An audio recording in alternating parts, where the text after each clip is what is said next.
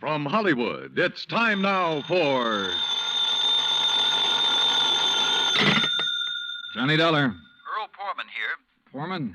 Tri-State Life and Casualty. I'm the branch office manager down here. Oh, sorry, Mr. Poorman, but the answer is no. Well, this is an arson case, Dollar, and we're already having to make one payoff on I'm it. sorry, but it'll have to wait. I'm going to get as far away from this New England winter as I can. Well, for that, I don't blame you, but there's no reason you shouldn't come Look, down. I've had a rough year of it. I'm tired, and I'm cold. And unless I can get down to where the warm, balmy breezes waft in... Dollar, I have got to have you on this case. There's a lot at stake. Now, my office is down here... No, sir, I'm sorry. You down see... here in Sarasota. I just can't do it, Mr. Poorman. I've already made a plane reservation for Sarasota, Florida. And this is one time I'm going to... Where did you say your branch office is? Sarasota, Florida.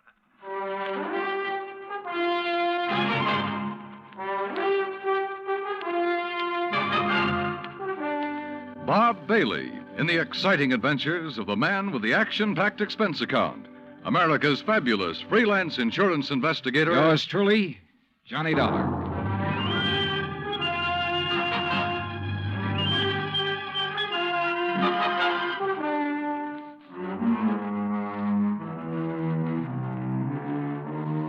Expense account submitted by Special Investigator Johnny Dollar to the Tri-State Life and Casualty Insurance Company, Home Office, Hartford, Connecticut. Following is an account of expenses incurred during my investigation of the burning car matter.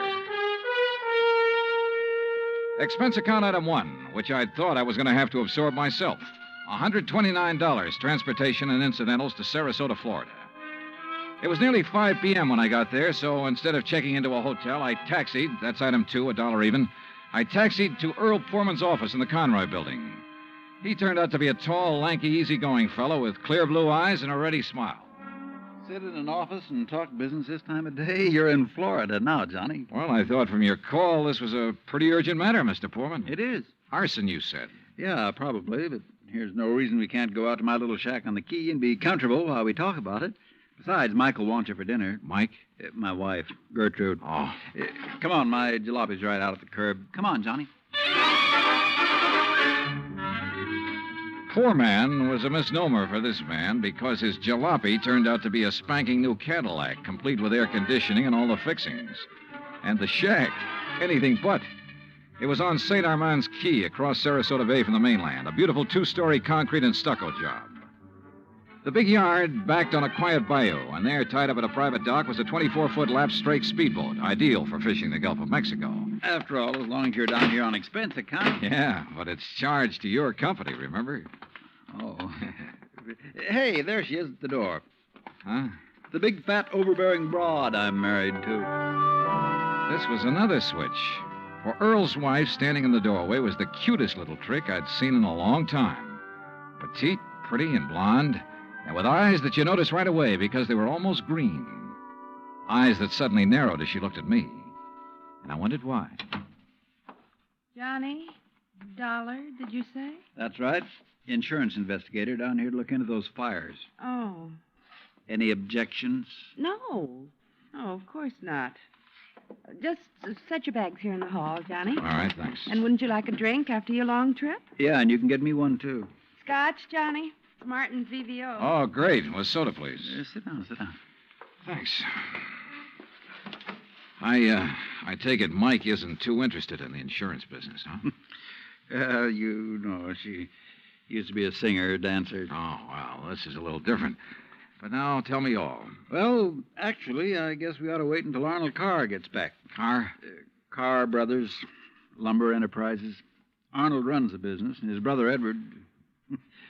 Well, Ed just shares the profits. Real black sheep of the family, from what I've been able to learn. Oh? Anyway, they have yards all over the state. There's one here in Sarasota, one up the coast a ways at Fort Pierce, and still another at Arcadia. That's about 40 miles inland, just east of here. And there was one up in Orlando. Was? Completely destroyed by fire a couple of weeks ago. And a $120,000 claim has been filed.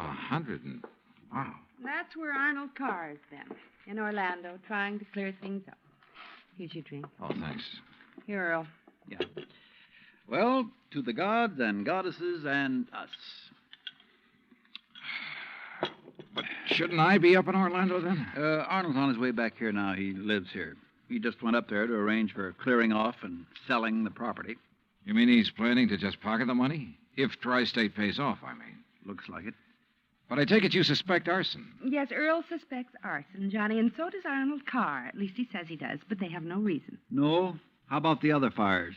Or attempted fires? Oh, where? At Arcadia, for one, but they got it out in time. At least that's the way Arnold Carr reported it. The way he Let tells me tell it, Mike. Oh. There was another at the yard here in Sarasota. Arnold himself discovered it one night when he was just driving around. But nothing to indicate it was attempted arson. No, Well, and the authorities up in Orlando found no indication of it there. Mike, you know as well as I do that a lumberyard fire will obliterate signs of arson better than any other kind of fire in the world. Yeah, but she has a point, though, Earl. Unless there's some evidence of arson. Of course. Yeah, why send for me? Well, mostly because... Actually, because Arnold Carr suspects it. But he's given you no real reason. None at all. I think he has a real reason, but he just won't tell us. Wait till you see him. He's going to call when he gets in. We'll run over to his place on Longboat Key. What about his brother? Edward, did you say? I've never met him. He's always stayed in Orlando. I was wondering if he might tell things that Arnold is holding back. Edward Carr wouldn't know anything. You can never be too sure. Look, why can't you agree with me for a... that must be Arnie now. Excuse me. Hello. This is Arnold Carr. Oh, hi, Arnie. Johnny Dollar arrived, so we'll be... Well, here, I'll let you talk to him. Here, Johnny. No. Okay. No, Earl, listen. What? I told you before it was arson. It was arson again tonight. Tonight? What's that? Arcadia just went up in flames. The whole yard. Good Lord. Did you hear that, Johnny? Yeah, I heard. Well, can you prove it was arson tonight in Arcadia and before in Orlando? I have proof. Well, Arnie, we'll be over just as fast as... No. What? No. Wait for me there at your home. Well, but look now. You mustn't come here. And I mustn't stay here because I... Now, listen, man. You... Arnie? Well, I guess he's ready to tell us now. A suspicion began to grow in my mind. A suspicion that Mike apparently shared with me. That Arnold Carr himself might be responsible for the fires. After all, he was the only one who had seemed to know about the two unsuccessful attempts. He himself had planted the idea of arson. He'd lost no time in filing claim for the Orlando burnout. But Earl said I was wrong. Arnold was too honest a man. Earl had also said we were only 15 minutes from Carr's home. So when half an hour passed, we called him back. Got a busy signal. After the fourth try, the three of us took off in Earl's cab. As we pulled into Carr's driveway, we could see him through the picture window, sitting at his desk, telephone in hand, apparently engrossed in a call. Then, as we walked up to the door, I noticed something else. Arnold Carr looked enough like me to be my brother. Maybe that explained Mike's reaction when she first saw me. Hey, Arnie. Can't you see? He's on the phone in there. Well, the least he can do is hear his own doorbell. Earl, wait. Good Lord. What's the matter? Through the window. Oh, no. Earl? Stand back. Earl, for heaven's sake, what is it? Couldn't you see from out there? No, what's wrong? Oh! Well, Johnny? Right through the forehead, Earl. Looks like a 38. Before I could stop him, Earl took the phone out of the dead man's hand and called headquarters. Mike turned pale and slumped into a chair. And I gave the place a quick rundown, checked doors, windows, etc. A few minutes later, an officious young sergeant named Larson arrived and took over. 38 caliber straight through the middle of the forehead. Were all three of you here when it happened? Mr. Foreman, Mrs. Foreman, and who are you? The answer to your first question, Sergeant, no, none of us was here. And this is Johnny Dollar, insurance investigator. Hiya. You insurance guys work pretty fast. You related to Mr. Carr? No, why? Look a little like him. Who busted in the front door? The killer? I did. When we drove up, we saw Mr. Carr sitting there at his desk. We rang the doorbell and knocked, but... And when he didn't move, you took things in your own hands and busted in, huh? That's right. You haven't moved anything, have you? No. Except I took the phone out of his hand to call you. Dollar, if you're any kind of investigator, you should have known better than let him touch anything. Now, let's see. The shot must have come from somewhere near this window by the fire. Ah, sure, here we are. Bullet hole right through the pane. Bullet was fired from outside. You're sure, Sergeant?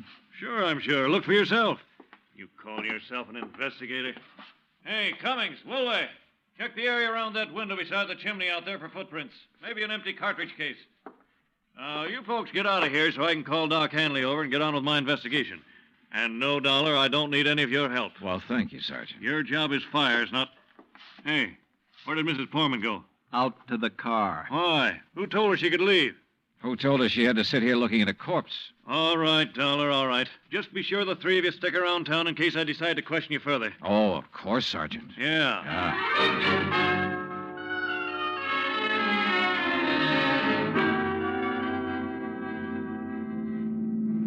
Not shot by somebody standing outside? What do you mean, Johnny? Oh, I spotted that bullet hole in the window, too. So? I also noticed there were no particles of glass on the inside sill. But there were some on the outside. Yeah. The shot that made that hole was fired from inside that room to make it look as though it had come from outside.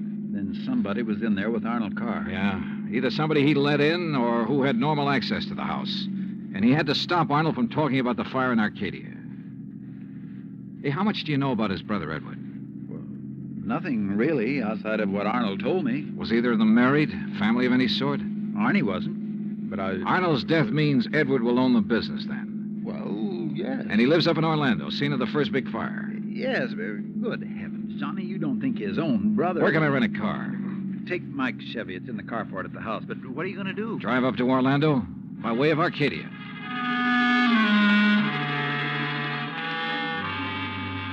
When I got to Arcadia, only a few people were standing around the remains of the fire. One hose company was still working on it, and a couple of police were poking about in the embers. Walking toward it, I almost stumbled over a little old man sitting alone in the darkness beside a palm tree, hunched over, his head in his hand. Here and put out the barrel of trash that was smoldering. He knew. Knew what? That somebody was trying to burn him out? That's why he stopped by tonight on his way home. That's why we drove over here, him and me. And I brought my gun just in case. Yeah. Well, we got here too late. It was already blazing. And when he seen the automobile pulling away... What auto? Yes, Frank, he said to me. I knowed he was the one trying to burn me out, he said. Who, old-timer? Who do you mean? He didn't say. Then he called the fire department. And... That car that pulled away, what was it? Just a auto, big white Buick. But he tied it in with whoever set the fire. All he said was, I knowed he was the one. Do you know who it was he meant? Well, he told me even if I did know, I should never tell. Even the police. Well, who do you think it was? Break my word to Mr. Arnie? Never, son. All right, look, old man, I'm sorry to have to tell you this. Mr. Arnie's dead. What? But he can't be. He was... You. Huh? Maybe you thought in the darkness I wouldn't know you. But I do know you. Oh, now, just a minute, old-timer. If Mr. Arnie's dead, it's because you killed him. What? Just like you set the fires. No, I'm not who you and think I am. I'll kill you. That's what I'll do. Put down that gun. I'll kill you.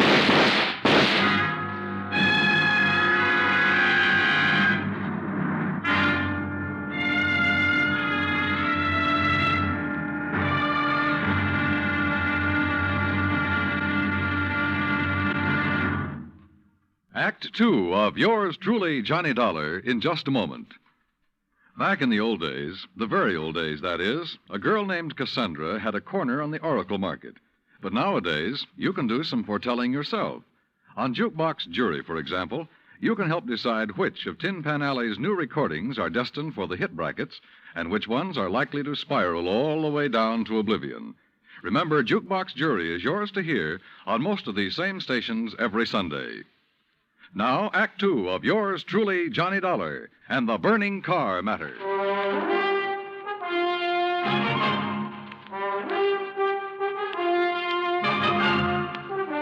Expense account, item 3, $5.15, gas for the borrowed Chevy to keep me going to Orlando. Either the old man's eyesight was bad or he was just a lousy shot. Either way, it was okay by me. I hated to slap him down, but there was no point hanging around Arcadia trying to explain things to the local authorities. So after making sure I hadn't really hurt him, I appropriated his gun and took off fast. He'd thought I was someone else. Even I had noticed a family-type resemblance to myself in Arnold Carr. Sergeant Larkin had asked me if I was related to him. And now the old man at the fire had apparently thought I was the one who... Oh, well, I'm afraid I made the rest of the trip to Orlando in somewhat less than legal time. And at police headquarters, I barged into the office of Lieutenant Cal Hudson without bothering to be announced. So early in the morning? Sit down while I finish up a report, Mr. Carr. Thanks. I was trying to reach you, but we got no answer to the phone at your house. Well, that's very interesting, Lieutenant.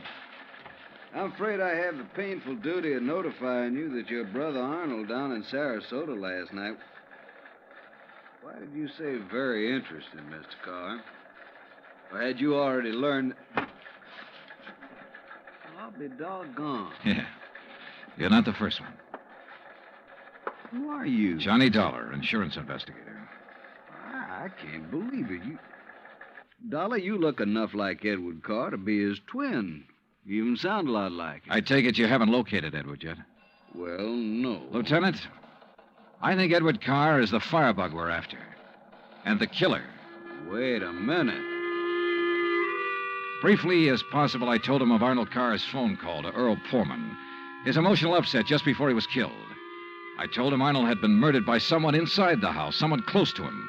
And that everything indicated that someone could very well be Edward Carr. That's still all just theory, Dollar, without any proof. Well, I will admit that Edward is a pretty worthless playboy living off the profits of the lumberyard. In any event, the lieutenant promised to put out an APB on Edward Carr. That was at breakfast for the two of us, item 4, $3.25. Before I left him, he gave me Ed Carr's address, 1726 Allen Place. As I expected, there was no answer to the doorbell at 1726, so I tried visiting up the street. It quickly became clear that Ed Carr wasn't very popular in this otherwise quiet, well-ordered neighborhood. Those big, noisy parties at all hours of the night, cars parked up and down the street, blocking respectable people's driveways. Yes, ma'am. You know, well... once in a while you expect a person to have callers and such. Me, I have the ladies' bridge club every third Wednesday, for instance. Well, that's nice. But these are all ladies, not like some of the trash that man and his friends have, dancing and drinking and carrying on at all hours. Yes, you mentioned cars, Mrs. You Harper. know, people like Mrs. Hereford Robbins. She's awfully nice. And Janet Osterworthy. Now, she's a widow. Well... And, you know, she could have her pick of anybody she liked, but does she ever look at another man? No, sir. And then there's Mrs. Harper. Yes? You mentioned cars. Do you know what kind Mr. Carr drove? Why, yes. It was a big white one. And the make? Well, no. My husband, when he was alive, always drove a Maxwell, and I guess that's the only kind I ever got to know by name. But Mr. Carr's is white. Only I guess that isn't much help to you, is it? All the white cars here in Florida, I mean. Look. Now, even that blonde hussy who's around him all the time drives a white car. Oh, I really shouldn't use a word like that, though, should I? But it fits. Wait a minute. What blonde, Mrs. Harper?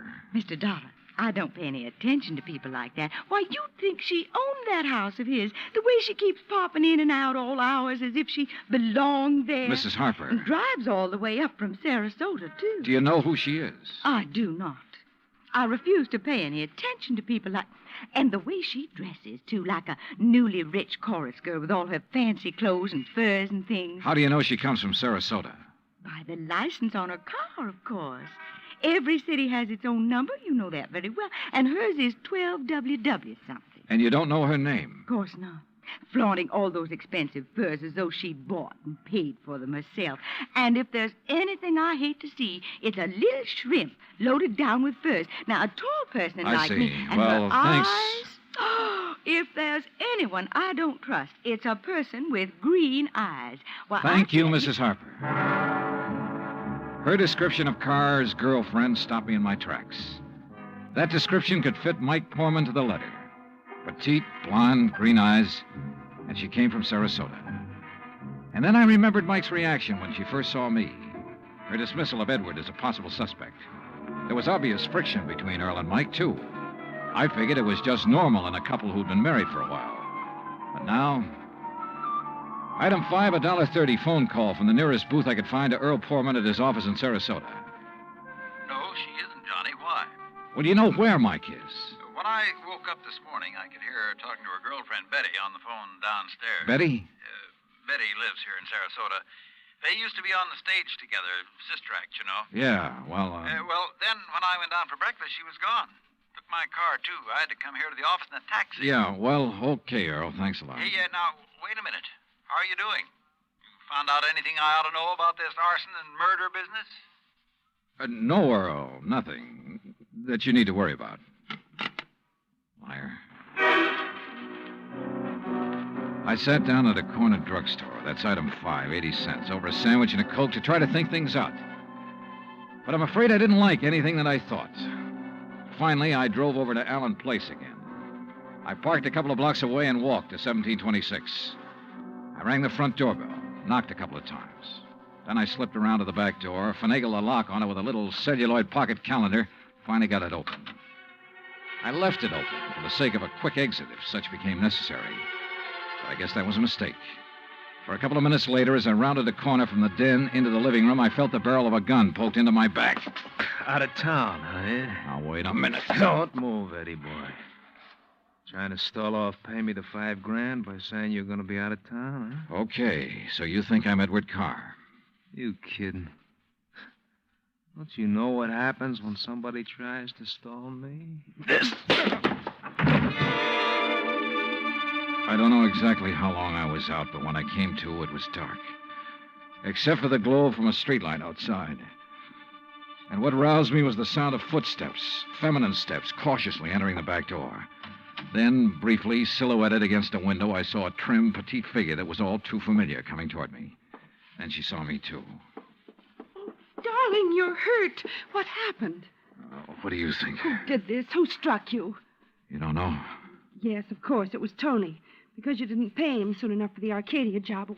Here, Eddie, let me help you. No, just let me rest for a minute. I thought that was Tony I passed on the road in from Sarasota. Why'd you come over from Sarasota? To see you. I knew you'd be here. Oh, why? Why, so the police could surprise you with the news of your poor dear brother's death. But why did you come to the house? Because I hoped you'd come here, I guess. Eddie, you should have waited until I could raise the money to pay off Tony. You mean for killing Arnold, too? Of course. No. Are you trying to say you didn't kill Arnold? But I saw you from outside in the Buick. You'd swear to that, wouldn't you? I don't know what to... Eddie, you sound like you don't trust me. We're in this thing together. Yeah, you sure of that? What are you talking about? Whose idea was it to knock off Arnold? But you had to. When he saw you at Arcadia, he knew that you were having the yards burned up. That's the way you figured it from the beginning, wasn't it? Now, look, baby. First burn up the lumber yards and collect the insurance on them. Then convince me that you and I should have it all by putting Arnold out of the way. But you had to kill Arnold. I don't understand you, Eddie. Yeah. And I wish I didn't understand you, Mike. Mike? Come on. Let's turn on a light. No. No, if somebody sees us. Eddie, you... Who are you? Are you kidding, Mike? Wait a minute. Who are you? You're that insurance investigator, Johnny Dollar, that Mike told me. Let me out of here. Oh, no, you don't. You're staying right here. Mike Poorman's sister, aren't you? Well? Oh, sister. So we once did a sister act before she married that Poorman guy. Now, let me go. Not by a long shot. You may as well, Dollar. What? Eddie. Don't move, Dollar. Get his gun, Betty. Get it. Yeah, sure. Here, Ed. Good. Ed Carr, huh? That's right.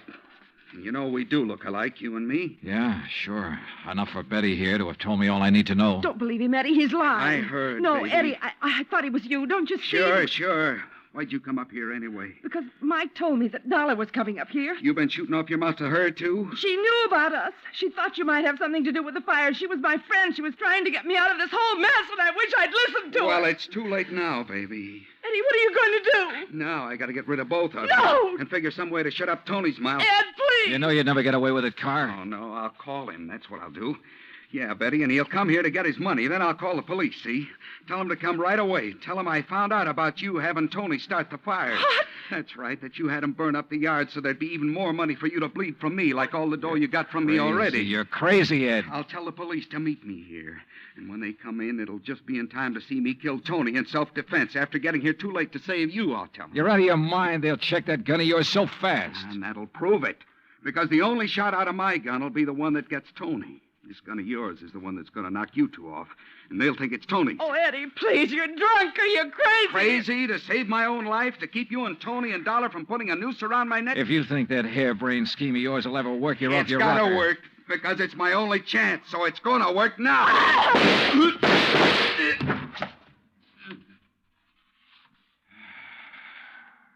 Thanks, Lieutenant. I'm afraid I was too late to save her, Johnny. Yeah. But Eddie Carr will live to face a jury. What brought you here, anyhow? I did, Johnny. Mike, stay there.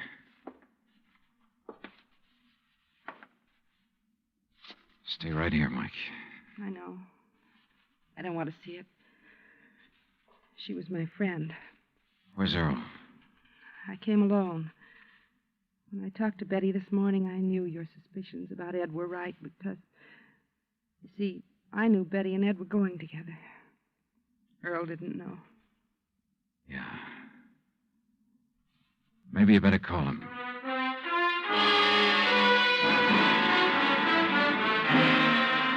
Expense account item 6, $9.80, gas and incidentals for the drive for the two of us back to Sarasota.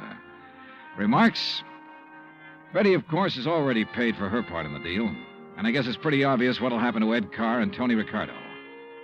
The insurance money in the Carr estates will be distributed according to Florida law. Further remarks, the apparent friction between Earl and Mike was only part of a normal married life. They're a pretty nice pair. Oh, and I thoroughly enjoyed 3 days of fishing in the Gulf, thanks to Earl. Expense account total, including all the incidentals I could think of, $385.26. Yours truly, Johnny Dollar.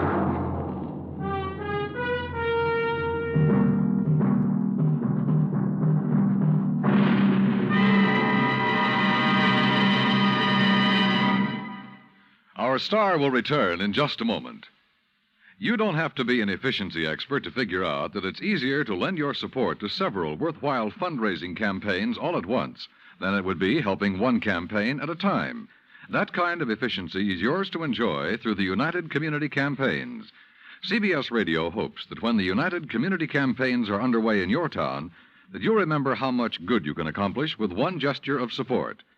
Now, here is our star to tell you about next week's story. Next week, a case with a real twist. One that I think will just about tear your heart out. Join us, won't you? Yours truly, Johnny Dollar.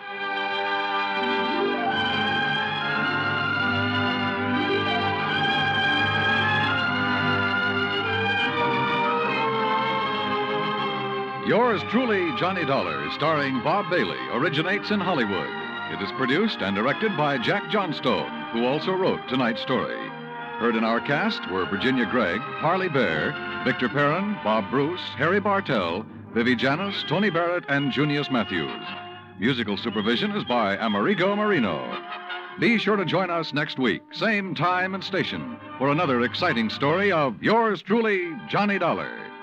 Dan Cubberly speaking.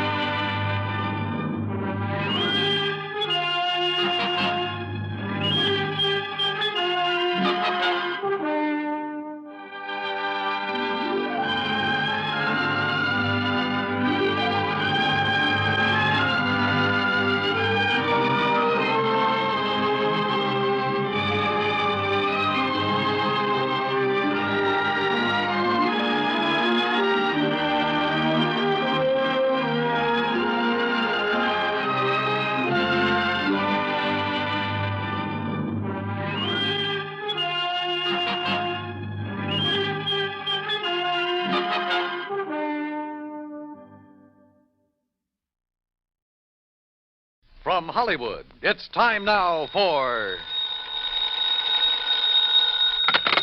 Johnny Dollar. Paul Brennan, Inter-Allied Insurance Company, Johnny. Oh, hi, Paul. How's the world doing by you? Oh, I got troubles. Oh, like what? Like Albert W. Winkler. Winkler? Who's he? Maybe you mean who was he? Well, which is it? Well, that's the trouble, Johnny. We don't know. Huh? Well, he's disappeared, and with him a hunk of emerald worth exactly 100,000 clams. Wow. Well? Sure.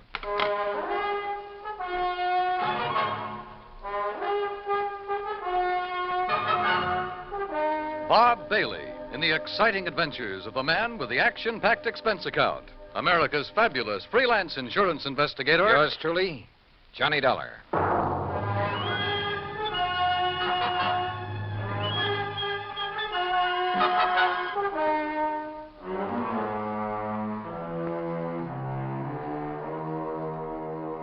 Expense account submitted by Special Investigator Johnny Dollar to the Inter-Allied Insurance Company, Dawson Building, Hartford, Connecticut. Following is an account of expenses incurred during my investigation of the Blooming Blossom matter.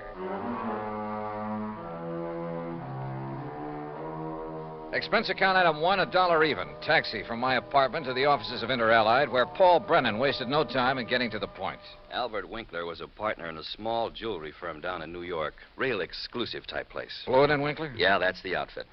Well, a few days ago, they got hold of an emerald. It's called the Green Eye of Calcutta. And, Johnny, the darn thing's big enough to choke a horse. Okay, Paul, okay. I don't think you need to go any further. No, wait. They plan to put it on an exhibition at the big international jewelry show in Chicago next month, and Winkler took it home to work on it. Oof. Insured for 100,000, you said. Yeah, and Winkler's insured for 10. Okay, so who killed him and stole the rock? Listen, will you? Go ahead. Well, Sunday morning, his partner Blewett tried to phone him at his apartment. No answer. So Blewett sauntered down to the office thinking he might be there. But no sign of him? Right. Nor of the Green Eye of Calcutta. Only a note Winkler had left the night before saying he was taking the stone home to work on it. Well, that makes it look as though maybe Winkler... Listen. About that time, the phone rang there in the office. It was the police department, also looking for Winkler. Oh? Yeah, they'd been called by Winkler's landlord after a chambermaid had found his apartment completely ransacked and the old boy missing. Uh-oh. Who's working on it? For the NYPD, I mean. Sergeant Randy Singer, 18th Precinct, homicide. Old friend of yours, I believe. Yeah, good man. Has he come up with anything? Nothing. Well, Johnny? Sure, Paul. Now? Now. Item 2, another $1 for a taxi back to my apartment where I slicked the stubble off my face, showered, dressed, and was about to head for New York when the phone rang.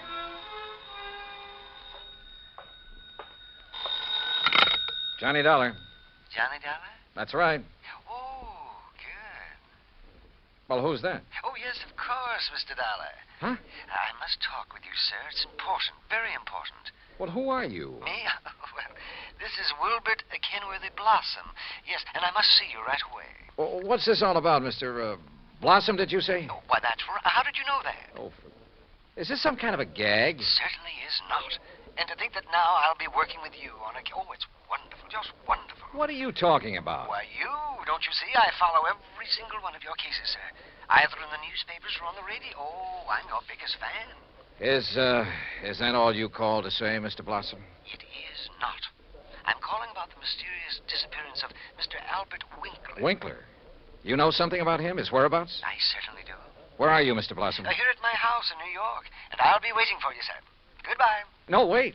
Give me your address. Oh, yes, of course. How could you know where to come if I hadn't given you that? Yeah. That was silly of me. Well, goodbye. The address, man, the address. Oh, of course. Yeah. It's 825 East 73rd Street.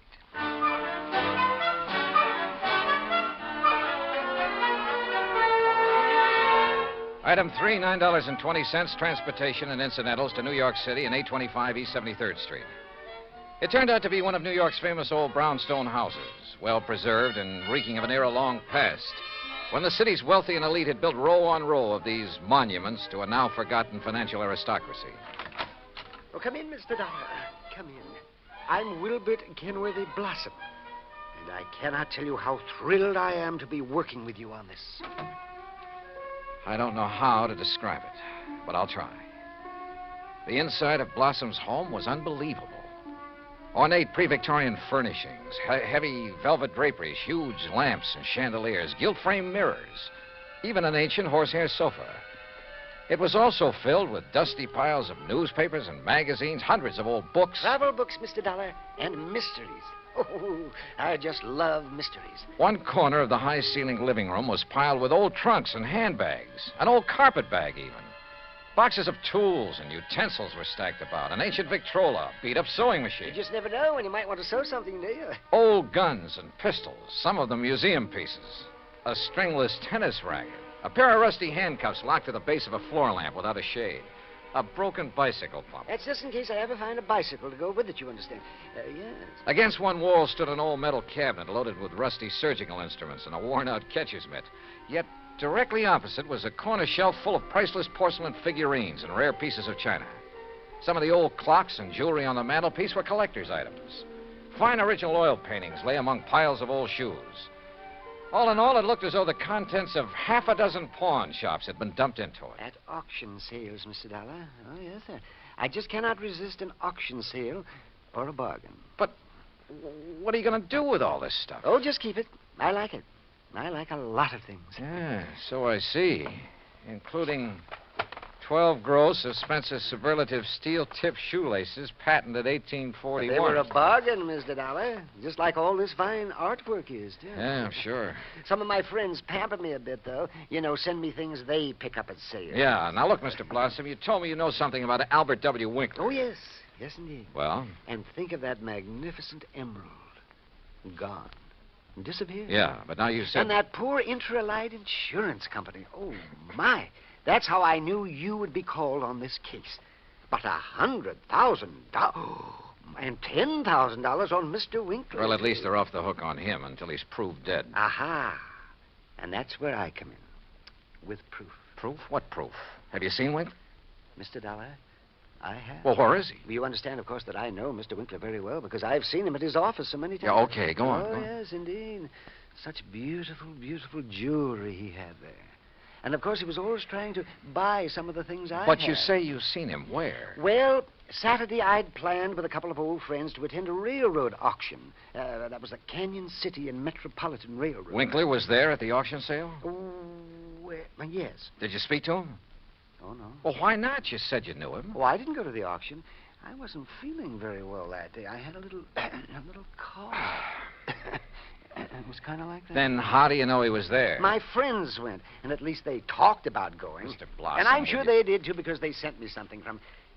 And what do you suppose it was? I don't know. I don't care. Now, look here. You got me It was the very thing that has solved this whole case for you. What? And think of it. This dull, drab, dreary life of mine has suddenly become... Why, it's almost like a mystery story, isn't it? Adventure and... Look, Mr. Blossom, Think of it.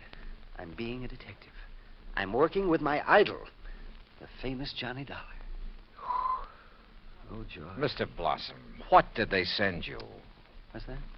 Oh, yes, of course. Here it is, sir. It's right here between the erector set and the golf clubs. This old trunk? That's right. Oh, great Scott, you think you do.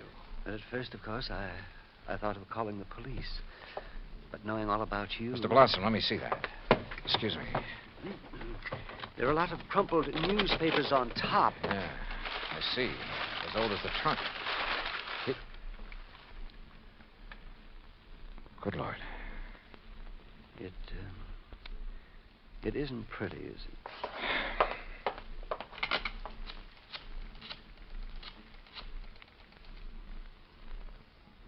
Sergeant Randy Singer, homicide. Randy, Johnny Dollar, get somebody over to 825 East 73rd Street right away, will you? Body of Albert Winkler. Randy got there in a matter of minutes. Got the same story from Blossom that I had, then called for the lab crew to come and take over. Now, who delivered this trunk, Mr. Blossom? Well, it was just a delivery man. Can you describe him? Would you know him if you saw him? Yeah, well, he was big and strong. He was very strong. Distinguishing features, scars or a limp or a beard or something? Well, I told you, Johnny, he was big and strong. How old? Well, I would say he was somewhere between 25 and, Yeah? 50. Yes, I'm sure. Well, that's a lot of help. Yeah, you better have those thick spectacles changed. But he was big. Yes, we know, and strong. What about his truck? Oh, I didn't see that. He left it outside. No. Now, look. These friends of yours who did attend the auction, who were they? Oh, yes. Now the investigation proceeds. Now the excitement. Who were they, Mr. Blossom? Well, there's Randolph Harrison and Percival.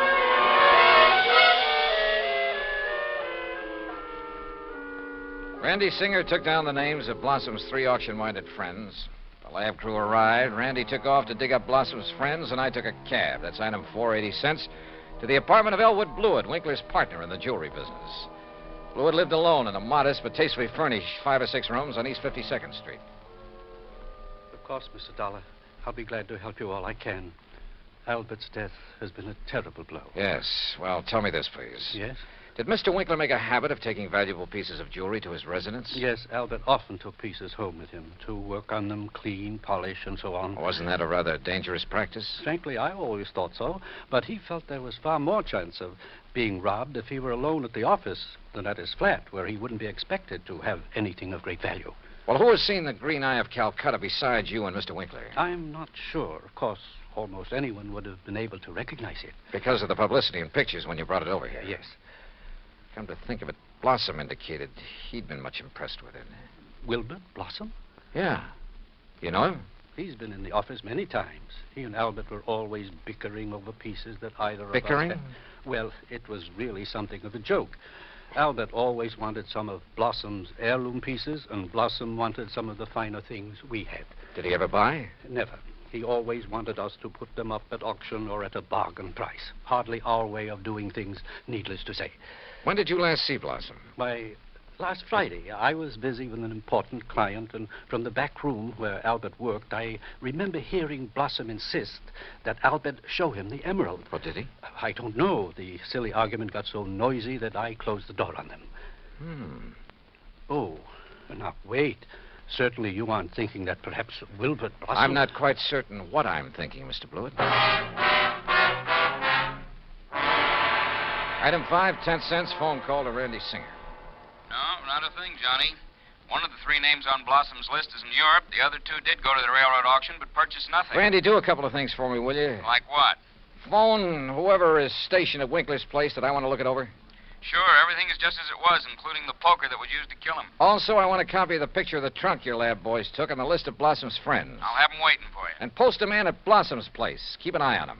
Yes, right away. Johnny, have you learned something that... No, just, just for his protection, say. I'll talk to you later. Yeah, but...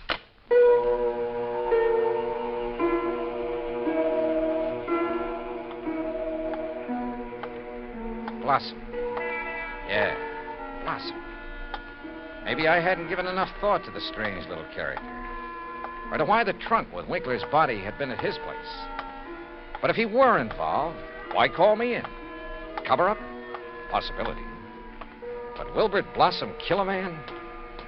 Yeah, maybe he could. Maybe he did. I'd better see him as soon as I get through with the inspection of Winkler's apartment. Mr. Dollar? Oh, hi, officer. Did Sergeant Singer call and tell you that... He's on the phone here in the Winkler apartment now. Wants to talk to you. Says it's very urgent, sir. Okay, thanks. Johnny Dollar. Johnny, how did you know? Huh? The man I sent to cover Blossom's house for you got there too late. What? Whoever got in and attacked the poor old coot got away. Attacked? Blossom? Yeah, really did a job on him. Johnny? Okay, Randy. Thanks.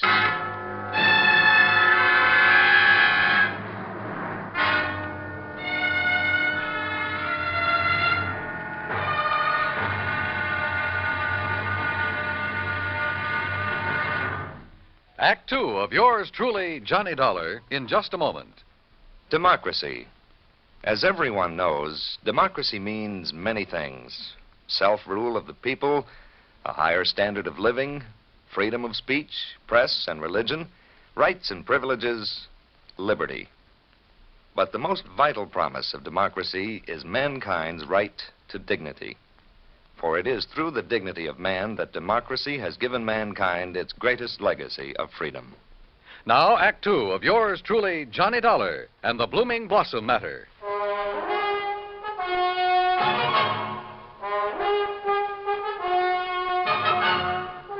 Expense account item 6, $2.25 for a fast taxi ride to 18th Precinct Police Headquarters. All right. As soon as I got your call, Johnny, I sent a uniformed man over to Blossom's house. From the way you talked, I thought maybe you suspected him. Yeah, Randy, I'm afraid I did. Boy, how wrong can you be? Anyhow, when he got there, he found the front door open and Blossom lying in the dark hallway. Where's Blossom now? The hospital, but he's okay, just bruised up a bit. They're letting him out. Fingerprints? Anything to go on? The lab's checking on the prints right now. Uh-huh. Let me know. Yeah. Anything else? Nope. So, now let's find out who tried to put Blossom out of the way, and we'll have the guy who killed Winkler. And stole the $100,000 worth of emerald, then shipped Winkler's body to Blossom. Oh, and by the way, here's the picture of the trunk you asked for and the 3 names Blossom gave me.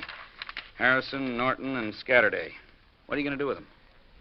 Randy, suppose the man who attacked Blossom is the one who did all the rest. You got a better suppose? Well, look, Randy, whoever wielded that poker on Winkler couldn't have been very strong. A really hefty wallop would have bent it out of shape. And the lab agrees with you. But, of course, it didn't take much of a blow to finish off old Winkler. He didn't weigh much over 100 pounds, you know. Yeah. Any strong arm could have finished him off easily and without messing up the whole apartment. And don't forget, whoever did him in also put him in the trunk and delivered it to Blossom's house. But why? Yeah. Yeah, and where's the emerald? That's what you should be worried about. $100,000 worth of worry for your insurance company.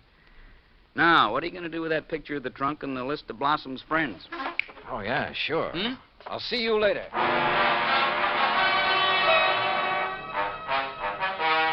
Item 7, $5.50 for a taxi to the warehouse of the Canyon City and Metropolitan Railroad over in Jersey. There I finally managed to track down a man who knew something about their occasional auction sales of unclaimed baggage and stuff. Insurance investigator, eh? That's right, Mr. McKinney. One of those boys with a fancy expense account, eh? Well, that's a matter of opinion. Look, you had an auction sale here last Saturday, didn't you? That's right. Handled it myself. Want to know something about something we sold off? Exactly. Then I'm your man. Always remember all about every single item I sell and who bought it and all about it. That's fine.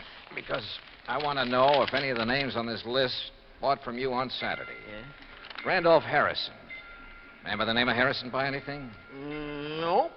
How about Percival Wentworth Scatterday? Nope. Ellsworth Norton?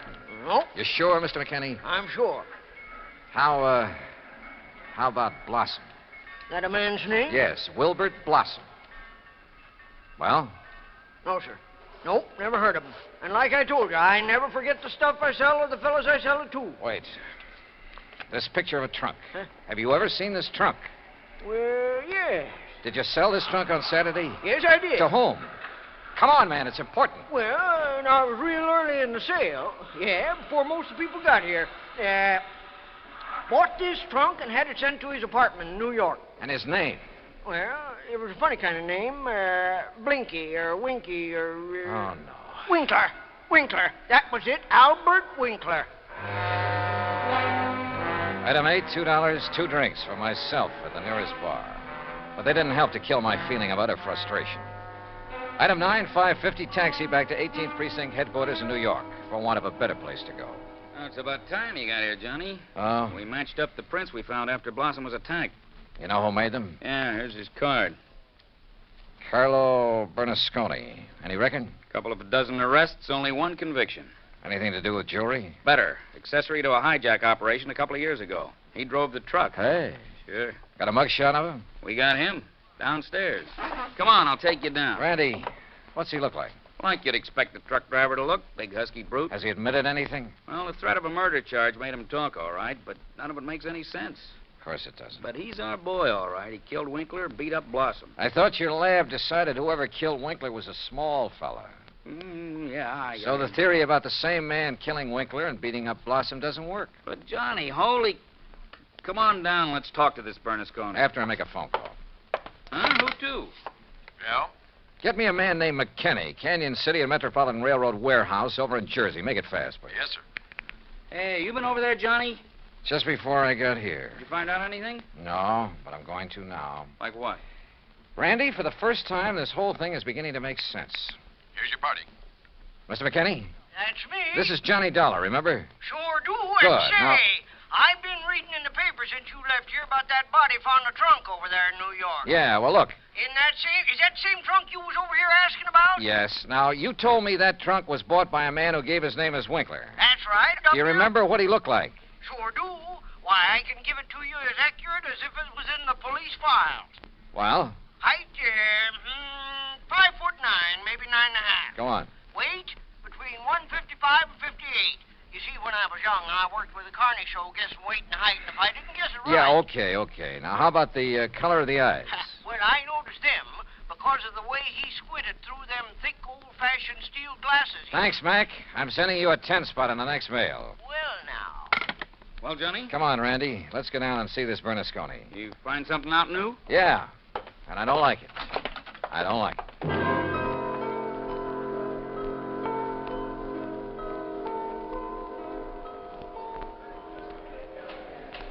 Now, look, Bernasconi, you're in plenty of trouble for the assault on Blossom. Maybe even more. But I'm the man who can save you from a murder rap, if you'll answer a couple of questions. Sure. I told the cops. All right. Did you pick up and deliver a trunk yesterday morning? Sure, I told him. For a guy named Winkler. You got the trunk from Winkler? Sure, at his apartment on East... What did he look like? How tall? Maybe 5'8" or 10. What? Johnny... Slight build or heavy or what? I'd say about medium. Maybe 150 pounds. Johnny... Now, look, mister... Now, wait a minute, you look. Did you deliver that trunk to a man named Blossom? Sure, at 825 East 73rd Street. What did he look like? Him I never seen. I knew it. He hollered from a window that the door was open and I should put the trunk in the living room.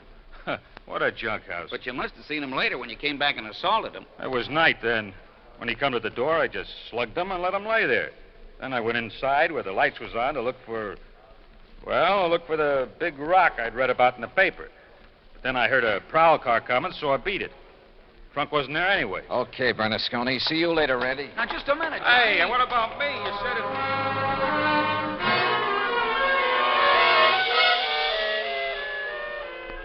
Item 10, 90 cents, taxi to Wilbert Blossom's old brownstone house on East 73rd. Come in, Johnny. Thanks, Mr. Blossom.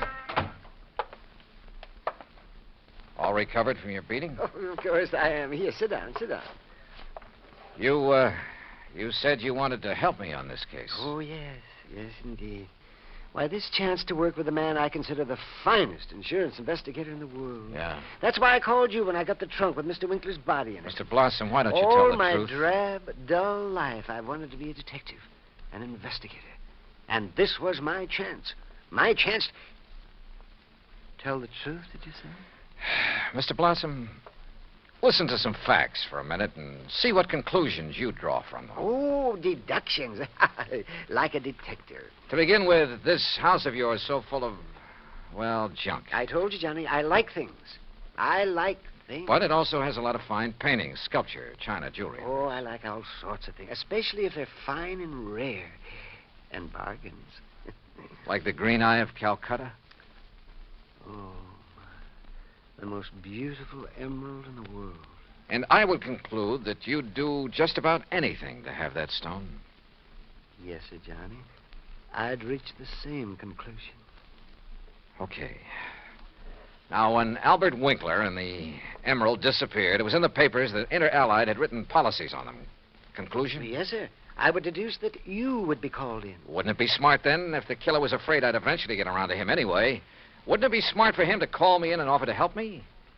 As a cover-up for what he'd done? Oh, yes. Yes, indeed. Or at least he'd think it would. Oh, yes, I guess he thought it would. Another thing, Mr. Blossom. Oh? What is it, Johnny? The body was packed in the trunk with old newspapers. Like these you keep piled around. Oh, why, yes. And I would deduce... So obvious that both Randy Singer and I overlooked them completely. Oh, well, there's so many things piled around here. You couldn't be expected as... Johnny. Yeah? What really made you decide that... Well, I'd like to know. All right. Albert Winkler was a frail little old man, about 4'11", not much over 100 pounds. Yes, he was. But the man who bought the trunk and had it sent to Winkler's apartment, who gave his name as Winkler, that man was about 5'9", 155 pounds. And he wore thick, old-fashioned steel-rimmed glasses. But, Johnny, I can't see without them. Then there's the truck driver. The man who ordered the trunk delivered to this house gave his name as Winkler, too. But Winkler was dead by then. Dead from a blow inflicted not by some big bruiser, but by somebody of, say, your build. Oh, that awful truck driver who thought the emerald would be in the trunk and came here to steal it and who beat me up. I suppose you want the emerald. Yeah.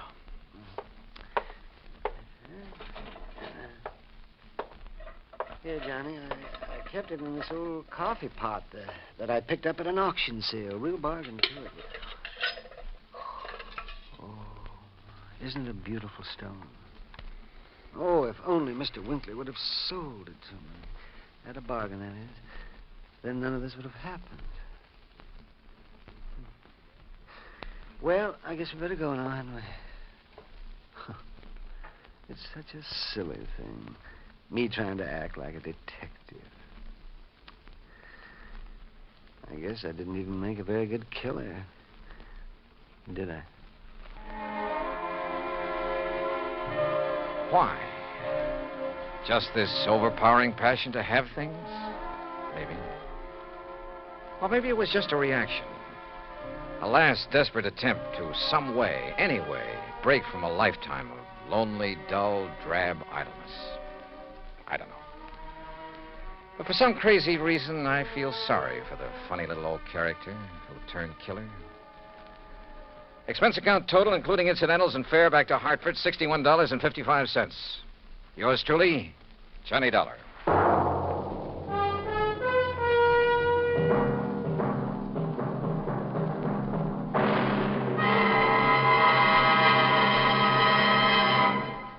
Now, here is our star to tell you about next week's story. Next week, a case so simple, so easy, so obvious, that it proves almost impossible to solve. Join us, won't you?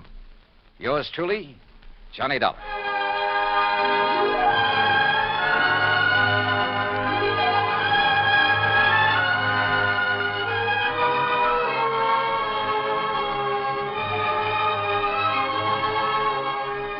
Yours truly, Johnny Dollar, starring Bob Bailey, originates in Hollywood. It is produced and directed by Jack Johnstone, who also wrote tonight's story. Heard in our cast were Howard McNear, Herb Ellis, Herb Bygren, Junius Matthews, Herb Butterfield, Frank Gersel, and Johnny Jacobs. Musical supervision is by Jerry Goldsmith.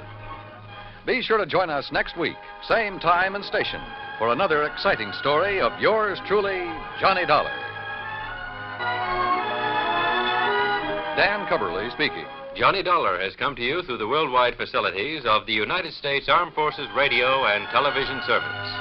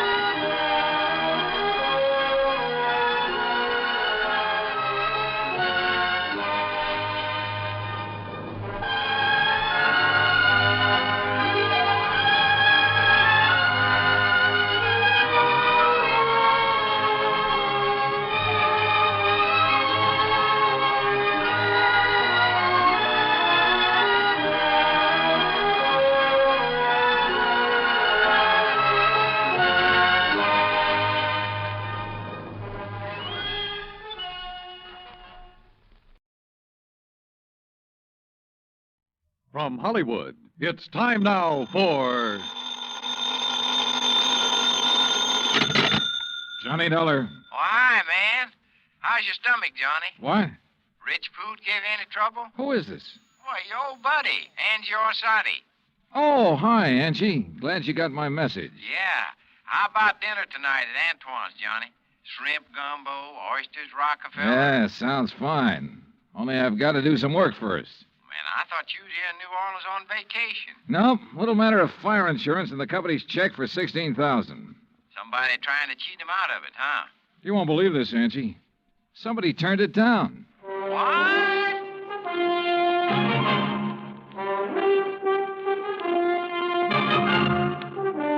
Bob Bailey in the exciting adventures of the man with the action-packed expense account.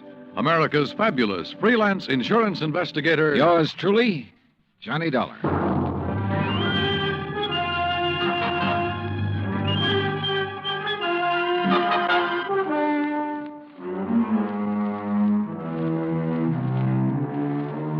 Expense account submitted by Special Investigator Johnny Dollar to Providential Fire and Marine, 787 Greenleaf Avenue, Hartford, Connecticut.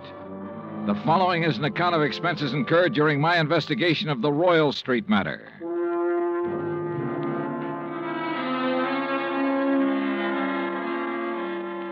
Expense account item 1, $103.82, transportation to New Orleans.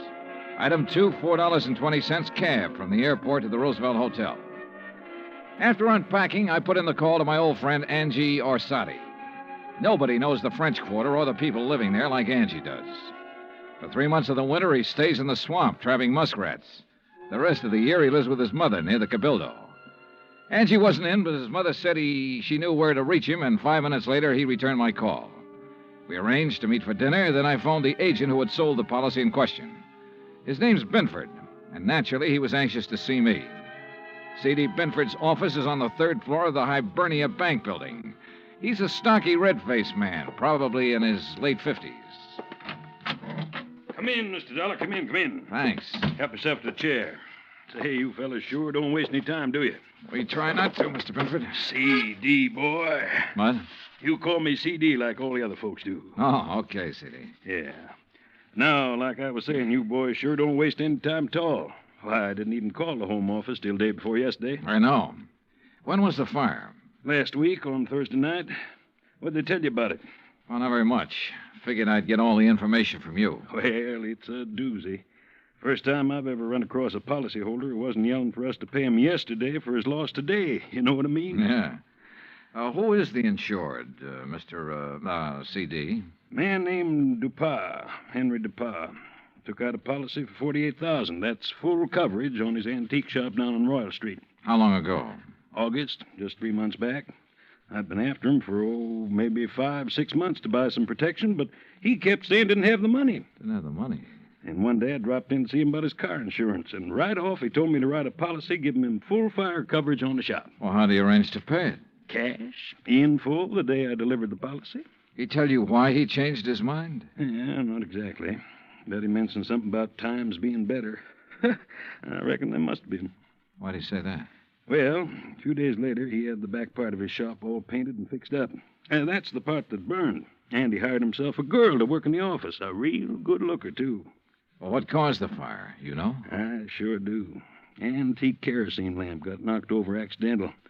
According to what Dupas told the fireman, he was in the back of the shop with a customer showing him the lamp. Uh-huh. When it fell, the fire started. The two of them tried to put it out. I reckon that's why they didn't call the fire department right off. Uh-huh. And did Dupas tell you the same thing? Dupas? He didn't tell me nothing. Well, he reported the fire to you, didn't he? He did not. And that's what's got me so riled up. I wouldn't know about it now if I hadn't dropped in there the other day. Was Dupas there when you stopped in? Yes, sirree. And when I saw how the place looked, the whole back of the store gutted out and a slew of his antiques destroyed, I let him have both barrels, I tell you. Oh, what'd he say to that? Well, nothing too much. Just acted like he wasn't interested in whether we paid for it or not. Didn't even ask for a claim for him. That's funny. Sure is. I thought maybe he was so upset over losing some of his valuable antiques, he didn't know what he was doing. So, after I checked with the fire department, got a copy of their report, I typed up a claim for him. You figured the damage at $16,000, right? Mm-hmm. I knew how much he spent fixing up the back. When I'd issued the policy, I'd gotten an estimate on most of the antiques. So what happened when you gave him the claim? He signed it? He did not. Said to forget about the fire. Huh? And when I kept after him, he called me a busybody and told me to get out of his shop and stay out. What do you think, C.D.? You have any idea why he didn't report it or sign that claim? If I had, boy, I wouldn't have sent for you. I left Binford's office and walked over to Canal Street. The sun had gone down and a cool breeze was coming in off the river, bringing with it the smell of coffee beans and fruit from the banana boats. I crossed Canal and turned onto Royal, heading into the French Quarter. When I reached Henry Dupas' antique shop, I stopped. There are a lot of antique shops on Royal. All of them look pretty much the same. The building's as old as the fine rosewood mahogany pieces they shelter. There was nothing different about this one, at least from the outside. The fire had started and finished in the rear of the building. I tried the front door, but it was locked. I didn't think anyone would be there that late, but I knocked anyway.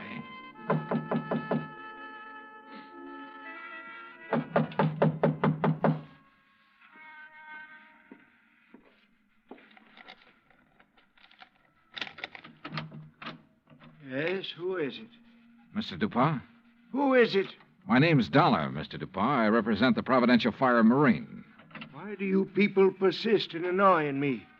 Well, we wouldn't if you'd tell us about the fire. There's nothing special about that fire, Mr. Dollar. It was an accident. Well, then why didn't you file a claim? You're entitled to enough money to cover your loss. Mr. Binford explained that to me quite carefully. If you haven't talked to him, Mr. Dollar, you should. Oh, I've talked to him. Well, then go away. Well, not until you answer a few questions. No, leave me alone, please. I'd noticed an alley next to the shop that ended where the rear door had been. I started back along it, not quite sure what I was looking for or what I expected to find. But I was sure of one thing. Dupas was a frightened man. It was too dark to see anything at the end of the alley, so I returned to the street. Item 3, $30.50, phone call, taxi, and dinner for two at Antoine's. Oh, man. Kind of nice, ain't it, Johnny? Oh, the way it never changes. Same waiter, same chef, same clientele. Yeah. Like another Cafe Royale, Ashy? No, thanks. Well, Johnny? Yeah? Well, when you going to ask me? Ask you what? Oh, don't kid me, John. You've had that old bloodhound look in your eye ever since we sat down. What's the question? Okay, Angie. What do you know about a man named Henry Dupas? Dupas' antique shop? That's right. Oh, not much. Seen him around some's all. Yeah, where?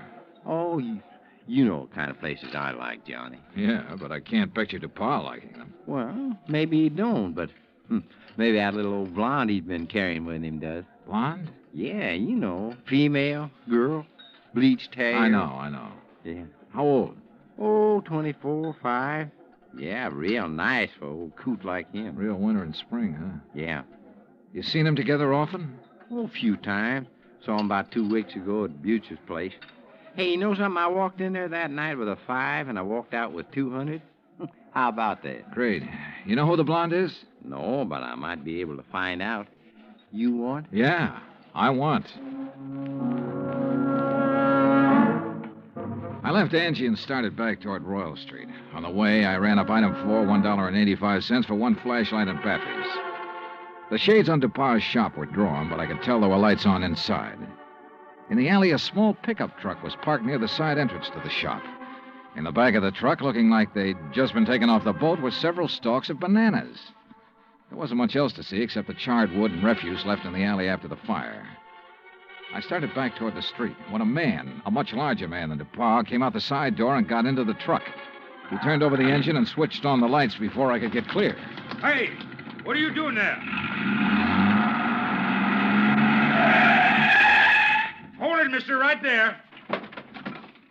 Here, buddy, you just hold it. What were you doing back there, huh? Well, right now, mister, I'm wondering what this load of bananas is doing in an antique shop. What is it, Carl? Well, I just caught this guy snooping around in the back. What? It's Mr. Dollar. Yeah, that's right. You know him, Dupas? He's one of those insurance men I told you about. Oh, well, what are you here for, Dollar? Didn't Dupas tell you he doesn't want any money from you people? Now, why not? Because he's afraid we might have to take a good look around before paying off? No, son. Now, look, Dollar. Mr. Dupas has been okay with you people, so you got no reason to come snooping around. Especially after he's told you he don't want you around. So now maybe Mr. Dupar will have to do something to keep you away. Ain't that right, Mr. Dupar? You know what I mean. Yes. That's all right. I'll do it, Carl. And he'll never bother us again. Go on, Dollar. Get out of here. At the time, I had no idea what they meant to do, so it wasn't easy to turn my back on them. But I did. And nothing happened. I went back to my hotel and hit the sack, and I must confess I slept later than usual the next morning. I was still in bed when the phone rang.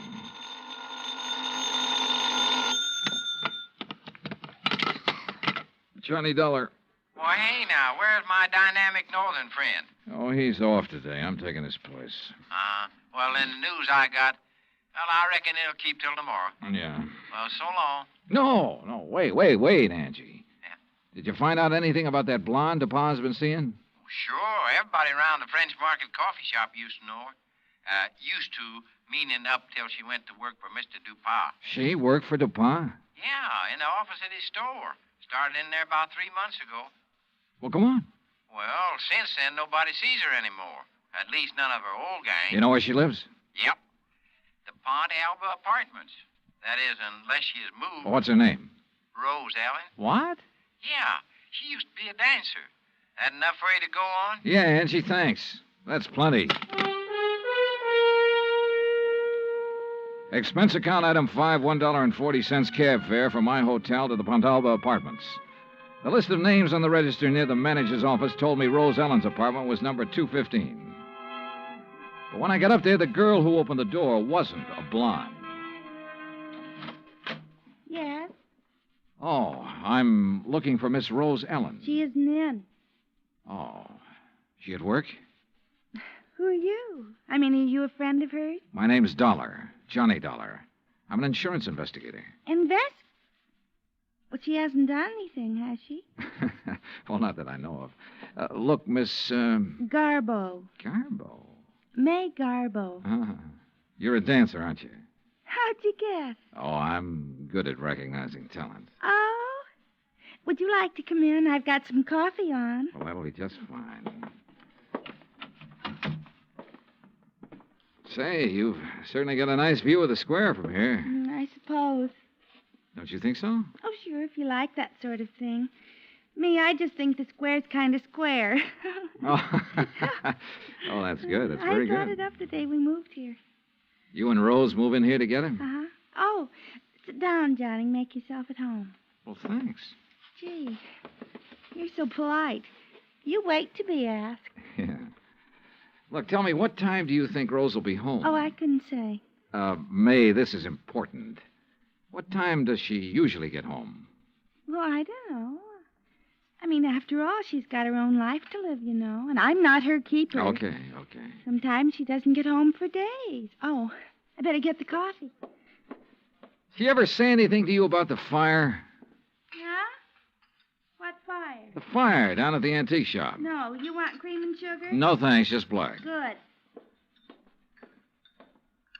When was that? The fire? Last Thursday night. That's funny. What's funny? That was the last time I saw her. What? Yeah. Rose went to work last Thursday, but she never came home.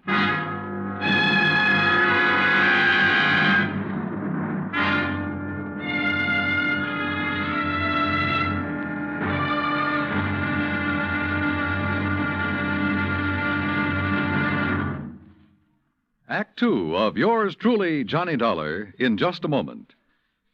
You don't have to be a special investigator to know that Americans don't take their civic responsibilities lightly. The Election Day turnout proved that beyond any shadow of doubt. So now it's time for you to face up to another responsibility to the nation in just as straightforward a way. Our Ground Observer Corps needs volunteers. We at CBS Radio urge you to write or telephone your nearest Civil Defense Center to learn how you can help in this vast program that patrols our skies. Now, Act Two of yours truly, Johnny Dollar, and the Royal Street Matter.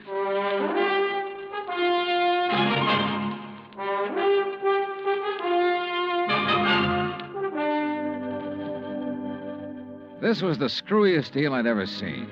A guy refusing insurance money he was entitled to. Rose Ellen was my one lead, so I continued questioning May, her roommate. May told me this was the first time Rose had been away so long without at least sending for a change of clothes. I asked about Rose's boyfriends. She told me Rose had been going with one other man beside Dupont, but she didn't know who he was. After May promised to call me if she heard from Rose Ellen, I left. Expense account item 6, $1.90, taxi from the Pontalba Apartments to the Hibernia Bank Building. My insurance contact, Binford, wasn't in. So while I waited for him, I wondered again why Dupont had refused to sign the claim for the fire damage to his shop. Could he afford a loss of $16,000? I wondered if something had happened in that shop, something Dupont had tried to cover up with a fire. I was wondering what it could have been when Binford walked in. Well, I'm glad you're here, Johnny. We got trouble. Oh? I hear you paid Dupont a call last night. That where you've been? Yeah. He phoned me about 10, wanted me there fast. Oh, boy. I wish I had sense enough to stay away. Well, what happened, C.D.? Now, before I tell you that, you tell me what he said to you last night. Nothing important. Just something about fixing it so I couldn't bother him again. Oh? Well, he did. How? He canceled his fire insurance policy and every other policy he ever bought from me. Cancel? Yeah. So you might as well go on back to your hotel and pack, Johnny. It's none of your affair now, no matter what he's up to. Yeah, it's too bad it had to turn out this way. You want a drink before you go? Yeah, I guess I need one. Yeah. What'll it be, scotch or rye? Scotch, neat for us. Good, saves making a mess. When you reckon you leave? Oh, I don't know. I'll check with the airline when I get back to the hotel. Mm-hmm. Yeah, there you go. Thanks. Better luck next time. Mm-hmm. Well, that's that. C.D. Hmm? What about the policy? Policy? Did he return the policy to you? No, he said do it tomorrow. But he's covered until he does return it. Does he know that? Why, no. I don't reckon he does. Good. He might get careless. And as long as that policy is in force, I can bother him as much as I want. Oh, I don't see what's the use, Johnny. He'll have it here by tomorrow evening. That still gives me 24 hours to get lucky. C.D., you said something about a customer being with him when that kerosene lamp was knocked over. Mm-hmm. According to what he told the fire department, there was. You had that person's name? Well, I should have. I took it from the fire department report. I've got that right here. Here it is. Now, let's see. Mm-hmm. The name's Andrew W. DeLong. Address 1515 West Claiborne.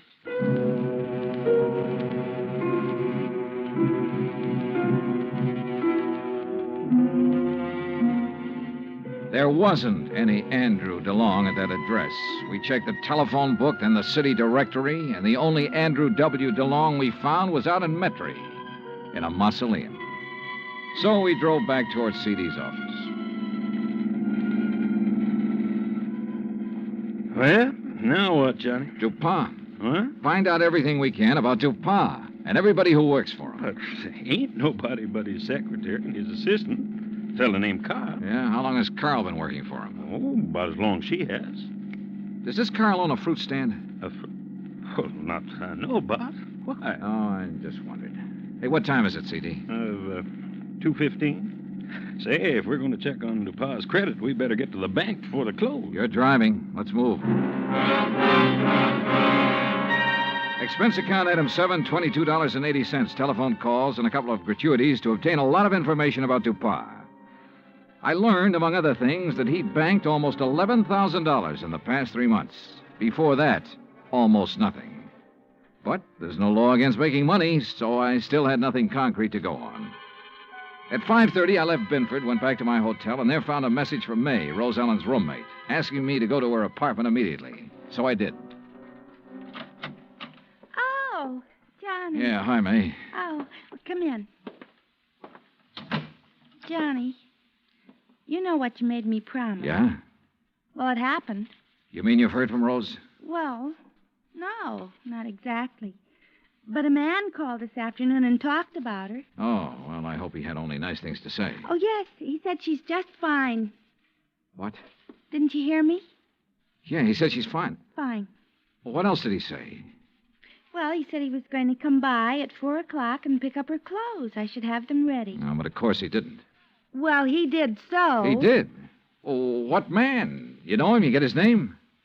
Mr. Dollar, you don't think I'd let Rose's things go out of here with a complete stranger, do you? Of course he told me his name. Well? You aren't nearly as polite as you were this morning. All right, I'm sorry. What's the man's name, darling? Oh, well, that's much better. It's Grant. Grant? That's right. That doesn't register. From the way he talked, he must be the one Rose was going with while she was dating that old antique. You ever see this guy, Grant, before? No, but I'm sure he's the one she talked about. Really, it used to get so tiresome. Carl this and Carl does that. Oh. What? I said, oh. May, tell me, where did he say he was taking her clothes? Well, he didn't say. Just put them in that old truck. Thanks, sweetheart. See you later. I needed a fast car and a driver who could handle it, so I called Angelo Arsati. 20 minutes later, we parked in front of Dupas' antique shop. There was a dim light on inside. Now, look, brother, there's really no reason for you to get mixed up in this thing. Oh, you kidding, son? Looks like Dupas ain't gonna answer. All right, let's see what this hunk of stone will do to the glass. Here. Hey, that got it. I can reach through the lock.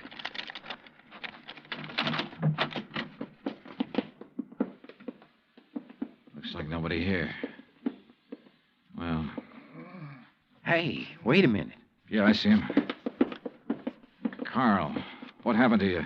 Dollar. Angie, call an ambulance. Tell him a man's been stabbed here. Yeah, right, Johnny. Dollar. Get to her before he can. Dupas? Gonna kill Rose. You got to help her. Dupas wants to kill her? Why? She found out. Smuggling. Is that what Dupas been up to? Smuggling in banana shipments. Rose found out. Where is she?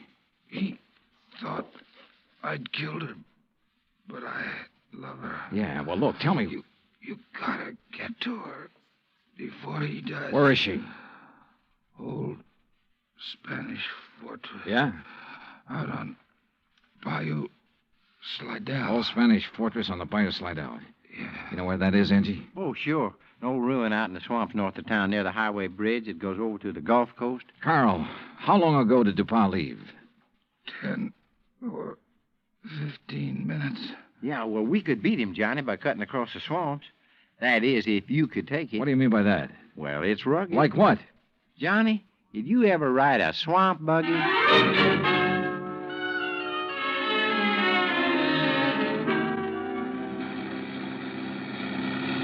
Oh, brother. How much farther, Angie? Well, should be right up ahead. How can you tell? All I can see is swamp and marsh grass. Yeah, well, I done a lot of trapping out here. I know the channel. Think we'll make the old ruins before Dupas? Well, we got to, don't we? Hey, there it is. That old wreck is called a fortress? Man, that's it. Well, get us up as close to it as you can. I don't see anybody parked. There's nobody approaching the bridge.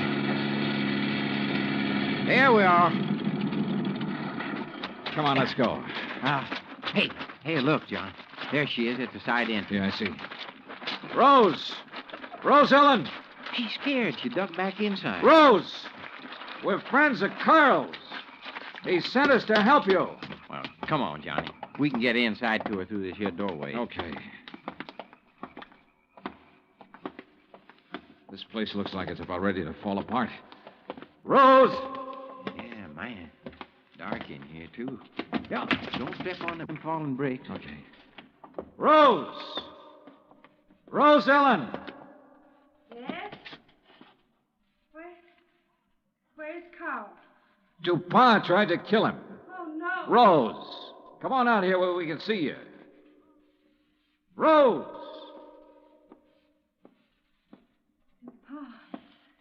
He found out that Carl didn't kill me, is that it? Yeah, but Carl's all right now. Look, Rose, I want you to tell me all you know about the fire at Dupas' shop. Were you there? Yes. Well, what happened? Pa had me tied up. Told Carl I'd found out what they were doing. The smuggling, I mean. He told Carl to kill me. He didn't know Carl and I was going to be married. Go on. Carl argued with him. That's when the lamp got knocked over. They didn't stop arguing until DuPont said he'd kill us both. So finally, Carl told DuPont he'd take care of me. Well, he had to, or DuPont would have killed us. But instead, Carl brought you here. Yes. Oh, come on, Johnny. Let's get out of this dark Wait a minute, Angie. Rose, do you know why DuPont was afraid to report his fire to the insurance company? Some of the things he smuggled in was lost in the fire. If anybody come poking around, they might have found out what he's doing. What was he smuggling, do you know? Little tiny boxes filled with white powder, hidden in the bananas. Johnny, narcotics. Yeah, sure. No wonder he banks so much money so fast. I bank much more after I get rid of you, Dollar. Look at that. There he is in the door. Yeah, watch it. See, I ain't fooling, Dollar. He can't see us. No, but what a target he makes in that doorway against the light. No gun, Johnny? No. We can try one of these bricks. Yeah, man, but if you miss... Dollar. Wish me luck. Dollar. Right here, DuPont. Come on. Oh, man, dear. You could qualify for the New York Yankees, Johnny. All right, DuPont. On your feet. Let's get out of here.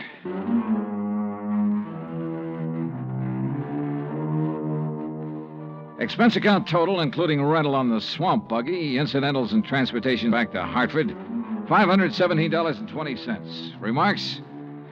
Well, where he's going, DuPont wouldn't have any use for the insurance money anyway. Carl Grant turned state's evidence and clinched the smuggling charges against him. Because of that, Carl may get off easy. I hope so. He and Rose could make a very happy couple. And to remarks and a report. Yours truly, Johnny Dollar.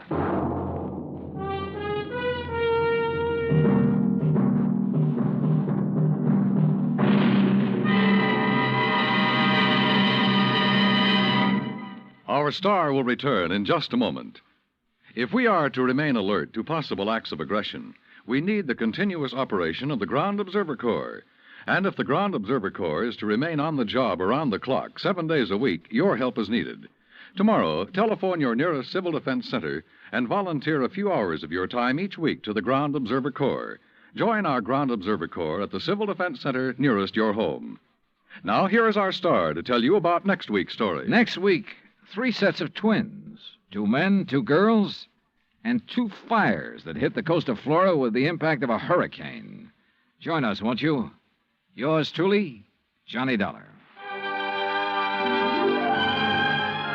Yours truly, Johnny Dollar, starring Bob Bailey, originates in Hollywood. Written by Charles B. Smith, it is produced and directed by Jack Johnstone. Heard in tonight's cast were Virginia Gregg, Forrest Lewis, Lou Merrill, Lawrence Dobkin, and Frank Gersel. Musical supervision is by Amerigo Marino and Carl Fortina. Be sure to join us next week, same time and station, for another exciting story of yours truly, Johnny Dollar. Dan Cubberly speaking.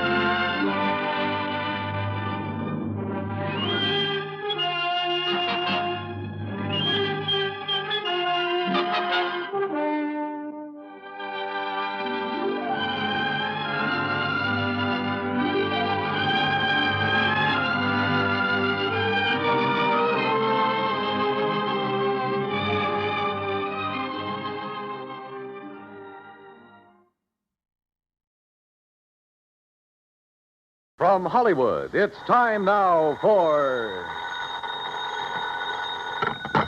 Johnny Dollar. I have your call to Hartford, Connecticut, Mr. Dollar. One moment, please. Thanks, operator. Hello? Pat McCracken. Hi, Pat. Johnny Dollar. Oh, good.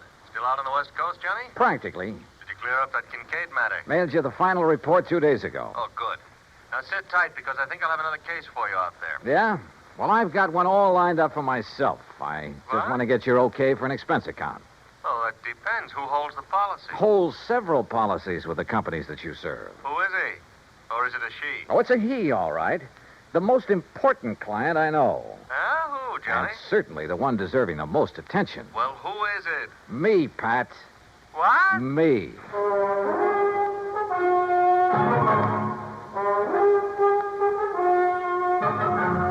Bob Bailey in the exciting adventures of the man with the action-packed expense account. America's fabulous freelance insurance investigator. Yours truly, Johnny Dollar.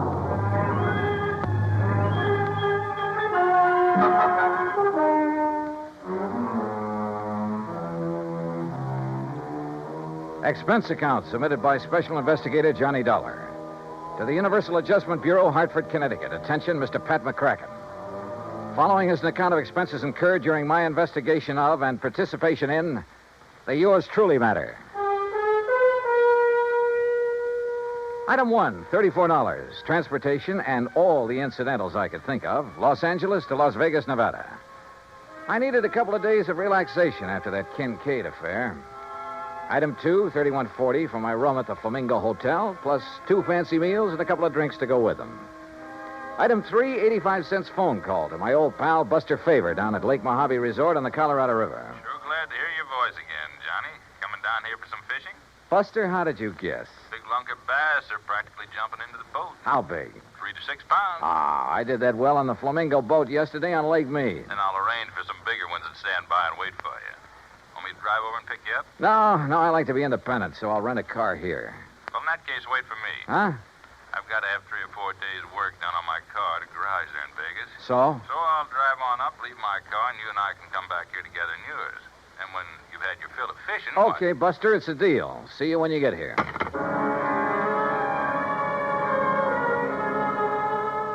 Item 4, $100 deposit on a rental car, a shiny new air-conditioned Cadillac. And remember, Pat, one of your companies holds the insurance on it. Item 5, $21.70 for drinks and a big dinner with Buster when he arrived. It was quite late when we hit Route 95 for the drive down to Lake Mojave Resort across the desert. It was still hot after the day's high temperature of 118. You driving so fast to keep up the breeze, Johnny? You ought to take it a little easier. They patrol these roads pretty good, you know. Are you kidding? I haven't seen a car in nearly 10 miles. Yeah, and you mightn't see one of those law boys until he's right up on top of you. Oh, Buster, you mean they hide on the side road? No, not hide. They patrol some of them. Hey, where do all those side roads go, Buster? Some of them are a little more than wagon trails. Mostly to old mines, Johnny. Some of them 10, 15, 20 miles away up in the hills.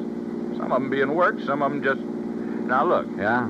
Over to your right. You see those lights? Look like they're on the side of the mountain? Oh, yeah. That's Haley's tungsten mine up there. Real big operation. A few miles ahead, one of my old friends has a mine. He works it for, Uh-oh.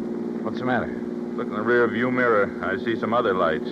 Oh, hey, if you think we're stepping along, that guy behind us is certainly... Uh-oh. Yeah, that flashing red light above the corner of his windshield means a highway patrol car. Also means you better stop. Well, it isn't as though I'd been driving all over the road. It's as though you haven't been keeping a sharp enough eye on the speedometer. Okay, start thinking up excuses, Johnny, and they'd better be good. No, I'll take it like a man. Shall we get out and greet the minion of the law? No, don't. He might think you're trying to pull something. And those laddies carry guns. Just sit here calmly, eyes front, and try to look innocent. Yeah. All right, boys. Huh? Oh, there's nothing in the back seat, officer. What? Right, mister. Nothing but me. And this. Hey, now, wait a minute. You're not... Hey, Johnny. Yeah. I take it that thing's loaded. That's right. Now get going. You were flashing that red light. Flashlight. Fooled you pretty good, didn't I? You were making like the highway patrol, and man, is that against the law. You think that's bad? Just wait till you see what I've got for you. I'll start her up. Hey, look, mister. Don't argue with a gun, Buster. Yeah. Buster, remember that. And remember it's aimed right at the back of your head. Now get going, you. Sure. Here we go. Whoopsie. Watch it, will you? What's the idea of backing up that way? I'm sorry. It's a rental car. I guess I'm not used to it. Well, watch it. Sure, yes, sir. Here now. take it real slow, buddy, and no funnies, or I'll pull this trigger first and figure it out afterwards. Yes, sir. You're the boss. You bet I am. Well, what happens now? Just keep going straight ahead. When I want you to turn off, I'll tell you. Where do you think you're taking us, mister? Where you guys will be a long, long time getting back to civilization. And by then, I'll be loaded and out of the state. Just a plain stick-up, huh? Yeah, that's right. Modern style. Well, look now. Just because we're driving a big car If doesn't you mean... got dough enough to gamble big money in Vegas and rent a big car, you got enough for me. You and a few others I'll take over before the night's over. Unless you get tagged first. This car will be plenty easy to identify. You'll find this car back where I stopped you. If you ever get there. Oh, brother, I wish I had a good look at that one of yours. Why do you suppose I pulled up behind you and didn't give you a chance to look? Now, let up on that gas. Getting a little nervous? Well, I just want to be sure that if I have to put a hole in the back of your heads, I can get to the wheel before this crate flips over. Pretty smart, aren't you? Yeah. That's why I stay alive and in the chips. Easy now. You see that little side road? Yeah, what about it? Turn off on it. Why not? Hey, Johnny. Yeah. It's the road to old McKinney's mine. Who's? McKinney. He's the one... Look, if you guys want to talk up. Or I'll quiet you down permanently. Talking about this lousy road is all. Yeah, well, that's why I picked it, buddy. And take it easy. Hit these bumps too fast and this gun's liable to go off. And you wouldn't like that now, would you?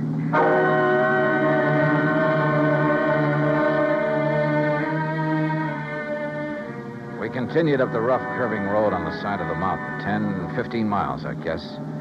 And I could see nothing but the road itself and the shadow of the mountain ahead of us. Turn up that air conditioning, buddy. It's a hot night. Yeah, sure. Listen, we go much further on this road, we'll scrape off the drip pan. You know this road? Well, it keeps getting worse and worse is all. This car's built pretty low, you know. Hey, take it easy, I said. How can I? You hear that? We don't stop pretty soon, we'll all get stranded out here. Yeah, maybe you got something there. Okay, buddy, that wide spot. You turn us around and stop. And take it easy. Okay. Now what? Just leave the engine running and both of you get out the right-hand door. Yeah, sure. Now, look. Shut up. From now on, I'm not going to waste any time. Come on, get out. You're not going to leave us out here, I hope. That's right. I figure the temperature's still around 100, so you're going to have to take it easy. It'll be long after daylight before you get back down the highway. If we make it at all. Oh, you will. If you go real slow. And if I don't have to use this on you. Now turn around, both of you. Hands up in the air. Now, look, mister, with no water out here in this heat, it'll be murder. It'll be murder if you try anything cute. What? Wait. Nearly $100. You don't know this desert heat. Shut up. Now you. Okay. Here, lower that left hand just a little. And be careful. Say, I like that watch. And that ring. Yeah. Say, you must have done all right at the gambling tables. Well, easy come, easy go. That's right. But, well. This card fall out of your wallet? Yeah. Johnny Dollar, insurance investigator. Oh, boy, that's a laugh. A private dick. Just as big a sucker as anybody else. Yeah, I'm laughing. All right, now, boys. Walk. 10 steps, straight forward. Together. Come on, Buster. No, sir. Now, look, you, if you think that you're going to... Wait a minute, Buster, don't. Oh, no, you don't. Why, you dirty rat. Yeah. And one phony move out of you and you're going to get the same. Only right in the back, you hear me? Now you walk. Walk. Keep going. Walk. Walk!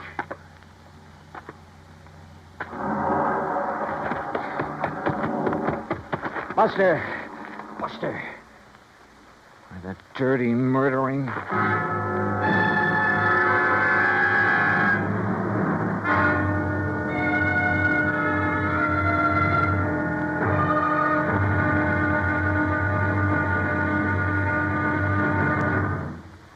Act Two of yours truly, Johnny Dollar, in a moment.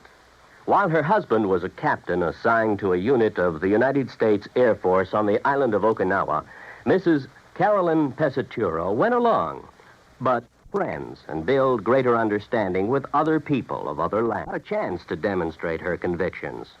Her maid, Kikuko Chibana, invited her to her home. Kikuko's mother intimated that Mrs. Pesaturo had never done a hard day's work in her life, not with a manicure job like that. Well, that did it.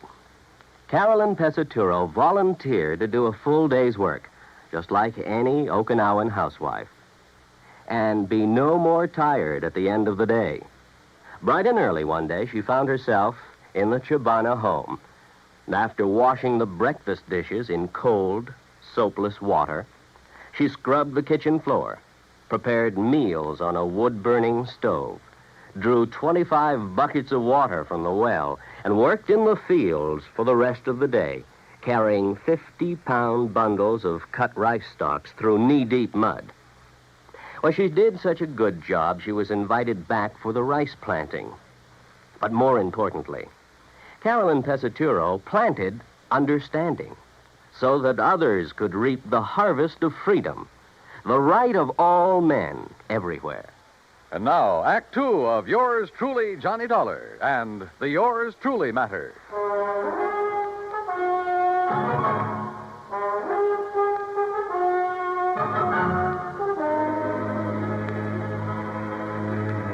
He'd overtaken Buster Favor and me on Highway 95 out in the middle of the Mojave Desert. At gun pointed me to drive my rented air-conditioned car up a rough, winding side road, miles and miles up into the mountains, and finally stop. There, he'd ordered us out into the stifling desert heat. He'd taken our watches and money, and there, in spite of my warning, Buster had turned on him. Then, with a gun aimed at my back, he'd ordered me to walk away from the fallen man. Then he took off in our car. Buster! Buster! Hey, the dirty murdering... Just take it easy, Johnny. Oh, what? Buster, you're okay. Yeah, but I sure had myself worried there for a minute. Pretty lousy shot, wasn't it? Oh, brother, you were crazy to make a dive at him. Only legitimate way I could think of to get down on the ground. What are you talking about? You see these? I can't see a thing, but it sounds like a couple of stones. Yeah, real sharp ones, the kind that cut a tire to ribbons out here. It's chunks of lava. Oh, what? I shoved them under the right front wheel. Buster, those tires are probably self-sealing. Sure. So just to make certain, I went to work with this old knife of mine that he didn't seem to want. When he hits a few of those washouts we went over... Oh, good boy. But on that rough road and with power steering... Don't you worry. He'll have to stop and change a tire before he gets very far. Rubber sealant was already leaking out fast. Meantime, we better get on after him. Come on. Are you forgetting he still has that gun? Johnny, I'll show you tricks for getting a man in the desert at night that you never heard of. And don't forget, he'll be the one standing in the light from his car. If he's had to stop. He'll be stopped. If you stumble onto any rocks about the size of a baseball, pick them up. Oh? Yeah, maybe I'll show you why I ought to be pitching for the New York Yankees. And while I'm occupying them from one side in the darkness, why... Okay, Buster, let's go. Easy. This heat'll get you faster than you think. Then let's hope it gets him when he stops to change a tire. That's what I'm banking on. If he does. Don't you worry, Johnny. He will. Slowly, carefully, we trudged on down the side of the mountain, conserving our strength. I was glad that Buster knew the ways of the desert.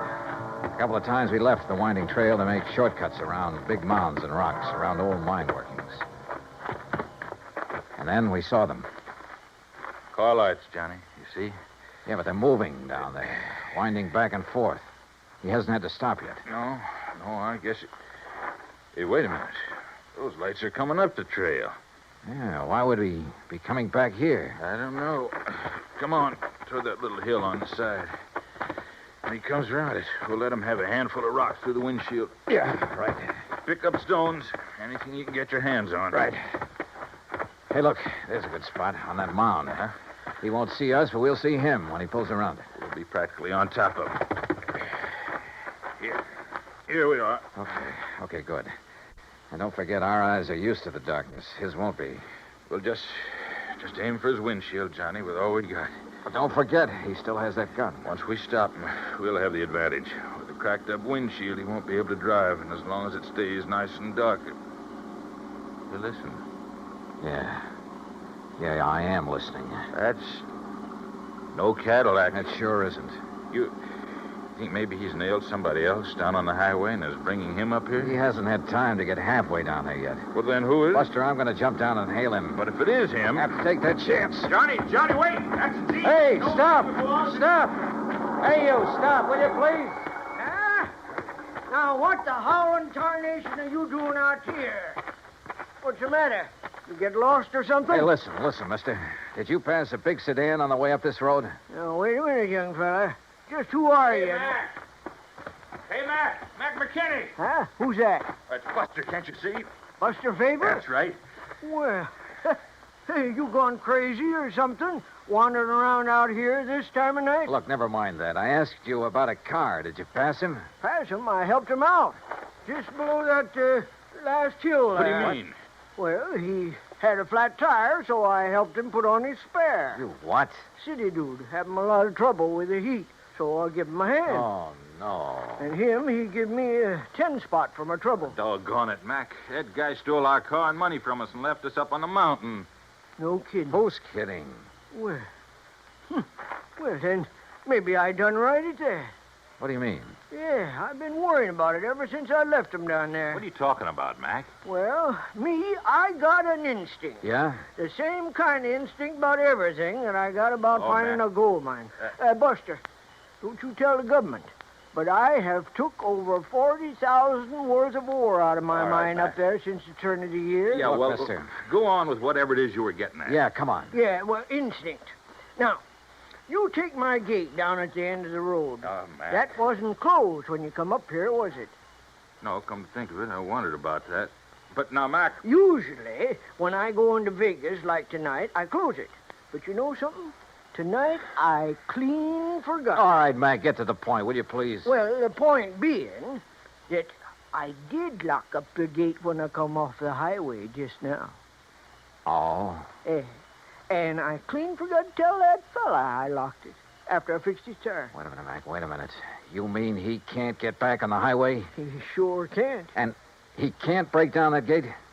Not without wrecking his car. All right, then. That's what I was worrying about on the way up the hill. All right, now listen. Should I go back on down and let him out or not? Will you listen, Mac, But please? then I remembered that bulge in his coat pocket like a gun. It was a gun, all right. Yes, sir. And my instinct Mac, told please, me... I don't care what your instinct... Told me I'd better get back to the mine and telephone the county police on account of maybe he'd been prowling around Telephone. my mine. Look, Mac, you've got a phone at the mine?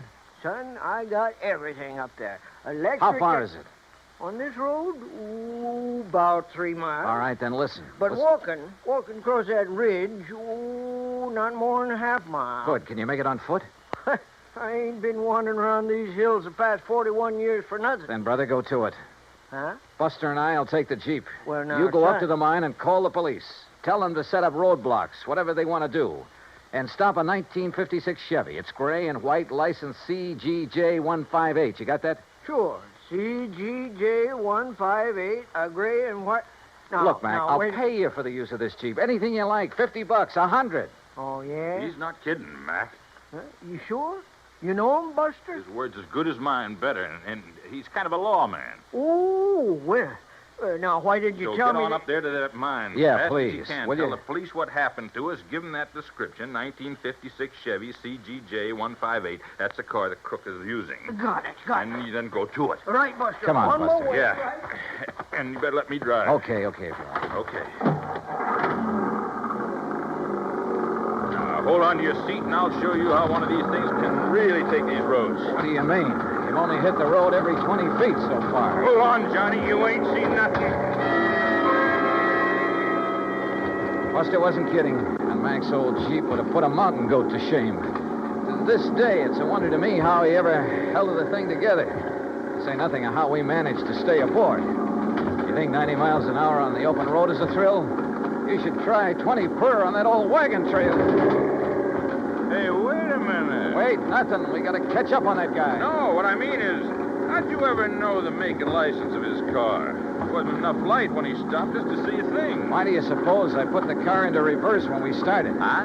Doing that turned on the backup lights. Backup lights? Sure. Gave me a good look at his car in the rearview mirror. Johnny, you're all right. Oh! Hey, how much more of this is there? We ought to get to the gate any minute. The gate? Buster, we ought to be shot. What's the matter? Oh, Mac didn't give us the key to that gate. We'll be locked in as well as that bandit. Well, you don't think he's just going to be sitting there, do you? Oh, yeah, you're right.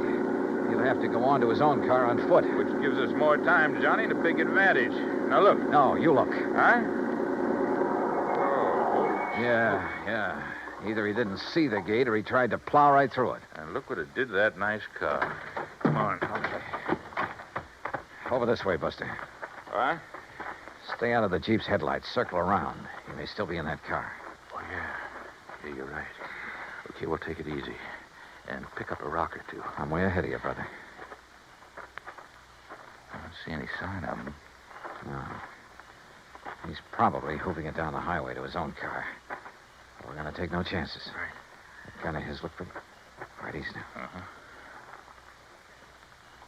Okay. Well, he's gone. Yeah. Oh, brother, what he's done to this car. Somebody's going to pay a pretty penny. The insurance company. But come on. We'd better light out after him. We'll use the Jeep. But, Buster, if this big car couldn't knock down We'll that drive gate... off the road and cut through the fence if old Mac had a pair of pliers in the toolbox. Come on. There were pliers in the toolbox, all right. And a pair of wire cutters, too.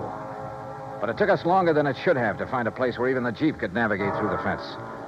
Finally, though, we got out on the highway. All right, not too fast, Buster. If he's still on foot, I want to be sure we see him first. You know what I'd like to see? What's that? The lights from a couple of patrol cars coming this way. You think they'd have time to get there? Even if Mac phoned him right away? Yeah, that's true. But where's our little pal with a gun? We ought to come on his car pretty soon. Unless he's already got to it and taken off. I just don't think so, Johnny. He'd try to move too fast in this heat, he'd collapse. Must be somewhere along this highway. Hide, maybe. Under one of those storm bridges along there. No, I think he's too smart for that. With a racket like his, he has to keep moving. Maybe he's bummed a ride back to his car is on his merry way again. Well, we'll soon find out. The place he stopped is right ahead, on the curve behind that hill, just beyond that next bridge. All right, then take it easy, will you? Yeah. Maybe we ought to stop the other side of this bridge. Say, along about here. Buster, there was something underneath that bridge. Looked like a car. Oh, your eyes are deceiving you now. Let's stop right here. Let's keep going. What? Now what? Just keep driving until you get to my car. Get it? Why don't you put that thing down? Listen, how'd you get in the back of this Jeep? While you two bird brains were prowling around the cad there at the gate playing detective. Pretty smart, aren't you? That's right. Like I told you, that's how I keep alive. There's more than I can say for you boys. What's that mean? Pull up. There's my car. Pull up right beside it. Now, look, mister. Don't argue with him, Buster. Okay, here's your car. All right, now. Give me those keys. Come on. Yeah, and kill your headlights. Kill them. Okay. Now, look. Things got balled up tonight. I got held up too long. Now, I heard you say something about getting word to the cops, so I got to get out of here. I got to get out of the state. I don't know how you guys got the Jeep away from that crazy old man. I didn't plan on you getting down off that mountain before daylight, see? But it's too bad you did. Oh, you sure? Oh, yeah, I'm sure. Because I didn't take a chance on your getting away now. I can't. Especially you, Mr. Private Eye. Well, thanks. That means you think I might find some way to get the police on you in a hurry. Yeah, that's right. Maybe I have. No chance. Before I leave here, you're gonna be dead. From this. You're out of your mind. Yeah, Buster, I think he is. Oh, yeah? I'll stop waving that gun. One shot, just one shot, and you'll be dead so fast. Oh, yeah, wise guy, how? You know, Buster, I was right. Huh? What, Johnny? There was a car parked under that bridge back there, a police car. You're crazy. Oh, well, yeah, Johnny, I see what you mean. What? What do you see? You don't think you're the only one who can hide in a back seat, do you? What are you talking about? Old Mac must have really got that phone call through in a hurry. What are you talking about? That officer there. Oh, that old bluff. The officer waiting there in the back seat of your You're car nuts. with his gun aimed straight at your head. Oh, yeah? Where? There! Oh,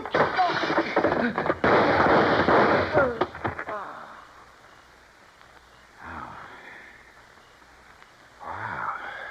Boy, A lot of nerve, Johnny, and throwing that rock in his windshield when he turned was just enough. Hey, where'd you get that rock, anyhow?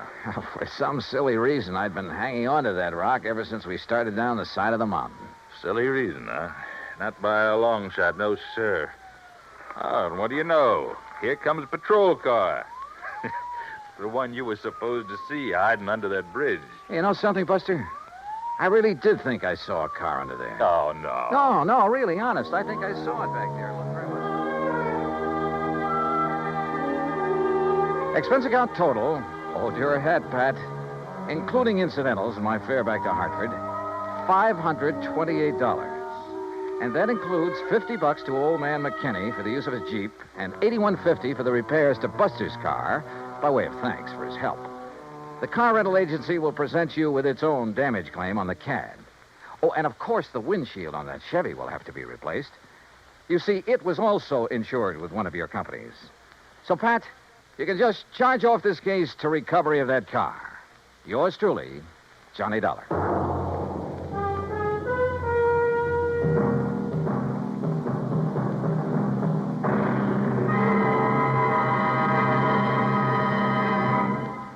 Now, here is our star to tell you about next week's story. Next week, a small round piece of metal, a coin. Face value, 50 cents. Insured value, $20,000. Join us, won't you? Yours truly, Johnny Dollar.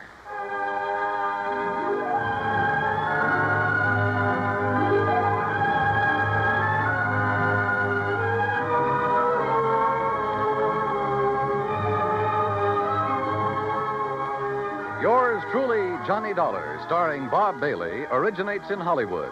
It is produced and directed by Jack Johnstone, who also wrote tonight's story. Heard in our cast were Virginia Gregg, Lawrence Dobkin, Barney Phillips, Chet Stratton, and Junius Matthews. Be sure to join us next week, same time and station, for another exciting story of Yours truly, Johnny Dollar. This is Dan Cubberly speaking.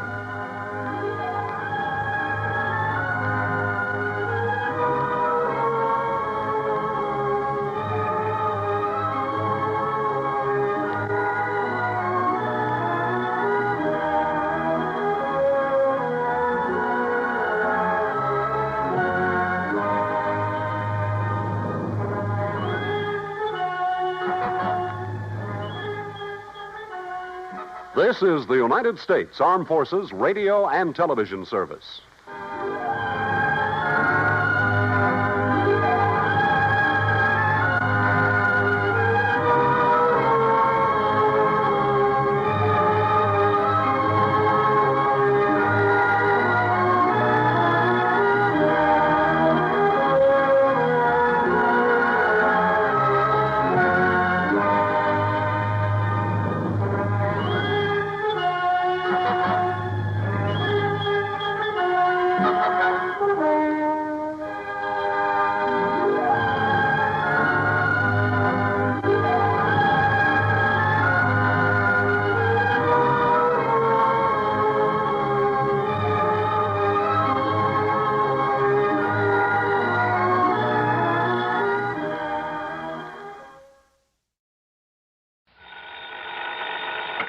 Johnny Dollar.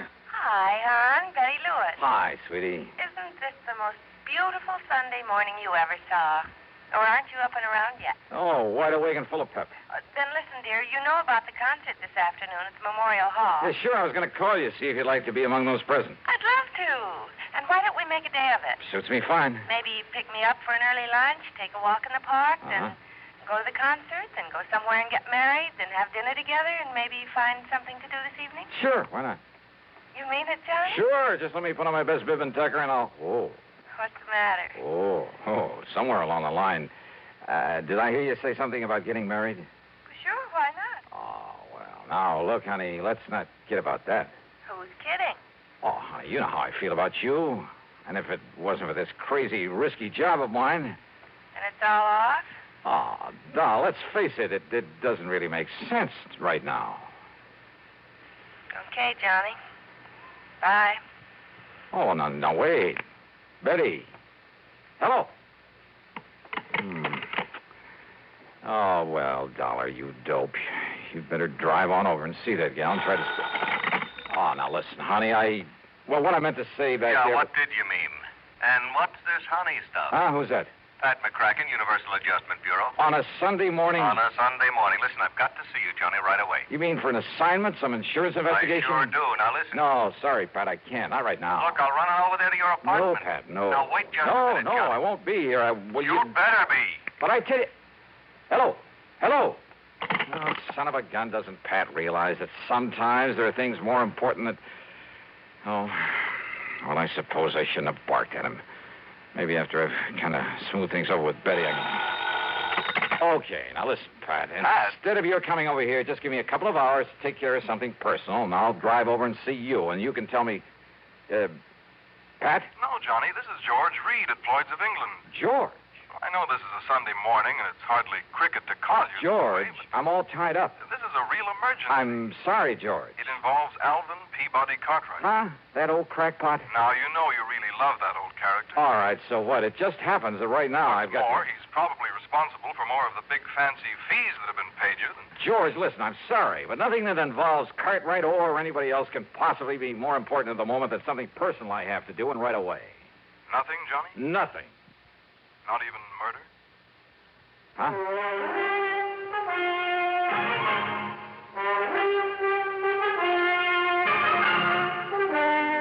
CBS Radio brings you Bob Bailey in the exciting adventures of the man with the action-packed expense account, America's fabulous freelance insurance investigator. Yours truly, Johnny Dollar.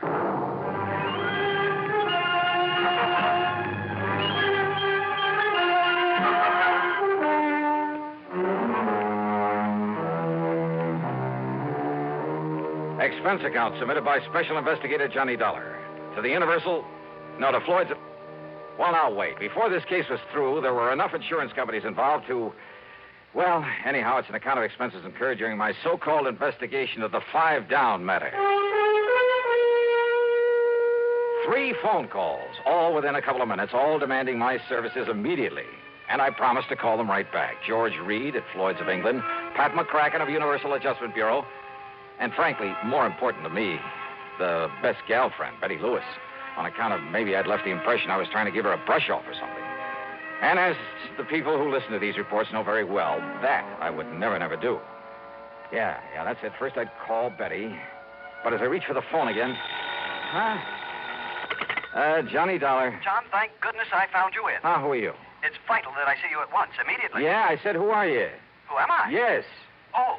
Why, Johnny, this is Harry Branson of Philadelphia Mutual Liability and Casualty Insurance Company. Harry, look, if this call is about business... Well, of course it is. Well, I'm sorry, I'm all tied up. But if it's something that can wait... I'm afraid because not. I have 2 or 3 other things that I have to attend to So what I will first. do, John, is this. I will give you the address of where you must go. No, sorry. Then you can fly on out there and do it. Harry, no. And I'm sorry, I'm really sorry. I know you said that, but now, John... Look, Well, as soon as I can get these other things cleared away, I'll call you back, huh? Call me back? Yes. But good heavens, John. I'll call you back. John! Holy... What is this, anyhow? You'd think the world was coming to an end. Oh, now, wait. I call back to Betty. Huh?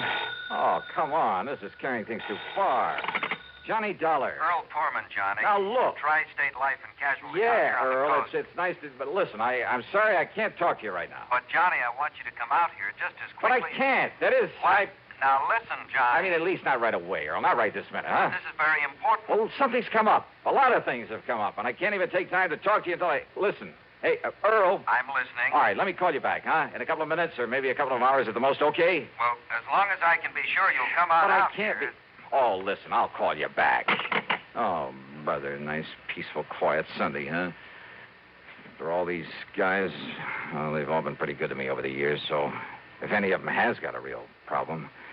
Oh, no, first I got to call Betty and patch things up. Oh, no, believe me, this is impossible.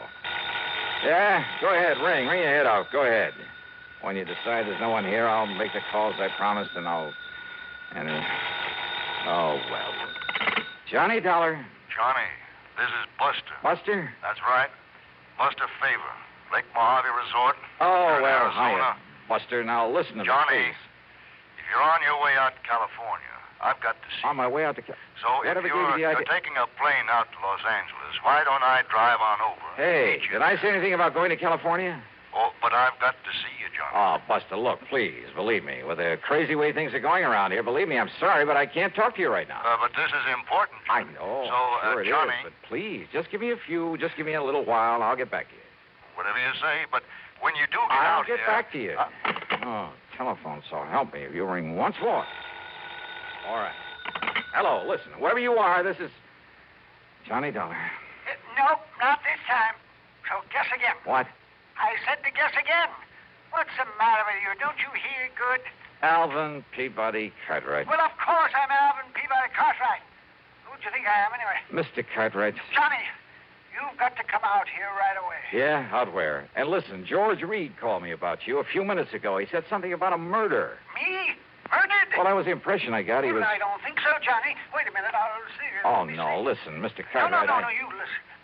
It's vital that I see you right away. Yeah, well, I'm look... still here at my summer place in Beverly Hills, Johnny.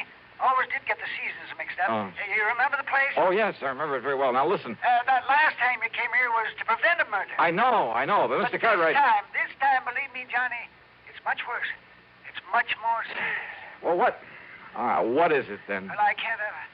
I honestly don't dare tell you over the phone, but Johnny, I plead, I beg of you, come out here right away. What I've already told several people, more serious than murder? Believe me, boy, there is nothing that can possibly be more important than your coming here. You mean that, don't you? Please, Johnny, please. I'll be waiting for you.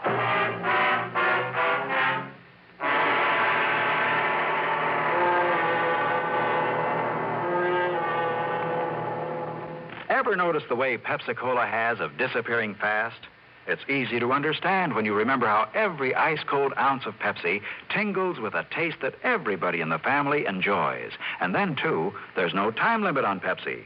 Day or night, with meals or by itself, work days or weekends, for parties or all by yourself. But the thing that really makes Pepsi go fast is its light touch. Pepsi always refreshes lightly, without filling. So a Pepsi just never tastes like too much. To make sure your supply of Pepsi meets the demand, always buy an extra carton or two.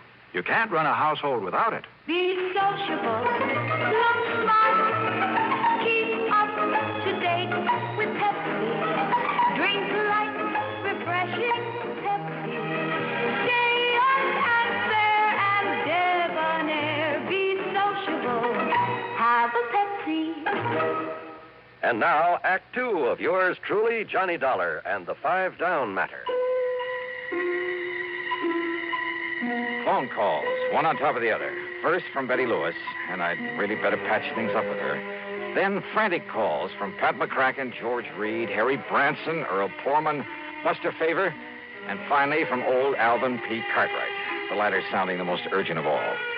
Not one of them had given me any details about the emergencies that prompted their calls. But these are men that I've been working for and with for years. And for my money, they're not only important to my insurance investigations, but they're the salt of the earth. And if it came to a matter of which one to favor over the others... Oh, but now wait a minute. Cartwright lived in Beverly Hills. George Reed was worried about Cartwright.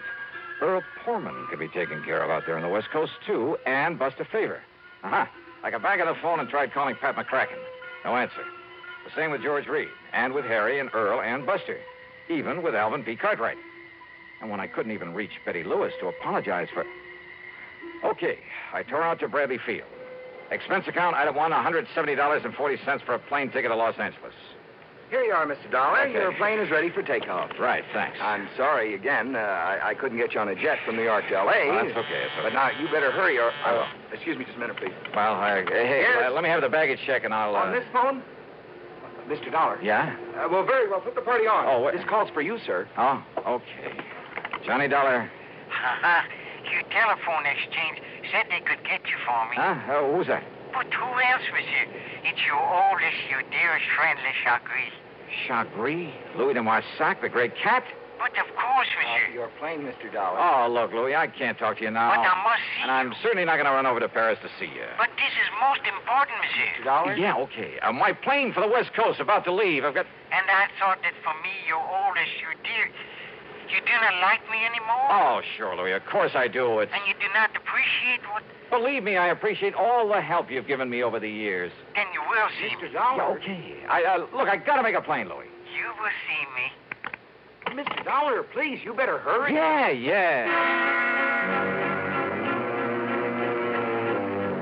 What? The real stopper came in New York when I changed for a plane to the coast, and with barely time to make it. Yeah. Another of my old pals. Another one I didn't want to turn down. Lieutenant Randy Singer of the 18th Precinct. But under the circumstances and with only seconds to spare. But, Johnny, you've got to handle this one for me. I'm sorry, Randy. It's out on the West Coast in California. Which is exactly where I'm heading if I make the plane. Well, that's good. So let me tell you where to go when you Randy, please. I'll miss the plane. Send me a wire or something, huh? This your plane right here? Yes, it is. Well, then maybe I better climb aboard with you. No such luck. This flight is full up. All right, here you are. Here's my ticket. Fine, sir. Good. Right aboard. Thanks. Well, I can beat you out there on one of the jets. No space on them either. I tried it. Want to bet? Please, will you get aboard, sir? Right. So long, Randy. Yeah. See you, Johnny.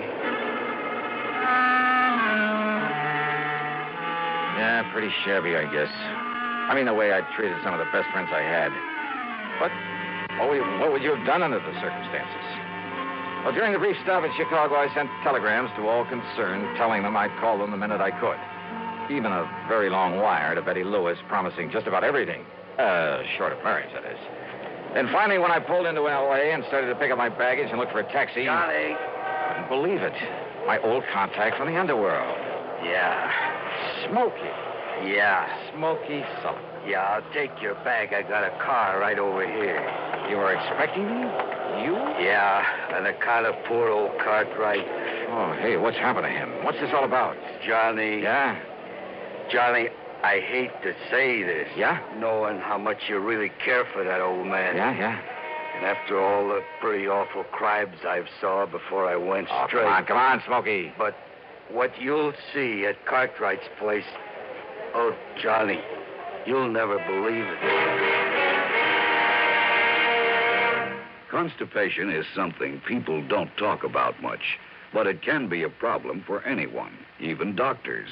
And when constipation occurs, it's interesting to see just what doctors consider important about a laxative they might use or recommend. Well, a majority of the doctors we heard from had this to say. A laxative should be effective, gentle, close to natural acting. A medicine that can be used with complete confidence. Now, X-Lax has been popular with many doctors and millions of people over the years because pleasant-tasting chocolated X-Lax is effective. Overnight, it helps you toward your normal regularity. X-Lax is so gentle, so close to natural acting, there's no upset. That's why many doctors and millions of people use X-Lax with complete confidence. X-Lax, the laxative that helps you toward your normal regularity gently, overnight. Now, Act 3 of yours truly, Johnny Dollar. On the drive into the Beverly Hills address of Mr. Cartwright, I tried to make Smokey Sullivan tell me what it was all about.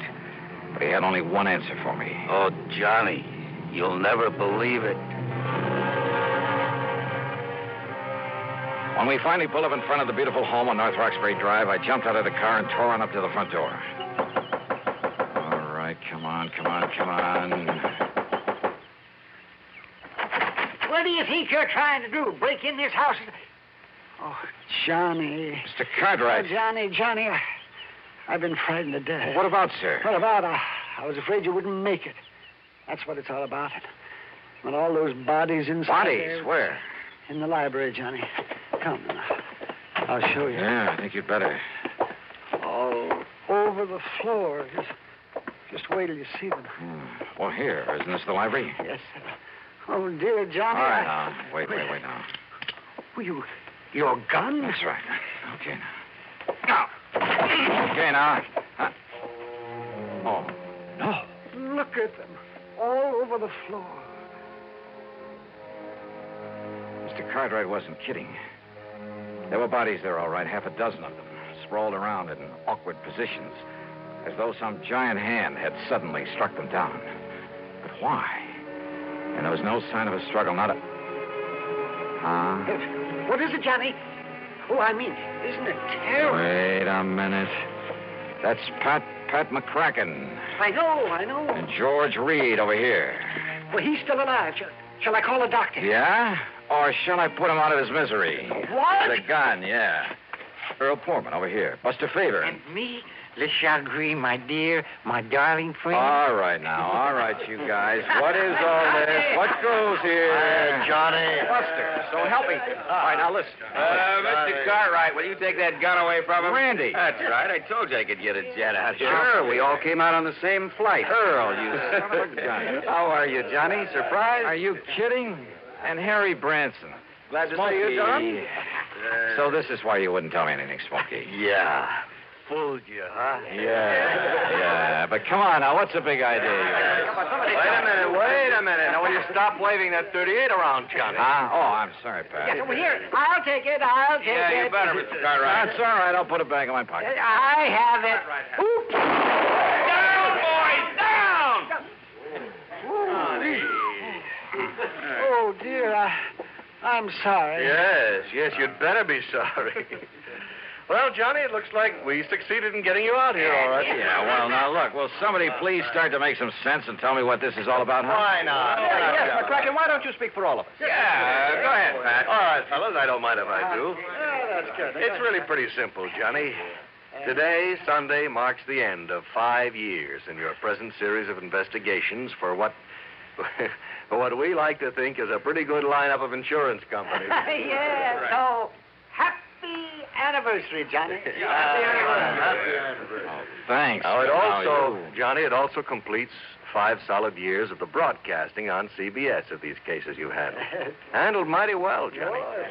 And you've performed a service throughout this country. Oh, now don't get soppy. No, shut up a minute, will you? You've done a great service to the insurance companies, no question about it. Your broadcasting has helped to expose a lot of crookedness, fraud, that sort of thing. Has saved the insurance companies a lot of money. And that means it saved the people, their clients, the people who listen to your program every week. It saved them a lot of money, too. Well, it's... And purely incidentally, these CBS shows of yours have provided a lot of entertainment, a lot of pleasure to literally millions. In other words, Johnny, a lot of people think mighty well of you. And with very good reason. Oh, no. But take it easy. Oh, now you shut up. But to get all those people together to say thanks, well, that's impossible, obviously. So we thought, that instead of just handing you, if we could somehow, fellas, I'm doing pretty badly. Make your peak, monsieur. Well, Johnny, I went over all your radio reports. I made a list of the people who've been most involved in your cases these past 5 years. And then when I made the suggestion to Mr. Cartwright... That's right. I told Pat that if he didn't let me give this party to do you honor... Honor? That would... Are you kidding? Yeah. Oh, no. All right. I mean, throw a big fat brawl for you just to get her through that skull of yours. Just to show you how much we love and appreciate you, Johnny. And that's why we're here. I couldn't think of a better way to tell you. Well, you happy, Johnny? Well, look, if you guys think I want to break up over this. Yeah? Yeah, Johnny? Oh, well, Pat, Mr. Cartwright, Smokey, Harry, Earl, Louie, Randy, Buster, George. Well... To Johnny. Betty. Oh, well, will you look at that? I guess you'll be glad to see Weren't they nice to let me and honest, honey? I won't ask you to marry me. Not yet. Rascal, you out Now, will somebody break this up before we all start crying like a bunch of children? Yeah, let's bring it up. Well, Johnny, we just thought that maybe a gathering of your friends, your real friends, Johnny, I mean that. And if there's anything you want, Johnny, this house, a nice yacht, a couple more cars, or anything, Johnny. Anything, huh? Yes, sir. More than this? Well, look, if I can somehow hold on to the friendship of people like you, that's all I ask. Believe me, it's the most that anybody could ask.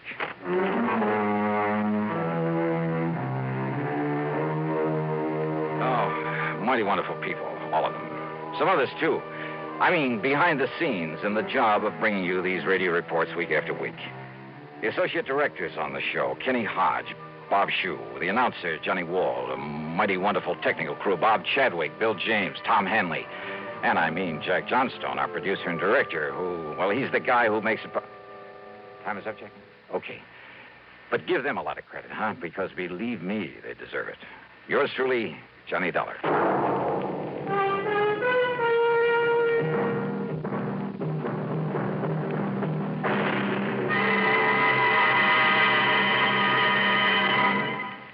Stop and think a minute. Just how well do you know the two presidential candidates?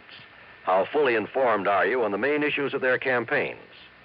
Well, you can learn a lot about Vice President Nixon, Senator Kennedy, and what they stand for if you listen to Presidential Countdown, a special series of pre-election broadcasts presented each week by the Public Affairs Department of CBS Radio News. Don't miss this important, informative feature. Listen to Presidential Countdown every Tuesday night on CBS Radio. Now, here's our star to tell you about next week's story. Next week, a yarn about the lust for gold and the things it can do to a man. The story takes place in the famous historical ghost town of Virginia City, Nevada, site of the famous, almost fabulous Comstock Lode, where sudden death was all too often the price of finding a rich vein of gold or silver back in the middle of the late century.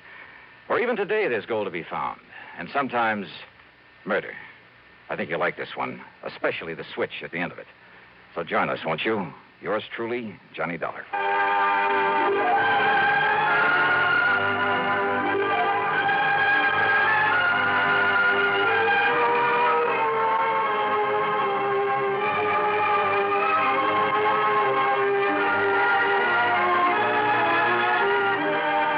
Yours truly, Johnny Dollar, starring Bob Bailey, originates in Hollywood and is written, produced, and directed by Jack Johnstone. Heard in our cast were Virginia Gregg, Larry Dobkin, G. Stanley Jones, Harry Bartell, Vic Perrin, John Daner, Howard McNear, Marvin Miller, Forrest Lewis, and Herb Vigran. Be sure to join us next week, same time and station, for another exciting story of yours truly, Johnny Dollar. This is John Wald speaking.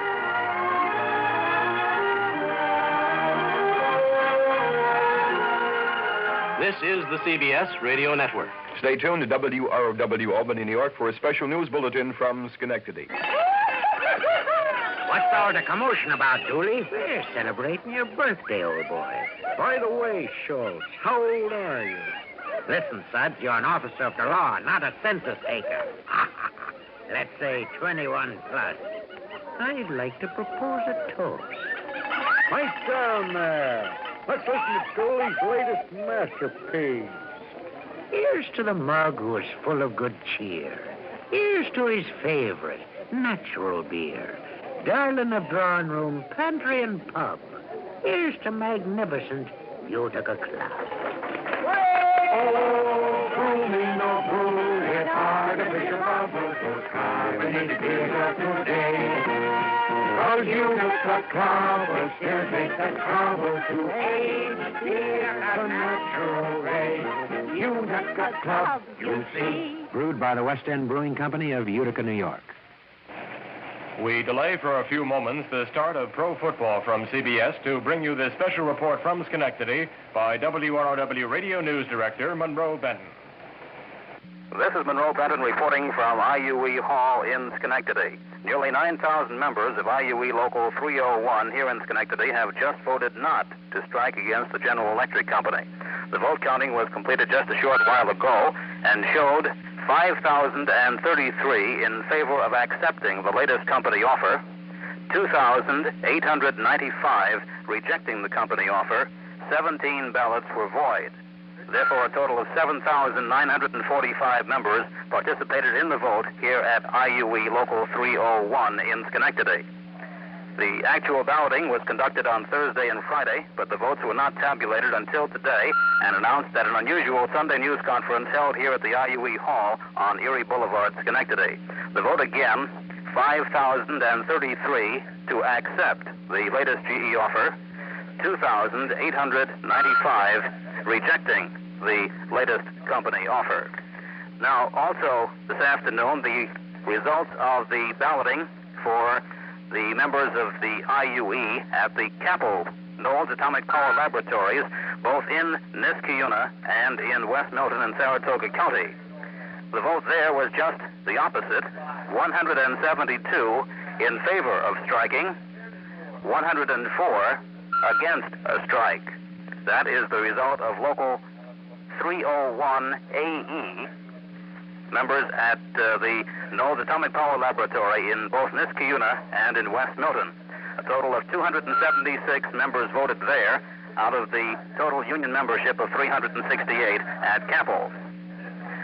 The vote here was counted under the supervision of 3 clergymen and announced at this news conference. However, this vote at Schenectady does not mean there will be no strike against GE, or for that matter, that there will be one when the contract expires next Saturday, October the 1st. Negotiations will continue in New York for the rest of this week, and on Friday, the IUE-GE Conference Board will meet to review the votes taken by all the IUE locals at GE across the country, and on that basis make up its mind on whether to call a walkout. Schenectady IUE, being the largest of all the locals, will naturally carry a lot of weight, but today balloting is also being conducted in at least 2 other key areas, Lynn and Everett, Massachusetts, and Pittsfield, Massachusetts. Earlier this week, employees at Waterford GE voted in favor of a strike, or putting it the other way, rejecting the company offer.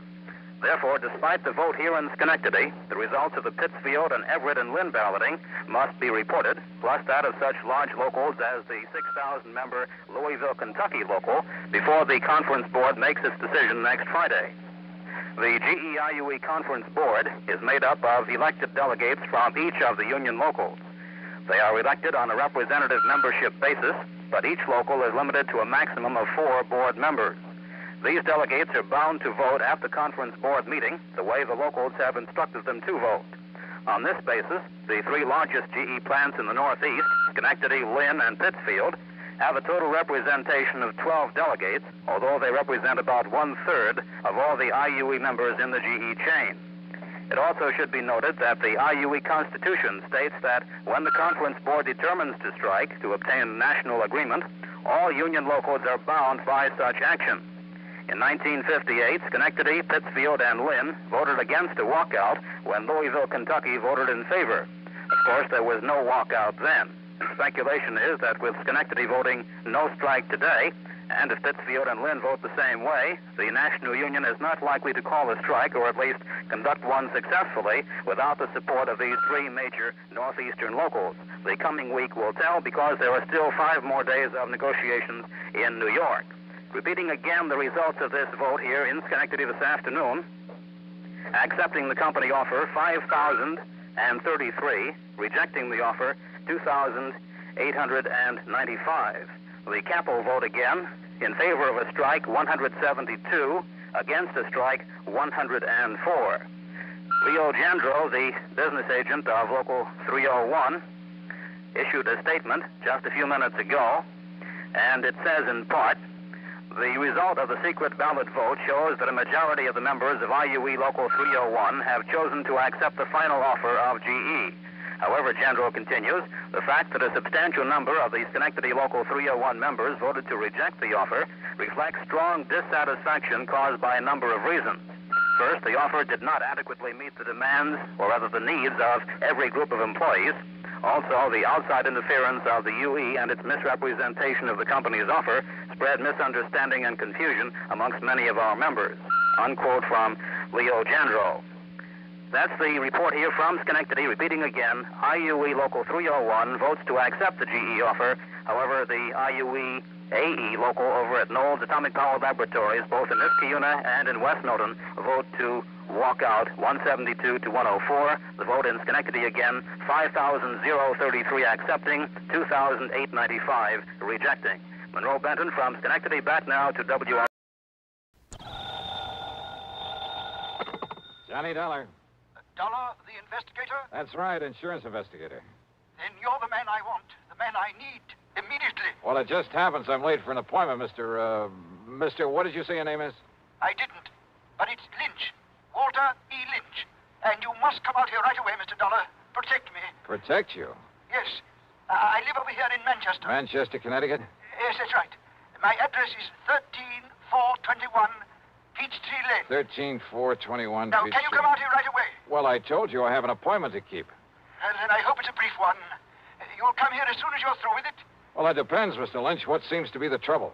Well, I thought I made it clear to you, Dollar. My life has been threatened. Well, isn't that something for the police to handle? The police? After all, unless there's insurance involved. Why, of course there is. My own Oh, what company, Mr. Lynch? company. Yeah, that's right. Well? Now, what is the matter with you? What difference does it make? If my life is in danger, I need your protection. Okay. Who made this threat against your life, and why?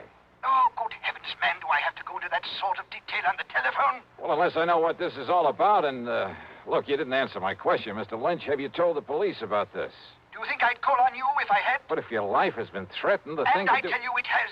What is the matter with you? All right, then. Call in the police. Now, you listen to me, Dollar. Meantime, if I find any legitimate reason why I should make an Don't investigation, you understand? I'm not asking for investigation. I'm asking for protection. And I tell you, the people for But you now, to look, call... you have my name, you have my address. Now, you get on over here. But don't you see? I I shall can't be just... waiting for you.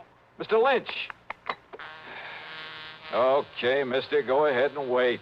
Of all the crackpots. I wonder, though. Yeah? Johnny? Yeah, that's right. Pat McCracken, Johnny, Universal Adjustment. Oh, say, Pat, will you find out for me what company, if any, holds a policy on a Walter E. Lynch over in Manchester? Sure, Johnny. But listen, I thought you were going to be here in my office at 10 o'clock sharp. Pat, I'm sorry, but this I need your signature on a deposition for that arson matter you covered last I week. know. And I've got to have it right away. See, one of our men will take it with him out to the coast on the 10:30 plane. And, Johnny, it's 8 minutes after right now. Yeah, I see it is. Pat, I'll be there in 3 minutes flat. Okay. Meantime, look up that Walter Lynch for me, will you? Okay, just get on over here. Right.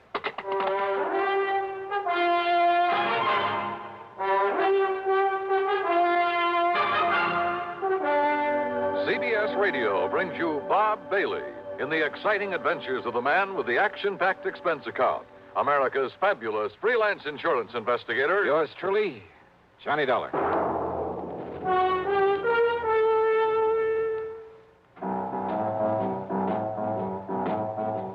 Talk about best-selling records. Here's a familiar tune about America's best-selling filter cigarette, Winston.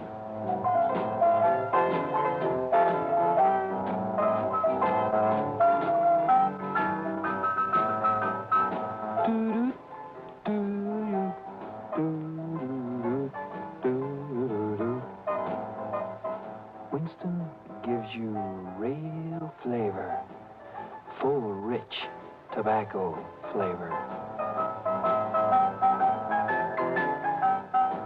And you know, that's because only Winston has filter blend up front. Choice, flavorful tobaccos, specially selected and specially processed for filter smoking. No wonder Winston tastes good, like a cigarette should. Smoke Winston. And now, Act One of yours truly, Johnny Dollar.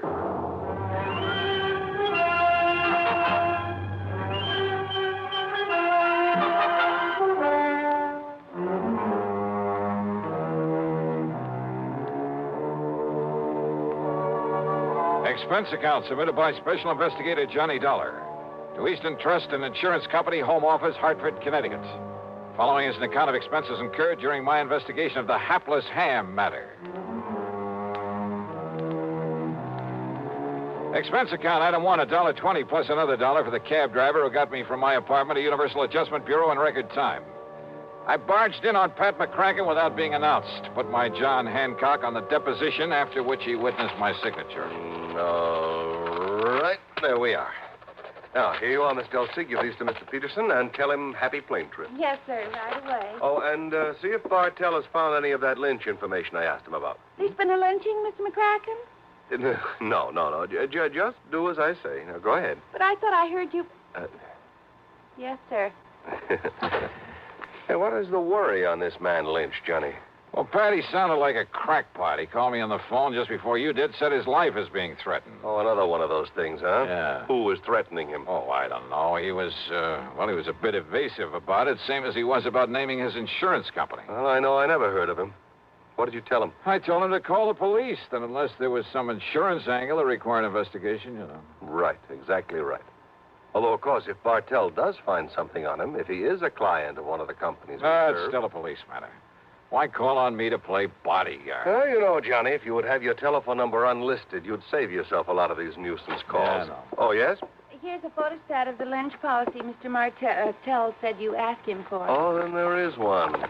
Thank you. And I thought you were talking about some kind of a lynching somewhere, Mr. McCracken. Isn't that fun? Yes. Thank you. Thank you, Miss Elsie. That'll be all. Oh, I was only... Yes, sir. Now, let's see, Johnny. Walter E. Lynch. Policy issued 1954, Eastern Trust and Insurance, face value. Yeah, I see.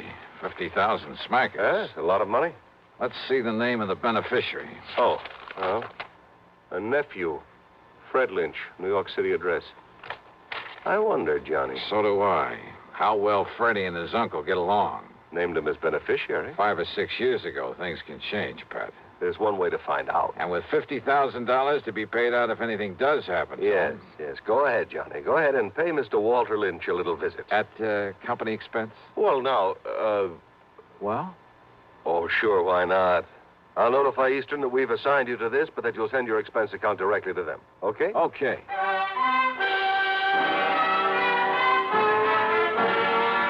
It was only about 13 miles from my place to Manchester, and I used my own car, but I saw no reason for not using the old expense account, so item 2 was $4.60 for a tank full of gas. The address Mr. Lynch had given me turned out to be in a rather nice residential section.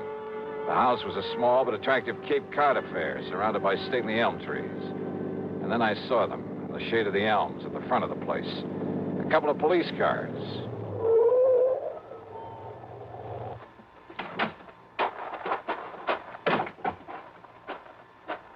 Just a minute there, mister. Huh? Oh, hi, officer. Who are you and what do you want around here? Oh, my name is Dollar, Sergeant Johnny Dollar, insurance investigator. I came here to see Mr. Lynch. Insurance investigator, huh? Any credentials? Better let me see them.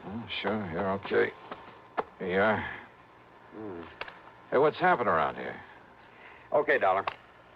You boys act pretty fast, don't you? What do you mean? Is Mr. Lynch in some kind of trouble? I'd call it worse than trouble, Dollar. He's dead. He's what? That's right. Murdered. Well, then I'd better get inside there and see what's what. Yeah, Dollar. Sure, maybe you better.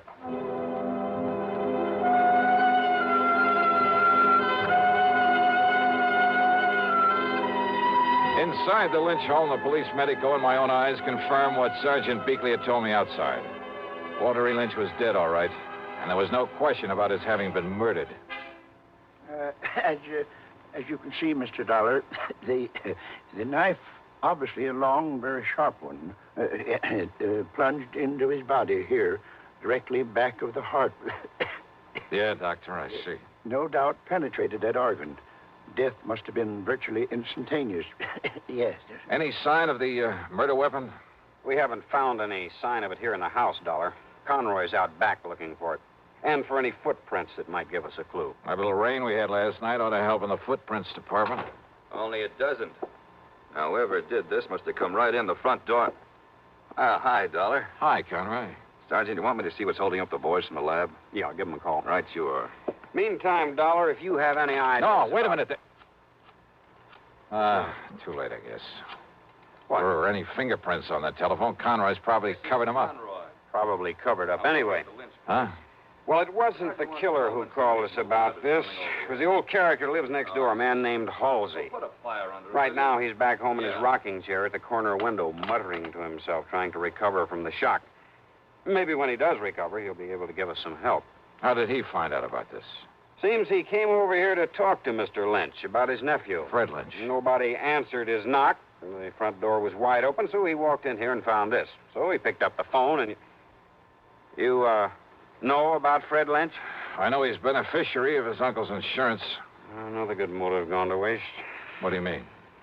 You don't know about a couple 3 years ago when Freddie's mother died, left him a pile of money, only made the mistake of leaving it in charge of this one, this stiff we've got lying here? What happened? Well, this old crook finagled that young kid out of every cent of it, so that by the time Fred was 25, entitled to it. That was about 6 months ago. Why, Dollar, Freddie ended up with nothing. His own nephew. That surprise you, Dollar? It's because you don't live here in Manchester. Don't know anything about the Lynch family, what's left of them, which is only Freddie now. What's that supposed to mean? Not one of the Lynch tribe was any good. Ask me, the town will be glad to see this one out of the way. Oh, I get it. Oh, what'd they say, Conroy? Somebody on the way over? Harker will be over as soon as he clears up a hit and run over on the east side. Okay. Well, I guess there's nothing more we can do. Oh, go see who it is. Yes, sir. You about finished, Doc? Sergeant, this knife wound puzzles me greatly. Yes. What do you mean, Doc? Very unusual instrument. Very long, thin, with a two-edged blade.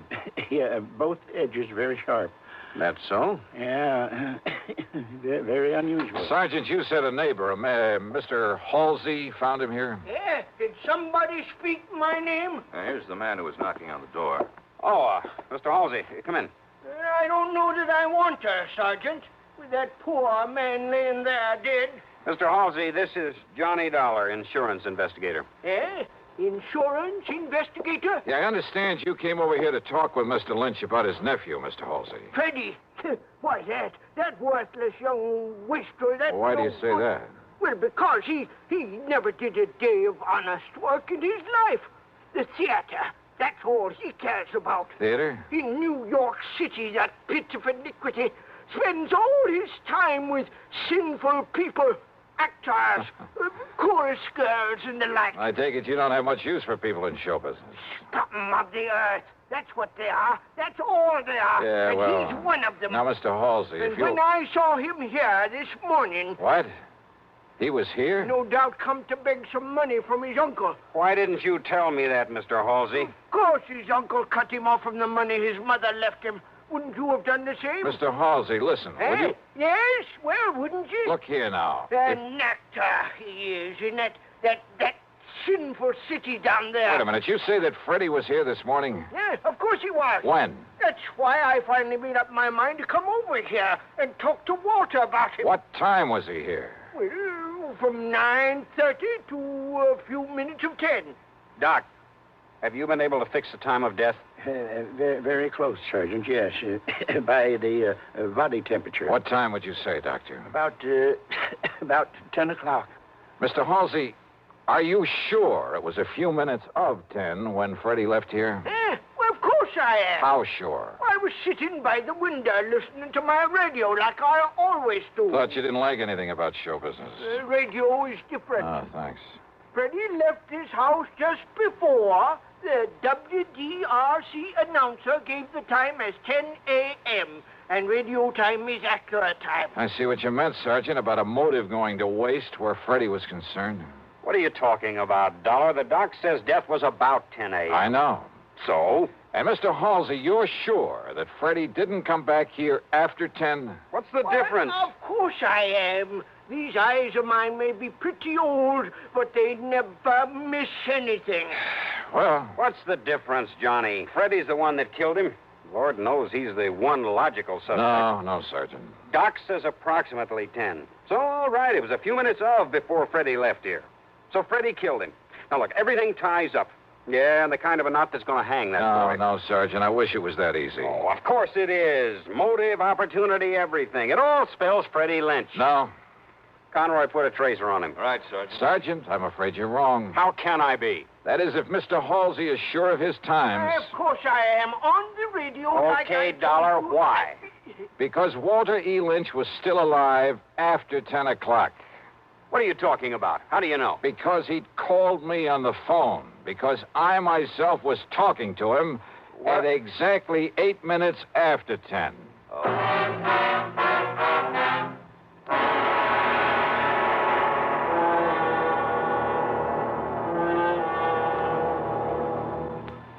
We'll continue with Act Two of yours truly, Johnny Dollar, in exactly 1 minute. Here's Hollywood star Mona Freeman. Who feels like acting with a miserable cold? I relieve cold distress the fast way with 4-way cold tablets. Yes, tests of all the leading cold tablets proved 4-way fastest acting. Amazing 4-way starts in minutes to relieve muscular pains and headache, reduce fever, calm upset stomach, also overcomes irregularity. When a cold strikes, do what I do. Take 4-way cold tablets. It's the fast way to relieve nasty cold distress and feel better quickly. 4-way, only 29 cents. Now, here's a word about another fine product of Grove Laboratories. Had dandruff for years? Now get rid of it in 3 minutes with Fitch Dandruff Remover Shampoo. 3 minutes with Fitch regularly is guaranteed to keep unsightly dandruff away forever.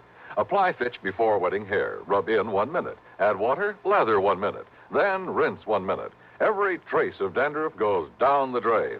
3 minutes with Fitch, embarrassing dandruff's gone. Fitch can also leave hair up to 35% brighter. Get Fitch Dandruff Remover Shampoo today. And now, Act 2 of yours truly, Johnny Dollar, and the Hapless Ham Matter.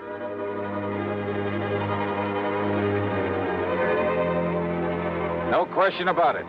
I was the perfect alibi for Freddie Lynch. Freddie had left his uncle's house a few minutes before 10. I had talked with his uncle at 8 minutes after 10. Yeah, and when the police checked up, they learned that Freddie had taken a bus to New York at 10:15. On foot, and he was on foot. Old man Halsey had seen that. He had to leave the house before 10 to make that bus. I told you, young man, these eyes of mine may be old, but they never miss a thing. He was on foot, all right, and he left this house before... And Freddie was on his way to the bus station, and he had to be. Wait, Then Sergeant. it's impossible. Dollar, this really bugs me. All right, listen, the murder weapon. Very unusual. I know, Doc, you told me. It must have been something I'd never seen before. I wouldn't be too sure about that, unless you feel the same way Mr. Halsey does about show business. What? Terrible, sinful, iniquitous, immoral. Yeah, maybe you're right on this one. What are you getting at, Dollar? Getting out. Was that an express, that bus that Freddie took to New York? No, it was a local. But I don't see Then what... with luck in my own car, I can beat him down there. Do you know where he lives, Mr. Halsey? I certainly do. All right, where? At 1231 West 43rd Street. Good. I'll see you later. Now, Dollar... Oh, Sergeant, maybe you can fix any tickets for speeding I pick up along the way. Somehow, just lucky, I guess, I managed to reach the address in New York without getting pinched. A $10 bill to the superintendent, that's item 3, got me into the rooms of Freddie Lynch. The walls were plastered with theatrical programs and playbills, most of them from summer playhouses, off-Broadway shows. In a closet, I found some costumes he'd used in various productions. In one corner was a battered shield with a broken spear beside it. Some heavy oriental belts and jewelry, the long robe of an Arabian desert rider with a sort of turban to go with it. Yeah, everything fitted in very nice.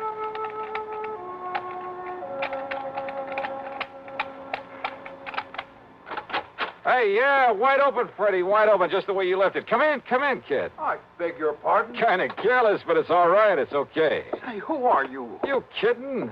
Jerry Allen, the agent, you know. Agent? Yeah, where you been, Freddie? When you didn't answer the letter and the telegram I sent you, where you been, huh, kid? Oh, you're a theatrical agent? What else? Listen, look, hey, kid, get this. I got a part for you, great part, a great one, a good salary, too. Of course, you got to let me represent you in the deal, but all I want's the usual 10%. Well, how about it, huh, kid? Jerry Allen, you say? Yeah, sure, that's right. Oh, we never been introduced, but I caught you in half a dozen things, and you're good, boy, good, real good. Well, I like to think so. Sure you are. And being it's my business, I got to keep adding to my stable of actors, see what I mean? So if you want this part, well... I don't think so, What? Mr. Allen. What are you talking about? Well, I'm thinking of giving up the theater. Oh, now, wait a minute. Wait a minute, kid. You fallen heir to a fortune or something? Why do you say that? Huh? Of course, if you don't want the part. No, wait. Perhaps I'd better do another play or two. Good. And you'll let me represent you? Well, Freddie? Oh, why not? Well, if the part is good. Is the part good? It's great, kid. It's great. And if this thing doesn't hit Broadway the first time out... Hey, listen. It's a new play written by Johnstone. You get that? Johnstone? No, I'm afraid I don't recall ever... Well, sure you've heard of him. Why, man, he's had more hits. Oh, and listen, Freddie, listen to this part. All right. I'm listening. Okay, starts out a young man, just about your age. Second act is 20 years later. Hey, you think you can do it? Why? Of course, my good man. Good. And the third act, well, now that part may be a little tough. You got to kind of make like you're about 60. Why, there's no problem at all, Mr. Allen. No problem at all. Oh, only it's a shaky old man, like he's scared to death all the time. All right. Listen. All fear has clutched me by the throat. The overpowering terror, willing up. Oh, hey, that's great, that's great. Come on, keep it up, Freddie boy, keep it up. Well, you see, of course, if I had a script, Scared, remember? Scared. Say something like, you must come here right away to protect me.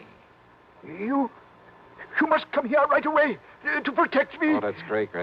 Now, say my life is in danger. I've been threatened, Mr. Dollar. My very life is in What? Dollar? That's right. Johnny Dollar. Why, this was all a trick. Yeah, and you fell for it like a ton of bricks. The same voice you faked over the telephone to sound like your uncle. Oh, no, listen. Killed him, left his home knowing that nosy old neighbor would swear as to when you left. Then ran to the bus depot and called me up with that phony voice to make an airtight alibi. To make me ready to swear your uncle was still alive after you left him there dead. But, Dollar, listen. See, I'm his only kin. I'll be coming into a lot of money.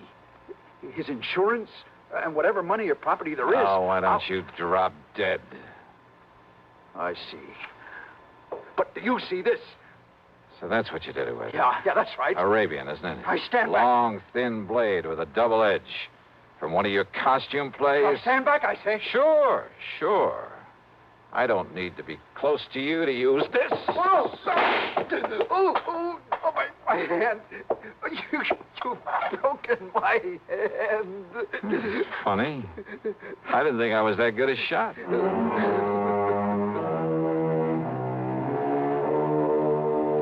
So now I'll have to make another deposition for the sake of another trial. And I'm sure that hamming it up in court won't keep Freddie from playing out the rest of his life in front of a captive audience. Expense account total, including a flock of incidentals, well, let's call it $100. Yours truly, Johnny Dollar.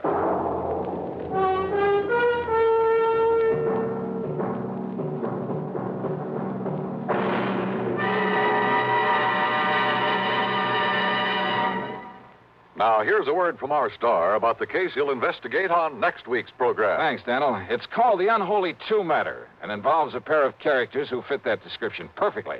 One of them a killer. And if you're at all curious about what to do when you've got the situation well in hand and then suddenly a gun is shoved into the middle of your back, well, join us, won't you? Right here on your favorite station at the usual time on Sunday. Yours truly, Johnny Dollar.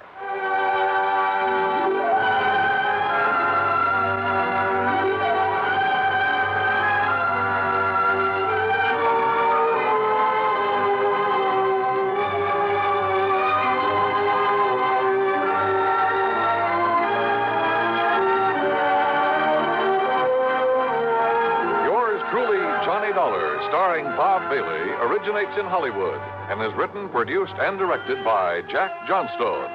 Heard in our cast were Virginia Gregg, Chet Stratton, Lawrence Dobkin, Sam Edwards, Herb Ellis, Ralph Moody, and Junius Matthews. Be sure to join us next week, same time and station, for another exciting story of yours truly, Johnny Dollar. This is Dan Coverly speaking. Next, Ray Bradbury's science fiction classic, 0 Hour, as suspense follows on the CBS Radio Network. From Hollywood, it's time now for...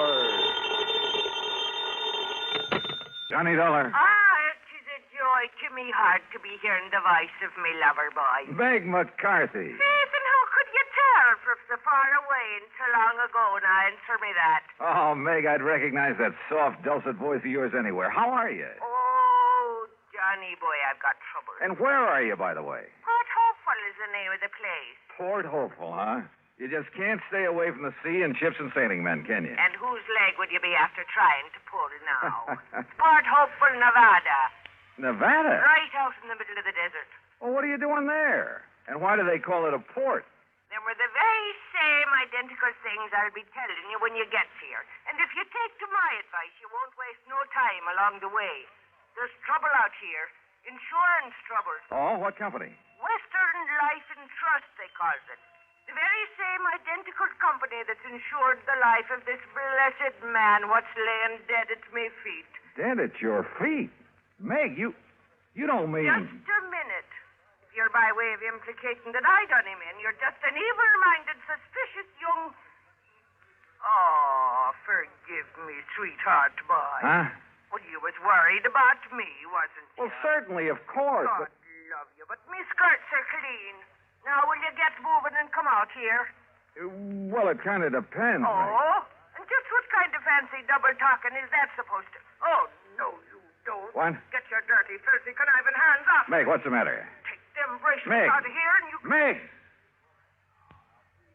Well, I guess I was wrong, Johnny. I guess I am in trouble. Now. I'll grab the first plane.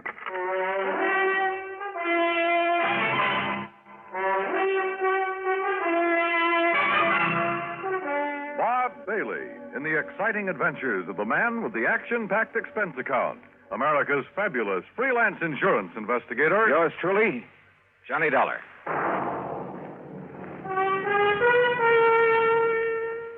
And now, Act One of yours truly, Johnny Dollar.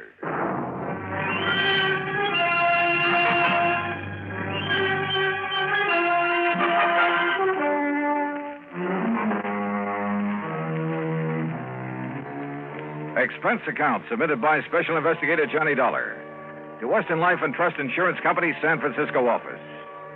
Following is an account of expenses incurred during my investigation of the Alkali Mike matter. Expense account item 1, 375, telephone call to Bill Kemper at Western Life and Trust, who talked only long enough to order me onto the first plane for the coast. Item 2, 153.50, transportation on a late evening flight to San Francisco. Item 3, the next morning, 4:25, cab from the airport to Bill Kemper's office in the Larson building.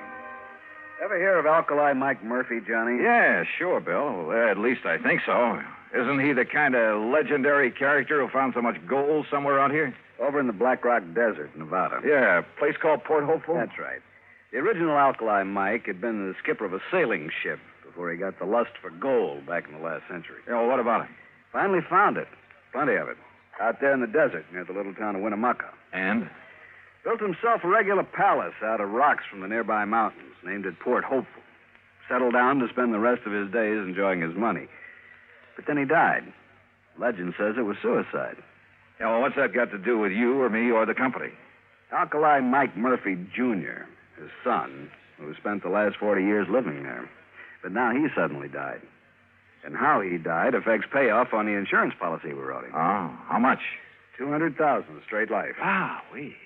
Beneficiaries? 2 nephews, 1 niece, and an old housekeeper, all sharing equally, provided, of course, that one of them didn't help him on his way to the great beyond. And you think maybe one of them did? $50,000 apiece is a lot of money, Johnny. Which one? I'll grant you it's only a hunch. But if I were you, I'd make a pretty careful check on that housekeeper. Meg McCarthy? She's an old... Oh, yes, what do you know about this McCarthy woman? Oh, plenty, Bill. Then you think my hunch is right? No. What? Because if it is, I'll handle this case for nothing. But according to the police officer... What's more, I'll quit the insurance business.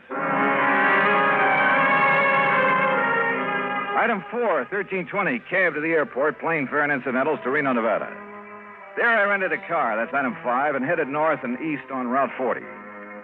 After about 165 miles of nothing but sagebrush and cactus, I pulled into the town of Winnemucca.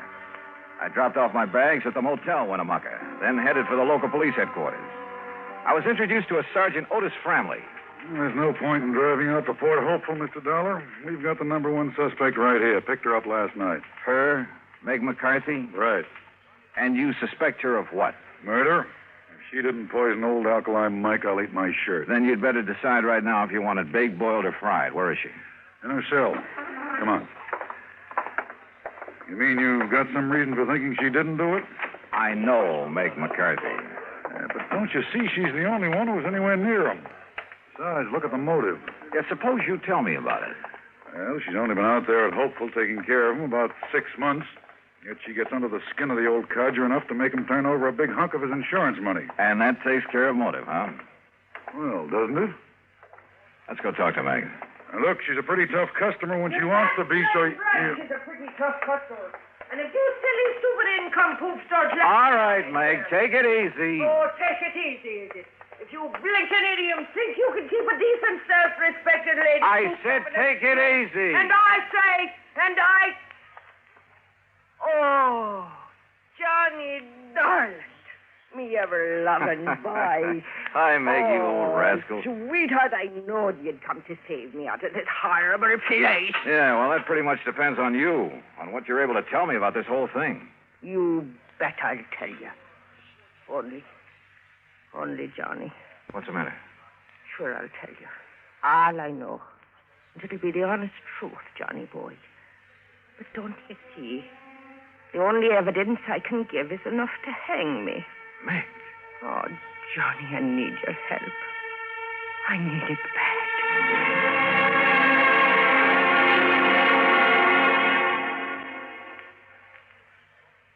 Act 2 of yours truly, Johnny Dollar, in a moment. And now, Act 2 of yours truly, Johnny Dollar, and the Alkali Mike matter.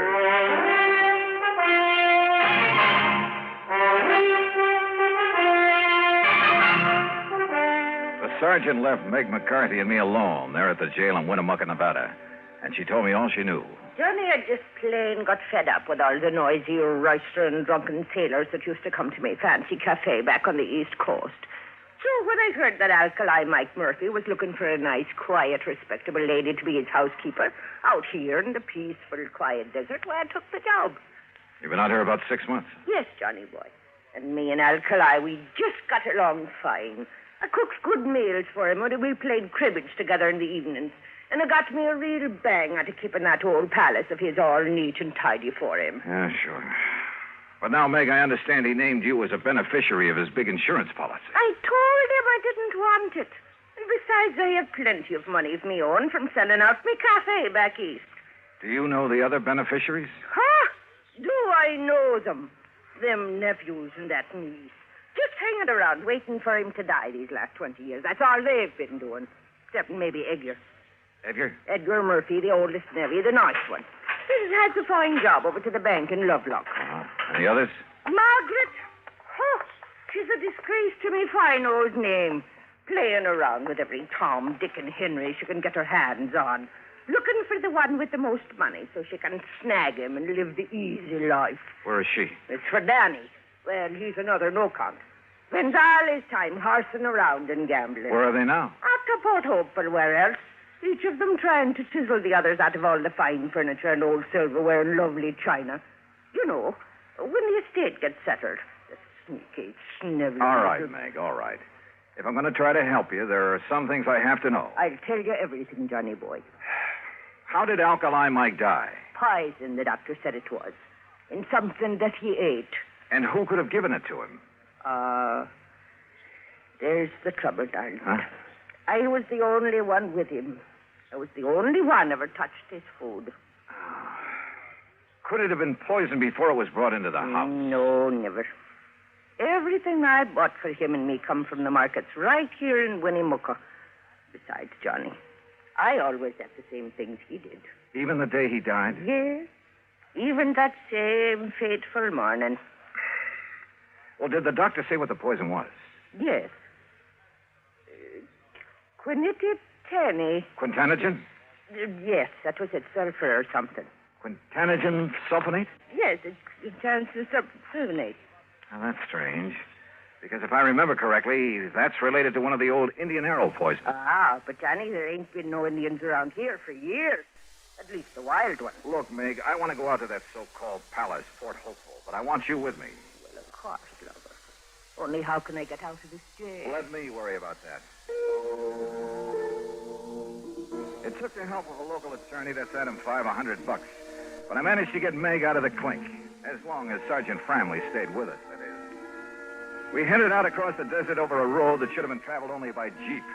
And finally, after about 60 miles of it, we came into a bare, rocky valley. And there in the middle of it sat the palace, Fort Hopeful. Only it should have been called Fort Hopeless. Ain't it a beautiful spot, Johnny boy? It was an atrocity, a huge, rambling jumble of native stone badly cemented together. There were almost as many doors sagging on their hinges as there were windows, as though the whole place had been put together one room at a time. Windows were set in at cockeyed angles, and most of them were dirty. 3 fairly new cars were parked out in front. Yeah, the relatives, Dollar. They've been here ever since the old coot died, like a bunch of buzzards. Yeah, I know what you mean. Well, come on, let's go in. Yes, and see how they've messed up our lovely palace whilst I've been languishing myself away in that hooscar. Hey, look, Sergeant, if old Alkali was murdered. Of course he was. How else would he get that poison? Well, how about these relatives? That's what I've been trying to tell these harebrains. All right, Meg, please. These bird-tailed idioms around here seem to think I'm the only one. Meg, shut up. Yes, dearie. You know I loved you when you talked to me like that. Just like my dear departed husband, God. Yes, all right. Well, what about it, Sergeant? Oh, you mean his own kin? No, Mr. Dollar. People out here in this part of the country have too much respect for their own kin. Even when there's a lot of money involved? Yes, I even go so far What do as you mean, Sergeant, bringing that killer back here?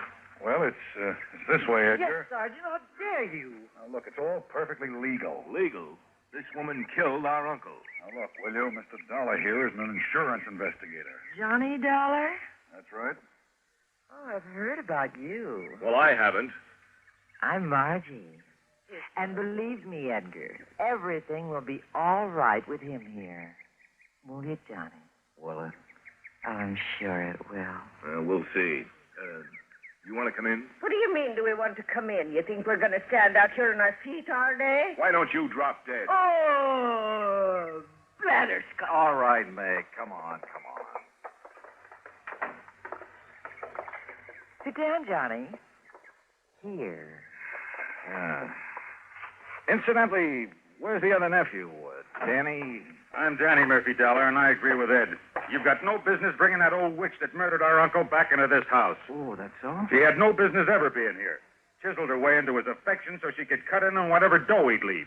And then to make sure he'd leave it in a hurry, she knocked him off. Uh-huh. Wouldn't that same reason make all three of you want to see him out of the way? Now, just a minute. Just take it easy, Danny. Well, what do you mean, take it easy? He's practically accusing us of killing Alkali. If the shoe fits, Danny boy. Why, you dirty... You lay one hand on Johnny Dollar and I'll tear your eyes out from limb to limb. Okay, Meg. Meg!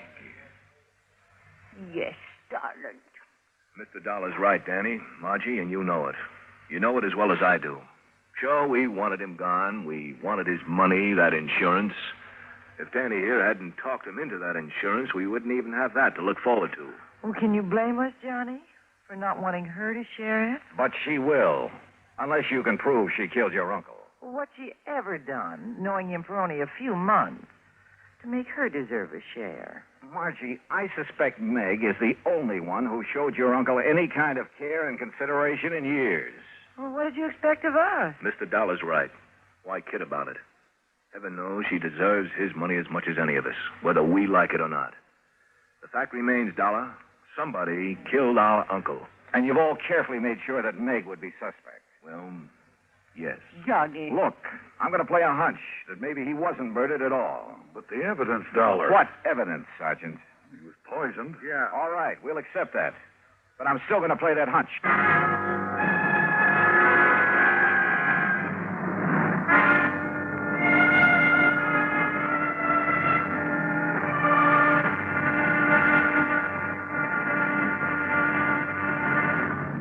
Act 3 of yours truly, Johnny Dollar, in a moment. Act 3 of yours truly, Johnny Dollar, and the Alkali Mike matter. Now, look here, Dollar. We know that old Alkali Mike was poisoned. If that isn't murder, what is it? Have you ever thought of suicide, Sergeant? Suicide? Oh, of course not. This money-grabbing old biddy here did him in. Now, just a minute, Margie Murphy. Sure. Why would old Alkali ever commit suicide? I don't know, Danny. Disappointment over you three, his only relative? He paid no attention to it. Or was it the other way around? You paid no attention to him. He didn't want us around. Except maybe Edgar. Well, offhand, I can't say that I blame him. But he did welcome the care and whatever affection Meg may have given him. Yes, Mr. Dollar, that's true. She was after his money, that's all. I told him I didn't want his money. And if you don't shut up, you little squirming, conniving... Meg! All right. Johnny, bye. What are you looking so thoughtful about, Edgar? Suicide. Old Alkali's father chose to go that way. Yeah, I know. No one understood why. He had everything he wanted, money, even this so-called palace, this atrocity that he named Port Hopeful. You mean he had no more reason to take his life than your uncle? Well, that's what I mean, Sergeant. How did his father take his life? By drinking poison, an old Indian poison. Quintanogen sulfonate. Oh, no. Oh, the cup. What? The old cup that his father had used. What are you talking about, Meg? Come here, all of you. Come here in the dining room. What for, Meg? In here, where he keeps all the old silver and china and bric-a-brac. Here. Now look here in the china closet. There, you see. That cup or mug on the top shelf, Dollar. Is that the one his father used to drink the poison? Yes. But it's never been used since. Oh, no. No, Mr. Edgar, that's where you're wrong. What? Oh, saints preserve us. This is terrible. What is it, Meg? Get to the point. Yes, Johnny, but it scares me. Well? Every night after his dinner, Alkali, God rest his poor soul, he'd have his whiskey from one of the clay mugs on that shelf, a different mug every night. Yes, that's true. Except that never would he touch that one. The lavender one. Well, so what? Called it the death cup. Only he joked about it. But then the night before he died, he talked about it again. Let me see that mug. Well, I'll get it for you. He said it was making a superstitious old fool out of him.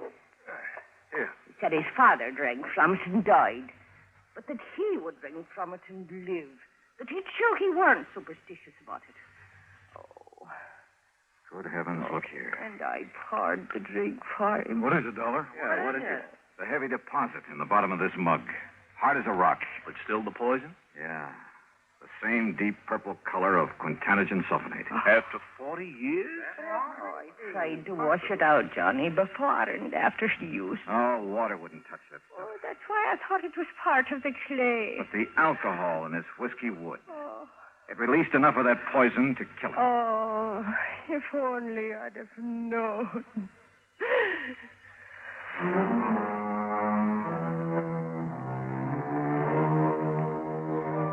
The police took a long time over this one, but they finally reached the same conclusion I had. Accidental death.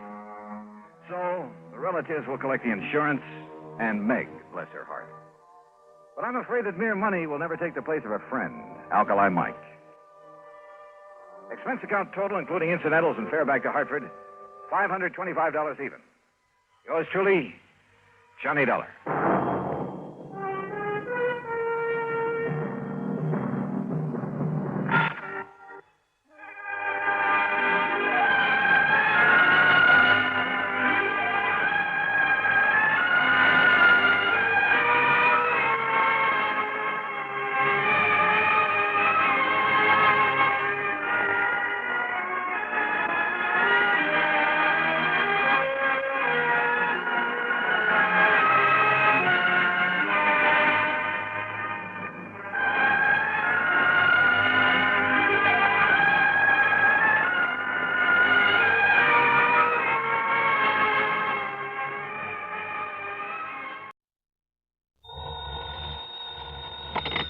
Johnny Dollar. John, this is Harry Branson at Philadelphia Mutual Liability and Casualty Insurance Company. Well, it's about time, Harry. How come I haven't heard from you lately? Fortunately, we've had no problems recently. That is, nothing requiring investigation. Until now, huh? Well, yes. So what's the trouble? Arson, mayhem, murder? John, it may be all of them, unless you're able to put a stop to what's going on. Sounds interesting. Who's involved in all this? And don't tell me you've been selling insurance to some gangster. Well, as a matter of fact, he is. What? An ex-gangster. At least he was known to have been mixed up with gangsters for several years. Who? Bertie Larson. Larson, huh? Well, at least the name sounds appropriate. So tell me what he's... Wait a minute.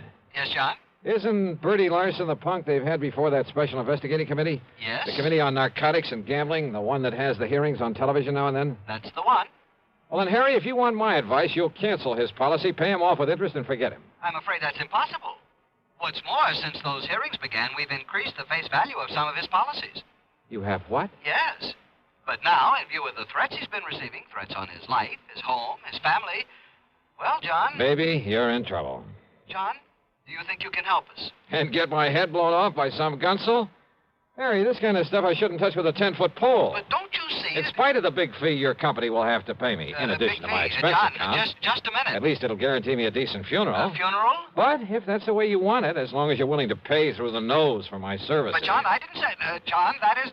listen to me, John. Okay, keep your shirt on, Harry. I'll run on down there and see you.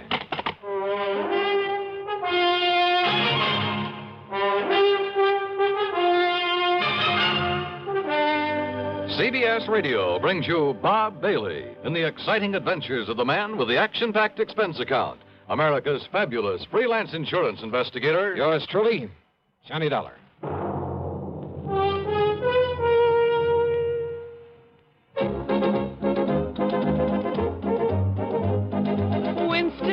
tastes good like a cigarette should. Winston tastes good like a cigarette should. Winston gives you real flavorful, rich tobacco flavor. Winston's easy drawing too. The flavor comes right through to you. Winston tastes good like a cigarette should. A modern filter? Sure, Winston has it. But that's only the beginning of a Winston. Up front, up where it really counts, Winston packs exclusive filter blend. Light, flavorful tobaccos, specially selected and specially processed for filter smoking. Filter blend. That's why it's fun to smoke Winston, America's best-selling filter cigarette. Winston tastes good like a cigarette should. And now, Act One of yours truly, Johnny Dollar.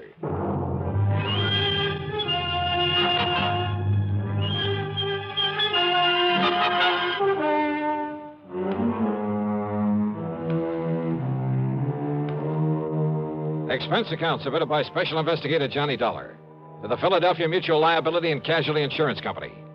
Following is an account of expenses incurred during my investigation of the Larson arson matter. Expense account item 1, 1120 for a train to Philadelphia and a taxi to Philly Mutual's office over on Walnut Street. It was late in the afternoon, but Harry Branson, the perennial worrywart, was still there waiting for me, and he wasted no time in getting down to business. Now, Bertie Larson, or more properly, Herbert James Larson, lives out in Penfield, John. Oh, yeah, that's kind of part of West Philadelphia, isn't it, Harry? Just beyond. He and his wife live in a very nice one-story brick home that we've insured for some $30,000. And he must have done fairly well in the rackets and had sense enough to put some aside. Also, John, we've insured his personal property, furniture, clothes, all the things in the house and so on, for some $20,000. No kidding. And didn't you say you've increased some of his insurance lately? To the figures I just mentioned. In the beginning, he was underinsured, but the policies provided for the increase at his option, provided, yeah, of well, course... that's all right. You don't need to go into provided, detail. of course, that in no event should stipulated coverage exceed actual appraised valuation. Yeah, well, now, Harry, in if you... accordance with paragraphs A, B, and G of Article 21 of our standard comprehensive policy. Harry... Oh, yes, John. Also, his life is insured with us for $20,000. Making a total of $70,000.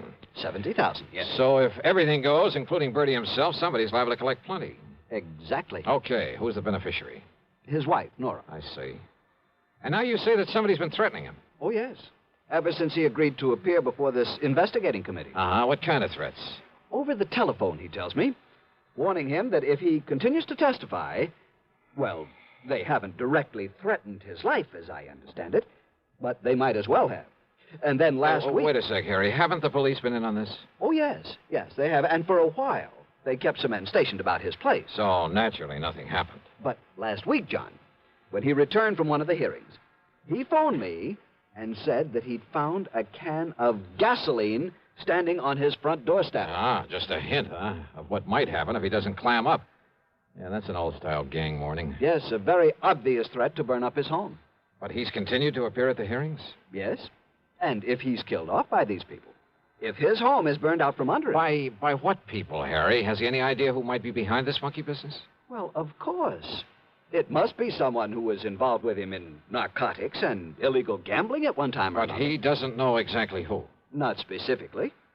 He says he never recognized the voice on the phone, and, of course, it was probably well disguised. Yeah. Do you suppose he's still involved in the rackets? Oh, apparently not, or we'd never have sold him insurance. But then who can be sure? The point is, John, that if anything does happen to him or to that home of his, the company will have to pay out sizable sums of money. Yeah. Naturally, we don't want to do that. No. And if he can be protected properly, well, John, that's why I telephoned to you.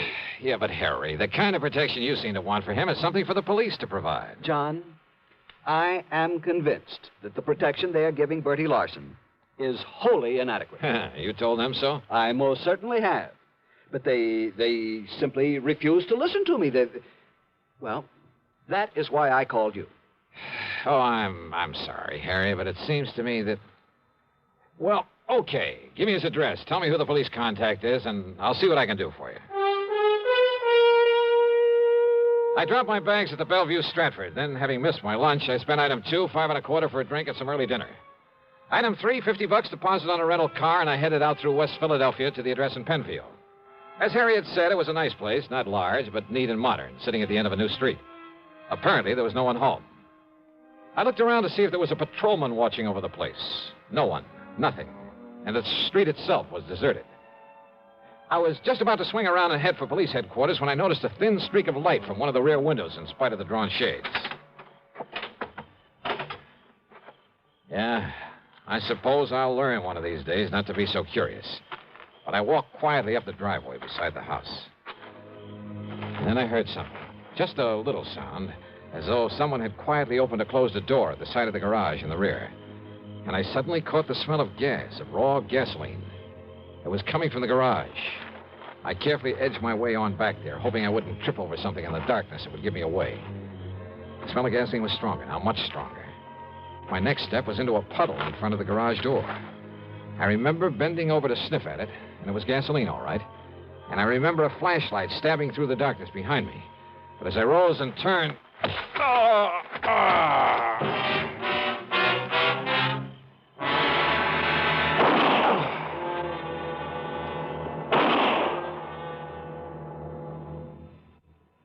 Act 2 of yours truly, Johnny Dollar, in a moment. Question: where will you find the leading stars of the entertainment world? Answer, right here on CBS Radio. Gary Moore, Arthur Godfrey, Andy Griffith, Bob and Ray, Art Linkletter, Amos and Andy, and more. The gang's all here. You'll also find the New York Philharmonic and the Metropolitan Opera back on the air. Remember, the star's address, CBS Radio. And now, Act 2 of yours truly, Johnny Dollar, and the Larson arson matter.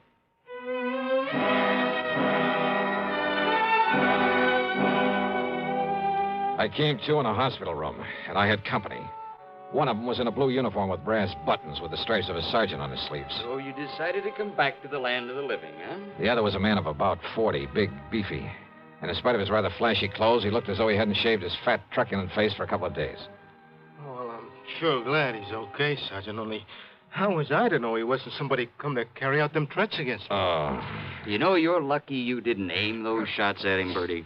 Me actually trying to kill somebody, Sergeant? Like I told you, I know the noise would bring on the nearest flatfoot. Bertie, huh? Yeah. Gee, Mr. Dollar. Now, you just take it easy, Dollar. Bertie nearly broke your head when he found you prowling around his home a while ago. Oh, brother, you're telling me. But I didn't know, Dollar.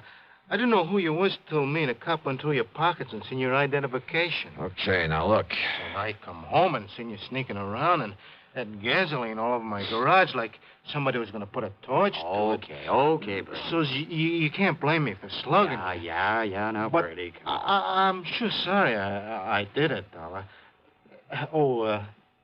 Dollar, the hospital bill's on me, so live it up, huh? Oh, yeah, sure. Okay, now, Bertie. Dollar's going to be all right, so you go along, huh? I'll check with you later. Oh, yeah, sure. Okay. Oh, I'm going up in the country to make sure my wife's all right. Up in the country? Yeah, up in the Catskills with a couple of relatives, Mac and Josie. Oh, you don't think I'd leave her stay around here with those people on the phone saying they're going to burn me out if I don't stop yapping at that committee? And you don't know who it is making the threats, huh? I sure wished I did. Okay, run along now, Bertie. No, wait, please. Well, what is it, Dollar? Well, I'd like to talk to Bertie some more. Well, sure. No, not until the medics say you're all right and let you out of here. And besides, I want to talk to you myself. Now, go along, Bertie. Yeah, sure. All right, now look, Sergeant. Just stay flat on the bed, Dollar. And now you're lucky Bertie didn't kill you. And I can't say I would have blamed him. Why didn't you come to me before trying to contact him? I could have given you all the information you need about this case. Now, look, Sergeant. Not only have saved you a lot of trouble, but kept you from getting banged on the head. Okay. All you private dicks are alike. Now, listen, will you? As for that nosy guy over at your insurance company who's been bothering me 3 and 4 times a day, well, now I've got 2 of you to keep from upsetting the apple cart. What's that supposed to mean? Bertie Larson isn't the man this investigating committee's after. What? Of course not. He's strictly small time. And he hasn't even been that since he served a stretch on a burglary arson rap. What about the narcotics and gambling that's under investigation? He was never any more than a messenger boy for the big shots. Well, now, what's the importance of these hearings? Now, don't you see, if the committee can hold him up as a guy who talks and doesn't get hurt by him, well, it'll help them flush out some of the others. And who knows? Maybe some of his information might have a little value, and he'd be glad to give it. Yeah? Why? Bertie's been trying to run a used car business. Legitimate, or is it cover-up or something else? Legitimate. You're sure of that? Dollar, that stupid punk has been so scared since he got out of the clink. Yep. And listen. I'm listening. The publicity that he's been getting from the hearings, because of cooperating with the committee, why, it's practically made a public hero out of him. Who knows? Maybe it'll help his business enough to get him out of the red for once. That's why he's singing like a canary, probably making half of it up just to keep his name in the paper. Well, what about the threats he's been getting? You know something? We've only got his word about those threats. For all we know, he's making them up himself. Maybe. Oh, all right. So what if some of his old pals are calling him up, telling him to lay off, huh? They try anything foolish, we'll nab them. Matter of fact, there are a few of those guys around here we'd just love to have something on. So maybe all this will flush them out for us. Or get Bertie killed? Ask me. I don't think anybody'd even bother to rub him out. I hope you're right, Sergeant. Sure. So, Dolly, that's that. No, when you're wait. up and around, come on over to the station and see me. But meantime, leave this to me, will you? Oh, wait a minute, will you? What about that gasoline he mentioned that was spilled all over his garage? Oh, one of those shots he fired. And now One of look. them drilled a hole in a can of gas he had lying around. Yeah? Sure, saw it there myself. Look, Sergeant. See you later, Dolly. Wait a minute, will you? Sergeant!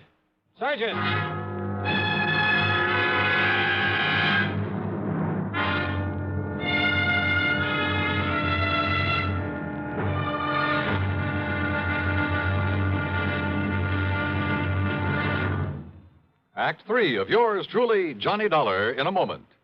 Here's Hollywood star Mona Freeman. Who feels like acting with a miserable cold? I relieve cold distress the fast way with 4-way cold tablets. Yes, tests of all the leading cold tablets proved 4-way fastest acting. Amazing 4-way starts in minutes to relieve muscular pains and headache, reduce fever, calm upset stomach, also overcomes irregularity. When a cold strikes, do what I do. Take 4-way cold tablets. It's the fast way to relieve nasty cold distress and feel better quickly. 4-way, only 29 cents. Now, here's a word about another fine product of Grove Laboratories. Had dandruff for years? Now get rid of it in 3 minutes with Fitch Dandruff Remover Shampoo. 3 minutes with Fitch regularly is guaranteed to keep unsightly dandruff away forever. Apply Fitch before wetting hair, rub in 1 minute. Add water, lather 1 minute. Then rinse 1 minute. Every trace of dandruff goes down the drain. 3 minutes with Fitch, embarrassing dandruff's gone. Fitch can also leave hair up to 35% brighter. Get Fitch Dandruff Remover Shampoo today. And now, Act 3 of yours truly, Johnny Dollar.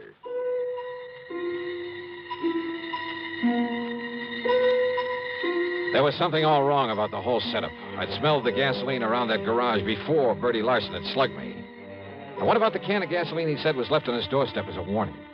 Like somebody'd burn him out if he kept on testifying before the Special Investigating Committee. Were the police overlooking that? And then, suddenly, I began to smell a rat, a big one. Don't ask me why.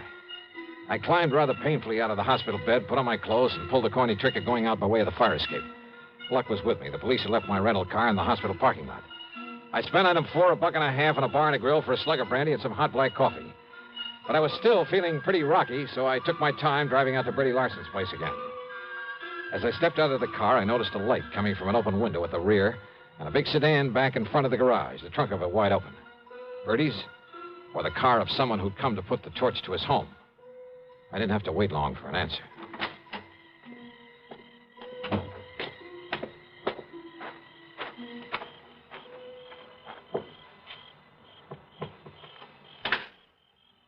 Bertie. Huh? Going up in the country, huh, to see your wife? Oh, Dollar. Yeah, that's right. Oh, say, listen, Dollar. It's lucky you come by here. Is it? Lucky for you or for me? Oh, no, listen, I come by to pick up some things, you know, to haul up to my wife. You know what happens? Yeah? When I pulls up in the driveway, there's some guy running away out back. So I yells him to stop, but he keeps on going, and it's so dark I can't see where to throw a shot. And And listen. I'm listening. Then I smell gasoline. It's coming from inside the house. So I unlock the door and go in, and you know what I find in there? Go on, Bertie. Come on. Come on inside, Dollar. I'll show you. Oh, it's lucky I come by here. That's all I got to say. Hey, wait a minute. Were you figuring on moving out of here? Huh? What do you mean? Well, now, don't tell me this is all the furniture you keep in this place. Of course not. I sent a lot up to Josie and Mac from while my wife is staying with them. But if the place burned down, you wouldn't hesitate to collect insurance on all the furnishings, would you? You're trying to be funny, Dollar. Now, look. Look here in my den. You see? You see where somebody dumped gas all over the rug? Lay them celluloid strips and out over the windowsill so he could put a match to it from the outside? Yeah, I see, Bertie. Well, it's a guy I seen running away from you who was going to burn me out. You see how he broke in by forcing the screen on that window? I see where this screen was bashed out from the inside. What'd you say? And I fail to see any footprints in the flower bed below it. No wonder you served a term for arson, among other things. Huh? Oh, listen. I mean the sloppy setup you made here. What are you talking about? You've been losing your shirt in the used car business. So it looked like you might have to take a chance in the rackets again. Are you out of your mind? But then this investigating committee came along. Talking freely before them gave you an excuse to claim you were getting threats. Oh, now, listen. You filled up the insurance on this place to the limit. Then gave out the tale about gasoline left on your doorstep as a warning. Oh, listen. All of it. So that when your house went up in flames, everybody would think it was set by the mythical person who was supposed to be making the threats. You're crazy. In the meantime, of course, you've carefully emptied the place of anything valuable. In storage with these pals of yours, Josie and Mac, up in the Catskills, if any such people really exist. Listen. This home and the garage would probably be nothing but ashes right now if I hadn't come along earlier. Could have killed you then, Dollar, so Killed maybe me? I better... I think you were just a lousy shot. Yeah? But when all that noise brought the police and you found out who I am, why, sure, you could use me to help build up your case for whenever you decided to fire this place. You thought. But it didn't work, Bertie, because... Oh, no, you don't. Come on, put your hand up. Come on, over your head. Reach, Bertie. No, listen. Can't even pull a gun quickly, can you? You don't need to, Dollar. Oh, what? Don't move. I'm right in back of you. Drop the gun. Kill him. Yeah, Nora. Kill him. We'll fire the joint and get up in a country where Josie and Mac will swear we've been with him all the time. Yeah, Bertie. Yeah, that's what we'll do. And listen, we'll strip this guy after you knock him off. They'll find his bones after the fire, and they'll think it's me. That's another 20 grand of insurance to collect. No, Bertie. What? I'm leaving both of you here. You gone crazy? After this nice setup, I'd be crazy if I didn't take all I could get out of it. You ready, Bertie? Oh, Nora, listen! All right, Dollar, now it's you. Drop it, Nora. Where'd you come from, you dirty...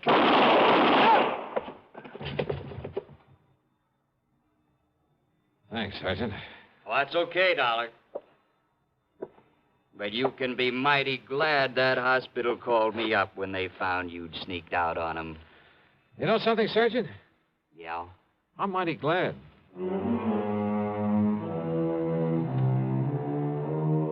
Expense account total, including my hospital bill, my room at the Bellevue, and a couple of meals, plus, of course, the trip back to Hartford, $79.75.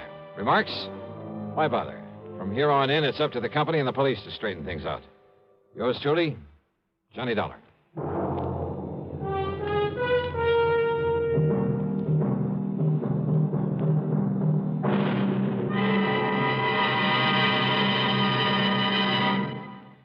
Our star will return in just a moment. Constipation can be a problem for anyone, even doctors. And when constipation occurs, it's interesting to see just what doctors consider important about a laxative they might use or recommend. Well, a majority of the doctors we heard from had this to say. A laxative should be effective, gentle, as close to natural acting as possible, and a medicine that can be used with complete confidence. Now, X-Lax has been popular with many doctors and millions of people over the years because chocolated X-Lax is effective. Overnight, it helps you toward your normal regularity. X-Lax is gentle. Next morning, it gives you the closest thing to natural action. And that's why many doctors and millions of people use X-Lax with complete confidence. X-Lax, the laxative that helps you toward your normal regularity gently, overnight. Is X-Lax in your medicine cabinet? Now, here is our star to tell you about next week's story. Next week, Sarasota, Florida. A body floating in a bayou, and one too many suspects. Join us, won't you? Yours truly, Johnny Dollar.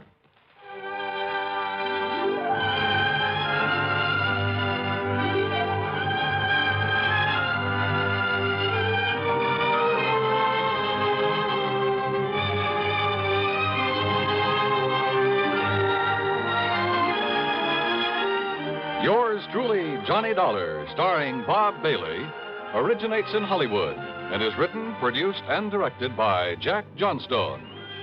Heard in our cast were Virginia Gregg, Harry Bartell, Don Diamond, and Bert Holland.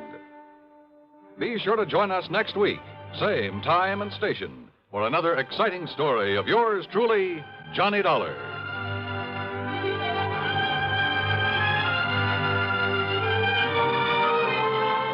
This is Dan Cubberly speaking.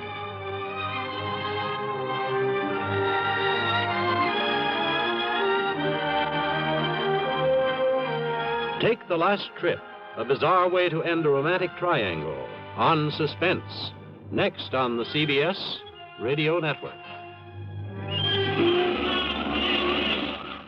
Hello. My name's Henry J. Mitchell.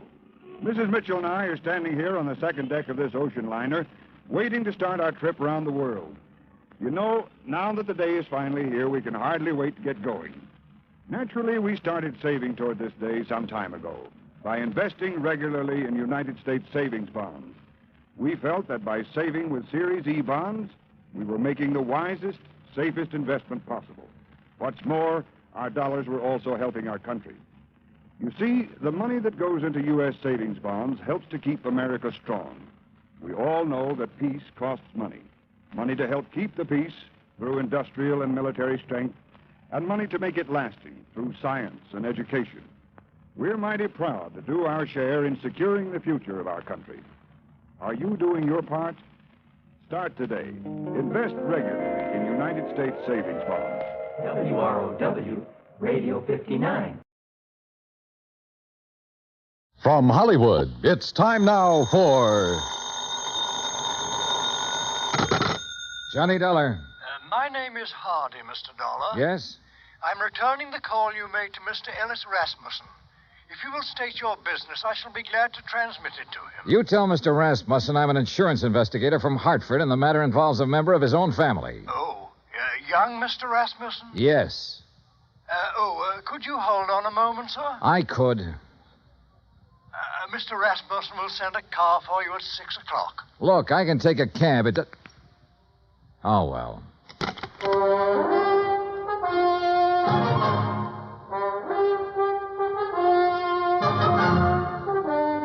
Bob Bailey in the exciting adventures of the man with the action-packed expense account. America's fabulous freelance insurance investigator. Yours truly, Johnny Dollar.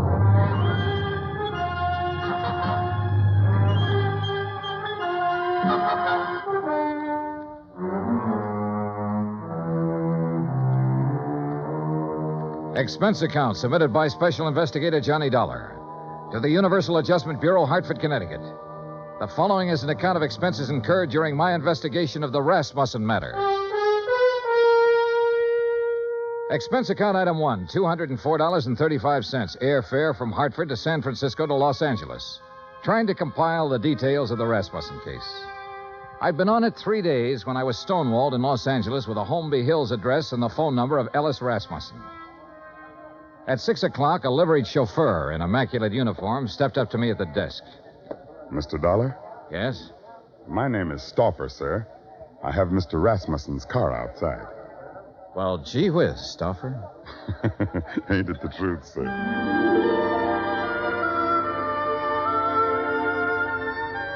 A few minutes later, when we turned into the lush green Holmby Hills section, I had a suspicion I was about to deal with a bona fide millionaire. When we parked in front of the big two-story colonial home and a man with graying hair and swallowtail coat stepped out of the door, well, I knew I was going to meet the real article. I'm Hardy, sir. Hello, Hardy. Mr. Rasmussen is waiting for you. This way, please. We stopped in front of a huge paneled door. Hardy tapped on it once, then pulled on the knob. As we entered, a tall man with a shock of pure white hair rose from his chair and turned toward us. This is Mr. Dollar, Mr. Rasmussen. I want about 4 fingers of sour mash. What do you want? Oh, you took the words right out of my mouth, Mr. Rasmussen. Very good, sir. He's a pretty nice fellow. We're all pretty nice fellows around here, Mr. Dollar. Sit down. Thanks. Could you hand me that lighter? Oh, sure. Here. Thank you.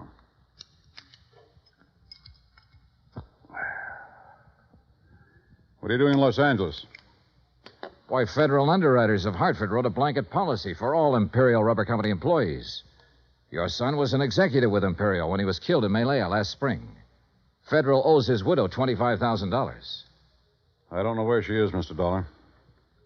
I see. I doubt if you do. Let me put it this way. I never met the young lady. Fred married her one night in Elko, Nevada. 2 days later, they were on their way to Malaya. 6 months there, and the development station was raided by guerrillas one night. And I suddenly no longer have a son. Have you eaten your dinner, Mr. Dollar? Oh, I wouldn't want to trouble you. Hardy, set a place for Mr. Dollar. Very good, sir. Well? Well, I thought she might phone me when she got back to the States. She never did. Never a letter, nothing. I'm old and sick, but I still want to see the girl my son married. It's not an easy thing to lose a son, Mr. Dollar. And I lost a good one. I lost the best son a man ever had. I'm sure you did, sir. To your son. To Fred. During dinner and afterward, over coffee and liqueurs, I listened to the story of Ellis Rasmussen's life. It came from the lips of an old man who was dying, but in whose eyes I could see reflected the memories of a brawling, bustling life that started in an Oklahoma oil field and moved to Alaska and Arabia and Africa. More and more during the talk, I began to know his lost son. For in everything the old man had to say about himself, I could sense an unmistakable reflection of his son. Finally, I thanked him and left. If I may say so, I do hope you'll call soon again, sir. Mr. Rasmussen enjoyed your visit very much. I haven't seen him so much like his own self since we received the terrible news of young Mr. Rasmussen's death. He must have been quite a man, Hardy. Young Fred Rasmussen. He was, sir. All of us miss him dreadfully. None of us ever met Mrs. Rasmussen, and we were most anxious to receive her, especially after young Mr. Fred's death. I imagine so. The car's all ready, Mr. Dollar. Good night, sir. Good night, Hardy.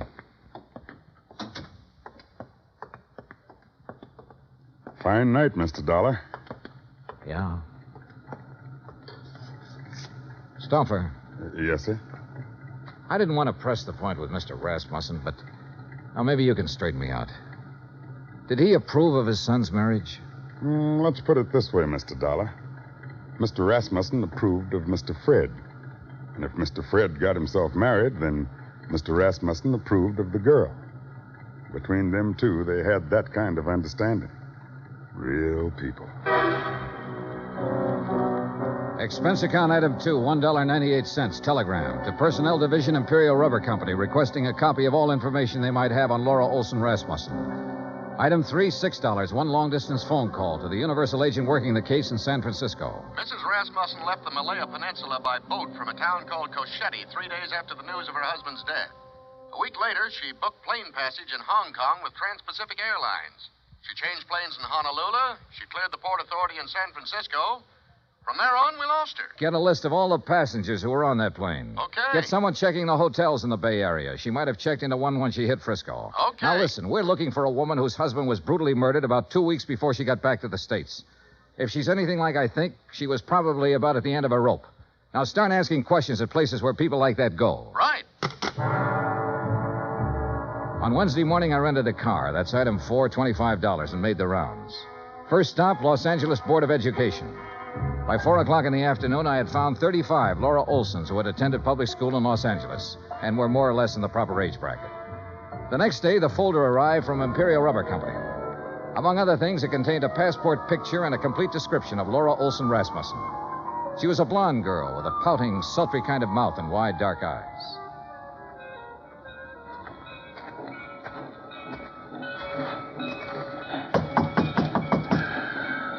You down there. Yes? What do you want? I'm looking for Mrs. Frances Olson.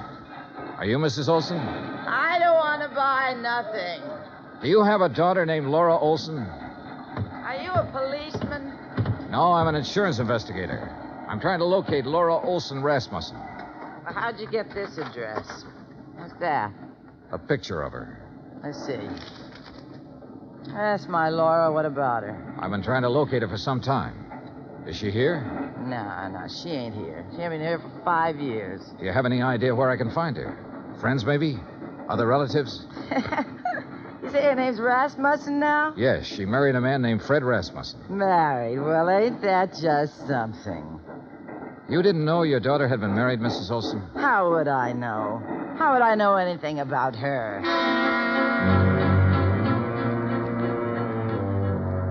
Saturday at noon, a registered letter arrived from the agent in San Francisco containing the list of passengers who had been on the plane with her.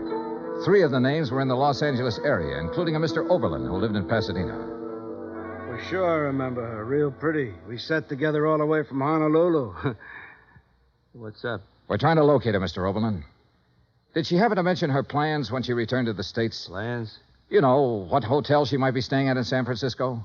Or if she was going on to another city? No, not her. You say that very emphatically. Yeah, I guess I do. You didn't have to show me a picture. You know, a guy always prays he'll meet someone like her on a plane, you know what I mean? Yeah, live it up. Yesterday's gone, she said tomorrow ain't here, and the only thing we got is today. Yeah, we had a swell time. You're sure about this? We were pretty chummy, pal, if you want the truth of it. Mr. Oberlin, did she mention anything about being in Malaya before she boarded that plane? Then she didn't tell you that her husband had been killed a week before. Killed? How? He was murdered by guerrillas in Malaya. Oh, no, she didn't mention that. She didn't mention that at all, Mr. Dollar.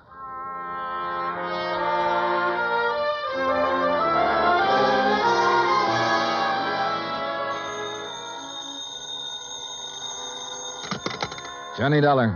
This is Hardy, Mr. Dollar. How are you, Hardy? How's Mr. Rasmussen? He's not so well, sir. That's why I called. Could you possibly find time to visit him? Tonight? May I send a car right away? Is it serious? He's dying, sir.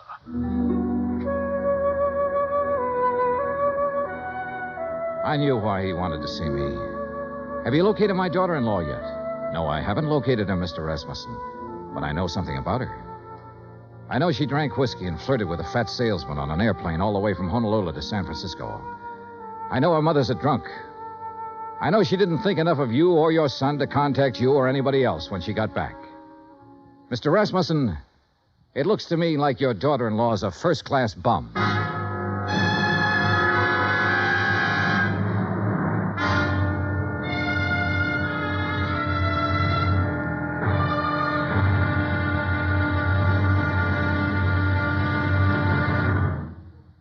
Act 2 of yours truly, Johnny Dollar, in just a moment.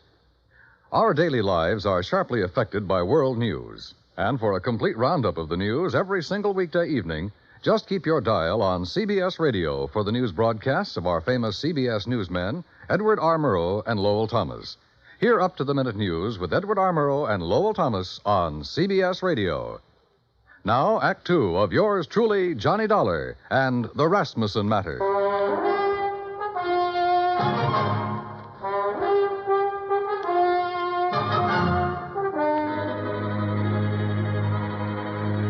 There was a black coupe with MD on the license parked in the driveway of the Rasmussen house when we pulled up. In the bedroom, a silvery-haired man in a black suit was sitting beside the bed that held Ellis Rasmussen. He was introduced as Dr. Butler. Then I shook the hand of Mr. Rasmussen. Someone suggested that Dr. Butler might like to use the library for his calls. And I was alone with the old man. If you want some whiskey, I keep it in the sideboard over there. Not now, thanks. I wish I had some news for you, Mr. Rasmussen. We're finding out things, but we haven't found her yet. What things? Oh, things. Nothing important. Dollar, if I judge you right, you know your business. And if you haven't found my daughter-in-law by now, you've certainly found out what kind of person she is. So tell me. I haven't met her. I don't know. You're being evasive. I don't work for you, Mr. Rasmussen. I'm an insurance investigator trying to locate a woman and pay off a claim. If I don't find her, the case will just have to sit, unless you or someone else concerned makes a report to missing persons. Then the cops can take over, and maybe they should right now. My son was a fine man.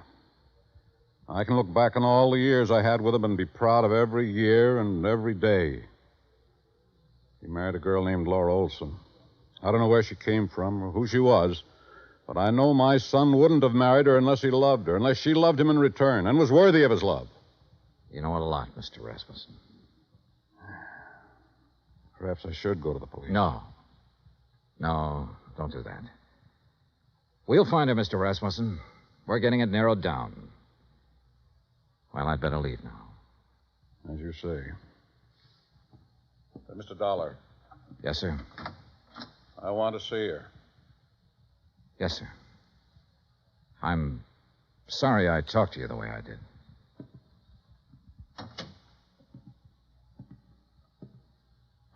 Phone call for you, Mr. Dollar. Would you like to take it in there? Oh, yeah, sure. Keep an eye on him, Hardy. Trust me, sir.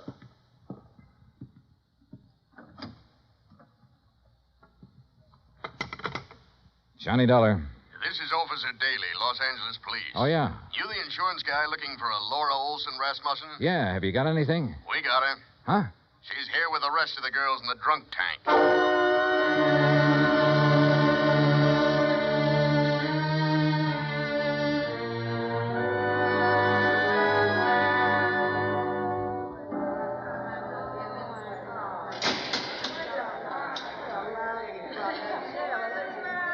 A drunk tank will always smell of disinfectant.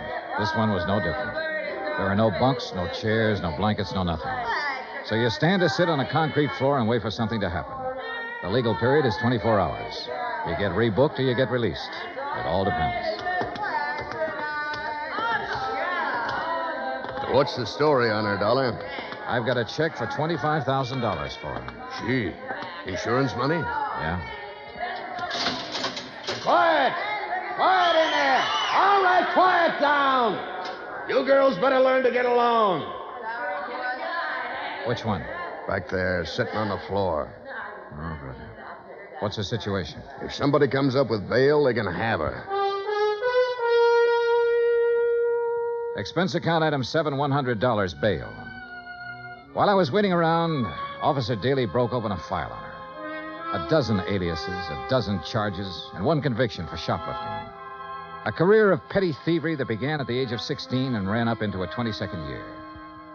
Expense account item 8, $35 telegrams. I sent wires to all parties concerned, all parties except Ellis Rasmussen, ordering a stop on their activities since Laura Olson Rasmussen had been found.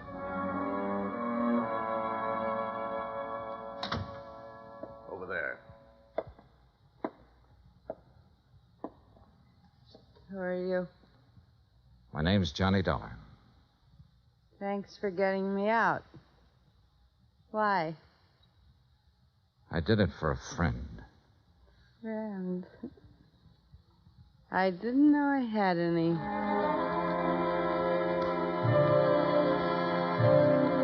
Expense account item 9, 20 cents, 2 cups of coffee. We had it in a diner across from the women's section of the main jail. I looked at Laura Olson Rasmussen while she drank the coffee. Looked at the blonde hair and the wide eyes and the pouting mouth.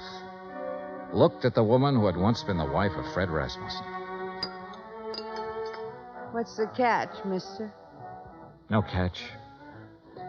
You put up $100 for me. I don't know you from a load of coal. No, you don't. Where do you live? I've been staying at the Piedmont Hotel. You know where it is? No? Well, not many people do. Especially people with clean shirts. What have you been doing since you got back from Malaya? I've been getting along. You got something to do with Fred? You know about Malaya? I know about a lot of things. I've been looking for you for a month. So what? Why didn't you contact your father-in-law when you got back? Why should I? What would he care about me? He never met me. What do I mean to him? Right now, since he no longer has a son, you mean everything to him. You're kidding me, mister. I wish I was kidding you. I wish to heaven I was kidding you. Well, what now? Oh. I want you to come over to my hotel with me. Oh, now look. Just sign some papers. I have a check for $25,000 for you. What was that? Your husband was insured. You're his beneficiary. All you have to do is fill out an application. I'll give you the check. I don't believe it. It's true. Come on. Expense account item 10, $2, cab fare to my hotel. I took her upstairs with me, stood over her while she filled out the necessary papers. Outside of that, we didn't say a word. Johnny Dollar. This is Stauffer, Mr. Dollar. Hardy asked me to phone you to see if there's any word. Oh, yes. Well, what'll I tell him, Mr. Dollar? Tell him no luck yet, Stauffer. How's the old man? About the same, sir. Counting on you, I think. I'll talk to you later. Yes, sir. Here you are. Okay. Thanks. Here's your check. Anything else? Nope. That's it. Okay. See you around sometime. Sure. Fred told me about a man named Stauffer who worked for his old man for years. Was that him on the phone just now? Yeah. Yeah. I didn't know what I was going to say to the old man, but I did know I was hoping that if Rasmussen had to die, that he'd die before anybody told him the kind of daughter-in-law I'd turned up. I didn't want to be in on that. Expense account item 11, $83, hotel bill. I checked out at 5:30, picked up my airline tickets at the desk. That's item 12, then sat around the lobby for 5 minutes. Item 13, 2 drinks for myself. Mr. Dollar, Yeah? Oh. I read in the paper that Alice Rasmussen is dying. Is that true? That's true. Mind if I sit down? Suit yourself. What are you drinking? Nothing. I know why you didn't tell them you found me, and I don't blame you. If Fred's dad is anything like Fred was, then I know how you felt. Finding me the way you did. Let's forget it, Mrs. Rasmussen, shall we? I'd like to meet Fred's father. So you want to meet him, huh? The human thing would have been to see him when you came back. But not a line, not a word. That old man in that house knows his son was really a man. And on that basis, he believes, without seeing you, that his son married a real woman. He had love and sympathy and help and devotion and all the things you don't seem to have any use for waiting for you in that house. Oh, never mind. I loved Fred. Loved him from the first minute I saw him.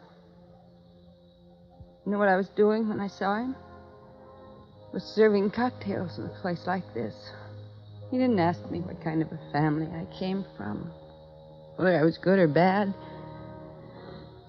He just put one of those big arms around me one night and said, "You're mine." He said that to me. He said it because he loved me. No one ever loved me. No one. But he did. I told him who I was and where I came from, and all he said was, "You're with me now."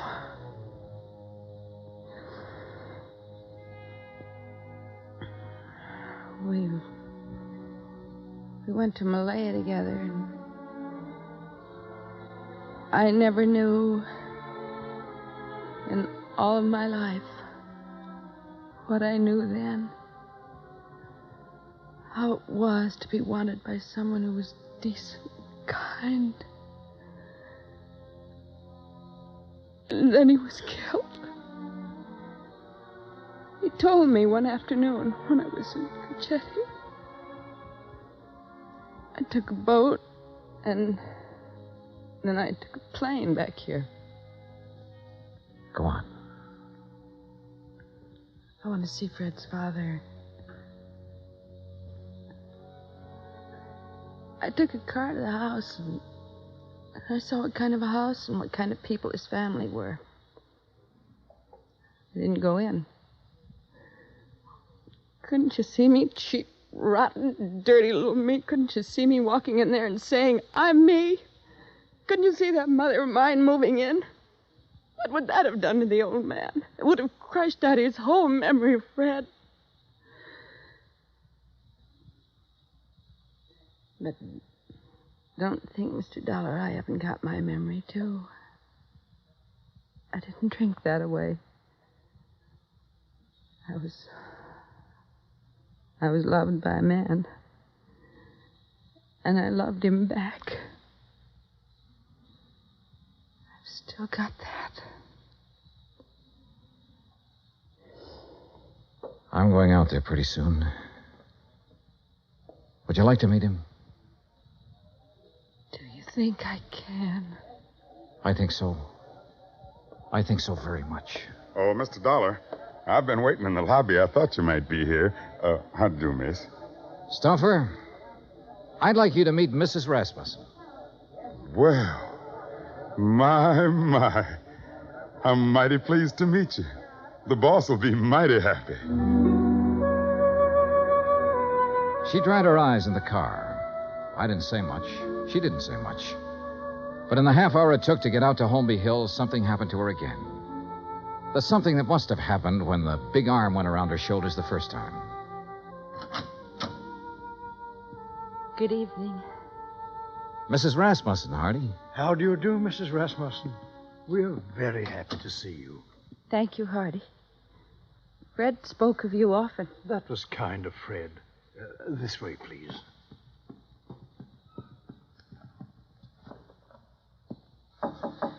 Come in. I think you can introduce Mrs. Rasmussen, Mr. Dollar. Ring if you need me, sir.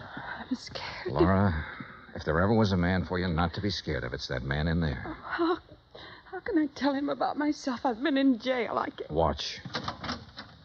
Well, Mr. Dollar, come in. I've brought someone for you to meet, Mr. Rasmussen. Come here. You'd be my son's Laura. Yes, you're Laura. Hello. Yes. Oh, now, there. Here, now, look. Us Rasmussens mustn't meet like this, with tears. There's so much I have to tell you. No. There's nothing you have to tell me. What? Let me put my arm around you. There. Now, feel it? Mm-hmm. You're my daughter. Do you understand that? Yes. Oh, yes. Then that's all the explanations we need between us. Yes. Hardy. Yes, Mr. Rasmussen? Bring Mrs. Rasmussen some brandy, I think. And I'll have some sour mash, Mr. Dollar. Sure. Make mine sour mash, too, Hardy. Very good, sir.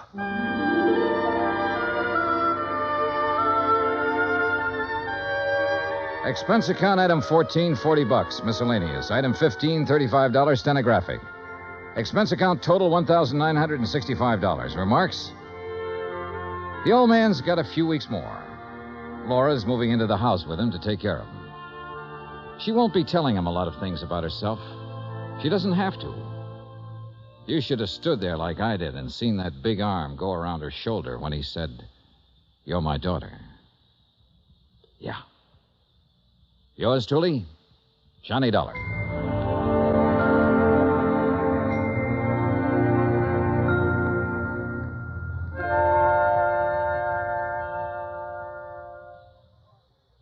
Our star will return in just a moment. Folks abroad want to know more about us Americans, how we live, how we eat, what we do in our leisure time. You know something? You can help promote international goodwill by corresponding with someone abroad. For the name of a correspondent, write to Letters Abroad, 45 East 65th Street, New York. That's Letters Abroad, 45 East 65th Street, New York. Stay tuned for 5 minutes of CBS News to be followed over most of these same stations by the FBI in Peace and War. Now, here is our star to tell you about next week's story. Next week, one cute, tiny little mouse, that's right, mouse, almost scares a big insurance company out of business. Join us, won't you? Yours truly, Johnny Dollar.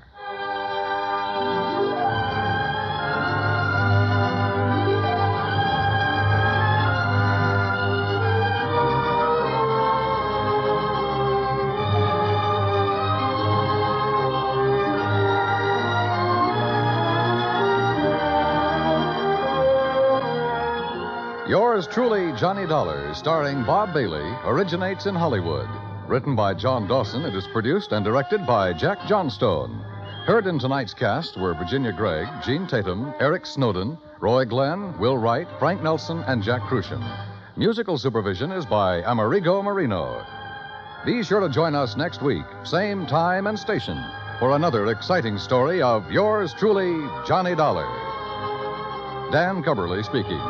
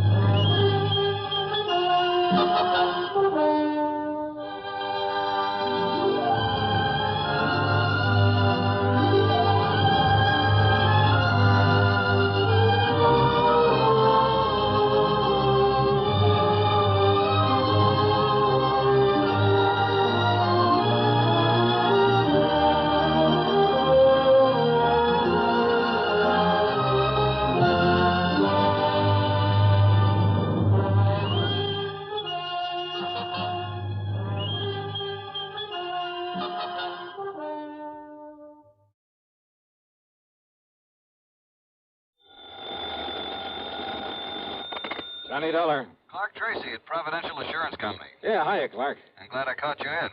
Are you free to take an assignment? Sure, why not? Did you ever hear of Kennett, Missouri? No. It's a small town about 100 miles south of Memphis, Tennessee. So what goes? We have a little office in Kennett, only it's become pretty obvious that we put the wrong man in charge of it a few months ago. What do you mean? His name is Charles Kingsley St. Clair. Lived in Boston most of his life, and he's a Harvard man. So? He doesn't have the least idea how to deal with those people when it comes to any problems or adjustments. In other words, he simply doesn't belong. Well, the answer to that ought to be easy enough. Transfer him. Give him a job somewhere up here in New England. Exactly what we plan to do, and close up the office there in Kennett. Okay, then why call on me? Because of the death of one of the few remaining policyholders down there, a man named Casper Crump. Yeah?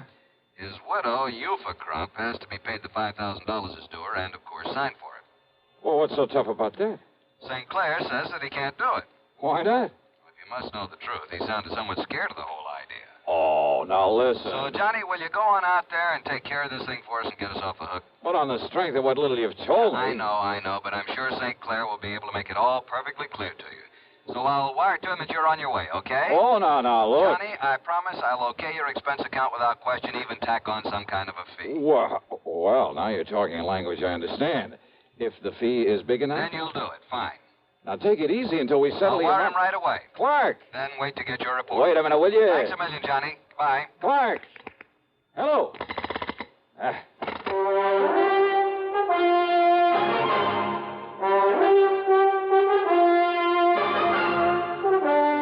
CBS Radio brings you Bob Bailey in the exciting adventures of the man with the action-packed expense account, America's fabulous freelance insurance investigator. Yours truly, Johnny Dollar. Next time you refresh, enjoy a frosty, ice-cold Pepsi-Cola. Sociability, Charlie. All right, Kay, how's this? Pepsi is light, refreshes without filling. You like to refresh? Have a Pepsi right now. Well, offer it to everybody, Charlie. I will. Enjoy Pepsi at the fountain. It's delicious at home, too. Have one at lunch. or with a snack.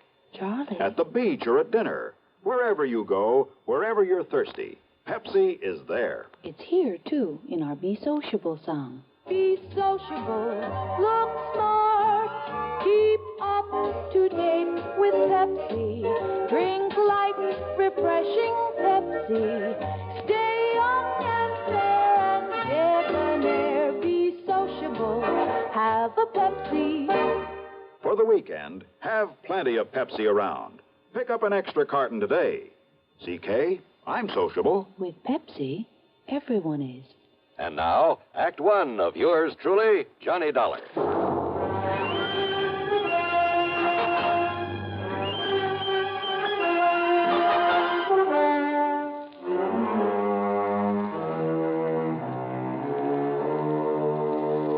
Expense account submitted by Special Investigator Johnny Dollar to the Providential Insurance Company, Home Office, Hartford, Connecticut. Following is an account of expenses incurred during my investigation of the Moonshine matter.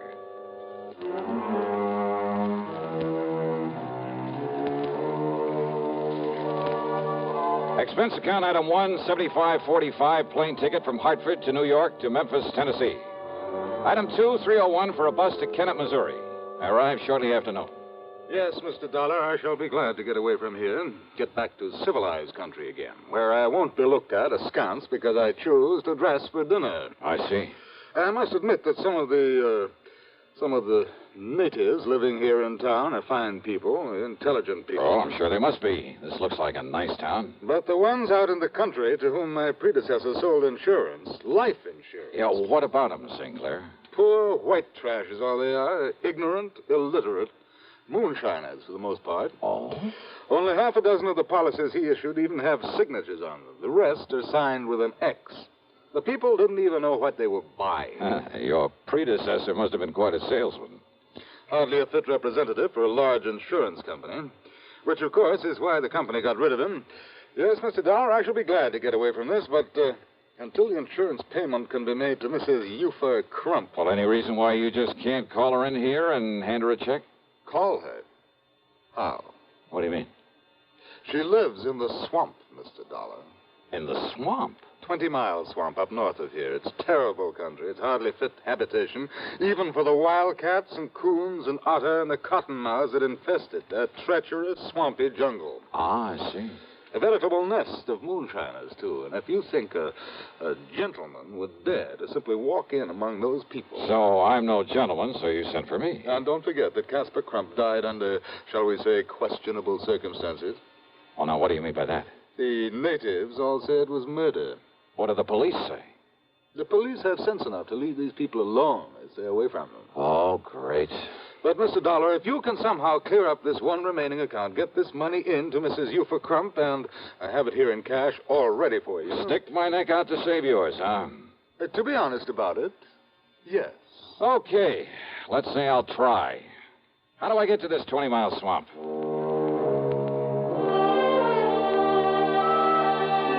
St. Clair drew me a rough map, handed me the $5,000, and wished me luck. Item 3 is $20 deposit on a rental car from one of the local garages. And what a car. It should have hit the junk heap 15 years ago and was actually held together in spots with baling wire. The left-hand door was closed with the help of a piece of rope. But it was transportation of a sort. I headed west a few miles and then north into some of the wildest country I've ever seen. It reminded me of the Everglades in Florida. The so-called road I followed was a deeply rutted set of wagon tracks full of mud and potholes. On both sides, the brush-covered, soggy swamp. There were huge, rotting logs crawling with water moccasins out sunning themselves. Yeah, I was glad I had some kind of a path to follow. And then up ahead, I saw a shack sitting on stilts to keep it above floodwater. But as I slowed down to make a turn over toward it, the gunshot from over by the cabin smashed into the windshield. I stepped on it and spun the wheel to get away. But the second shot caught a front tire. The car went into a skid.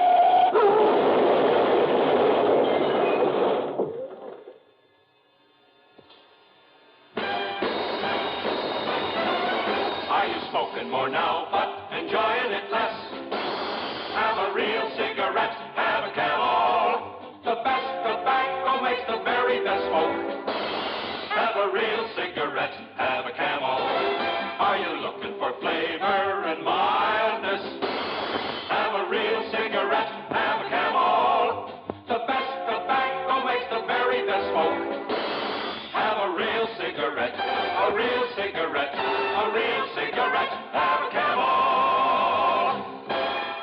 If you're smoking more today, but enjoying it less, try Camel's. The Camel blend of costly Turkish and domestic tobaccos has never been equal for rich flavor, easygoing mildness, real smoking satisfaction every time you light up. The best tobacco makes the best smoke. Have a real cigarette, a real cigarette, a real cigarette. Have a Camel. And now, Act Two of yours truly, Johnny Dollar and the Moonshine Matter.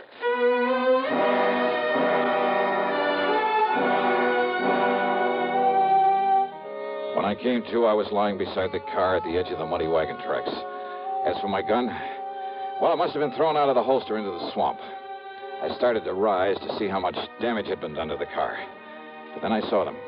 Two lanky, hard-faced men, dressed in tattered jeans. One of them, the taller of the two, carried a long rifle, a vintage I'd seen only in museums. The other had picked up a piece of a tree limb for a club.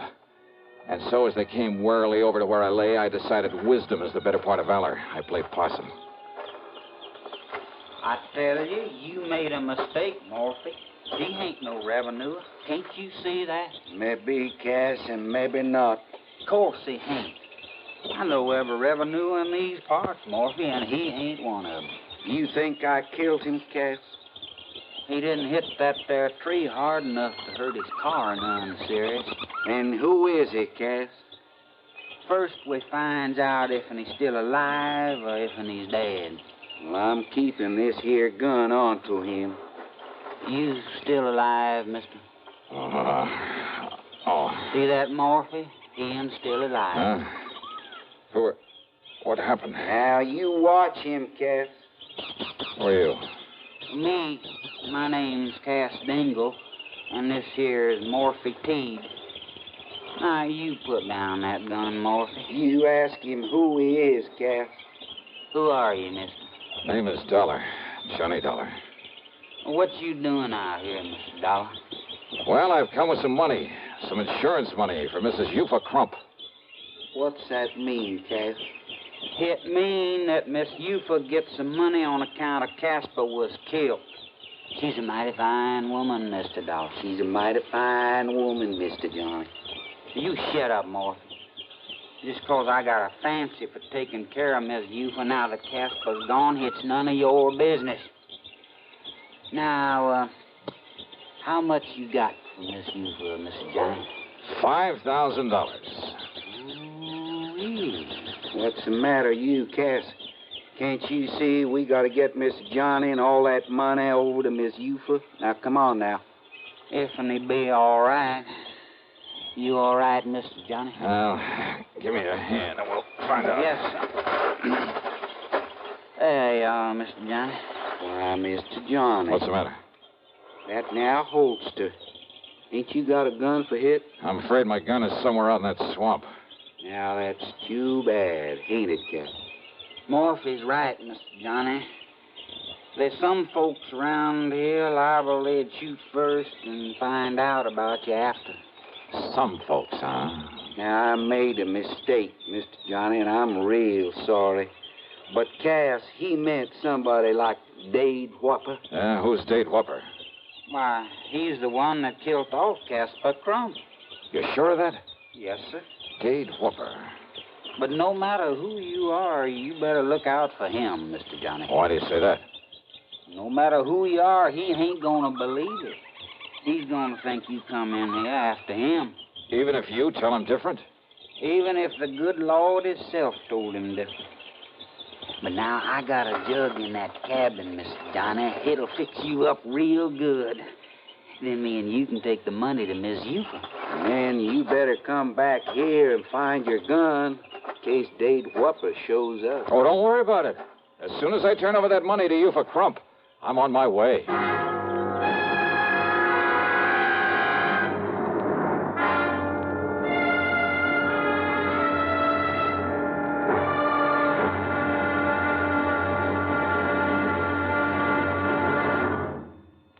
Hollywood star Mona Freeman. Who feels like acting with a miserable cold? I relieve cold distress the fast way with 4-way cold tablets. Yes, tests of all the leading cold tablets proved 4-way fastest acting. Amazing 4-way starts in minutes to relieve muscular pains and headache, Reduce fever, calm upset stomach, also overcomes irregularity. When a cold strikes, do what I do. Take 4-way cold tablets. It's the fast way to relieve nasty cold distress and feel better quickly. 4-way, only 29 cents. And now here's a word about another fine product of Grove Laboratories. To get rid of embarrassing dandruff in 3 minutes, change to Fitch Dandruff Remover Shampoo. 3 minutes with Fitch regularly is guaranteed to keep unsightly dandruff away forever. Apply Fitch before wetting hair. Rub in 1 minute. Add water, lather 1 minute. Then rinse 1 minute. Every trace of dandruff goes down the drain. 3 minutes with Fitch and embarrassing dandruff's gone. At the same time, Fitch can brighten hair up to 35%. Get Fitch Dandruff Remover Shampoo today. And now, Act 3 of yours truly, Johnny Dollar.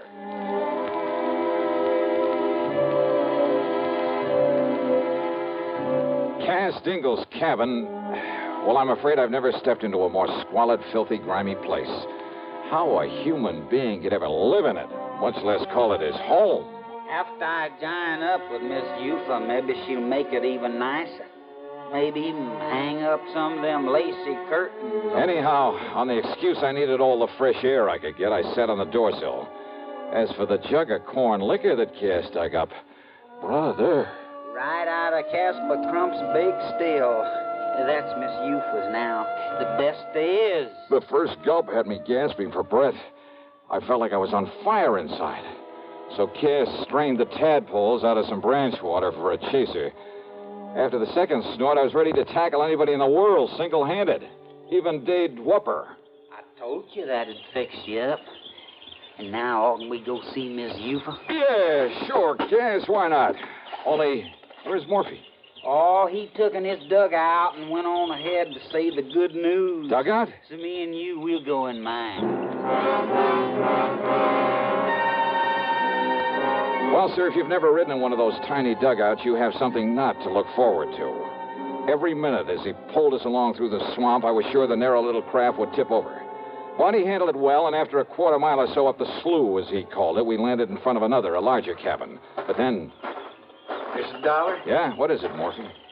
One of Eufa's young uns, the spoilt one. You mean that no-good lazy, huh? That's the one, Cass. He heard me tell Miss Johnny's here. He run off to tell Dade Whopper. Oh, that ain't good, Mr. Johnny. He'll be coming here after you. Ah, so what? Stop worrying about it, Cass. We'll just take things as they come. But Dade Whopper's pisin'. Dade Whopper's pisin'? Yeah, well, stop worrying. Let's go in and see Mrs. Crump. Now, Mr. Johnny, I hate to say this. Well? But when somebody says stop worrying about Dade Whopper... Yeah? I sure hope none of that white mule ain't gone to your head, Mr. Johnny.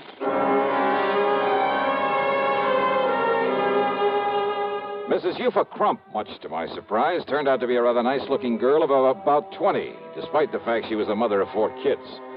Her cabin boasted 4 separate rooms, a couple of worn-out rugs on the floor, some lace curtains. With almost childish delight, she put her X on the receipt for the insurance and stuffed the money into a hiding place under the floor. Then made no bones about the fact that most of it would go to improving the moonshine still her husband had left her with. And with Cass, you're helping me. It's going to be the best still in all these here now parts. Well, good for you, Mrs. Crump. And, Cass, I'm going to see that you get yourself a nice suit of clothes, a whole suit. Oh, now, Eufa. And, Mr. Johnny, I thank you very much, sir. My pleasure, Eufa. Only now, you two better get on your way. If that brat of mine, that Lacey, has found Dade Whopper and told him... Dade Whopper. What, Morphy? Dade Whopper. He's a-coming down the slough in his dugout. He's gotten that shotgun with him, too, that he loads up with slugs, and he's coming after you, Mr. Johnny.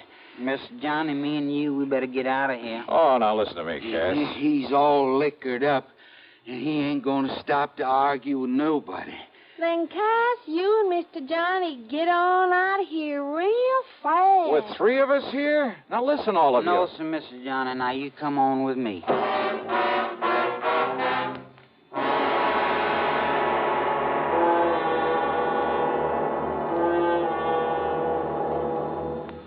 Munch, munch, munch a bunch of Fritos, corn chips. It's not polite to smack your lips, but you can't help it with Fritos corn chips. Munch, munch, munch a bunch of Fritos, corn chips. Whenever you have a party or friends drop in, serve a bowl of crisp Fritos corn chips and watch your guests dig in. They're golden chips of corn just made to munch. Serve them plain or with your favorite dip. There's a special Fritos in a king-size style that's just right for dips. Munch, munch, munch a bunch of Fritos corn chips. You'll find Fritos corn chips taste just right whenever the occasion calls for good munching. They have such good, crisp flavor, such good-for-you nourishment, there's contentment in every munch. Get Fritos today, F-R-I-T-O-S, Fritos corn chips. Munch, munch, munch a bunch of Fritos corn chips. And now, Act 4 of yours truly, Johnny Dollar. Morphy was scared. My gun was somewhere out in the swamp. So again, it was a case of letting wisdom be the better part of valor, especially after Morphy made it plain that even his rifle wouldn't mean a thing against Whopper when he'd had a jugful. Morphy promised to do all he could to keep Dade from following us. But by the time Cass and I got halfway down the slough, we could see Dade coming after us. And he was a big man, too. And though Cass was mighty skillful with the pushing pole, he kept gaining on us. We can't make it, Mr. Johnny. Then push us in anywhere, Cass. But we can try, sir. We can try. Morphy say that he keeps that thing loaded with slugs? Yes, sir.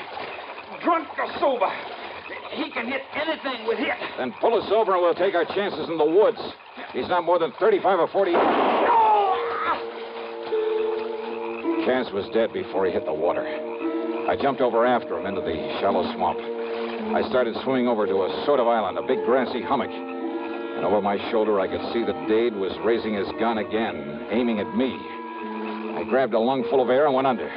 Changed my course, swimming toward a patch of tules, hoping I'd have enough breath to get to it.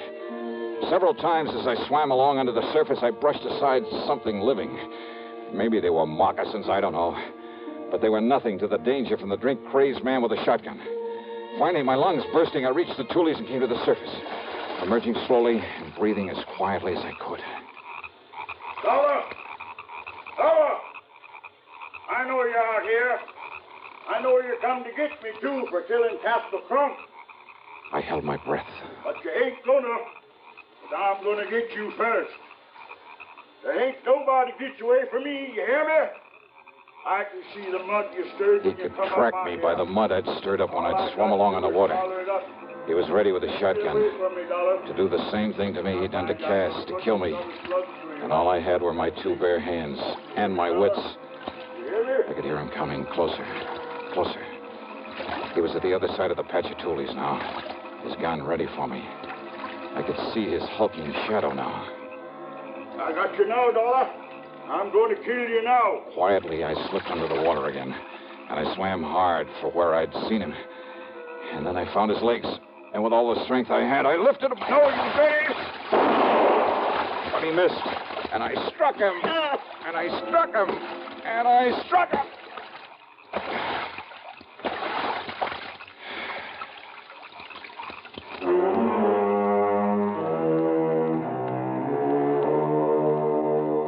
So maybe those people were pretty much a law unto themselves. But Dade Whopper went back to Kennett. There he'll stand trial for 2 murders.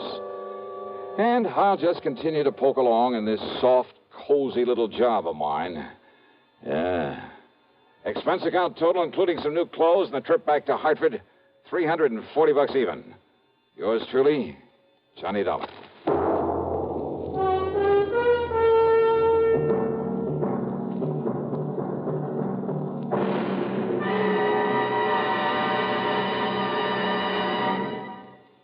Our star will return in just a moment. Constipation is something people don't talk much about, but it can be a problem for anyone, even doctors. And when constipation occurs, it's interesting to see just what doctors consider important about a laxative they might use or recommend. Now, a majority of the doctors we heard from had this to say: a laxative should be effective, gentle, as close to natural acting as possible, and a medicine that can be used with complete confidence. Well, pleasant-tasting chocolated X-Lax is effective. Overnight, it helps you toward your normal regularity. X-Lax is gentle. Next morning, it gives you the closest thing to natural action. And that's why many doctors and millions of people use X-Lax with complete confidence. X-Lax, the laxative that helps you toward your normal regularity gently, overnight. Is X-Lax in your medicine cabinet? Now, here is our star to tell you about next week's program. Well, next week I go deep underground, into a copper mine, to meet a killer in the dark. Join us, won't you? Yours truly, Johnny Dollar.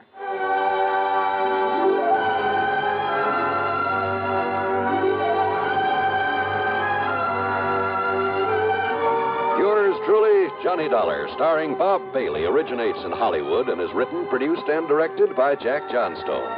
Heard in our cast were Virginia Gregg, Harry Bartell, Ben Wright, Sam Edwards, Vic Perrin, and Ralph Moody.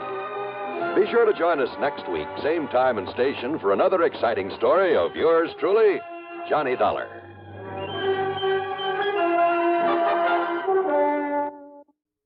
Here are the facts. 2 out of every 3 persons in New York State under 40 years of age have now received at least 1 dose of the Salk vaccine. Over half of these people have received the 3 doses needed for maximum protection. If you are not vaccinated against polio, the time may come when you will need this iron lung. What will your children do then? Your New York State Health Department urges you to be vaccinated against polio now. This is important for people of all ages and especially important for those under 40, the age group where the incidence of polio is the greatest. Remember, Salk vaccine is safe and effective in preventing paralytic polio. WROW Albany, where you get a new exciting morning glow with the Bob Kennedy Show. 6 to 10 on Radio 59. From Hollywood, it's time now for... Johnny Dollar. Johnny, this is George Reed. Well, hiya, George. What's troubling Floyd's of England this time? Johnny, one of our clients, only quite frankly, he's far more than just a client. Oh?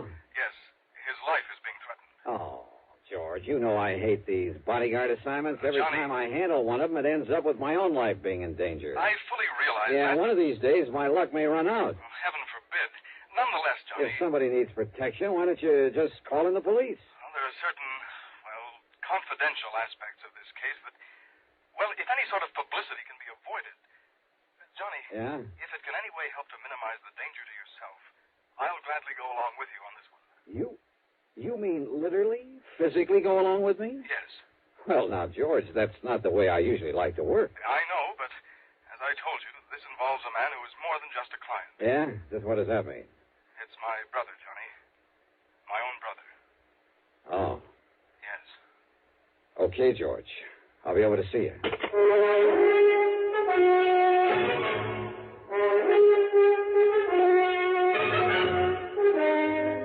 Bob Bailey in the exciting adventures of the man with the action-packed expense account. America's fabulous freelance insurance investigator. Yours truly, Johnny Dollar.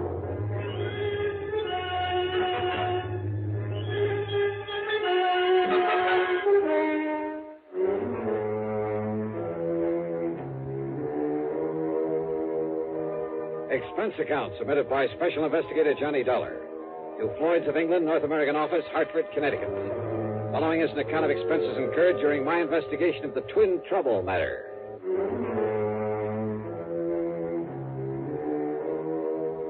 Expense account item 1, $1.20 for a taxi over to George Reed's office at Floyd's of England in downtown Hartford.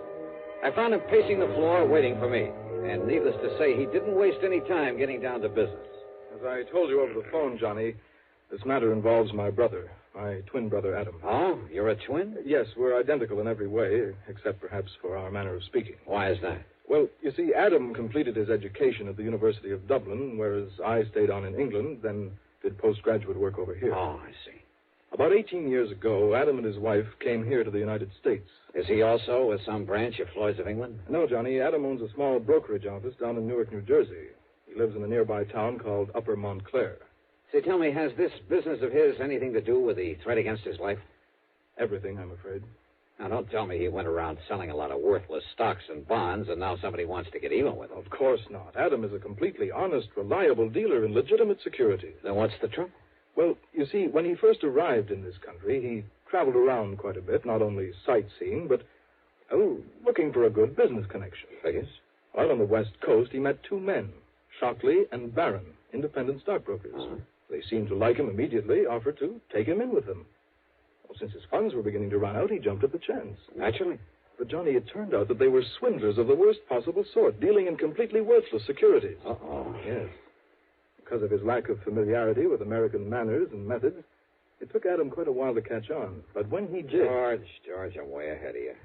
What? When he finally got wise to them, he called in the law. So they got sent up the river, including your poor misguided brother. And now... Yes, Johnny. It was Adam's information, his testimony, that brought the whole foul operation into the open. As a result, of course, his prison term was a relatively mild one. I didn't know there was such a thing. But now that the others are free, they're out to get him. At least the one named Shockley is. It's he who has contacted Adam with this impossible proposition. When did he and Barron get out of the clink? About 2 weeks ago. I see. So what's the proposition Shockley has made your brother? Johnny, Adam has spent the past 9 years, ever since he was released out there, building up this small brokerage office here in the East. Now he and his wife are finally beginning to reap the fruits of their labors. Children, two fine, upstanding kids, are in college over in New York State. So? But if it were ever to become known that he once served a term in prison for participation in a stock swindle... Yeah, I know. It would kind of pull the rug right out from under him, wouldn't it? It would completely ruin him, Johnny. And it would probably kill his wife. What's that? This 9 years of struggle of trying to make up for that one mistake has been just as hard for her as it has for him. Right now, she happens to be in the hospital with a serious heart condition. Oh, I see. Is she the beneficiary of his insurance? Yes, she, and then, of course, the children. All right. Now, what is this proposition that Shockley has made? He's demanded $75,000. 70? Wow. Yes. Unless Adam pays it, in cash, in unmarked bills, Shockley will release to the papers, anonymously, of course. Well, he'll tell them all about Adam's unfortunate part in that stock-selling racket years ago. Yeah, which means that if Adam had a single customer left inside of a week, it'd be a miracle. Then Shockley says, after he's ruined him, he'll kill him. He'll what? Unless he pays this money, of course. He'll make it look like suicide. After all, under the circumstances, well, you know, the ruined businessman. Yeah, I do know. Sure, there'll be no reason for anyone to think it isn't suicide. Exactly. Wait a minute. That's the insurance angle, isn't it? Yes. If Adam's death is called suicide, his policy will be void. His wife and kids will get nothing. And if this man Shockley is as clever as Adam says he is, he'll do it in such a way that any court in the land will call it suicide. George, I just can't believe it. And yet, I suppose... He's told Adam that he's already got away with this sort of thing once before Adam knew him. But why doesn't he call in the police, the FBI? If this man already has a criminal record... No. Well, maybe the other one, Barron, is still working with him. No, Johnny, don't you see? Don't you see he doesn't dare? Yeah, I guess you're right. If he called in the cops, the publicity would be just as bad, just as ruinous to him as if Shockley were to shoot off his mouth at the papers. Yes, Johnny. If he goes to the police, he'll only bring his business crashing down on his own head. Yeah. George, your brother's in a pretty bad spot. No matter what he does, he loses. If he pays off, $75,000. But who knows whether that one payment would be the end? Well, of course it wouldn't. But if he doesn't, don't you see it means not only his business, his wife, his children, but his own life? I know. If it were me, alone, a bachelor with nobody else to think about. But with Adam, Johnny, he couldn't do it. He might as well cut his own throat. So we'll have to do something about it. What, Johnny? What can we do? George, I wish I knew. It was obvious this was to be more of a personal affair than business, in spite of the insurance policy involved. So for once, I decided to forget padding out the old expense account. Okay, then. Item 2, $4.35, a tank full of gas for my own car. It was after business hours by the time we got down to Jersey, so instead of trying to catch Adam Reed in his office, George phoned ahead and we went directly to his home on Highland Avenue in Upper Montclair. George stood beside me when the front door was open. And you know something? It was like looking at George in a mirror. Yes, can I... George! Even their clothes were alike. Hello, Adam. Yeah, these twins were certainly identical, except for the slight difference in their manner of speech. Adam, this is the man I told you about on the phone. The man I hope can somehow help you. Johnny Dollar. Yeah, how are you, Mr. Reed?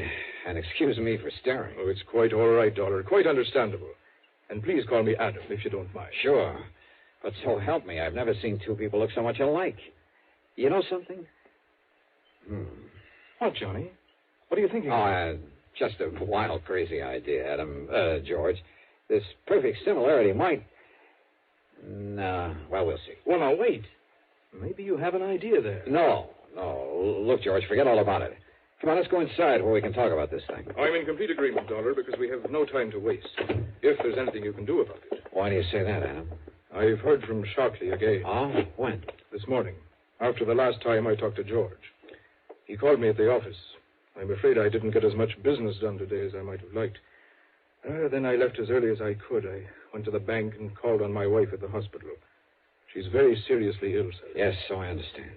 I've not yet had the heart to tell her about this whole ungodly affair. And I can't say that I blame you. And yet, what difference would it make? Whatever happens, whatever this man does to me, it's bound to affect my darling. Oh, it's a terrible thing, Dollar. Now, this phone call today. Yes. Shockley says that he's coming here tonight. Tonight? Yes. Uh-oh, with my car out front. Well, that's why I stopped at the bank today. He says he must have $10,000 as a sort of down payment, as evidence of my good faith. $10,000? Well, I say that he won't get it. Oh, now, wait a minute, George. No, Johnny. I tell you, I won't let Shockley get away with it. George, If please. he comes here tonight and demands that money, I'll kill him rather than let Adam give him a single cent. Now, listen, will you? I told you, Johnny, with me it doesn't mean a thing. But with Adam, his wife, his children... You think he'd come in here with my car out front? If he does, I want to be ready for him. Give me your gun, Johnny. George. This whole rotten thing has gone too far. I tell you that if I have to in order to stop it, I'll... No, Adam, wait. Is there an extension phone? In the next room, in the library. Go ahead. But, Dollar, if it's Shockley and he hears you pick it up... He won't, if we do it right. Now, wait till I call to you, then pick it up immediately. I'll do the same on the other end. Yes, all right, Dollar. Can you hear me? I can hear you. All right. Now. Yes? Are you alone, Adam? I'm alone, Shockley. You haven't called in the police. You know as well as I do what that would mean. The publicity. I'm glad you realize that. But I don't trust you, Adam. What? So instead of my coming to your home, you're going to meet me. You've got the 10,000 for me. I have. All right. Cedar Knoll, about 7 miles north of here. Do you know the place? Yes. Cedar Knoll. There's a little shack on top of it, empty. Get into your car. Your own car, Adam. I'll recognize it. Meet me there. Very well, Shockley. Just one thing. Yes? Just be sure that you're alone. Because if you're not, somebody's going to die, Adam. It won't be me. But if there's anybody with you, you understand, Adam. I understand. Cedar Knoll. Uh-huh. Well, Adam, it sounds as though your man Shockley is as clever as you seem to. So where's George? Dollar, he listened to the phone next to my ear. Yeah? As soon as Shockley named the meeting place, George took the gun out of my desk and left. He what? He's going up there to kill Shockley. Unless I can stop him, Adam, he's going up there to get murdered.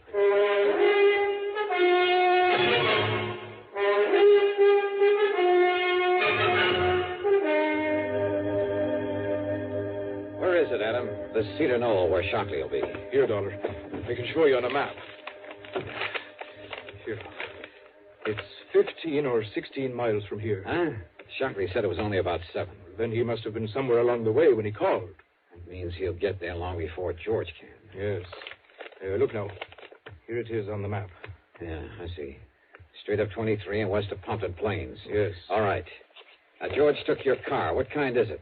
That little coupe I saw out in the street? That's it. Oh, fine. There are 10 million of them on the highway, all alike. What's the license number? Well, come on. I don't know. I don't remember it. Then, Adam, all I can do is try to get there before George does. Before he gets himself killed.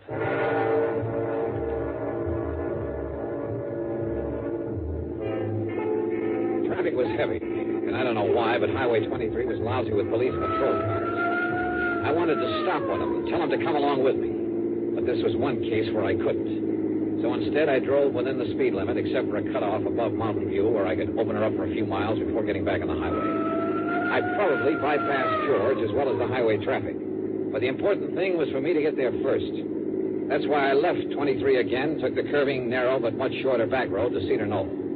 Finally, I could see the knoll, a sort of big mound, a high, barren hill. I could see the little building on top of it in silhouette against the moonlit sky. And I could see a car parked up there, a big sedan. So Shockley had arrived and was waiting there. At the bottom of the knoll, I pulled off to the side, cut the engine, doused the lights, and went the rest of the way on foot. As I slowly approached the shack, through a drawn window shade, I could see a light in it, waving around like a flashlight, and the shadow of a man. No, wait. For a moment there were two of them, two shadows. That meant Shockley wasn't alone. And knowing they'd be well armed, both of them killers. Well, this whole thing might not be so easy. Yet somehow I had to keep them from hurting George. Yeah, and from killing Adam. Slowly, cautiously, I edged over to their car. I slid down under it and went to work with my pocket knife on a small piece of tubing near one of the wheels. It was slow and awkward there in the dark under that low-hung car, but it was the one thing I knew It was George. And of all the times to pick with me sprawled out under that sedan, unable to even pull out my gun. Just stay out there, Adam. We'll take the money and be on our way. Oh, no, you won't, Shockley. This is all you'll take. Watch him, Shock. He's got a gun. Yes. And I'll kill both of you if I have to. Mr. Barron, this isn't Adam Reed. Sure he is. No, he talks differently. This is his twin. It's George. You're right, Shockley. And I'm here to put a stop to this nefarious scheme of yours. Well, listen to the fancy talk. Of course it isn't Adam, so it must be George. And George, my name is... No, don't move. Just drop your guns, both of you. Mr. Barron, I'm afraid that Mr. Reed, Mr. George Reed, has the advantage of us. Yeah? Well, listen. He shoots at you, I get him. He shoots at me, you get him. That's right. I'll kill at least one of you. So, under the circumstances, I'm afraid there's only one thing we can do. Yeah? What? Hand over our guns to him. So, here you are. George! No! You I yanked myself out from under the car, and just in time to have George land right square on top of me. Before I could push him away and get to my feet, he was out like a light, and both Shockley and his pal were on top of me. I never got off the ground. No! Kill him, Charles. Blow his head on. Oh, wait, you... You had enough? You had enough, mister? Get away, Shock. Let me shoot him. No. But listen, we've got to get out of here. Those shots he got off, the cops will be coming up from the highway to see what they were. But don't you see if we leave him here? We've got to, but we're not leaving this state until we kill his brother. Come on. No, you wait. Yeah? You want some more? Never get away. Oh, no? Use that car. Kill yourself. Drop dead. Come on, Barry. No. Listen. Yeah, you listen. Oh! Come on, Barry. Okay. Take the back road down the hill. Yeah, just okay fast.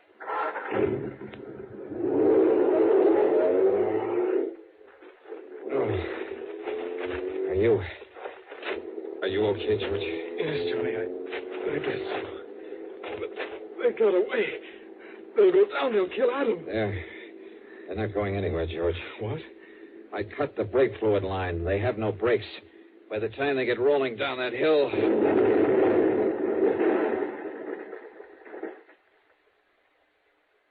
Good heavens.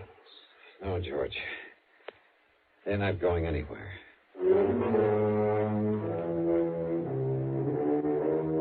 By the time the highway police got to the scene of the crash there on the back road, and of course that car exploded and burned, they had forgotten all about the gunshots, if they'd heard them at all. So George and I were able to leave by the main road unmolested. At the bottom of the hill, I picked up my own car without attracting attention. I suppose I'll have to make some sort of report to the police. But I don't see any reason why I should have to reveal the name of the man they were out to get. Do you? It's certainly too late to need anyone to bring charges against them. As for the expense account, so what's a couple of gallons of gas in so good a cause? Yours truly, Johnny Dollar.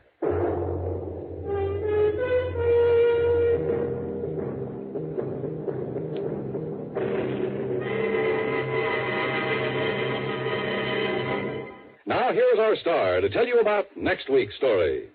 Before I do, I just want to say thanks to all you good people who write in to tell me how much you like the show. It may seem like a little thing to you, but it means a great deal to all of us. Believe me, I'll answer your letters just as fast as I can get around to them. But you'll just have to be patient if it takes a little time. Now, as for next week, well, I suggest you read The Cask of Amontillado by Edgar Allan Poe. Then join us, won't you? Yours truly, Johnny Dollar.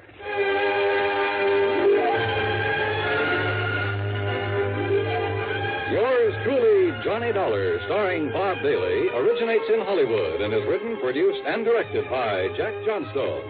Heard in our cast were G. Stanley Jones, Alan Reed, and Frank Driscoll. Be sure to join us next week, same time and station, for another exciting story of yours truly, Johnny Dollar. This is Dan Coverly speaking. Frank Lovejoy stars in a hair-raising psychological thriller, A Friend of Daddy's, as suspense follows next on the CBS Radio.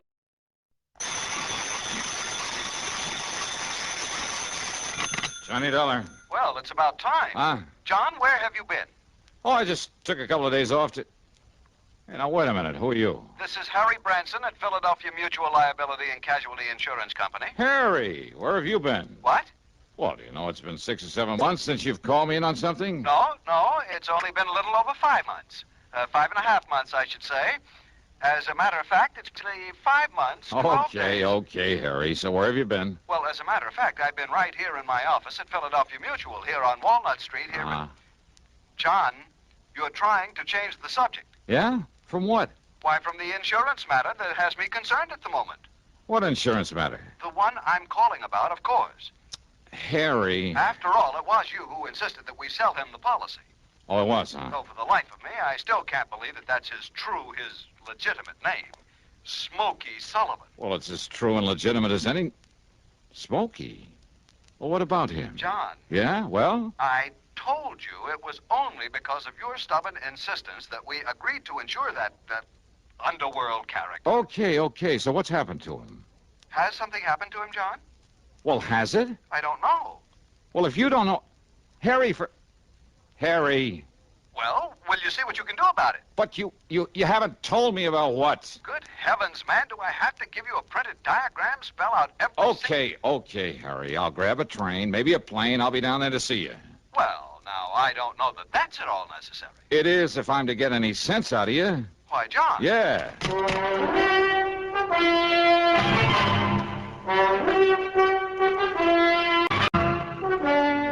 CBS Radio brings you Bob Bailey in the exciting adventures of the man with the action-packed expense account, America's fabulous freelance insurance investigator. Yours truly, Johnny Dollar.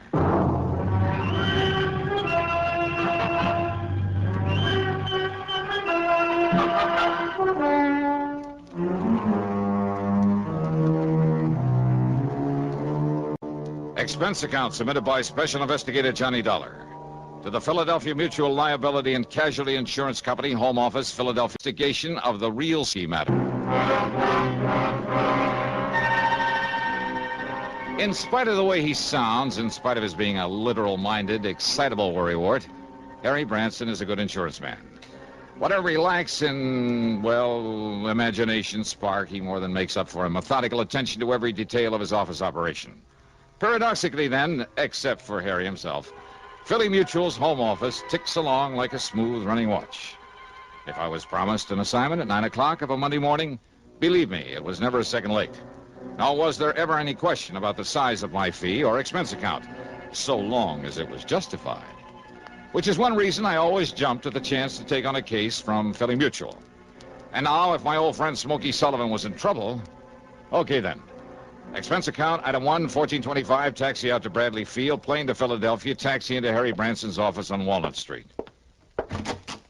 Okay, Harry, what's it all about? John, I tried to tell you over the phone it was not necessary for you to come on down here. What you told me over the phone didn't make any sense. And I suppose you'll expect the company to pay your expense account? Huh? Well, we shall just see about that. Oh, now, wait a minute. Yes? Well? Now, look, Harry, if something serious has happened to Smokey Sullivan... Did I say anything like that over the telephone? Well, I'm sure you didn't waste your company's precious money on a long-distance call just to say good morning to me. Of course not. And you did mention Smokey. I certainly did. Well, come on, Harry. What's it all about? Arsonist. thief, racketeer, mixed up in more unlawful, illegal, sordid crimes, Barry. and by his own admission, too. Well, so what if he was? He isn't anymore. I hope Now, would you're you tell right, me? John. I certainly hope you're right. Well, I am right. But he did have a record. Oh, and look. why a fine, conservative, respectable old company like Philadelphia Mutual, Harry. why you should demand that we issue a combination life and accident policy on such a person. What's the matter? You gone off your rocker or something? I beg your pardon. Don't you realize that your company and half a dozen others all over the country ought to be proud to serve a guy like Smokey? Guy. Insure him for nothing, too, and for as much as he wants. John, a company hardly prospers by doing a thing like that. Harry, don't you read the reports on my investigations? Of course. Don't you know that 2 out of the last 4 cases I've handled for this grand and glorious company of yours would never have been solved if it hadn't had Smokey Sullivan's help? Of course, if I know. If it hadn't been for his knowledge of the underworld and cities all over the country, his contacts there, do you think I would have gotten to first base, flushed out those crooks, saved your company a lot of precious money? Well, of and course, each time, Smokey was risking his neck to give me a hand. Now, you remember that. Well, of course, Sure. You've been all for it, his giving me and you a hand in these things. But when it comes to giving him a little lousy insurance protection... Well, of course, yeah? Of course you what? Well, I'm sure he deserves our every consideration. You bet he does. But a man like him, with a past record like his, I mean, all the figures, the actuarial tables... Show that he's a pretty poor risk, huh? Exactly. All right. So maybe I am, too, in this job of mine. The services you perform for us and the... Oh. Yeah, Then good, I did the right thing. Yeah? What's good about refusing to draw up a policy for Smokey Sullivan? But I did issue one. Oh, you did? I admit it was only because of your insistence. But now that you've explained why, well, John, I might suppose it was the right thing. Well, sure it was. And Harry, I'm sorry I blew my top. Perfectly understandable, but, John, I said I must have it was all right. I meant except for one thing. Oh? What's that mean? Well, I'm afraid your trusted friend, Smokey... Well, have you seen this morning's paper? Oh. Here, John. Thanks. I see you're still reading the Philadelphia... What's this? Yes, that item I put a circle around. But I... Oh, no, Harry. No. This can't be right. And now, Act 2 of yours truly, Johnny Dollar, and the real Smokey matter.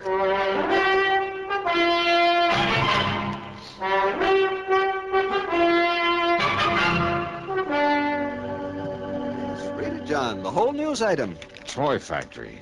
Burned to the ground. And I'm afraid your dear trusted friend, Smokey Sullivan... Millersburg Toy Company. Total loss. Certain proof of arson. Yes, John? Captain Oscar Fletcher of the Arson Squad states that the unusual technique employed indicates beyond the shadow of a doubt it is the work of a man who, although he is not known to have operated in this area since serving a prison term some years ago... True. ...is unquestionably the work of... Oh, no, Harry, this is wrong. I'm afraid not, John. That fire was set by Smokey Sullivan. You mean the Arson Squad is going to pin this on him because whoever did it happened to use a method that... No, I won't believe it. You didn't read the rest of the item. Why bother if they think I'm going to let him pin it on Smokey just You'd because better read it, John. Why? I mean about the body they found in the ashes. Body? The police are certain that it's Smokey. Oh, no. Oh, yes. All right, look. Maybe Smokey was a torch man. Maybe Smokey was a lot of things before he went straight. And that distinctive ring they found on one hand of the body? So what? The same ring known to have been returned to Sullivan following his term in Dannemora prison. So what? Doesn't mean a thing. Smokey would know more. Here's another recipient going to his way. You work me. Don. You for one it's enough to get caught in one of his own fires. Well, now, of course, that's something... Yeah, sure. That's something you would know about, but I would. And I know it's ridiculous. Just as ridiculous as this Captain Fletcher deciding the job was done by Smokey. John Fletcher is considered one of the top men... Fletcher's a jerk. Oh, Harry, what are we arguing about? All we have to do is get hold of Smokey, let him prove he didn't do it. Get hold of him. That's right. That is the trouble, John. What do you mean? You gave us not one, but several addresses for him. Well, sure I did. I told you he moves around a lot, never stays in one place very long. I know. That's why he's been so valuable to me, because Anywhere in the country, Harry. We tried to wherever I had a him, problem. John, to get his policy to... I mean, wherever he knew he could help me. But we couldn't locate him. Yeah, Smokey's always come up. You haven't been able to find him. No. But, Harry, I'm absolutely sure that one of the addresses I gave No, you... John, we've tried for weeks at every one of them. He has simply disappeared from his usual haunts. And when I told the police this morning before I called you... Sure. They probably said it was because he was hiding out here in Philadelphia, getting ready to pull this job. Exactly. Well, I tell you, they're crazy. I hope you're right, John. I'm sure I am. But unless you can find Smokey Sullivan... Okay, so I'll find him. Good. How? Yeah. How? I took a taxi, that's item 2, 75 cents, over to Central Headquarters. And I make no bones about it, I had a big fat chip on my shoulder for Captain Oscar Fletcher for blabbing out his stupid theory about Smokey Sullivan. I was all prepared with a lot of questions, loaded questions for him, and a few well-chosen remarks about his methods, ability, character, and general intelligence or lack of it. But when I met him, I realized this was a mighty able man. The kind who doesn't go off half-cocked. And when he led me down into the morgue... Yeah, I know, Dollar. I realized it just as well as you do. That modus operandi could have been used by any one of a dozen known firebugs, present as well as past. Then all right, then, Captain. But I also realized that naming a suspect would put the others off guard. Well, yes. So the minute we decided it was arson, I named Smokey Sullivan. I knew he'd be acceptable as a suspect. So before we even found the body... But now that he's served his time, now that he's trying to make up for the old days, don't you see, Fletcher, he doesn't deserve this sort of treatment. Now that he's on our side? Doesn't he? Well, why hurt him now? Now that he's on the level. Dollar, I brought you down here to look at the body. What's left of it. So take a look at it. Oh, yeah, sure, why not? But I know darn well it's... Fletcher. That's right. The same general bill. The same... Right, I know. I couldn't believe it myself. No, listen, it can't I'd be. spread the word about him for the reason I told you before I saw this. Now, when I did, I couldn't believe it myself. I mean, after all, after what little the fire had left. No, it can't be, Fletcher. There must be hundreds of men like this, thousands of them right here in Philadelphia. Wearing that ring? Yeah, that is Smokey's ring, isn't it?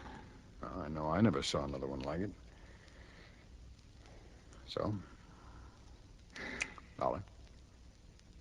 Well, there's only one way to prove this isn't Smokey Sullivan. By finding him, wherever he is. Now, we tried that. Your insurance company tried it. They tried it for weeks. Then I'll try some more. Huh? What's the use, Dollar? Arson. Smokey's record. What's left of this body that was found in the ruins. And whether it's positively identifiable is beside the cause of that ring. Now, whether you like it or not, Dollar, it all adds up. I'm sorry, Fletcher. So am I, Dollar. No. I mean, I'm sorry, but I don't believe it.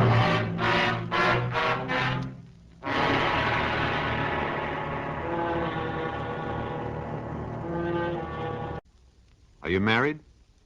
How many children do you have? Some people resent being asked such personal questions. They resent it even when a census is being taken. Would you? Or do you know that our Constitution requires the taking of a census every 10 years? And do you know that the purpose of the census is to find out how many people are living in each state? For our Constitution guarantees each state the right to send members to the House of Representatives in accordance with the size of its population. A little state may have only... For the men who wrote our Constitution sought to make our government one that will represent all of the people all of the time, so that your country and mine shall be our country under God. And now, Act 3 of yours truly, Johnny Dollar.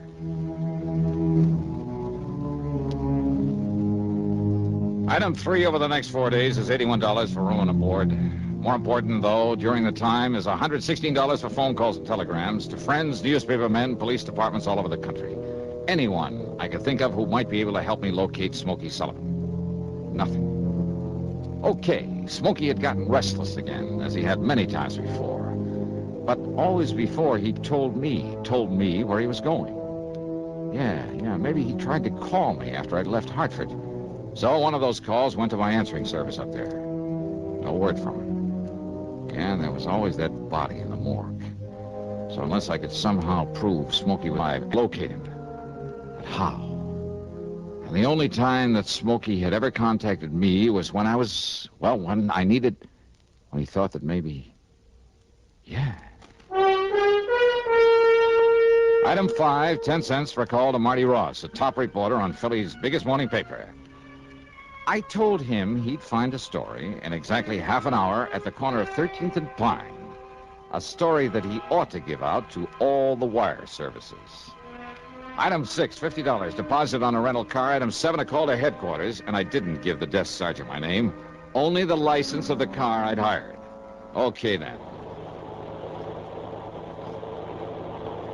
The first time I drove across the intersection of 13th and Pine, against the light, only a few people on the sidewalk noticed it. And, of course, some of the cars trying to cross with the light. The second time I ran it, though, there was a cop there, and I thought I caught a glimpse of Marty Ross. I made the cop my target. And when I made the pass at him, nearly running him down... Hey! Let me pick it! Oh!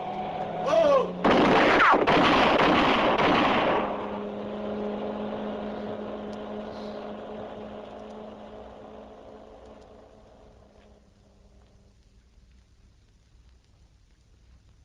I was a little... It wasn't until the middle of the next morning that he got around to calling on me. Here you are, Captain. Cheers, Charmona. Thanks, I'll call you. All right, Dollar. What's the big idea? Sit down, Captain. Cigarette? How'd you get those in here? Old friend of mine. You mean Marty Ross? Yeah. The guy that... Dropped in to see me this morning. Left a pack of these. Friend? Yeah, his story of your crazy stunt is all over the country by now.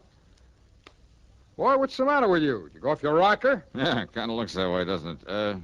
Sure you wouldn't like a cigarette? Cut out the clowning, will you? Now, you're in trouble, boy. Oh, I don't know. Well, I do.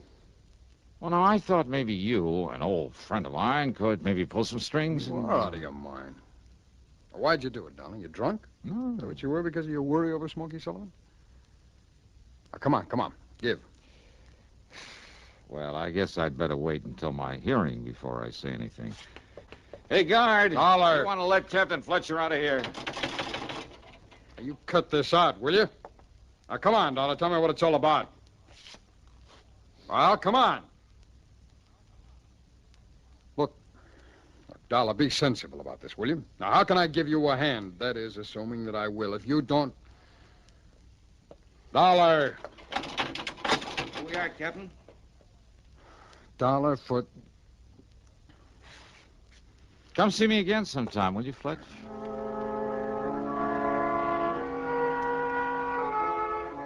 Well, after 2 days in that cell, even the guard wouldn't listen to me, just kind of sneered at me. I began to think that maybe I'd overplayed my hand. I asked if he'd get Captain Fletcher back to see me. No response. When he brought in the meals, I argued, I pleaded, I threatened him, reminded him that a citizen has some rights even in jail. Well, he walked away as though he didn't even hear me. Then, the morning of the third day, I was handcuffed and led upstairs to a small hearing room, I guess you call it.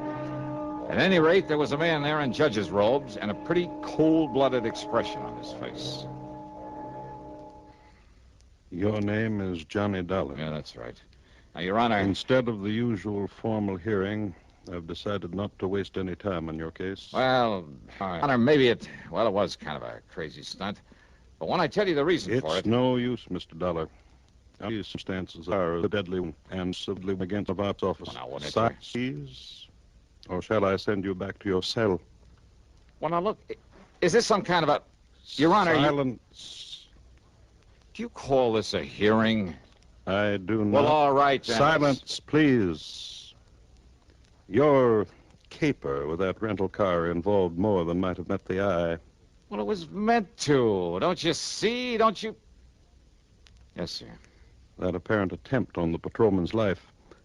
But someone had called headquarters to look out for that car. Someone had also called a newspaper man to be sure that he now... Just let me finish. Yes, sir.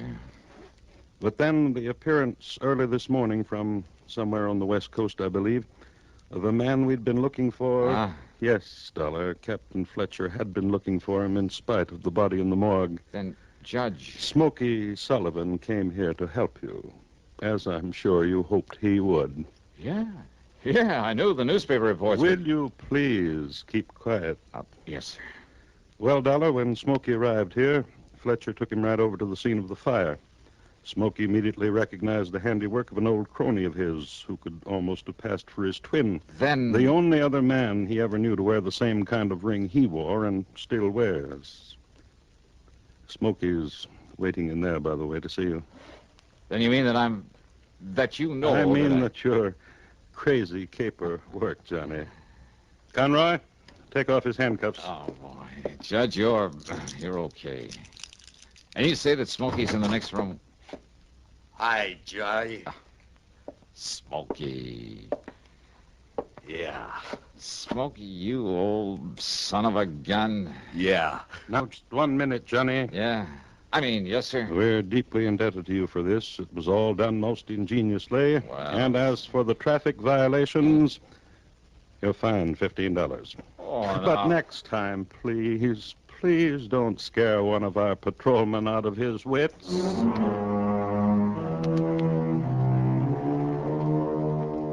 Well, sir, the reunion with Smokey was a dilly. And, of course, it goes on this expense account, as does a slight gratuity for him.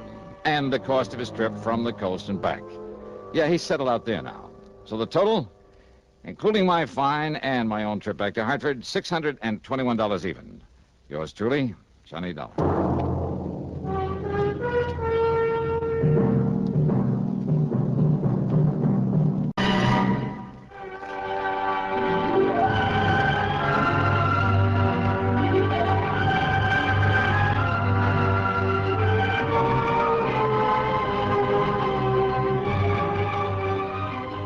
Yours truly, Johnny Dollar, starring Bob Bailey, originates in Hollywood and is written, produced, and directed by Jack Johnstone.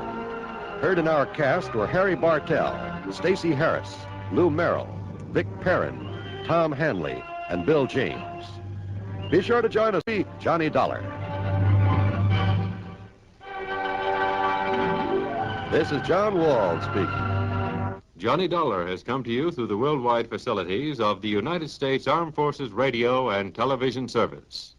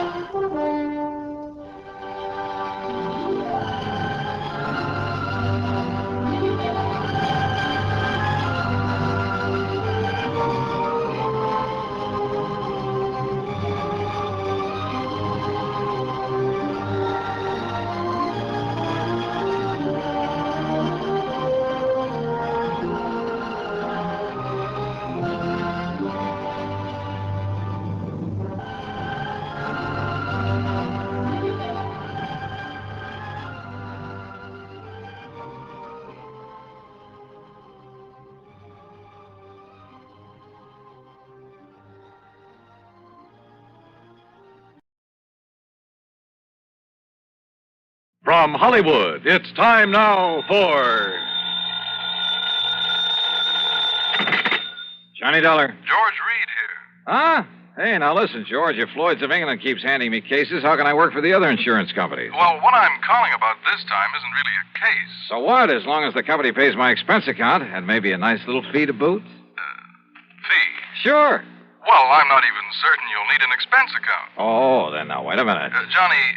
Johnny, I think you'd better come over here to my office so that we can talk about this. Well, I don't want to sound chintzy, George, but a cab to your place will cost me over $1. Oh, well, that can go on the expense account, of course. Good. Then as long as we've established the expense account for this thing, whatever it is, I'll see you in a few minutes. Well, now, there's no hurry, Johnny, so just take your time. Huh? I said take your time about getting here. Yeah? I'll be right over.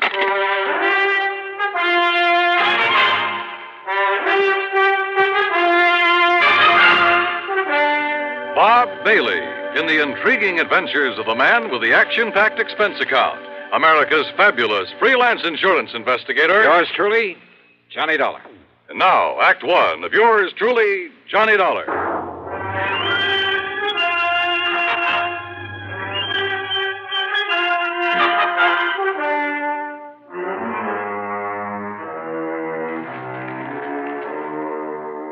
Expense account submitted by Special Investigator Johnny Dollar to Floyd's of England, North American Office, Hartford, Connecticut. Following is an account of expenses incurred during my investigation of the cautious Celibate matter.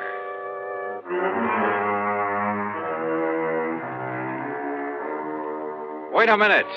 Over the phone, George Reed did not tell me what he wanted me for. Also, he very plainly said not to hurry. Item one, $1.20. No, make it $1.50 for a taxi down to his office. Go right in, Mr. Dollar. Mr. Reed's expecting you. Okay, thanks. Oh, come in, John. Yeah. As I tried to tell you on the phone, there was no reason to rush over. Oh, yeah, I got the message, George. That's why I did rush. Oh. Well, sit down. Sure. Well? Cigarette? No, thanks. I'll smoke one of my own. Oh, sure. But here, let me give you a light. Okay. Funny, I filled this thing just this morning.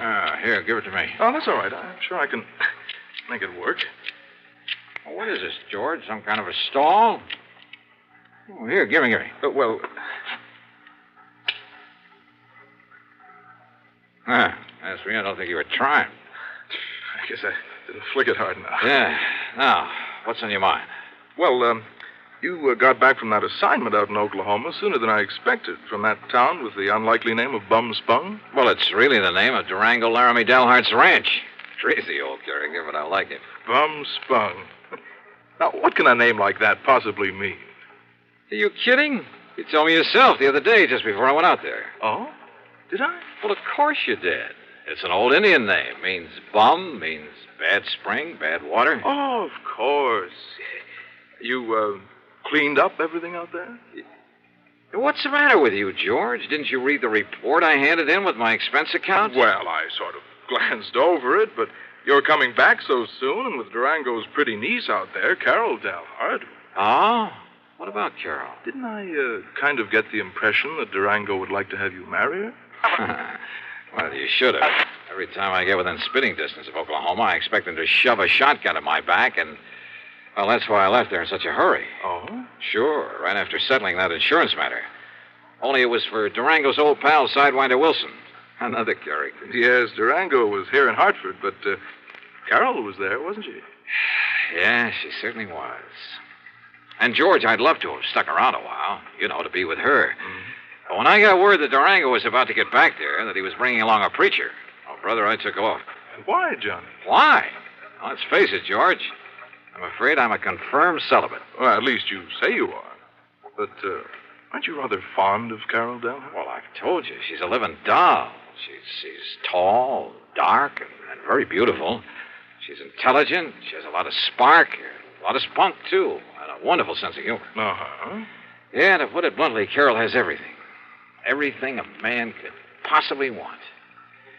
And, George, when I take that gal in my arms... Why don't you marry her, Johnny? Confirmed bachelor, eh? But you don't sound like it. No. Sometimes when I think about her, I don't feel like it. Well, then? No. Let's stop talking about it. Why? Because, George, I'm not marrying. Not Carol or anyone else. At least, not right now. Someday, perhaps? Not now. Best years of your life, Johnny. And with someone like her. George, I've made up my mind about this whole thing, and that's that. Yes, but I'll bet if she were to walk in here suddenly... I said, cut it out, please. And listen, what difference does it make to you? What business is it of yours? Well, of course, it wouldn't hurt me a bit from the standpoint of client relationship. Huh? And after all, Durango is a mighty good client. You mean to say you've been giving me this big marriage build-up just... George, so help me, I ought to wring your neck. Oh, well, now, Johnny... But come on now, you've been stalling around long enough. Stalling? Yes, stalling. Now, what did you want to see me about? Well, actually, it's about Durango. Johnny, he asked me to have you come here. What for? And to keep you here. What? Yes, until he can arrive. You mean Durango's on his way here? Well, he thought of asking you to fly out to Bum's Bung again, but he was afraid you wouldn't. George, can't you see what this means? Can't you see why he's coming here? And probably with that shotgun I mentioned. Oh, now, Johnny. No, Sir George. When old Durango gets here, you tell him. Hi there, Huh? Dugan. Where is he? Durango. Ain't that Johnny Dollar got here yet? Wait, the fire escape. What did you say? Oh, yes. Well, then I'll go right in. Johnny, wait! Tell him I left town. No, wait, listen! Well, where is he? Durango. Hi there, Georgie. Where's he at? The window. You mean went out the window? Yes. Dollar, Johnny! You come back here, Johnny! You hear me? I said come back here! And now, Act Two of yours truly, Johnny Dollar and the Cautious Celibate Matter.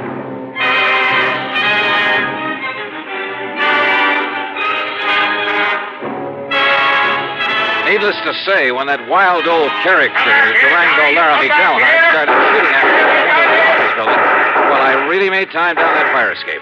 And I didn't stick around to see how he was going to square himself with the police. Because before I could even reach the nearest corner, a couple of prowl cars pulled up in front of Floyd's of England and out piled half a dozen cops, all pulling their guns. No, sir. I grabbed a taxi. That's item 2, and it comes to $5 even for the fastest ride I could get to my apartment. Because Durango's presence in Hartford can mean only one thing. Yes, sir. He was still obsessed with the idea that I should marry his niece, Carol Delhart. Sure, I care a lot for Carol. Maybe even love her, I don't know. And I know that she likes me a lot. But I also know that neither of us is going to be railroaded into marriage by old Durango. Yet there couldn't be any other reason for his coming here. So I dragged out a couple of handbags and proceeded to pack them well. Then item 3, another dime for a phone call. George Reed here. So what happened, George? The cops haul him off and throw him into the clink? Durango? Who else? Johnny, this man is unbelievable. It's fantastic. Huh?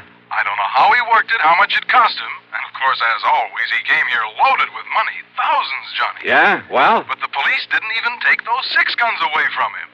Oh, brother, all the more reason why I'm getting out of here. Yes, Durango still thinks he's living in the old days of the wild and woolly West when the only... What? You're leaving? Oh, you bet your life I am, and I'm putting all the costs of transportation on expense account. Well, now listen. After all, it was you who got me into this whole thing. Listen to me. Where are you going?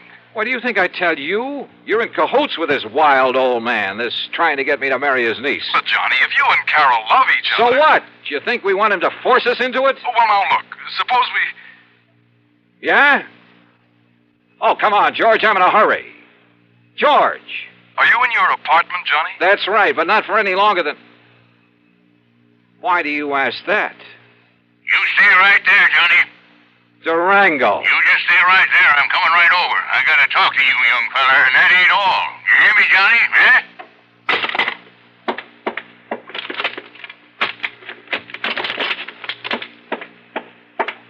California, here I come.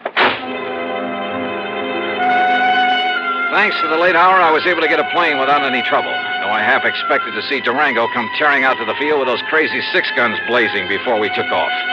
Incidentally, I used the name of Bailey when I grabbed my ticket, just in case. Oh, and incidentally, George, item 4 is a $146.85 ticket to Los Angeles. It's on my American Express credit card, but believe me, brother, I'm collecting from you. You may have to pay for a lot of travel before I'm through with this thing.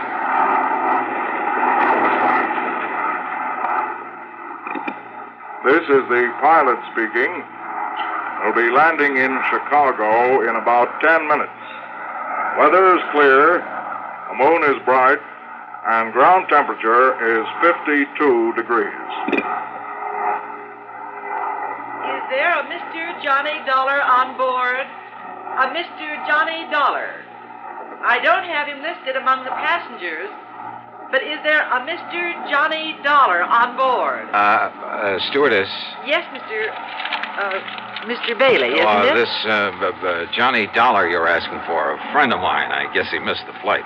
Yes, I guess he must have. Anything important for him? Well, just a radio message. Well, as I say, I'm a good friend of his, so why don't you let me see that message, and perhaps I can, well, you know. Oh, no, sir. I'm terribly sorry, but that would be against regulation. Well, what if it's anything important? I'm sorry, but thank you just the same. Fasten your seatbelt, please. Yeah, sure.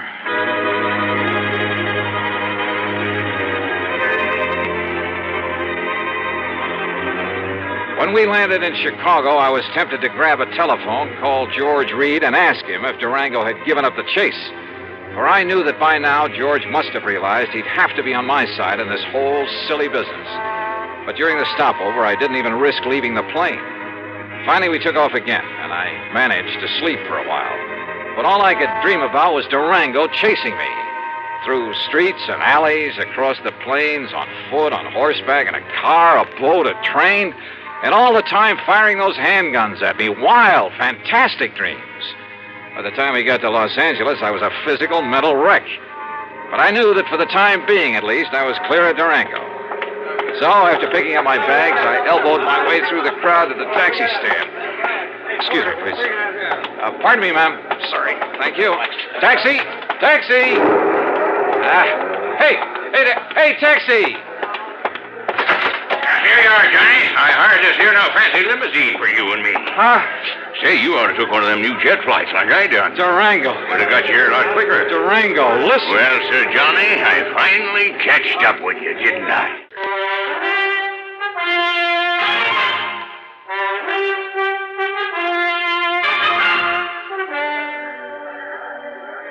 Durango. Well, Sir Johnny, I finally catched up with you, didn't I? Yeah, I guess you did. Well, you're the slipperiest young maverick I ever did see. Now, heist yourself up in this here now fancy limousine that I hired for it. Okay, Durango, whatever. Huh? Huh? What's the matter? Look, that man. Where? The other side of your car. Hasn't he got a gun there? Well, I have, so I'll soon find out. You wait here, Johnny. Oh, sure.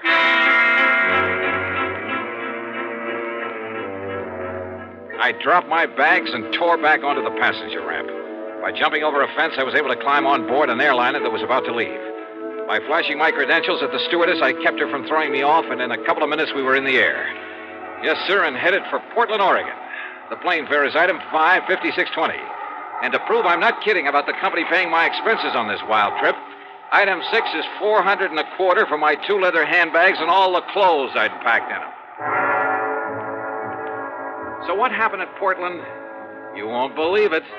But Durango was there and waiting for me. Sure, he chartered a plane, and because of the stops that my flight made along the way, he got there first. But I saw him in time. Johnny, here I am! Over here, Johnny! By jumping another fence and doing 100 yards in something like 9 seconds flat, I managed to find a taxi stand. Item 7, $35 for a wild ride through the streets of Portland, because I knew that somewhere in back of us, Durango was in hot pursuit. We finally ended up at a private airstrip out north of town. Item 8, $200 for the plane I chartered. And I told the pilot just to go anywhere. But according to regulations, he had to report his course and destination. So I knew that sooner or later, Durango, who's nobody's fool, and more important with all his money, would be on my tail again. I racked my brain trying to figure out some way, trying to think of someone who could possibly... Yeah, someone. And then it occurred to me. There was someone. Sure, of course. The one person in the world who was in the same spot I was. Sure, it could be like walking into a lion's den.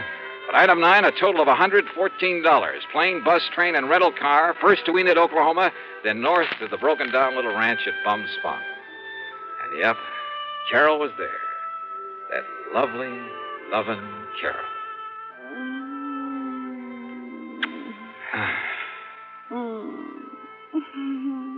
Oh, easy, gal, easy. You don't like to be kissed? Oh, I do. Johnny. Well, I love it, honey, and you'd know it. But listen, has Durango been here? Oh, Johnny, I don't know where that old goot went. Yeah, well, I do. He went to Hartford.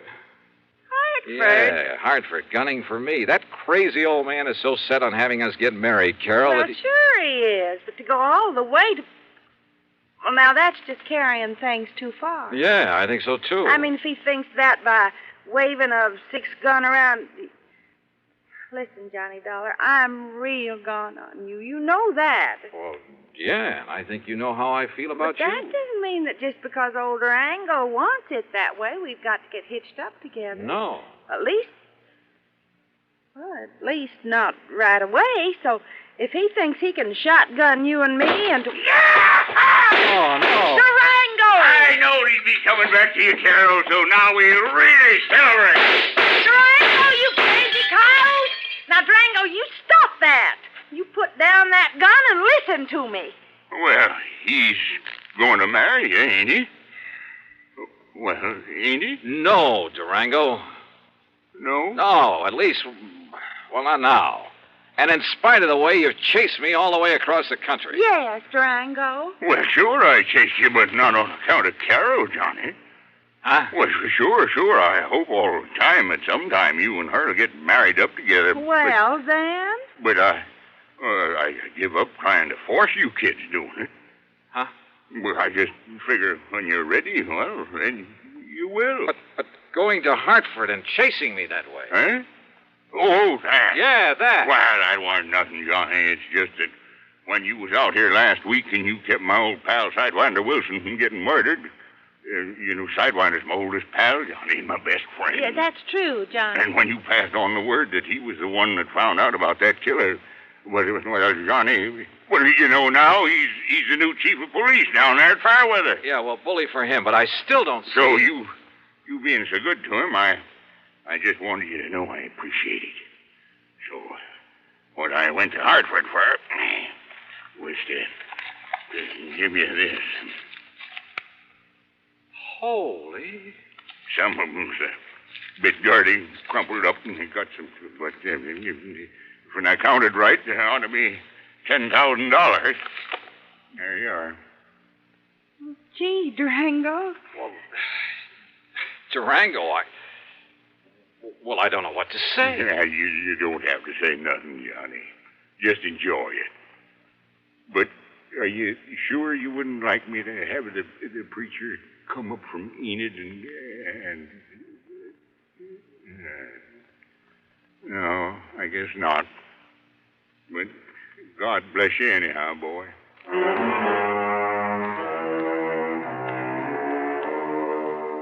This time I did stay over for a couple of days. Yeah, and if I ever do take the leap... The expense account? Well, George, I'll still argue with you about it, but that's all. And the total, $1,053.45. Yours truly, Johnny Dollar. Here's our star to tell you about next week's story. Next week, a string of holdups, and behind them all is... Well, why don't you listen, find out for yourself. Join us, won't you? Yours truly, Johnny Dollar.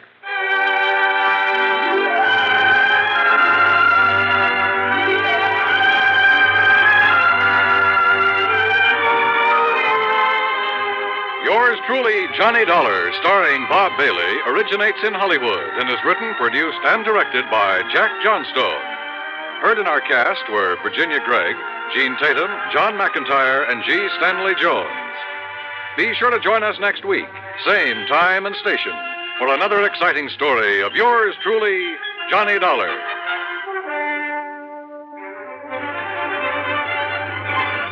This is Dan Coverly speaking. See How He Runs on Suspense is next on the CBS Radio Network.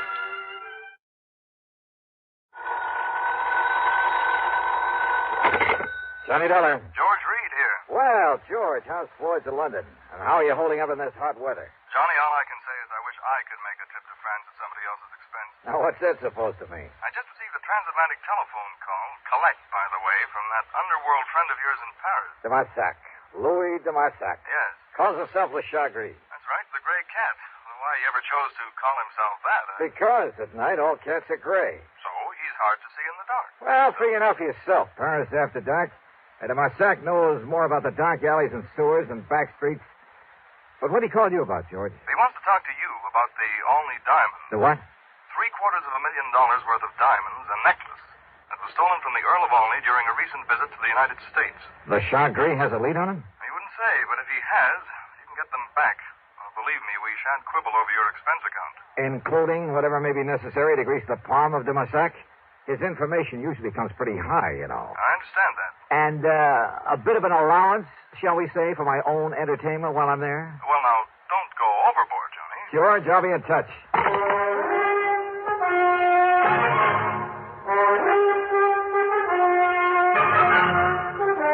CBS Radio brings you Bob Bailey in the exciting adventures of the man with the action-packed expense account, America's fabulous freelance insurance investigator. Yours truly, Johnny Dollar.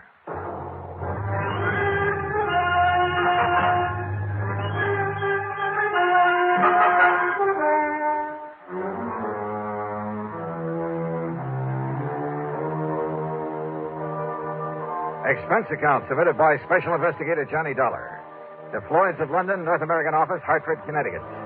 Following is an account of expenses incurred during my investigation of the night in Paris matter.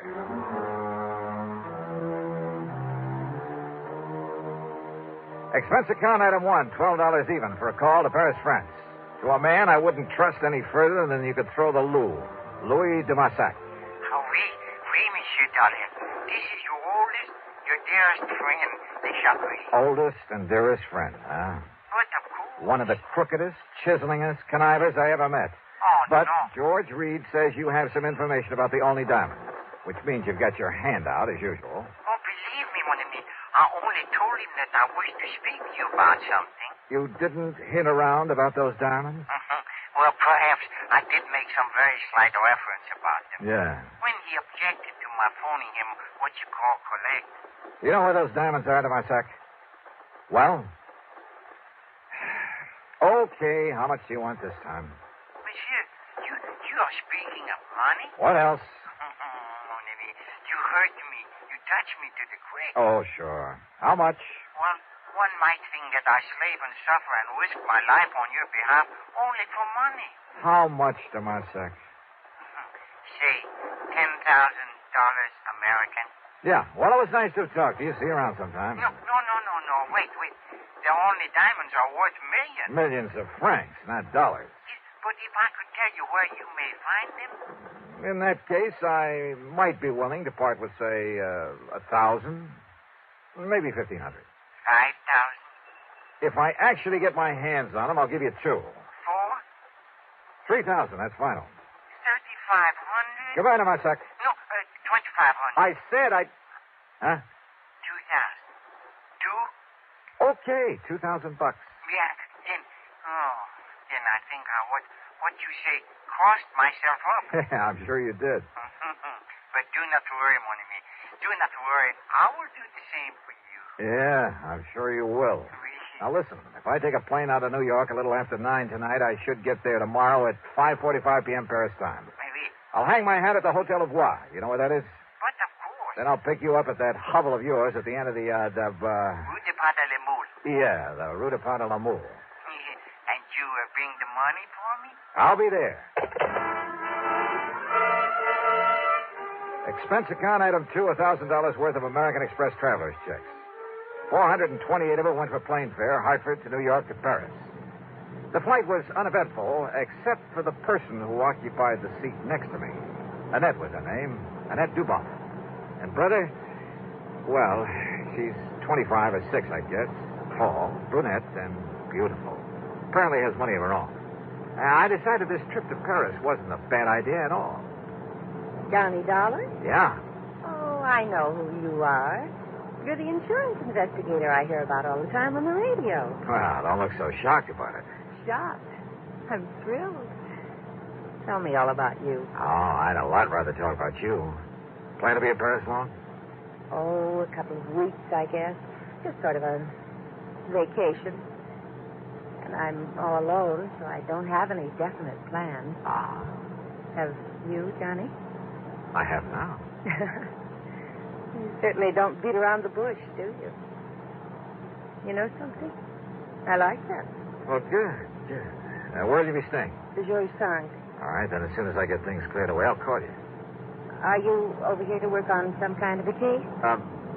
No, just to see an old friend of mine. Are you by any chance staying at the Joy Sang? The Lavoie. It's over on... I know where it is. And as soon as you're free, you'll call me, too? Are you kidding? Well, about that time, the stewardess, bless her heart, came around with a champagne. So, what with one thing and another, the time passed quickly. Then, at exactly 5:45 p.m. Paris time, we landed at Orly. Item 3, 5:20 American for a taxi to my hotel, after dropping Annette off along the way. I shaved and showered, then took another cab to the dingy little apartment of Louis de Massac at the far end of the Rue de Pas de la Moule. You ask me, it's one of the most disreputable-looking apartments in the whole city. Dirty, squalid, ramshackle. And, of course, Le Chagris had to live at the top of 4 long flights of stairs. When I finally got up there, feeling slightly winded, I noticed that his door at the end of the gas-lit hallway was standing wide open. What? De Marsac. Louis. Louis de Marsac. Hold.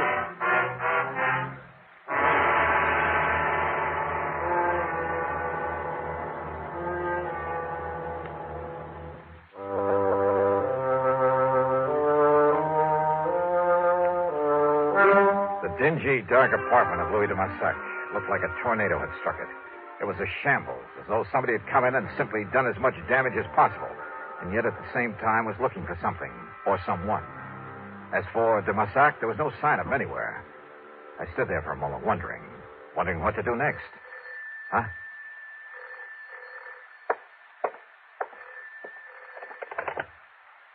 Hello. Yeah? Monsieur Dollar, Who are you? your faithful friend, Le Chagrin. Now listen. Oh, do you mind telling me what under the sun happened to this joint of yours? Listen, please. You have turned on the lights? No, but there's enough light coming up from the street. Yeah. Now you must get out of there. Oh? Yes, come quickly and meet me here. Now, please, you will do that? Well, where are you? You're alone? Yes, I'm alone. Then you must leave before somebody finds you there. Like who? There is no time to talk when you meet. Come, please, and meet me here. But where? I'm at the cafe chez Macabre. Chez Macabre. Yes, it's in Saint-Germain-des-Prés. What you call beatnik. Okay, I'll find it. Do not delay now. You may be in danger. Yeah, sure. I'll grab a taxi. Huh? Who are you? Au revoir, cochon. Oh, no, you don't. Monsieur. No. Hello. C'est bien, pig.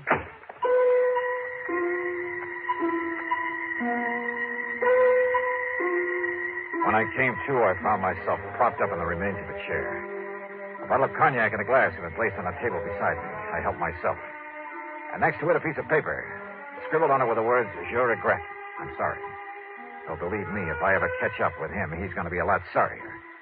Another snort of cognac, and I felt able to navigate. I went downstairs, grabbed a taxi, that's item 4, a couple of bucks, and had him take me to the place de Marsac had mentioned over the phone, the Chez Macabre. And what a joint. I've seen a few beatnik pads that were pretty crazy back in the States, but nothing to compare with this. It was a smoky, dark, and dirty place.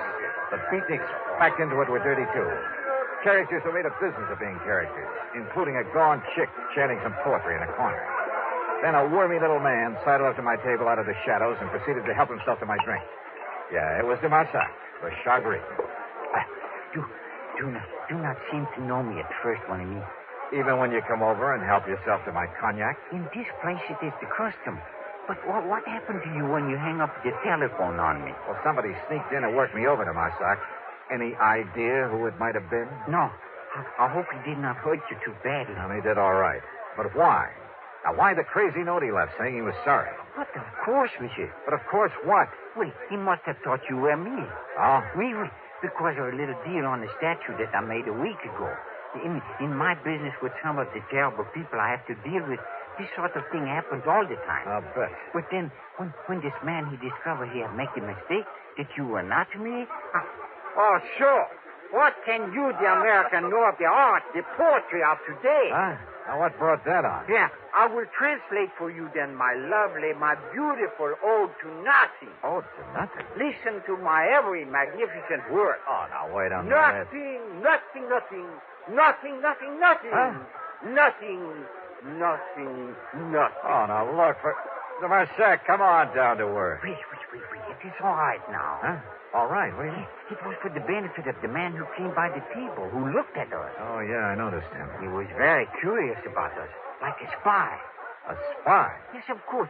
He may have been from my dear friend, Monsieur Francois Dubesson. Wait a minute. Francois Dubesson. Isn't he the fence who got hold of that painting that was stolen from Vincent Price a while back? That I helped you to recover for a slight fee. And it was through him that you located the Blue Madonna that was taken from the gallery in Philadelphia. Oui, the same. And now it is Dubesson who has the only diamond. You're sure of that? I am sure. Also, it was Dubesson who arranged to have them stolen back in your United States. Your good friend, huh? But of course. But you're perfectly willing to double-cross him. Why? Because you will pay me so well. If I get my hands on those diamonds. Oh, I have it all arranged. So, if you would like to pay me now, the $5,000 American? When I get my hands on him. And it's only 2,000, remember? Oui. I cheated myself. Okay, now, how do I get them? I have told him that you're here, that you are very rich, that you will pay him 15 million francs. 15? Well, that's close to $30,000. It is better they remain lost to your company. All right. Where'll I find him, this Francois Dubuisson? He will come to you. With the diamonds? Yes, at your hotel. Tonight at midnight. He knows my name? Well, I've told him that you are Mr. Robert Matthews from Texas. Hey, yeah, good. Then I'll have to take another room under that name. But of course. And you're sure he doesn't know who I really am? My business? No, because only I could tell him that. All right, now look, Dubuisson. If you have any idea double-crossing me... You? Oh, my oldest, my dearest. And yet, if you were to find out that 3,000... Wait. Okay, Damasak. If it all goes off without a hitch. But if it doesn't... Oh, have no fear, mon ami.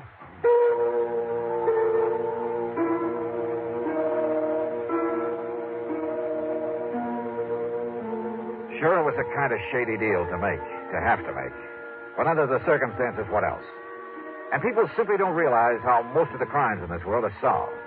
Not by Sherlock Holmes type of detective work, not by the kind of stuff you read in the mystery magazines, but through informants. And one way or another, they all have to be paid off. Otherwise, well, look at this case. If Dubuisson were to know who I really am, I'd stand a chance of not only losing the case, but my life as well. On the way back to my hotel, I began to wonder again about the man who'd attacked me there at Dubuisson's apartment, who'd apparently been there before, looking for someone, or for me. Did he really think I was Dubuisson? Or was it all just a warning to leave this case alone? There was only one way to find out.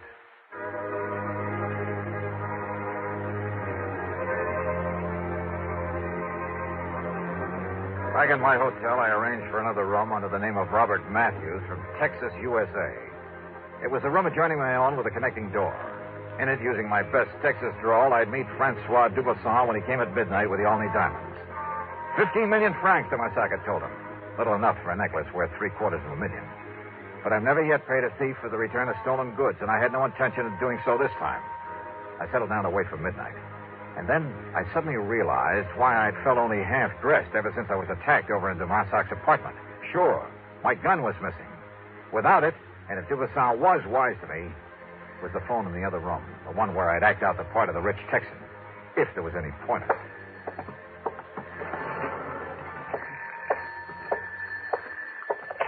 Hello. Monsieur Matthews? Yep. My name is Dubuisson. Francois Dubuisson. Say, I've been waiting to hear from you. You are alone, monsieur. Don't think I'd let anybody else in on our little deal, do you? I hope not. I can be there in 5 minutes. Yeah, anytime you say. I'm just laying here in bed reading to myself. You have the necessary money with you, in cash. Just finished taking it out of the hotel safe. Monsieur Matthews, if we are able to make what you call a deal... Sure we can, man. Oui, but I must inform you I will come to your home prepared for any, shall we say, exigency. Huh? Now, what's that?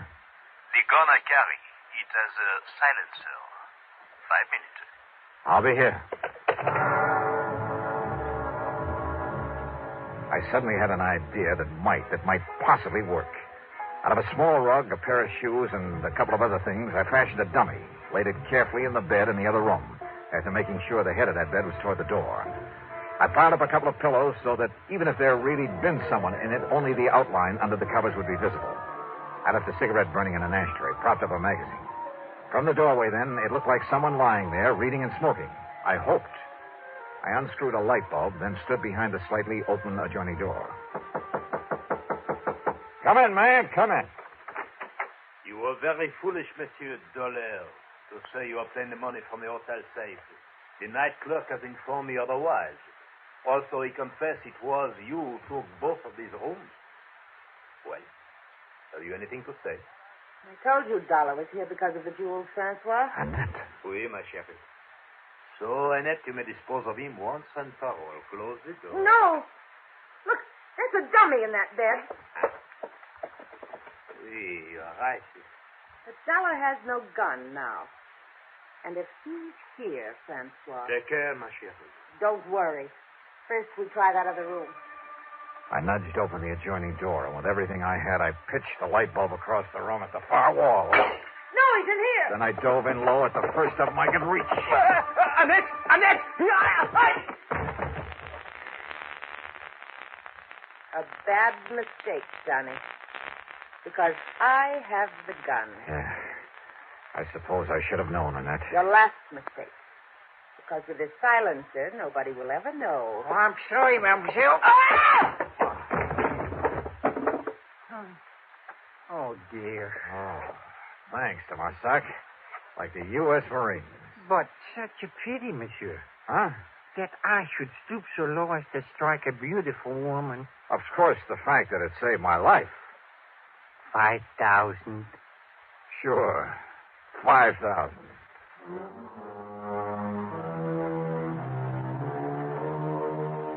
Of course, there'll be some fancy international legal procedure necessary, but I'm sure the company can arrange for return of the necklace to the United States. As for Dubuisson and the lovely but treacherous Annette, well, the Paris police are making the arrangements for them, and I'm sure they won't be very pleasant ones. Expense account total, including a couple of nights on the town, $5,000 for Dubuisson and deluxe transportation back home, $5,878 even. Wow. Oh, incidentally, I met a luscious little blonde on that return trip who, well, she... Now, let's not go into that. Yours truly, Johnny Dollar.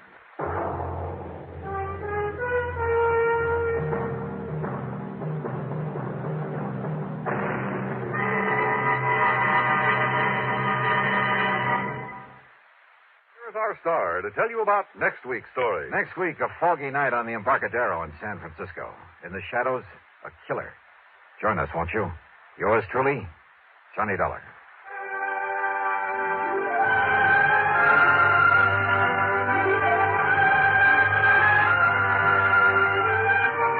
Yours truly, Johnny Dollar, starring Bob Bailey, originates in Hollywood and is written, produced, and directed by Jack Johnstone.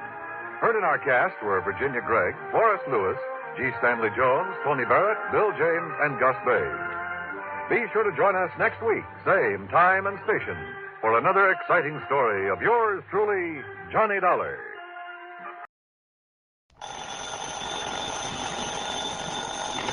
Johnny Dollar. Byron Kay, Intercoastal Maritime and Life. Why? How are things in dear old Boston? Here in Boston, fine.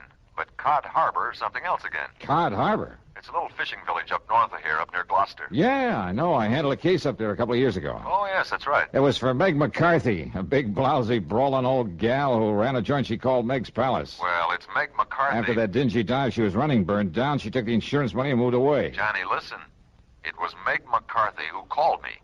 Oh? Yes. Insisted that I have you go up there and see her right away.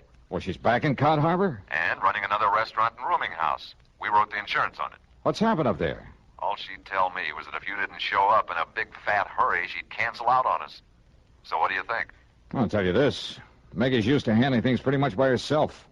I mean, she wouldn't have called for help unless there's something pretty serious going on. The last time, it turned out to be a murder. I know. So if you're willing to pay my expenses... Go to it, Johnny. Right.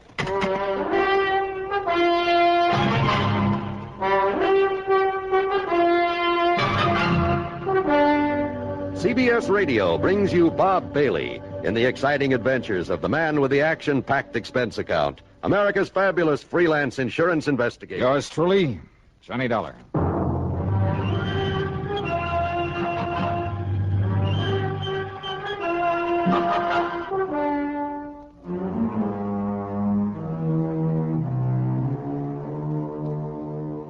Expense account submitted by Special Investigator Johnny Dollar to the Intercoastal Maritime and Life Insurance Company, Boston office.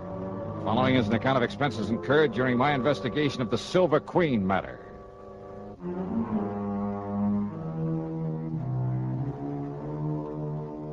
Cod Harbor is on the coast up near the famous old town of Gloucester, Mass. Transportation facilities are practically nil, so I decided to go up there in my own car. Item 1 on the old expense account then is $4.95 for gas, and having got an early start, I arrived there shortly after noon.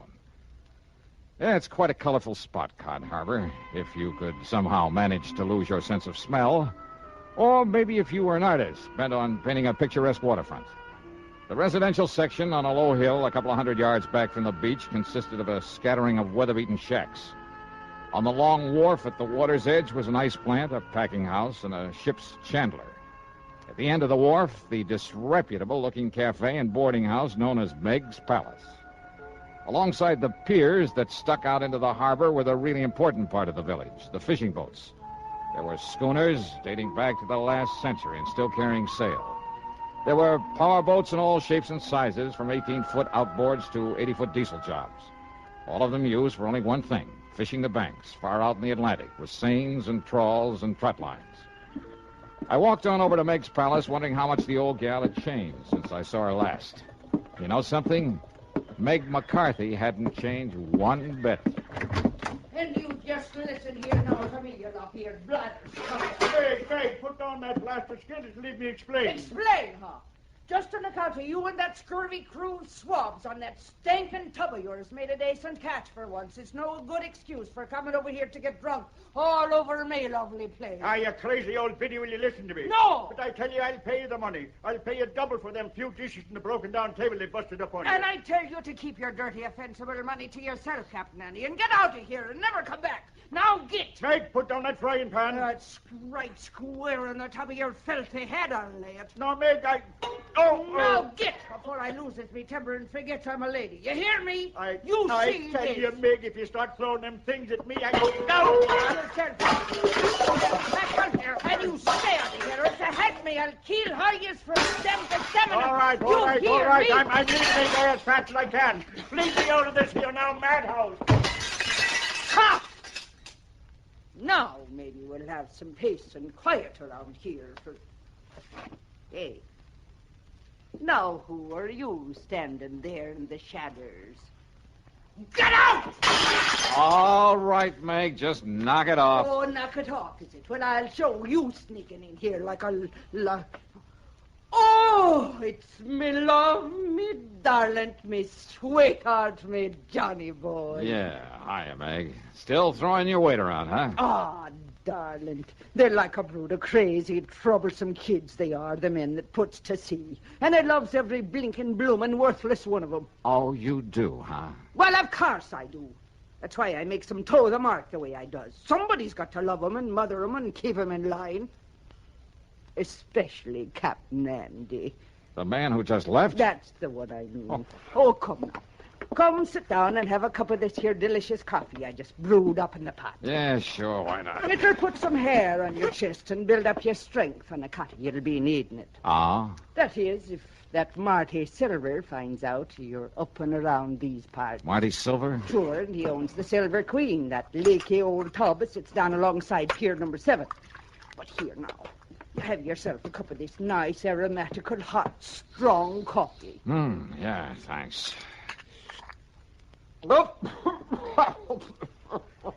Holy, what are you trying to do, murder me? Hey? Good grief. Well, now, just a minute, me fine young, fair-feathered friend. Is it a snide and despairing remarks you be making about me lovely coffee, You is call it rat poison coffee? I'm most certain. Now, just you look here, you hairy-brained young incompetent. No wonder there's trouble up here in Cod Harbor. Oh, is that so? Well, if you think I'm going to let you sit here and make degrading remarks about me cooking... Okay, Meg, okay. Stop waving that coffee pot and settle down. Just you listen, you swab-headed young whisker Forget it, snapper. will you? Pipe down. Quiet, will you? Now, sit down. Yes, darling. Okay. Oh, Johnny. Johnny, you reminds me so of me dear, dead, departed, overbearing husband when you talks up to me like that. Oh, yeah, I'm sure. And I tell you, if I was a few years younger and maybe a mite prettier looking in the face, oh, I tell you, there wouldn't dare another girl so much as set her eyes on to you. Oh, that's true, Johnny. Okay, Meg. But now what about this Marty Silver? Captain Marty Silver, he calls himself.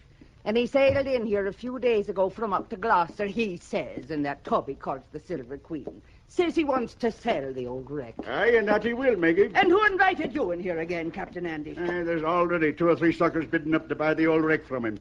He's pushing them hard to make a sale, he is. Then Andrew P. Hogginham, you keep them from buying it until Johnny Dollar here gets through his investigation. Investigating? Well, now, where's your manners? Shake hands with him. This here's Mr. Johnny Dollar, me lover boy from way back. Yeah, hiya, Captain. Lover boy. Him? That pasty-faced landlubber like him. Just you mind your manners, Andy, and get out here and don't let none of them boys buy the Silver Queen. Not yet. Now, look here, Meg. Go on with you. Or do I got to throw you out again? Well, whatever you say, Meg. But I warn you, woman, if you're being untrue to me in favor of this here Johnny Dollar... Ain't he handsome, Johnny boy? And we don't make it generally known, but Captain Andy is me very own fiancé. No. Yes, sir. And all this time I thought you only had eyes for me. Oh, well, now, Johnny... Okay. Now, just tell me about this Captain Marty Silver. Well, now, listen, darling. If Marty Silver finds out that I sent for you, if he finds out you're here to investigate him... Investigate him for what? Come on, Meg, you're beating around the bush. Oh, it's because I hate the word. Because I'm afeard of it. What word? Murder. Oh, well, I can't say that I... What? Yes, Johnny. Murder. And now, Act Two of yours truly, Johnny Dollar.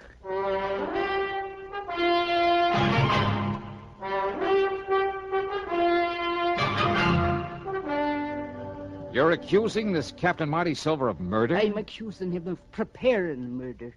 That's why me and Captain Andy's been keeping the eye onto him. Well, just keep talking, Meg. Down from Gloucester it was. He said he'd come. But he telephoned me old friend Captain Lavery up there. And? Tom Lavery said he never heard of him. Oh, well, now, look, And that's... Tom has been living up there since every time in memoriam. Never heard of any Captain Marty Silver. So I says to myself, says I, if Captain Marty ever was there, he was using another name and maybe on forged papers. When I thought I had a suspicious mind. So then last night, I takes a real good look at his boat. The way the name was painted onto it. No wonder it was all fresh paint. Yeah? The count of the name before he painted over it was the Arctic Queen. Well, so what's wrong with changing the name of his boat? So I phoned up Captain Tom again, and you know what he told me? What, Meg? It was the Arctic Queen was supposed to have disappeared in a storm up there not 3 weeks before with the loss of all hands on board, consisting of only 2. Go on. Them 2 was the skipper and the deckhand by the name of Marty Flagg. So you figure that Marty Flagg and Marty Silver are one and the same? That I do. And that somehow, under cover of the storm, he did away with the skipper of the Arctic Queen. Then he changed the name to Silver Queen and brought her down here to sell her. Dearie, that's exactly what I figured. And you could be right. Now, look, if his papers are forged, and that includes the registration on his boat... Oh, many's the time it's been done, Johnny boy, and you knows it. That a phone booth I saw outside the front door? What it is, but what for? I'm going to check with the Coast Guard up in Gloucester. They'll know in a minute if they have a registration in the name of... Oh, but now, wait. Yes, dearie. Let's assume that he did kill the skipper of the Arctic Queen. Well, of course he did. Now, you and this Captain Andy think he's going to commit another murder. Yes. Here in Cod Harbor. Yes. Another skipper in order to get his hands on another, a better boat? Oh, lover. All right, then who? Me. What? You? Yes. But why? Because he knows I've been suspicious of him. That I've been keeping tabs on to him. And I think he's seen me when I was poking around his boat last night. Oh, no. Wait, Meg. That's not reason enough to think he might want to murder you. Oh, ain't it? All right, I'll keep an eye on him just to make sure. Oh, just to make sure, is it? Meantime, I'll check with the Coast Guard in Gloucester. Just to make sure he does want to murder me by letting him do it. Is that it now? Meg. Yes, well... Well, if I can prove his boat is the one supposed to have been lost at sea, and if his registry and papers are forged, okay, then the Coast Guard can come down here and take care of him. Meantime... What? But what about me? Meg, look, I think you're getting all worked up over nothing. Your own lovely life at the stake, and you pass it off. You pass it off like I was nothing the more than that. Well, And I thought you was me friend and me beneficiary, and that you cared a little about what might Listen, will you please... But no. You like everything else of the male sex that wears the pants. Oh, no, if just a person don't have a pretty leg or a pretty face full of powder and rouge and her hair full of peroxide blonde... That's not true. And you... Meg, will you shut up a minute? Now, if you just let me finish. Yes, Mr. Dollar. I'll shut up me ugly old mouth. I'll smother me grief and me poor old broken heart. Look, listen. So maybe Marty Silvers is suspicious of you. Maybe he is the crook, the killer you think he is. And maybe he will try to get at you.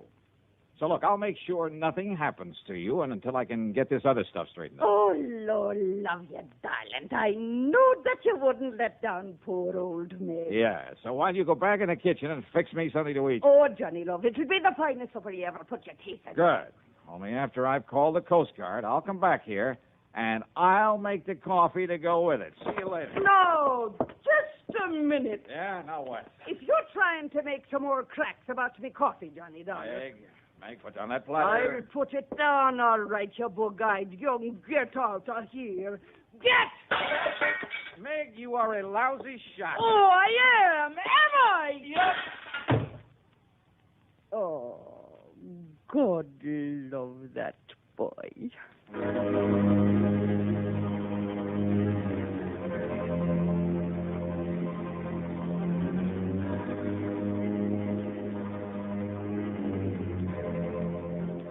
My call to the Coast Guard proved that Meg was right, 100%. They'd never heard of a Captain Marty Silver, had no record of him whatsoever. As for the boat, well, it was pretty obvious now that he must have killed the skipper of it in order to steal it, bring it down here to sell. I promised them that I'd do nothing to alarm Silver to scare him away, but that I would keep tabs on him until they could come down here and arrest him. But I had to break that promise because of what happened exactly 2 minutes later. Yeah, right after I hung up that phone.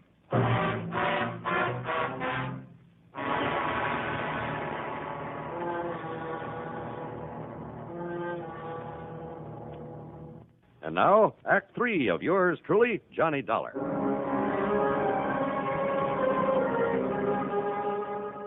I left the outside phone booth and walked back into Meg's Palace Cafe.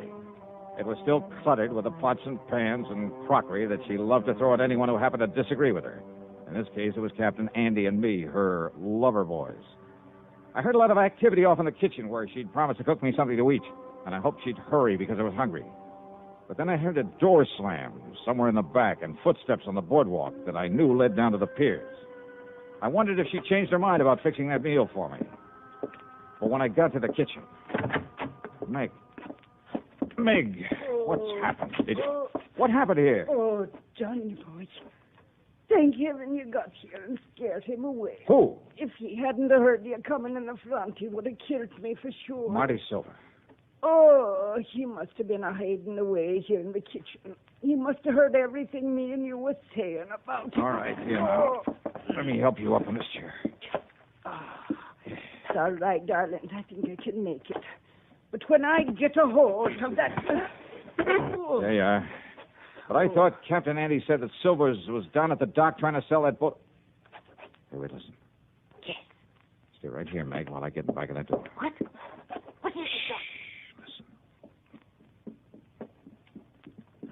Oh. Out of my way, Dollar. Meg, I just seen Monty Silver coming up. Meg, who done this to you? Marty Silver, Captain. I'll kill him for this. Oh, Meg, me pet, are you all right? Yes, I'm all right. But where was you when Marty Silver come in here and attacked me? Like you told me to. I went back to the dock to keep an eye on him. He was right here in the kitchen. And when I went out to phone the Coast Guard... Oh, Maggie, darling, did he hurt you bad? I told you I'm all right. But if Johnny hadn't come back in here... Oh, I'll kill that dirty Hey, rotten... Captain, you said you saw him leaving here. That I did. Where'd he go? Down to the dock to the Silver Queen. Well, he may have ideas for taking off, getting away from here. Well, of course, you barnacle-brained pair of... Look. Ah, what? Look there, out of the window. Yeah, you're right. Of course I'm right. That's the Silver Queen headed out to sea. Come on, Captain Andy, we're going after him. But he's got a start on us, a head start. And with the darkness and night coming on... Well, standing here talking about it won't get us anywhere. Come on.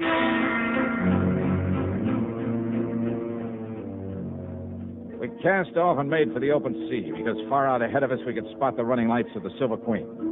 Andy put her on full power, and slowly the lights of Cod Harbor disappeared astern of us. I stood alone up at the bow, staring into the blackness of the night.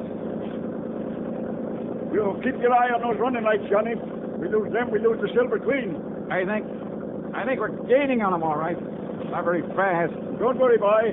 There's nothing out of Cod Harbor can outrun this boat of mine. Anything you can do to give us some more power? No. Oh, yes.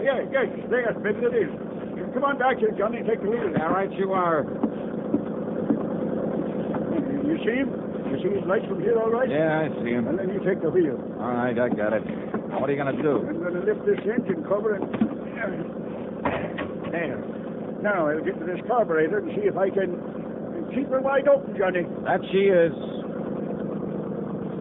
Oh, let's slow this down. Just keep an eye on the Silver Queen. Good, that's it. That's the best I can do with it. I'll take the wheel now. We'll get back up forward. Aye, sir.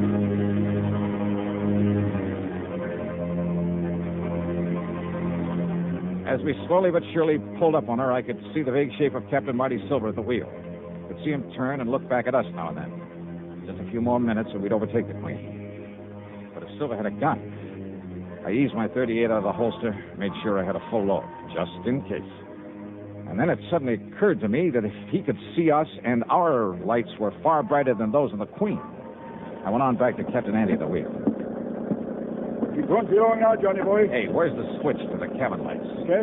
If Silver is armed, then when we get up close to him, he'll be able to pick us off like ducks in a shooting gallery. You're right. The switch is right there inside the... No, look. Huh? Silver has turned them off. Turned off all these lights. We lose him. We'll never catch him now. Won't we? Hey, doesn't the spotlight work? Sure it does. Turn it on. I'll put out the other light. Good. Hey, where's the switch for this spotlight? Here. Running lights. Now the cabin lights. The switch, Captain. Now we're just as black as she The is. switch for the... Oh, here it is. Now swing that lighter on, Johnny, so you cover the whole horizon with it. Right. When you get it on him, What's that? It's coming about. He's going to run us down. I see. Shove the wheel hard to port. Give it a gas. I am. If he's got us in the turn, we're losing way. Come on, faster, Captain. As soon as we get back on the straight course, keep the searchlight on him, square in his face. Maybe you can find him. Maybe, if I'm lucky, with my other hand. Oh, we'll never make it, boy. We'll never make it. Now, hold it steady. But he'll ram us right across the Hold it steady. But, Johnny, don't you see?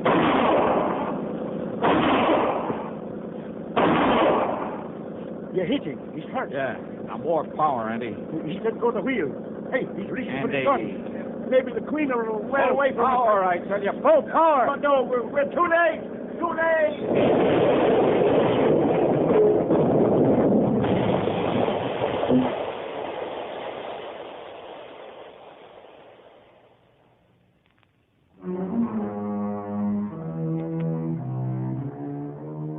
Well, I suppose I ought to make some crack about it being a long swim back to Cod Harbor. But I won't because it wasn't. The Silver Queen sank like a rock, and with the help of the spotlight, we finally managed to find and pick up the body of Marty Silver. Then, with both Andy and me bailing like mad, we slowly limped on back to port. And that's about it. Expense account total, including room and board at Meg's Palace and another tank full of gas, $58.35. Yours truly, Johnny Dollar.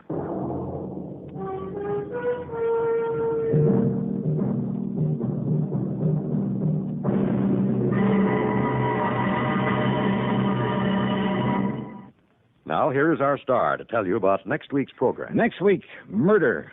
A real weirdie. Because there was no one there to commit it. Join us, won't you?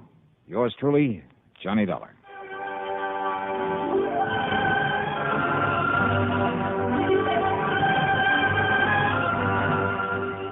Yours truly, Johnny Dollar, starring Bob Bailey, originates in Hollywood and is written, produced, and directed by Jack Johnstone.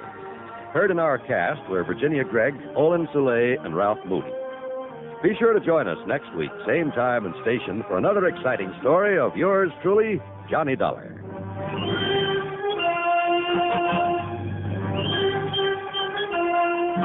This is John Wald speaking. Johnny Dollar has come to you through the worldwide facilities of the United States Armed Forces Radio and Television Service.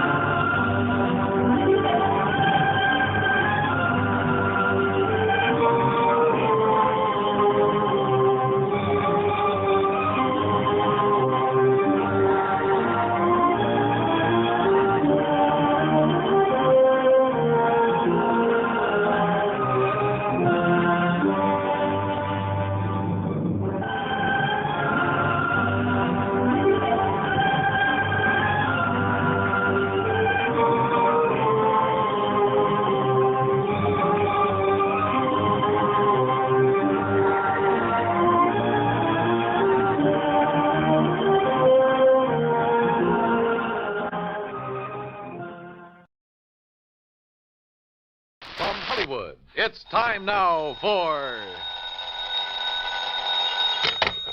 Johnny Dollar. Crutcher, Mr. Dollar. Lester Crutcher at Continental Insurance Company. Oh, how are you, Mr. Crutcher? Tell me, are you familiar with the Priest Expedition collection?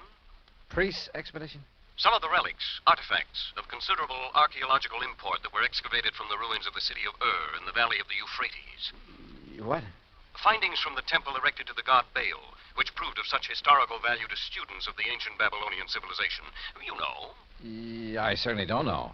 But what about it? We carry some special insurance on that collection. And what's happened to it? Nothing yet. But I think you'd better come over and see me. Right away. Okay, Mr. Crutcher. Why not?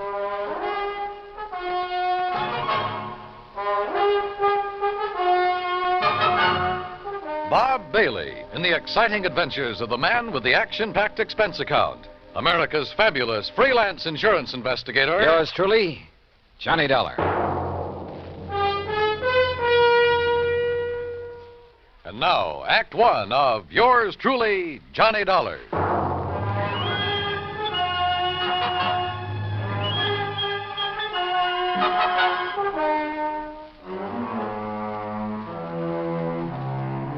Expense account submitted by Special Investigator Johnny Dollar to the Continental Insurance Company, Hartford, Connecticut.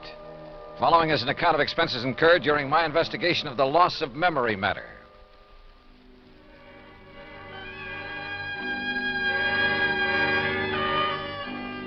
Ancient Babylonia, Crutcher had said.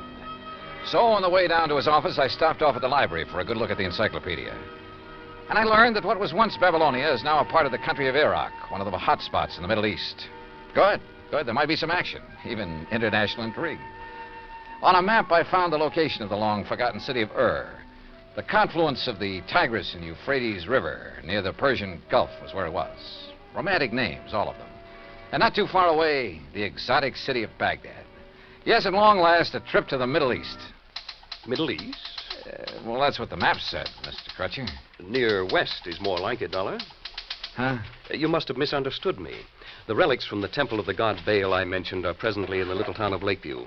Lakeview? Yes, right here in Connecticut. I guess I did misunderstand. They're owned by a Mr. Alvin Peabody Cartwright, who, I might venture to say, is a crackpot of the first order, but who happens to have placed a great deal of insurance with us on his life, property, art collection, and so forth. I see. You mentioned a priest's expedition collection. Of rare scrolls and tablets, principally, taken from excavations along the bank of the Euphrates River. Some of them over 4,000 years old, all of them of great historical and archaeological value. Here, this is a relatively unimportant piece that Mr. Cartwright gave to me some years ago. Well, what is it? What does it look like? Well, like a tiny sort of sofa pillow. Only it's made out of dried mud or some... Hey, wait a minute. There are a lot of tiny marks on it. Hieroglyphics, Dollar. Those are a perfect example of the cuneiform writing that was used by the ancients. Oh, what's it say? Has anybody deciphered it? It's a receipt for 24 fat sheep, 12 oxen, and 12 goats that were taken to the temple for sacrifice to the great god Baal. Well, how about that? Does the whole collection consist of stuff like this? Yes, and of priceless scrolls made of papyrus and leather.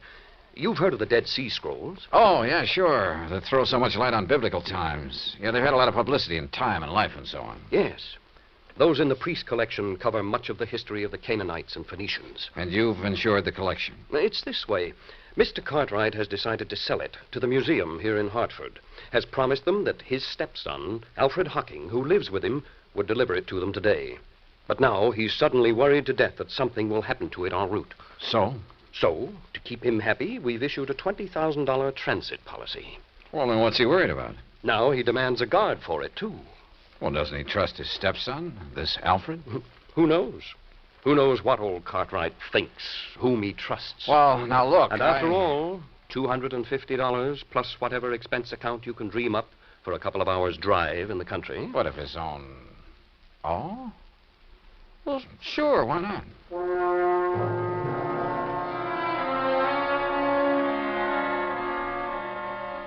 Expense account item 2, $50 deposit on a rental car in which I promptly headed north and west on Highway 44. The 50-odd mile drive to Lakeview was easy and pleasant. Finding Cartwright's home was also easy. It sat prominently atop a hill on the outskirts of the little town with perhaps 2 acres of ground around it. All of it looking worth a lot of money, yet rather seedy and run down.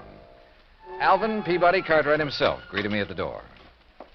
I take it you're Mr. Dollar. That's right. Mr. Cartwright? Let me see your credentials. Oh, well, yeah, sure. All right, here you are.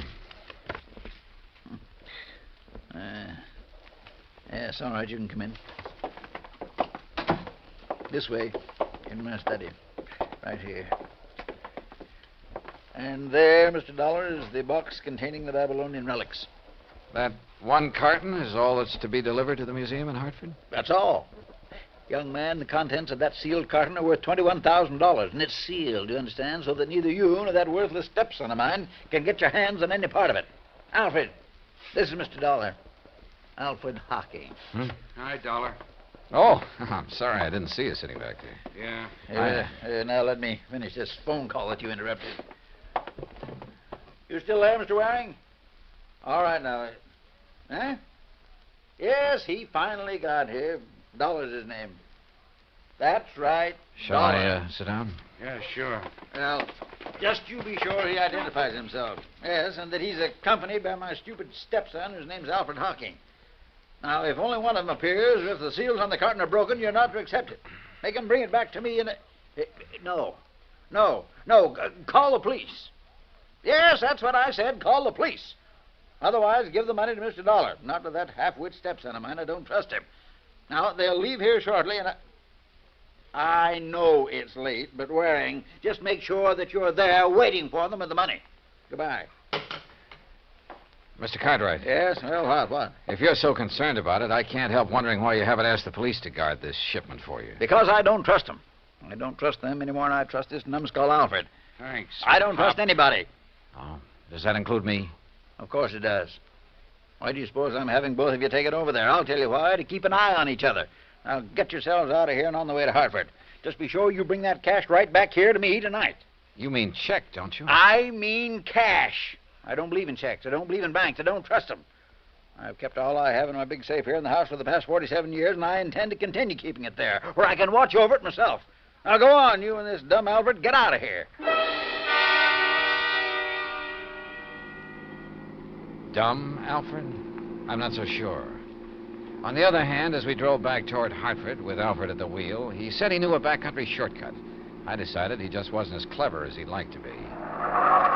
Hey, take it easy, Al. I'll give it to you straight, Dollar. I'd hoped the old buzzard would let me make this delivery alone. Because believe me, if he had, he'd never see 1 red cent of that 21 grand we're going to pick up. I take it you and your stepfather don't get along too well. That's putting it mild. But I'm telling you, boy, that once I figure a way to relieve him of his dough, he'll never see me again. $21,000. Boy, that would get me so far away from here, I tell you. You, been living with him long? All my life. The crazy old Scrooge has never let me have any money of my own. And me, I got a right to blow myself, have a little fun, as much as anybody. Well, maybe he thinks you ought to work for it. Hey, now, you better slow down, Al. Work, did you say? When he's got more than he'll ever be able to use stashed away in that old safe in the cellar? Why should I have to work? Hey, I said take it easy, Al. Why don't those trucks stay off those back country roads? Oh, now, Al. Why should I work when all I need to do is to get my hands on some of that pile he's got in the safe and I can live like a king? He'll never spend it, and he'll never leave it to me when he kicks off. That's why I haven't knocked him off myself, but believe me, Al, look, just stop this crate and let me take the wheel. Yeah, why? Oh, with all your ranting and raving, you're all over the road. Sure, okay. Sure, you can drive. Well, stop. Sure, I'll stop. Look out, we'll skid. Let us skid. Look out!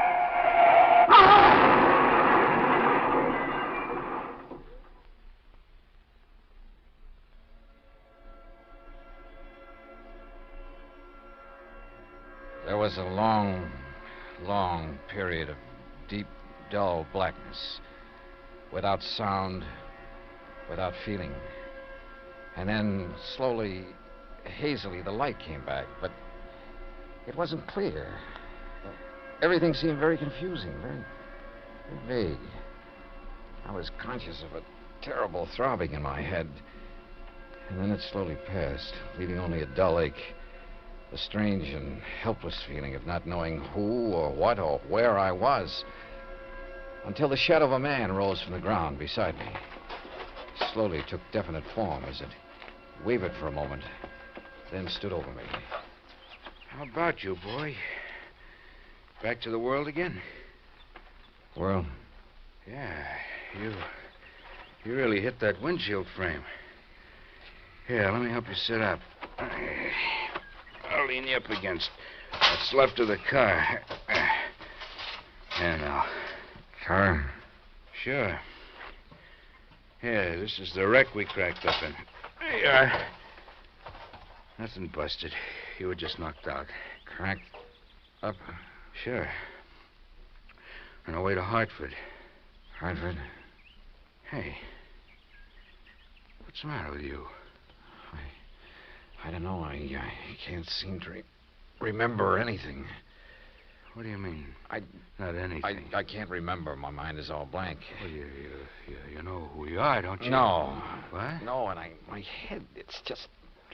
Look. Are you kidding, Hartford? Bud? Car? Sure. Hartford, to deliver some stuff and collect a big wad of... You're sure you don't remember? I don't remember. Not even who you are? I don't remember. I'm trying to, but... Well, I'll be...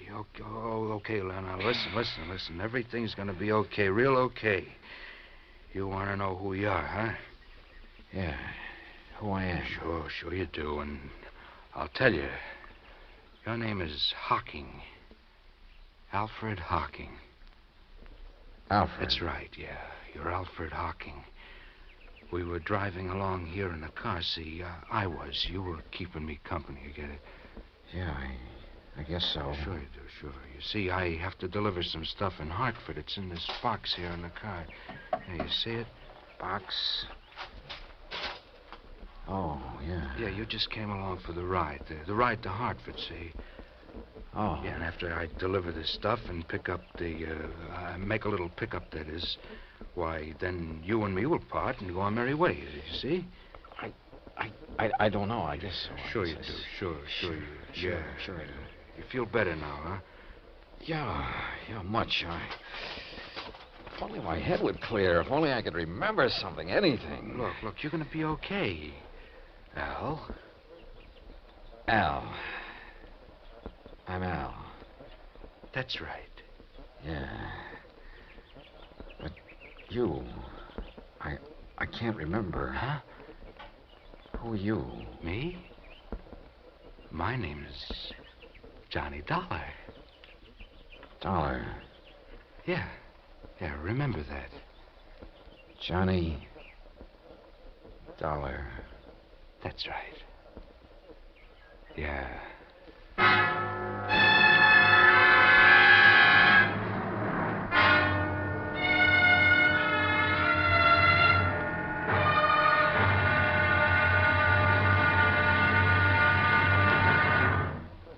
Act two of yours truly, Johnny Dollar, in a moment. We sometimes wonder, what is the life of a human being really worth? Not too much? Or maybe a great deal? Does it depend on whose life it is? Whatever the answer, one thing is certain. Fred Hargesheimer, since World War II, has felt that his life is worth quite a lot of gratitude. During the war in the Pacific, about June of 1943, Lieutenant Hargesheimer had his P-38 fighter plane shot out of the sky. Badly wounded, he bailed out over a tiny island, New Britain. It looked pretty small from where he hit the silk, but he found it much bigger when he hit the ground. It was bigger, and in complete control of the enemy. But Hargesheimer was lucky. After a month of lonely hiding, he was found by a group of friendly natives from the village of Nantambu. They cared for him and successfully hid him from enemy patrols for the next 4 months at the risk of their own lives. Then Hargesheimer was able to make it back to civilization. For the next 17 years, Fred Hargesheimer thought about those wonderful people of Nantambu.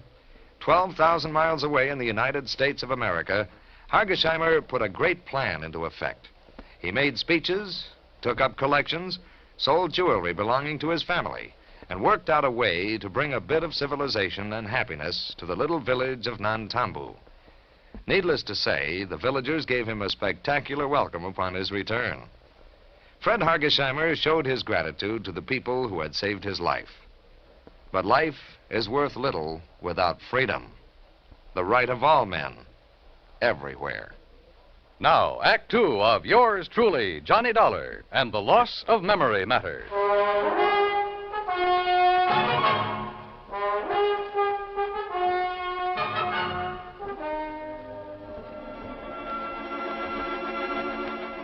Amnesia. Sudden, complete amnesia. And all the feeling of utter helplessness that goes with it. The man who was with me told me of the crack-up of our car on the way to a place he called Hartford. Hartford meant nothing to me. Nor did I recognize anything of the countryside or the road where we sat waiting, hoping someone would pick us up. Names, places, I remembered nothing. Not even who I was, or who the man with me was. That's right. Dollar. I'm Johnny Dollar. I see. And your name is Hocking. Alfred Hocking. Hocking. Yeah. Yeah, you're feeling better, aren't you? Yeah, I think so. Well, look in the pocket of your coat. Pocket? Oh, isn't there a billfold there? Yeah, open it up. Yeah, here's... Yeah, there's a name in it? Sure. See? Alfred P. Hocking. That's right. That's you. And I'm Johnny Dollar. Just remember that and everything will be all right. Now, why don't some truck come along and pick us up, or a car? What are we doing out here, Johnny? You see this box? Well, I've got orders to deliver it to the museum in Hartford. Museum, huh? What's in it? No, just some old relics. Then I'll collect the money for it, and that'll be that. You can be on your merry way, okay? Yeah. Yeah, I guess so. Sure. But how come I'm going with you, Johnny? Why, you live in Hartford, see? Oh, I see. You didn't even know that. You still don't remember anything. Only what's happened since I woke up here. Look now. Yeah? Why don't you take me home first, if we can get a ride, that is, and maybe if I rest, I'll feel better. No. Maybe my mind will clear up. No, first the museum. But, Johnny... All right, listen.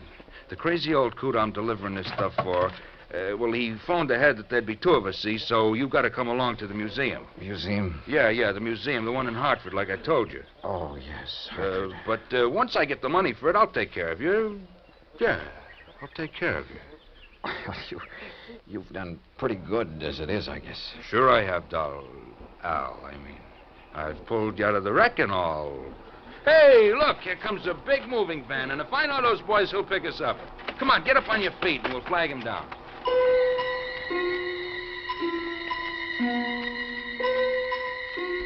The helpful driver of the big cross-country truck picked us up and was all for getting me to a hospital before anything else.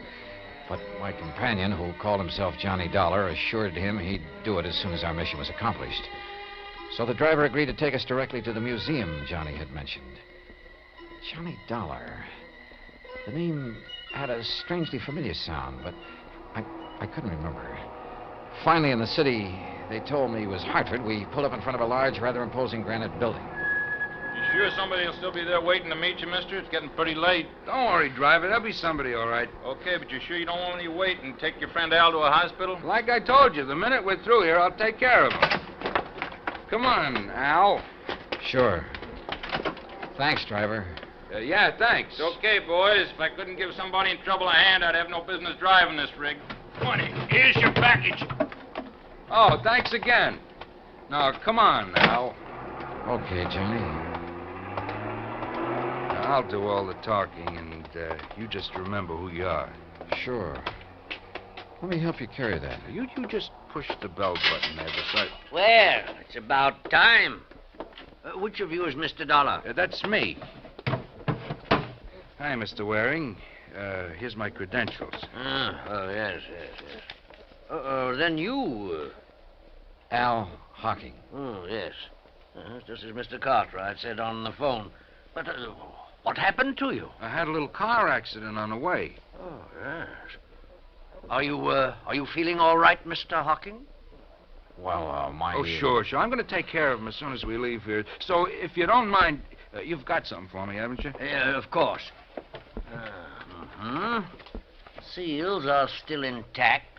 Sure are, in spite of the accident. Oh, very well. If you'll step inside, I'll give you the money. Good, good. Come on.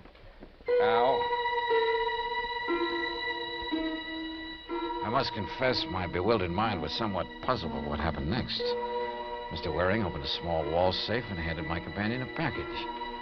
From it, he extracted and counted almost greedily $21,000. He signed a receipt, accepted a receipt for the packet of bills. Then we left the museum and hailed a taxi. Hey, buddy, you know a drive-your-own-car place that's still open? Sure do. Then take us there, and there's an extra fin for you if you step on it. Right you are. Johnny, can't the cabbie take me home first? I said I'd take care of you, didn't I? All right, now, don't ask any questions. We haven't got time. Maybe I had lost all memory. Maybe my mind was befuddled, confused. The pain in my head nearly driving me out of whatever sanity I'd retained. Nonetheless, I had a strange feeling that things weren't what they should be. Still, my friend, this Johnny Dollar who'd saved me from the wrecked car... If only I could remember things from before we cracked up. There was something strange, too, in the way he slowly, painstakingly signed the application for the drive-your-own car, looking carefully all the while at the license he pulled out of his pocket. Then a few minutes later, we were on the road again, and we were heading, according to the highway signs, out of town and toward a place called Danbury on Route 6. These rental cars could stand a little souping up. Look, Johnny, I thought you were going to take me home. I am. But you said I live in Hartford. Listen, if I know that stepfather of yours, the sooner we get out of the state. What? What were you going to say? Nothing. Now, listen. I got to get you to a hospital, see, and the best one I know is over the line in New York. You want to get your memory back, don't you? Yeah, sure, but now look, Al. Huh? What'd you say? It's funny. I called you Al. What's funny about it? Sure you aren't beginning to remember things, huh? How about it? I wish to heaven I could. But now, look, Johnny, there's something funny about all this. I may be a bit muddled after that crack-up we were in, but it seems... You are muddled. That's the reason you're getting crazy ideas, but don't. See? Just quit thinking and relax so you might do something you'd be sorry for. Yeah. Real sorry. This determination of his to get across the state line. Things were wrong, and I knew it. But I didn't know why. A man's judgment is based on his experience, or his reasoning powers, based on things he's done or that have happened to him, or at the very least on things he's known about in the past. And all of my knowledge of the past was gone from me. Anything I might do or say at this point would probably be wrong. So how could I argue with this Johnny Dollar? What's more, he had a gun. I'd felt it in his pocket when he bumped against me. Perhaps if I had a gun, I could stop him, demand an explanation. I felt that I should. Why? I didn't know why, but somehow. Johnny? Yeah? Why are you so anxious to get into another state? I told you to get you to a hospital. Now shut up. Oh, listen to me. Don't ask questions. Just leave everything to me. Well, why is driving all this distance, 50 or 60 miles now, better than if you'd taken me to a hospital or doctor back in Hartford? I told you to stop asking questions. Yeah. Johnny, why do you carry a gun? Why shouldn't I? Don't worry about it. Are you supposed to? Sure. I got a permit, so forget it. Let me see it. Hey, what is this? Later. Now. Later, I said. Then I don't believe you. All right, then here. Look in this card case. I looked in Johnny Dollar's card case. His driver's license, business cards that said he was a freelance insurance investigator. And again, something vaguely familiar stirred in my cloudy mind. You find it yet? And then an identification card with thumbprint and snapshot. And the picture was not of the man beside me. Instinctively, I leaned over to look into the rear view mirror, to look at myself. But he pulled the gun from his pocket, and before I could do it, he struck me hard across the head.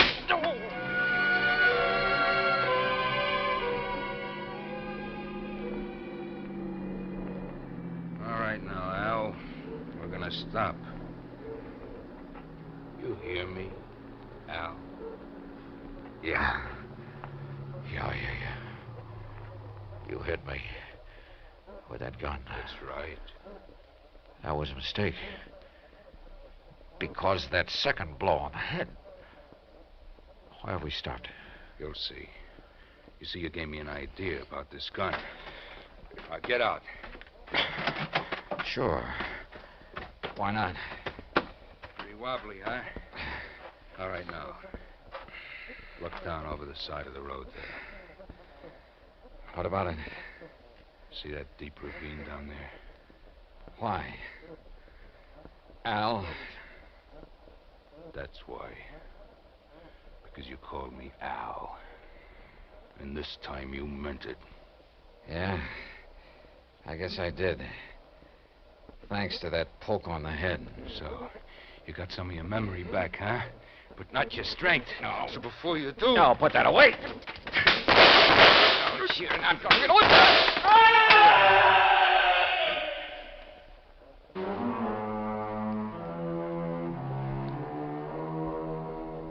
Expense account total so far, $95 even, including doctor bills.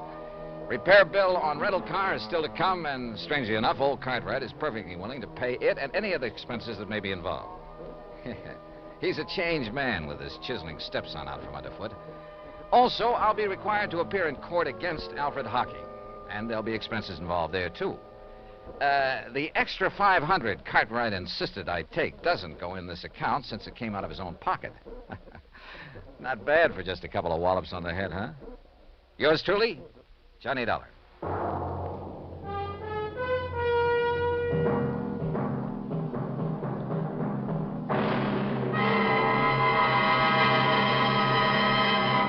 Now, here is our star to tell you about next week's story. Next week? Well, it's another case of mistaken identity, but believe me, a completely different affair. Join us, won't you? Yours truly, Johnny Dollar. Yours truly, Johnny Dollar, starring Bob Bailey, originates in Hollywood. It is produced and directed by Jack Johnstone, who also wrote tonight's story. Heard in our cast were Les Tremaine, Parley Bear, Joseph Kearns, Barney Phillips, Tom Henley, and Shepard Menken. Musical supervision is by Amerigo Marino. Be sure to join us next week, same time and station, for another exciting story of yours truly, Johnny Dollar.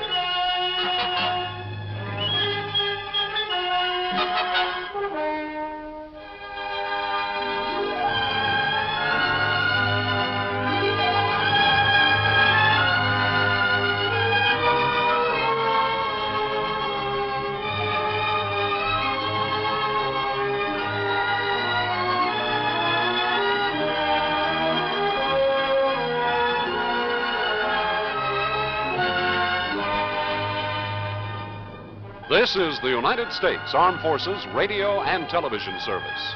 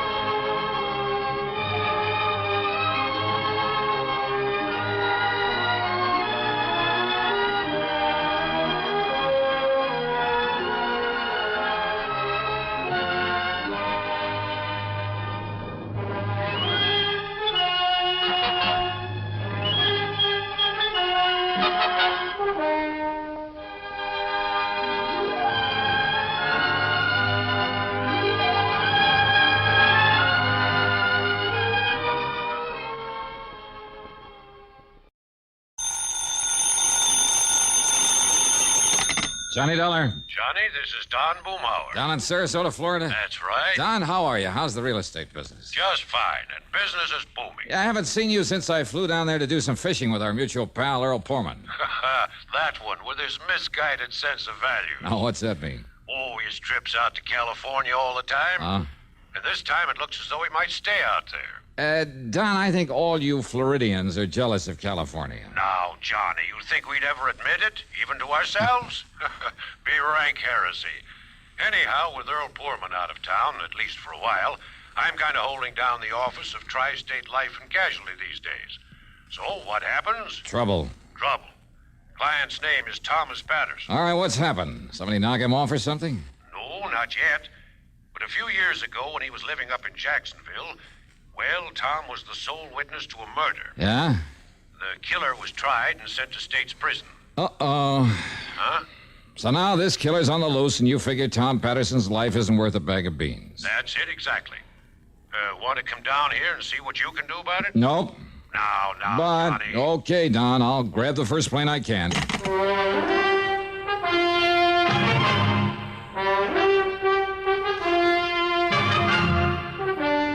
CBS Radio brings you Bob Bailey in the exciting adventures of the man with the action-packed expense account, America's fabulous freelance insurance investigator. Yours truly, Johnny Dollar.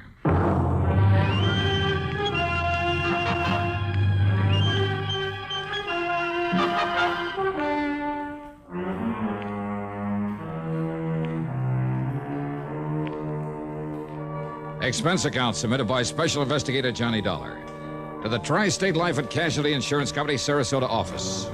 Following is an account of expenses incurred during my investigation of the deadly debt matter.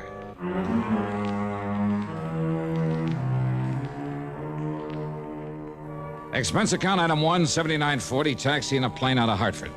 The flight was good, and by early afternoon, I was in Don Boomhauer's real estate office in Sarasota, Florida.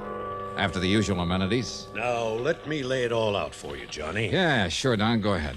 And to begin with, the life insurance policy involved has a face value of $70,000. Let's see, then. My commission will come to, Don't you ever think of anything but money? Sure.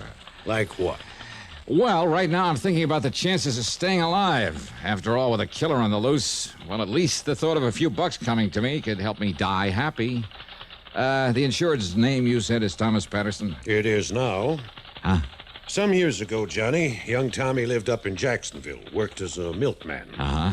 Early one morning, that was in 1951, he pulled up in front of an alley just in time to see a man named Casey Carey shoot down a fellow named Harker, who just happened to be busy at the moment blasting away at Carey with a .38. Oh, so Carey pleaded self-defense, huh? Well, he tried to, but the jury wouldn't go for it. You see, there'd been a long-standing feud between the two of them. Uh-huh. Only reason they didn't give Carey the chair is because Harker had a record as long as your arm. I see. Instead, Carey was given 10 years to life. I see. The point is that Tommy Patterson's testimony was what really convicted him. So, of course, he made the usual melodramatic threat. Oh, yeah, that he'd get Patterson if it was the last thing he ever did. He didn't care when. He'd be in no hurry. But sooner or later, he'd track him down and kill him. Mm-hmm. So what's happened? Tom had just got married, started a nice little family, 2 boys and a girl. So Carey's threat scared him as much because of the wife and kids as for himself. Yeah, but now, Don, you know as well as I do how little those courtroom threats usually mean. Now, wait. Yeah? About that time, some relative died and left Tom a considerable sum of money. So he changed his name, legally. Changed it to what? To what it is now, Thomas K. Patterson. What it was before doesn't matter. Okay, go on. Then he and his family moved on down to Venice, a few miles south of here. Yeah, I remember the town. Well, there in Venice, he set up the Excellent Dairy Products Company. Nobody down here has known him as anything but Tom Patterson, so he's felt perfectly safe. Until, that is, about 6 months ago. Yeah? He was up in Jacksonville on a business trip. He was just walking along the street one day, turned a corner and bumped into a man coming from the other way. Uh-oh.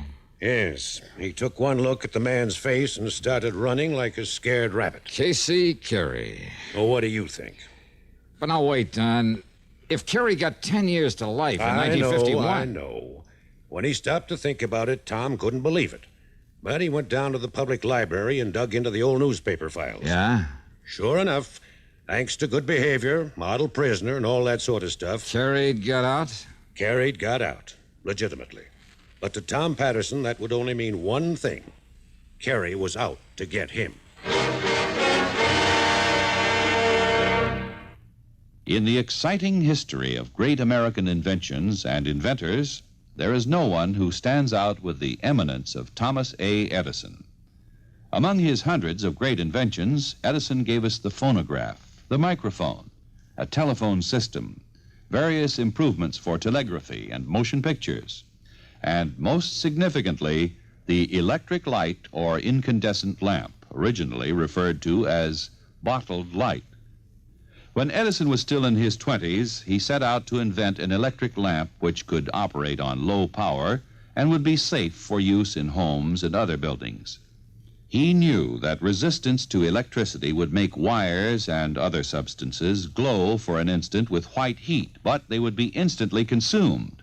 So he tried several types of fiber or wire sealed in a vacuum and succeeded in producing a glow which lasted for several hours. The next step was to find a filament that would give off a bright light and last for a longer time. In his search for the right substance which he could seal in his vacuum bulb, he tried 6,000 different substances, ranging from human hair and tar to foodstuffs and vegetable fibers. Finally, he hit upon the idea of using the fibers of the bamboo tree. Carbonized, these threads provided the filament he sought, and thus the incandescent lamp became a reality. It was discovered not by accident nor by profound scientific knowledge. It was the result of tireless effort and endless trials. Edison, like so many geniuses before him, found success through determination and the philosophy which has blessed the work of most American inventors. Somehow there must be a way. Let's find it. And now, Act Two of yours truly, Johnny Dollar.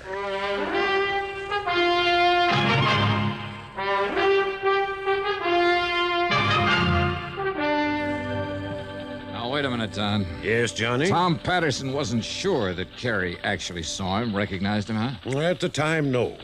After all, Tom had only had a very brief glimpse of the man, and the man had made no attempt to go after him. Uh-huh. But he's sure now that it was Carey. Yes. All right, so what did he do? He drove on back to Venice, quietly bought himself a Colt 32 and got a permit to carry it. Did he tell the police why he wanted the gun? No. Of course, all along, Johnny, Tom had hoped that Carey hadn't recognized him. That even if he had, he wouldn't know where to look for him. But, now, Don, unless this man Carey has made some move against him... Now, just wait, Johnny. Okay. Tell us your way. A couple of months ago, Casey Carey appeared and settled down in Venice. Oh? Yes, he rented a small house and got himself a job in charge of one of the filling stations on the trail. Well, that doesn't sound as though he moved in just to carry out his threat against Tom Patterson. Needless to say, Tom tried to avoid him. But now and then, when he'd see him on the street or forget and go past the gas station, it was Carey who'd avoid him. Pretend not to see him. Don... I know what you're thinking, Johnny. But just remember one thing. Yeah, what's that? Carey had made it plain right from the beginning that he was in no hurry to get back at Tom. Ah, I see. So you think he's kind of playing a cat-and-mouse game with him, huh? Just to build up the old fear in him, prolong the agony, maybe? What else? And believe me, he's succeeding. When Tom finally called and asked me to have you come here to protect him, he was almost a nervous wreck. All right, tell me this. Has Carey any brains, or is he just a typical dumb hood? He's in charge of a modern filling station for one of the big important companies. All right, then he must have too much sense to commit another murder. But if he can simply wear Patterson down with fright, maybe even drive him off his rocker... Johnny, Carey swore he'd kill Tom Patterson, and I'm convinced that he meant it. More important, Tom is. What do the police say? Well, Tom hasn't told him, in order to keep his wife and kids from finding out about it. That's a pretty small town, you know. If it weren't for his family, Tom would have just pulled up stakes and headed for Timbuktu. Don, if he's as scared as you seem to think... As I seem and to if think... there's no good reason for it... Well? Got an extra car I can use? Yeah, sure. The yellow one parked out front. Good. Here. There are the keys. All right, thanks. What are you going to do? Drive on down to Venice to see Tom Patterson and the police. Item 2, $4.25 for a tank full of gas. In Venice, I found Tom Patterson in his office at the Excellent Dairy Products Company, about to leave for the day. What Don Boomhauer had said about him was true. He was just about beside himself with fear. and someone against his wishes, I hauled him over to police headquarters. Brad Younger, the chief, was most cooperative. But... Okay, Billy, let me know when he comes in. That's it. And yes, Mr. Dollar, I know all about Casey Carey. Oh? Then why haven't you done something about him? Now. Why do you let him settle down here in Venice? Now, just a minute, Mr. Tom. If you know who he is, that he's the man who's threatened to kill me... I said just a minute, Mr. Tom. Now, you just sit there and be quiet. Yeah, please. Go on with what you were saying, Chief. Mr. Johnny, I learned all about Carey from the big oil company he works for. All about him, including that foolish thing he said in court 9 years ago. All right, then. So I had a little talk with him, and we kind of kept an eye on him. Of course, only the boys on the force, and I know that. We weren't sure that Mr. Tom here knew about him being here or recognized him. Of course I did. There was no reason to scare him or that nice family of his. Very considerate, Chief. Considerate? What's considerate about letting a killer settle down here in the first place? Now, hold it, will you, Tom? But look here, Mr. If you Dollar. want help in this thing from me or the police or anybody else... Of course I do. Why else do you think I had Mr. Boomhauer send for All right, then let us handle it our own way. But don't you see... Otherwise, we'll be glad to back out. Just let you take care of it all yourself. But Well... All right, Mr. Dollar, I'm sorry. Okay. So anyhow, Mr. Johnny, I'm convinced that Casey Carey is all right. He's forgotten his threat. And I tell you that he... No, Chief. I've got to have protection against him. Somebody to watch over me night and day. Tom, suppose Carey hasn't forgotten his threat to kill you. I'm sure he hasn't. And suppose Chief Younger were to give you protection for a while, in the hope Carey might try to make a move. For a while, did you say? That's right. He said he'd be in no hurry to get me. I know and that. And he's waited 9 years so far. He'll wait longer if he has to, but sooner or later he's... And what about my family? Excuse me, Chief. Here's that report you asked. Oh, okay, Billy, okay. I'll be through here in a minute. Yes. Now, you're a very upset man, Mr. Tom. Well, wouldn't you be? And I see there's a pistol permit listed in your name. You have that gun on you, Mr. Tom? It's at home in my bureau. What about it? Now, don't you think it might be real sensible if you turn it in before you get excited and do something foolish? No. No, I don't. Why not, Tom? Because if you won't help me, then maybe I'd better help myself.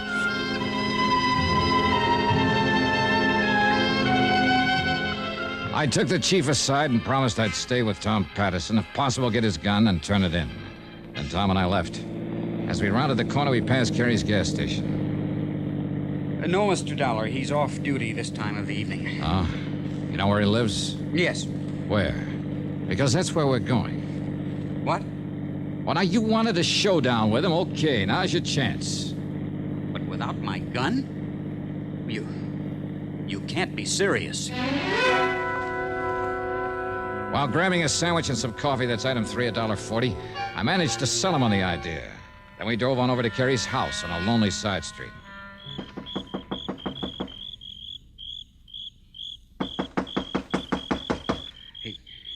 He must have seen me, Mr. Dollar, and he's probably waiting in there, Ask in the dark. me. There's evil in there, mister. Ah, yes?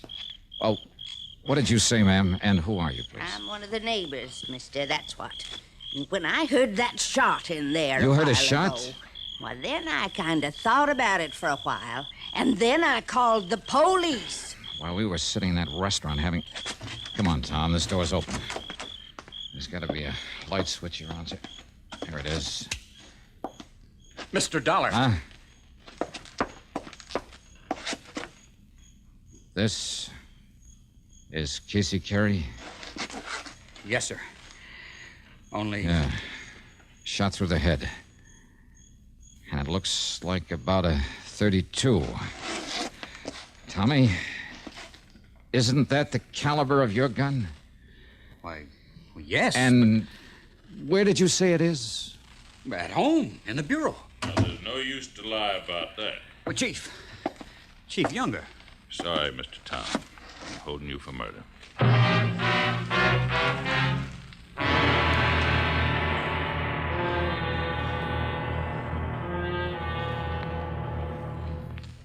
Gold is considered more precious than silver. And because it is, we find it hard to understand why silver takes precedence over gold in the military insignia of rank in the United States. At one time, except for the silver stars of generals worn on epaulets of gold, the color of an officer's insignia of rank depended on his branch of Army service. Infantry officers wore epaulets of silver with insignia of gold. All other officers wore the opposite. In 1851, all epaulets were gold with silver insignia, but majors and second lieutenants had no insignia at all, except for a difference in size of the epaulet fringe. Between the Civil War and the Spanish-American War, most epaulets were abolished, and majors were given gold leaves to indicate their rank. But the poor second lieutenant had to wait for his gold bar until, and believe this or not, 1917.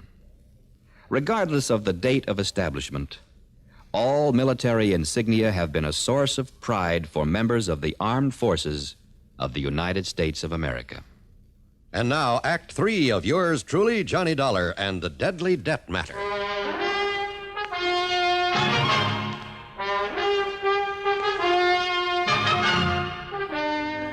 That's right, Mr. Tom. I'm holding you for the murder of Mr. Casey Carey. No. No, Chief, you're wrong. Am I? Looks to me like this is his dead body laying here, and I'd guess this hole in his head was made by a .32 caliber bullet. Chief Younger, look, and Mr. listen. Tom, that's the same as this gun of yours. So, here you are, Mr. Dollar. Here's a murder weapon. That's my gun. Where'd you get it? Mr. Tom, I hate to say this, but I had a feeling your coming to see me was a bluff. Bluff? Yes, sir. To make me think you hadn't yet done any harm to Mr. Carey here. Wrong, Chief. Am I? I had to practically drag Tom over here to see you. Well, then, let's just say he was more willing than he let on. That's not true. And when some woman phoned about hearing a shot out here and young Billy Barker came in... Barker? One of my new boys on the force. When he laid this gun on my desk and the number on it checked out against your permit, Mr. Tom... Where'd you get this gun? Right where you throwed it off to the side of the road over toward Midnight Pass. What? That's right. If young Barker hadn't stopped to fix a tire on his squad car and stepped on it, it could have laid there forever, nobody the wiser. But I told you, I left it in my bureau at home. That just doesn't make sense now, Mr. Tom, and you know it. But it's true. So where were you after you and Mr. Johnny left me at headquarters? Well, I can answer that, I'll tell you where, Chief. Mr. Tom. You came over here and killed Mr. Carey and took the gun and throwed it off in the bushes. Wait, Chief Younger, listen. Yes, sir? Tom has been with me from the time we left you. Who? Yes. Well, then all that means is you killed him before you came to see me. No, Chief. And when the doc digs a bullet out of Carey's body, and I take it along with your gun up to the police lab in Sarasota... Mr. Dollar. And if they match up together... Tommy, it looks kind of bad for you, doesn't it? No, please, listen. You better come along with me, Mr. Tom. Maybe Chief Younger was right. And when a report came back from ballistics that the bullet had come from Tom Patterson's gun, when Tom had no way of proving he'd left the gun at home, well, I still couldn't believe Tom had done it. Another thing, the neighbor woman had heard the shot only a little while before we got there. What's more, Carey's body had still been warm. But instead of putting up a defense for Tom, I decided to play a real wild hunch that just might turn up Carey's killer. Item 3 from a phone booth, 30 cents for a call to Don Boomhauer. No, Johnny. The man Tom saw Carey murder back in 51 was named Harker. Not Barker? Nope. Gerald Harker, with an H. Well, then I guess my hunch about this new man in the department. Hunch about what? Oh, it's nothing, Don. Forget it. And thanks. So maybe I was wrong. So maybe instead of always acting on these crazy hunches, and yet...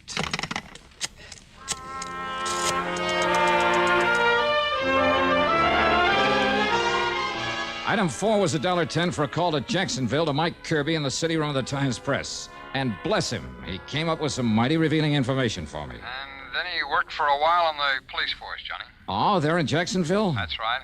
Looked to me as though the boy was trying to live down the family reputation by putting himself on the side of law and order. Maybe. And a month or two ago, he handed in his badge and moved to... Hey, what was that maybe you threw in? About his being on the side of law and order? That's right. But, Johnny, if he was a cop... And here's another maybe. What? Maybe that boy still is. What? A cop. Thanks a lot, Mike.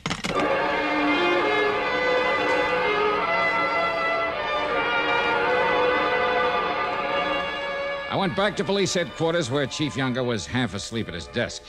I told him I wanted to have a little talk with one of his men. No, Mr. Johnny, but it's after midnight, and he doesn't come on duty until late in the morning. But okay, if you insist, I'll call him, get him out of bed, and have him come down here. And then about half an hour later, they're in Chief Younger's office. Something special, Chief? Get me out of bed this way? Billy, I want you to meet Johnny Dollar. Mr. Johnny, this is Billy Barker. Hi, Billy. Mr. Dollar? Only, why did you change your name from Harker when you came down here to Venice? Huh? What's that, sir? I'm afraid it was a dead giveaway. I don't know what you mean, sir. I'm sure I do. That and the fact you didn't move down here until Casey Carey did. Oh, you mean that man that was killed this afternoon? That's right. The man who'd killed your own father back in 51. Is that true, Billy? How did you know, Mr. Dollar? Casey Carey, the man you swore you'd someday get even with for killing your dad. How did you know that? I didn't. I was guessing. Looks to me like you guessed right, Mr. Johnny. Now, look. When you learned that Carey was getting out of jail, you joined the force up there, hoping that maybe you could find some excuse to kill him in line of duty. You don't know that. But before you could do it, he moved down here to Venice. So you followed him and joined the force down here. You think that's the reason I came down here? All you could do was bide your time. Until this afternoon, when you heard us talking in here and found out about Tommy Patterson recognizing Carey, being so wild with fear that he was willing to kill him. Now, you listen. So all you had to do was get hold of Tommy's gun. I don't know how or when. That's beside the point. Mr. Johnny, you sure of this? I'm not sure of anything, Chief. You bet you are. But if Billy is willing to go over to the police lab in Sarasota, let them make a paraffin test of his shooting hand. Well, Billy. All right, you two. Oh, you don't kill.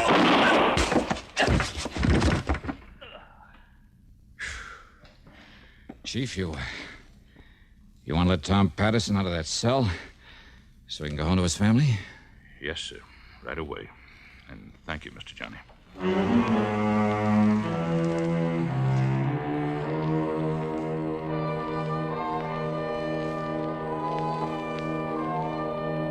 Expense account total, including our motel room, some fishing out in the Gulf with Chief Younger the next day, then the flight back to Hartford.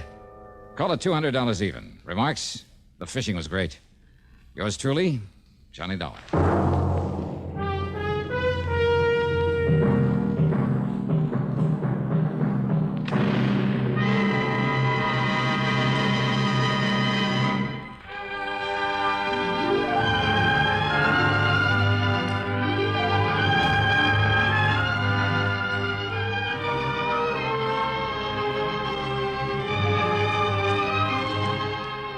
Yours truly, Johnny Dollar, starring Bob Bailey, originates in Hollywood and is written, produced, and directed by Jack Johnstone. Heard in our cast were Virginia Gregg, Russell Thorson, Barney Phillips, Sam Edwards, Bert Holland, and Stacey Harris. Be sure to join us next week, same time and station, for another exciting story of yours truly, Johnny Dollar. This is John Wall speaking. Johnny Dollar has come to you through the worldwide facilities of the United States Armed Forces Radio and Television Service.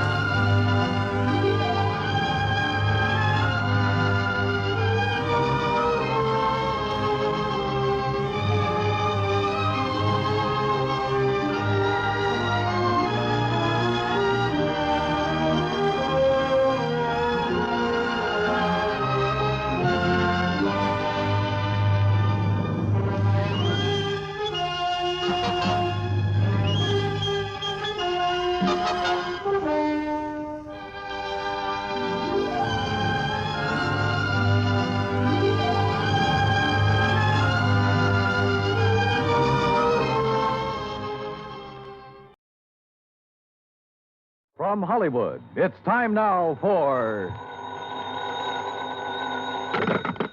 Johnny Dollar. Hillary Fuchs, Johnny. How's your time these days? Time to live, time to die, you know. What's up?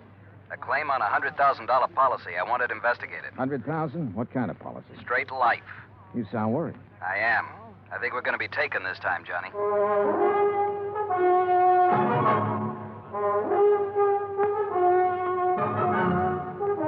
Bob Bailey in the exciting adventures of the man with the action-packed expense account. America's fabulous freelance insurance investigator. Yours truly, Johnny Dollar.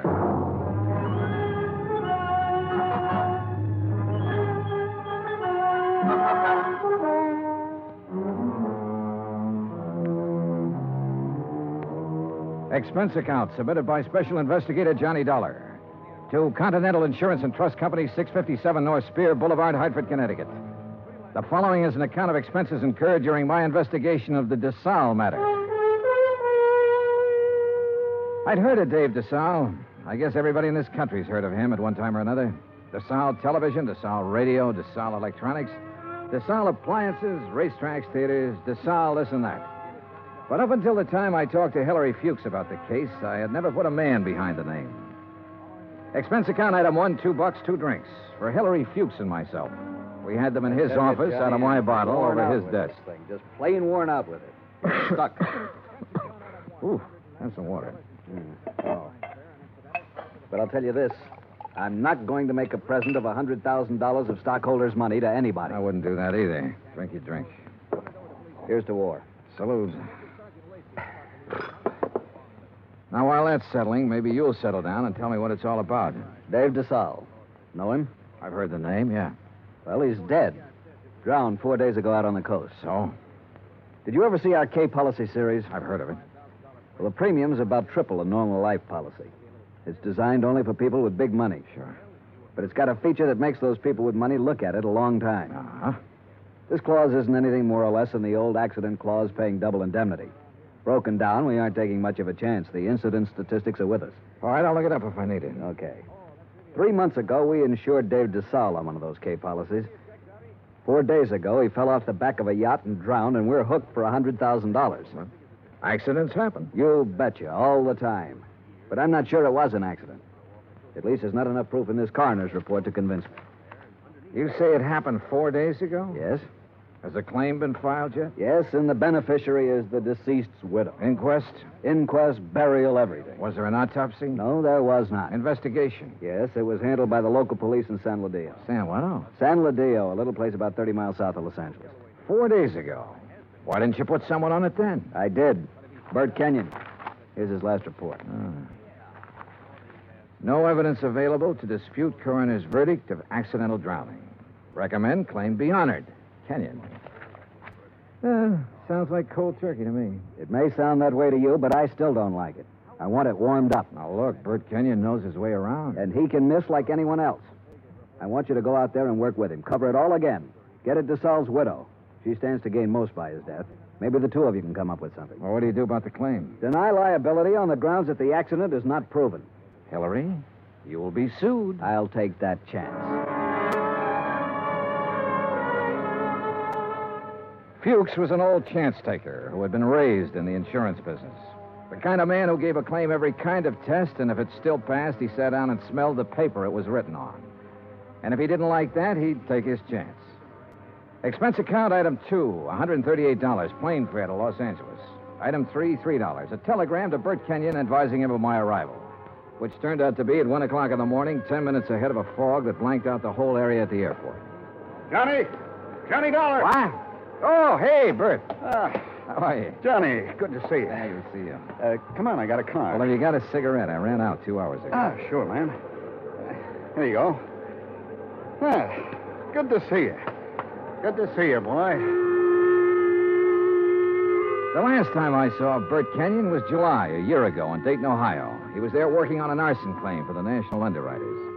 Before that, I'd run into him in Denver, Portland, and Chicago. And we'd worked together for 2 weeks in New Orleans on the San Antonio case.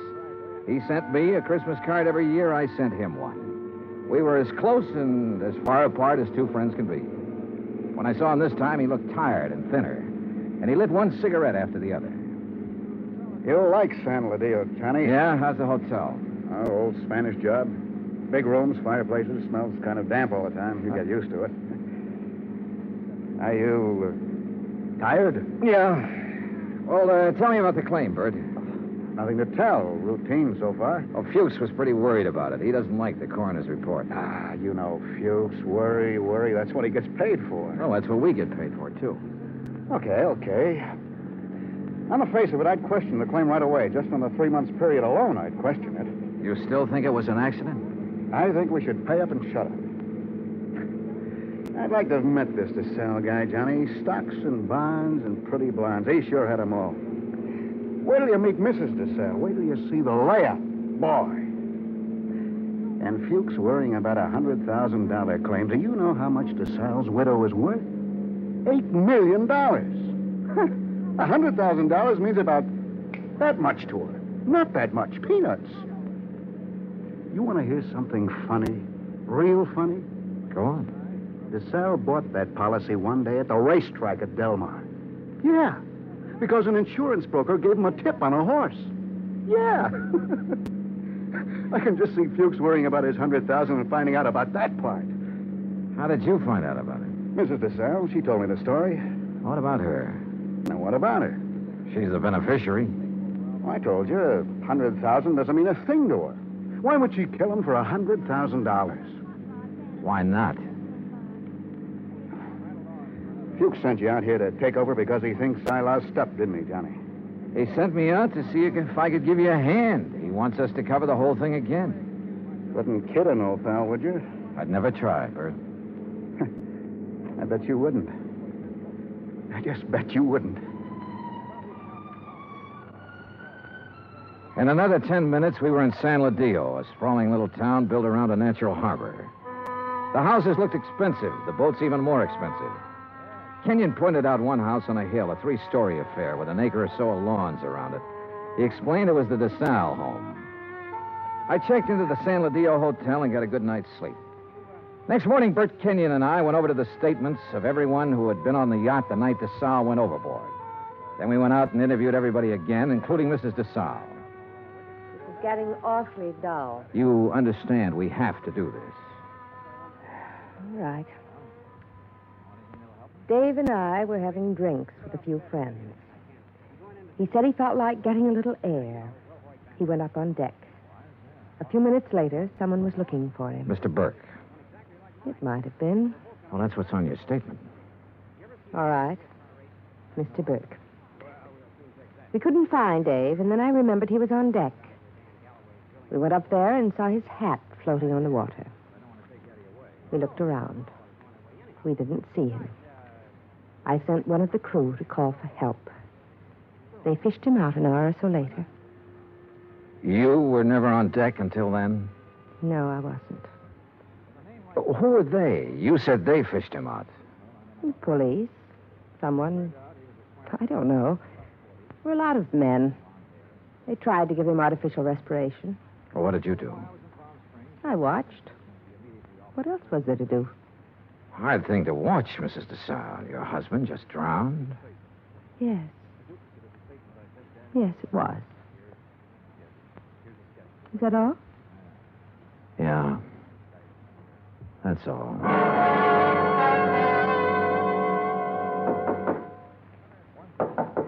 Come in. Hi. Oh, what's all this? Thought you'd be in bed. Just going over the reports again. Well, what do you think? Oh, I don't know. I'm trying to make up my mind, Bert. About Mrs. Desalles, the way she looks, the way she acts. I told you she was something. Yeah, sure. 50 men would sell their souls to be tied up with her one way or another. She had help, Bert. What? She had to have help to kill him. A dozen people swear she was below drinking martinis with him, so someone was up on deck waiting for Desalles. What have you got to go on? Desalles swam the English Channel 20 years ago. He should have been able to swim 20 feet to a gangplank. Drunk or sober, he should have been able to do that. I knew about that swimming business. Expert swimmers drown all the time. We both know that. What else? Well, why didn't somebody hear him yell? Maybe he didn't. Everybody lets out a yell in a situation like that, falling or in the water. There were a dozen people aboard. One of them should have heard him yell. Yeah, I guess you're right. All right, suppose he didn't yell. But suppose this coroner made a mistake about the bruises on the side of his head. Suppose they happened before he went over the side. It'd be hard to prove now, Johnny. Oh, look, she's got a boyfriend somewhere, Bert. She had to have one. The servants can be gone over. Somebody at the house has seen him. He's called her, sent her messages. He's our boy. We can bring him out in the open. We'll get help from Los Angeles. We'll call the legal department and get them busy. Get permission to exhume the body and have an autopsy. We'll Johnny, What? let this one go, huh? What? Drop it. It's just lousy enough to get by, Fuchs. We got a good case, Bert. I know. I've known it all along, Johnny. A sellout? Mrs. Desalles offered me the whole 100,000. The whole 100,000, Johnny, to let it get by.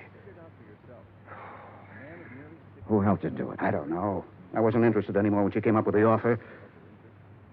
Look, what does Desalles mean to you and me? Nothing. He had a whole life, the best it could give him. We can't bring him back. I'll split the 100,000 with you, Johnny. We'd have a little chance for some things, too. Johnny? Bert. No deal? No deal. You're a good dick, Johnny. Stand up. Oh, put that thing away. I've been looking a long time for a mark like this. Now you've lost it up, and I have to beat it. Turn around. Bert. So long, Johnny.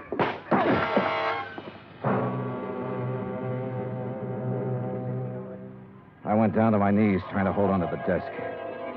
I saw him stand there a minute, like he might want to help me. And then he was gone. I did everything I could to make my feet, but my legs wouldn't work. And then it was all over.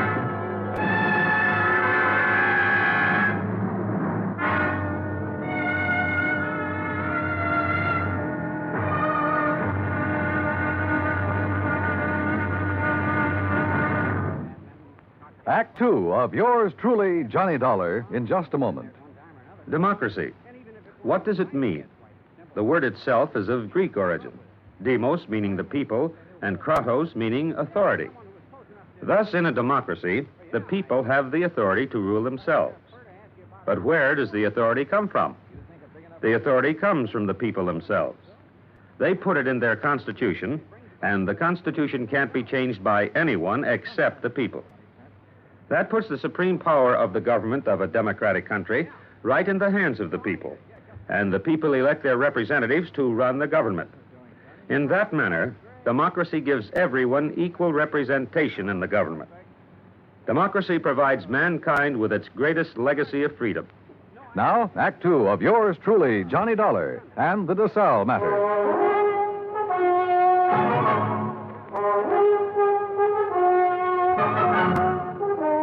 The light on the desk was the first thing I saw. It was still on. The window was still open. The room was the way it had been before. I kept thinking about every man having a price and how Britt Kenyon had settled for $100,000. It seemed like a fair price. It also seemed too bad there was no way for him to collect it. There were two of them, a heavy-set man about 50 years old and a tall, lean-faced man with dark eyes. They looked me over. Your name, Dollar? Yeah. Police. We want to talk to you. My name's Blair. This is Sergeant LaFrida. You sick or something? I bumped my head. How? Never mind. Well, what do you want? We'll ask the questions. What are you doing in San Ladillo? I'm standing around in a hotel room talking to a couple of cops. Just answer up. Don't be funny, fella. I don't feel even a little bit funny. You got a license to carry this gun? Hey, what is this? Have you? Yes. Your meat-handed friend ought to put it down or it might go off. Been fired, Tom? Ah. Meat-handed, huh? That's what I said. I'll remember that. Okay. Tell us about it. Tell us what you're doing here. And don't waste a lot of time doing it. I'm an insurance investigator. Tell this goon to back away and undouble his fist or I'll break a chair over his head. Are you going to try to be tough, baby? I'm going to try to find out what this is all about. You want me to pop him open to see if he's as tough as he sounds? Behave yourself, Tom. Let's see something that says you're an insurance dick. Top of the dresser. Bring it over, Tom. Sure.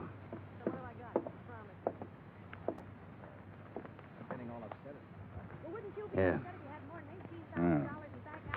Okay. Now tell us what you're doing in town. The Desalles case. Now, you tell me You know what Bert Kenyon? I know him. I've been working with him. Well, he's been around town 4 or 5 days. We haven't seen you. I only got here this morning. You could prove all that, could you? Oh, sure. With a plane ticket, with a hotel clerk downstairs, with a bellhop who brought up my luggage, with a dozen people or more I've talked to today. And tonight? What about tonight? Right here. You could prove that, too? Try the clerk downstairs. Ask Kenyon. Where is Kenyon? I don't know. You ought to know. Why don't you sit down, Tom? Okay. Now, when did you see Kenyon last? A couple of hours ago. Now, tell us what you talked about, and don't forget anything. We talked about the Desalles case. Kenyon have something new on it? No. Don't hold out on me, boy. This is police business. Tom here's pretty edgy for a cop, but I'll turn him loose on you if I have to, because I haven't got a whole lot of time to waste being sweet. Tom worries me to death. One more minute. Just one more minute is all I'm going to take off this guy. Oh, shut up. I'll ask you again, Dollar. What's new on the Desalles case? What did Kenyon tell you? The way we look at it, you came out here because something new popped up that might take 2 guys to handle it. Look at it any way you want to. Blair, you're going to take this stuff... Never mind. Okay. Get your hat and coat, Dollar. We're going to see a fella. Not unless I know why. And I mean that. Dollar, your buddy's been killed. What? Kenyon. Somebody shot him up an hour ago.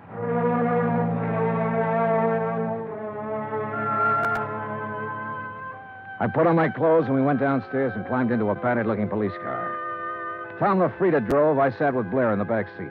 No one said anything. A half a mile out of San Ladillo, we turned onto the main highway and drove to a spot about 2 miles away, all-night filling station. There were a couple of highway patrol cars there, an ambulance, and men in dark suits who looked the way policemen always look. Wait here. Keep an eye on him, Tom. Sure. Be just a minute. He's a soft old gink. I suppose you're hard. I know how to handle pinballs like you. Before we're through, you and me, we'll have it out. Okay, Dollar. Get out. Yeah, sure. Tom, put the spotlight on him. Okay. Good. Now, Posey. Posey, take a good look at this man. You ever seen him before? No. Look good. Take your time, boy. No, man I saw was shorter by this much. He wasn't as husky. Okay. You go in back of your place there and get some sleep, boy. That all? There'll be more by morning. Go along now. Sure. Night. What was all that? Tom, get out. You stick around here with Dick and Wally. Okay. You're the boss. You get in the front, Dollar.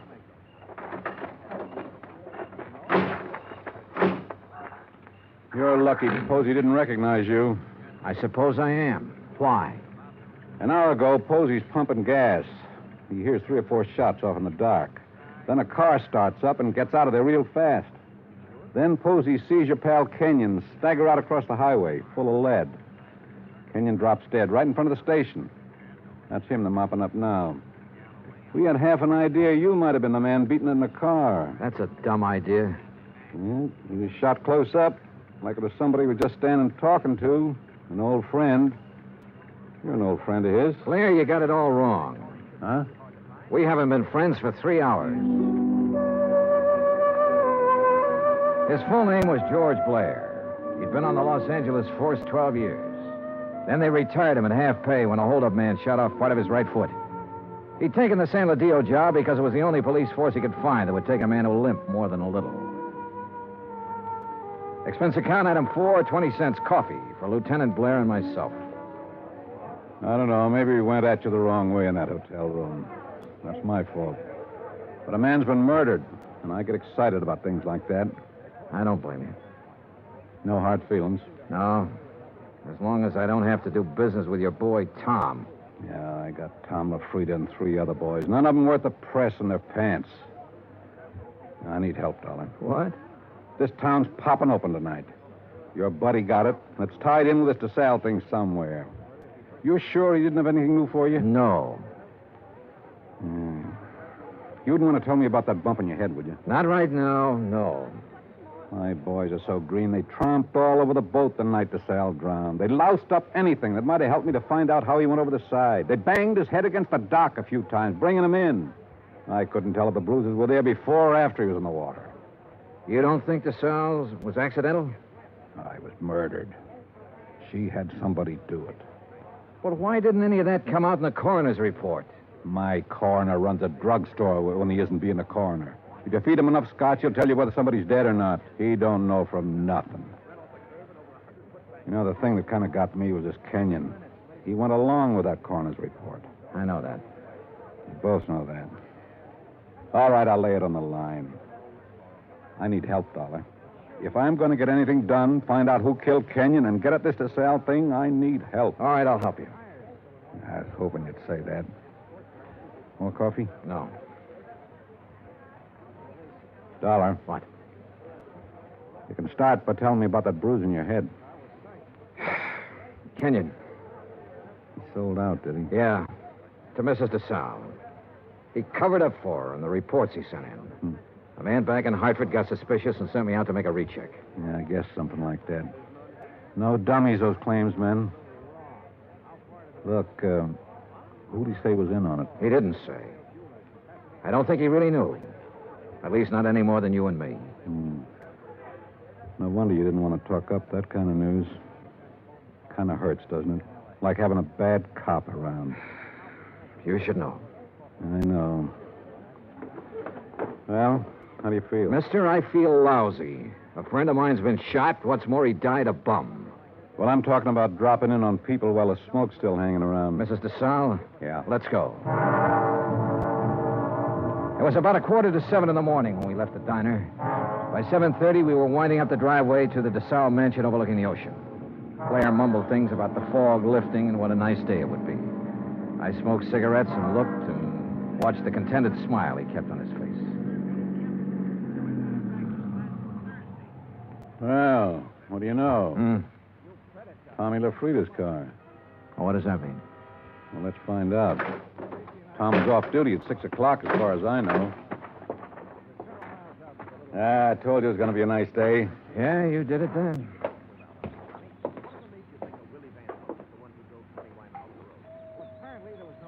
Nice place.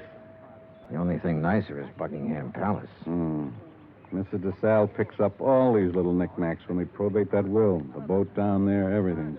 Nice. Yes? Mrs. Desalles, please.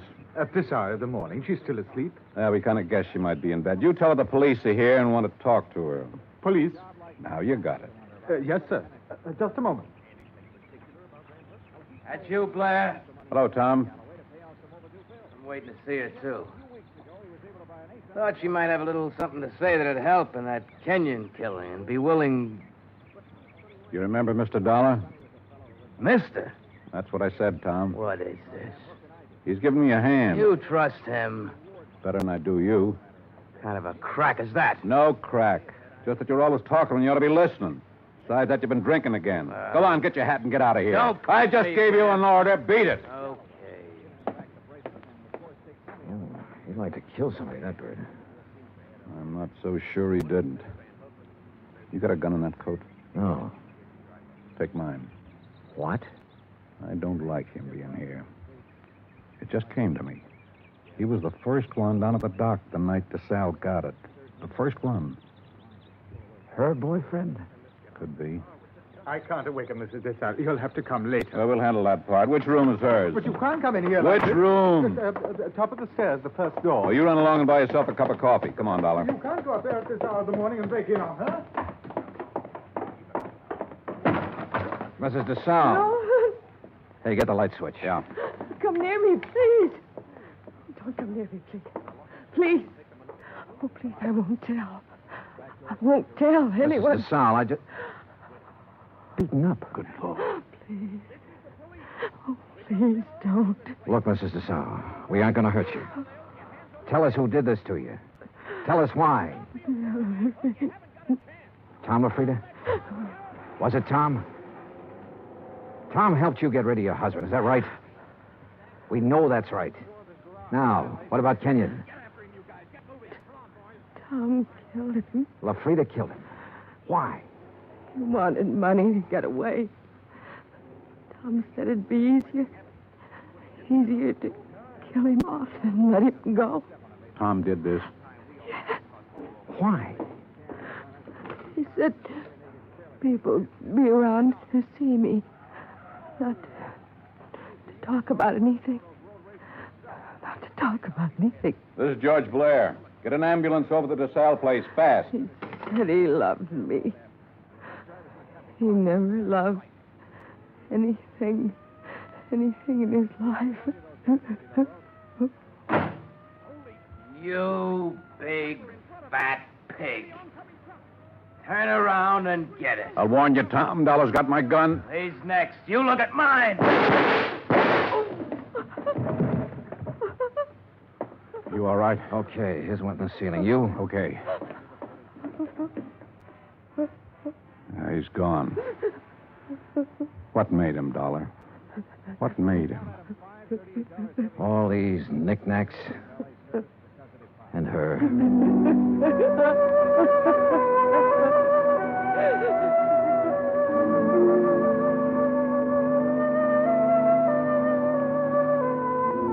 Expense account item 5, $25. One phone call to Hartford.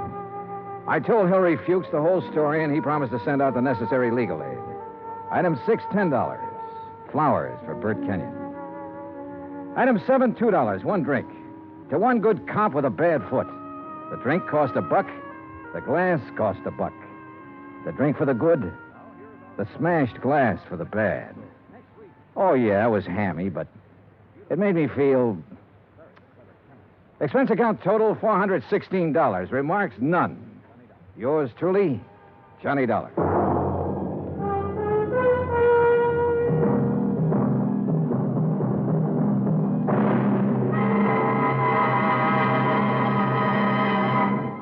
Now, here is our star to tell you about next week's story. Next week, one of the sweetest old characters I ever met. And with him, one of the cleverest killers. Join us, won't you? Yours truly, Johnny Dollar.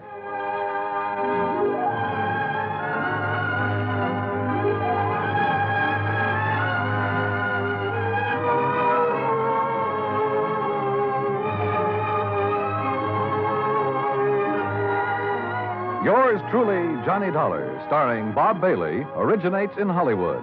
It is written by John Dawson and is produced and directed by Jack Johnstone. Heard in our cast were Virginia Gregg, Harry Bartell, John Stevenson, Will Wright, James McCallion, and Ben Wright. Musical supervision is by Amerigo Marino. Be sure to join us next week, same time and station, for another exciting story of yours truly, Johnny Dollar. Dan Cumberly speaking. Johnny Dollar has come to you through the worldwide facilities of the United States Armed Forces Radio and Television Service.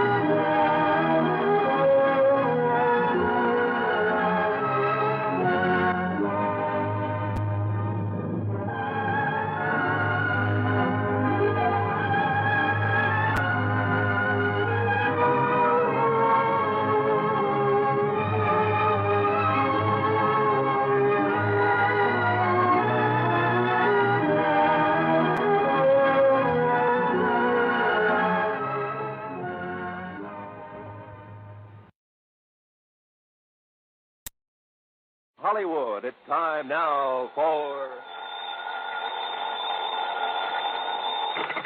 Johnny Dollar. Nick Walters, Johnny. Northeastern Fidelity and Bonding. Oh, hi, Nick. How's with you? Good and bad, Johnny. Good and bad. Well, I'm sure it's nothing good you've called me about. What's the problem? $58,000. Lost, straight, or stolen? As if I didn't know. Yeah, probably stolen. Ever heard of the Old Lang Syne Furniture Company? I have not. Sounds like a gag. It's no gag. Some of the finest traditional furniture in the world comes out of that plant. Really? It's up in northern Massachusetts in a little town north of Fitchburg, and it's run by a bunch of real characters. Oh, how do you mean? Well, I suggest that when you go up there, you wear a dark blue suit, white shirt, and black four-in-hand tie. Huh? Oh, and suspenders. Be sure you wear suspenders. Are you kidding? Why? Why don't you come over here at the office and let me tell you about it? Yeah, Nick, I think I'd better.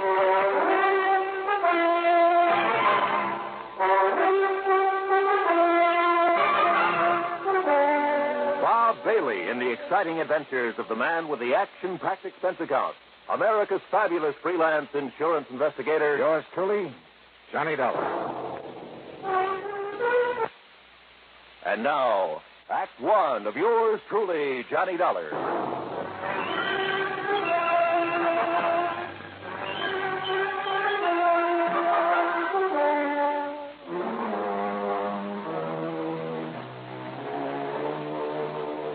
Expense account submitted by Special Investigator Johnny Dollar to the Northeastern Fidelity and Bonding Company, Home Office, Hartford, Connecticut.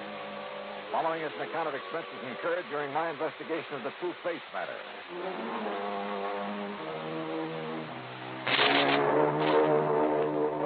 Expense account item 1, after shaving, showering, and donning the most funereal clothes I could find. Item 1, $1.10, taxi to Nick Weldon's office at Northeastern Fidelity and Bonding. Just remember what I told you, Johnny. The Old Lang Syne Furniture Company is run by a bunch of characters. Yeah, that's what intrigues me. That's why I came over here. Oh, they're craftsmen, all right. The old school. May take them a couple of years to make an ordinary straight-back chair, but when it's done, it's the most beautiful thing you ever saw. And the finish they get on the pieces they turn out. Beautiful. And expensive, too, huh? Oh, sure, but worth it. Any piece of furniture they make will last 100, 500 years. Yeah, they're real honest craftsmen, the kind you don't see anymore. Uh-huh. Well, apparently somebody wasn't too honest with them. So tell me all, Nick. Johnny, it seems one of their lads has run off with some of the company money. Yeah, you mentioned $58,000. Yep. 58,433 to be exact, and those boys are exact. Well, what did the police have to say? Nothing. They were never called in. Well, why not? I told you, the place is run by a flock of real characters. Oh, brother, they must be. When did this happen? Sometime within the past 3.5 years. And you've just found out about it now? That's right. Well, how come? I told you, John. Yeah, that's right. You told me. They're a bunch of characters. But didn't their policy state that any claim had to be filed within 60 days of the loss? Oh, we waived that for them. Struck it from the policy. Why? Because they don't like to be rushed in anything. Rushed? After all, 60 days. And don't forget, they only discovered the loss a bit over a month ago. They even took a month to let you know about it. Yeah. And yet you say it could have occurred as much as 3.5 years ago. Yeah, I know. But why don't you save the questions for Mr. J. Worthington Keesley? Who's he? Yeah, the senior member of the organization, I guess you'd call him. There are no officers, you know, president, vice president, and so on. You mean a company big enough to suffer a cash loss of $58,000? Johnny, I told you. Yeah, that's right. You told me. Yeah. So, will you go up there and see what's what?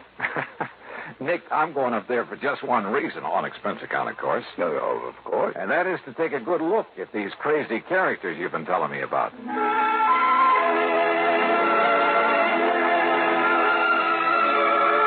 Item 2, $3.25 for a bus to Fitchburg, Massachusetts, where at the terminal I picked up a local to North Weldon, home of the Old Lang Syne Furniture Company.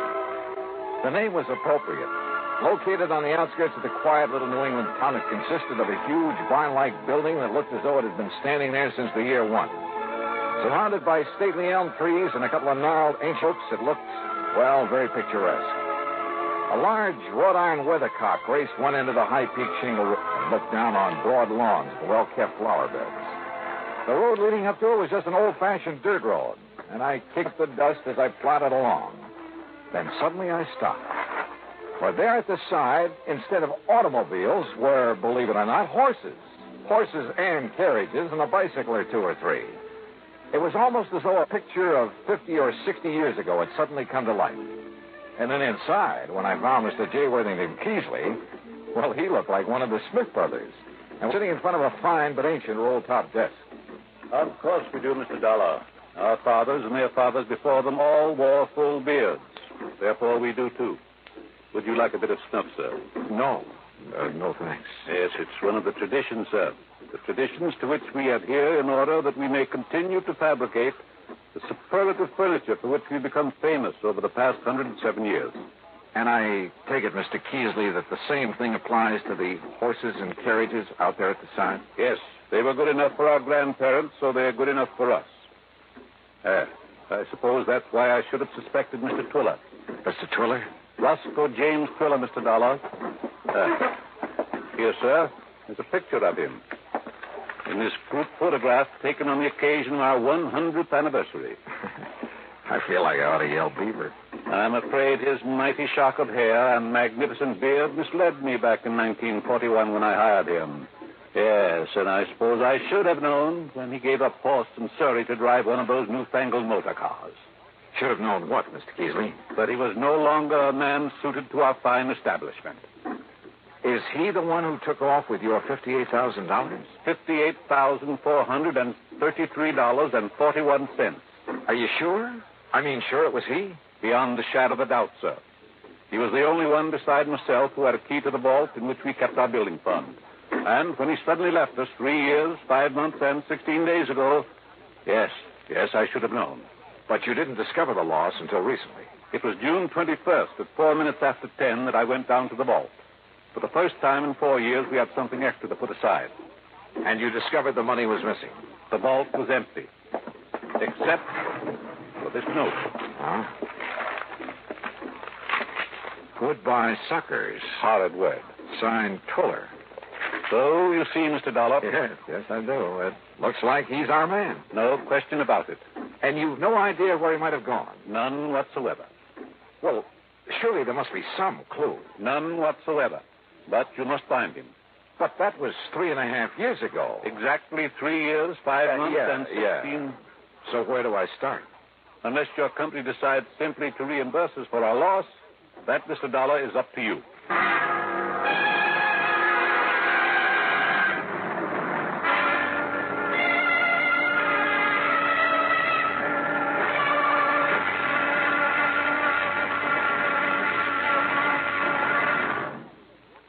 Act 2 of yours truly, Johnny Dollar, in a moment. Sometimes we may wonder why a football team doesn't quit playing and walk off the field when it finds itself 50 points behind with only a few minutes of play to go.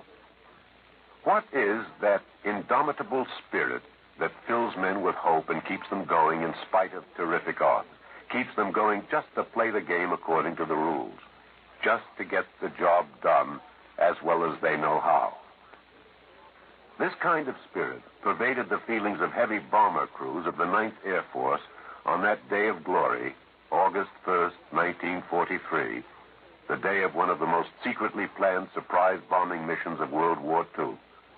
The day of the low-level attack on the Romanian oil refineries at Ploiești. More than 170 B-24 heavily loaded bombers took off in a swirl of red dust from Benghazi, Libya, to bomb a highly defended priority target. The element of surprise in the low-level attack was to be one of their greatest weapons. But things went wrong from the start. 3 planes exploded during takeoff operations. 11 more aborted due to engine trouble. Of those that reached the target area, less than 1/3 returned to home base. The leaders of the mission encountered navigation difficulties and difficulty in identifying specific targets. And due to the loss of that elemental hope, surprise, they also encountered devastating enemy firepower from flak and fighters. The mission was partially successful, but a horrifying experience. 5 medals of honor were awarded to the heroes of the Ploiești raid for valorous action above and beyond the call of duty. At any time, the men would have been justified in turning back, but they had a code of conduct that made them want to see the unequal game through to the end. It was a job that had to be done. A charge of the Light Brigade in the air as they flew down the valley of death. to glory. And now, Act Two of yours truly, Johnny Dollar, and the Two-Faced Matter.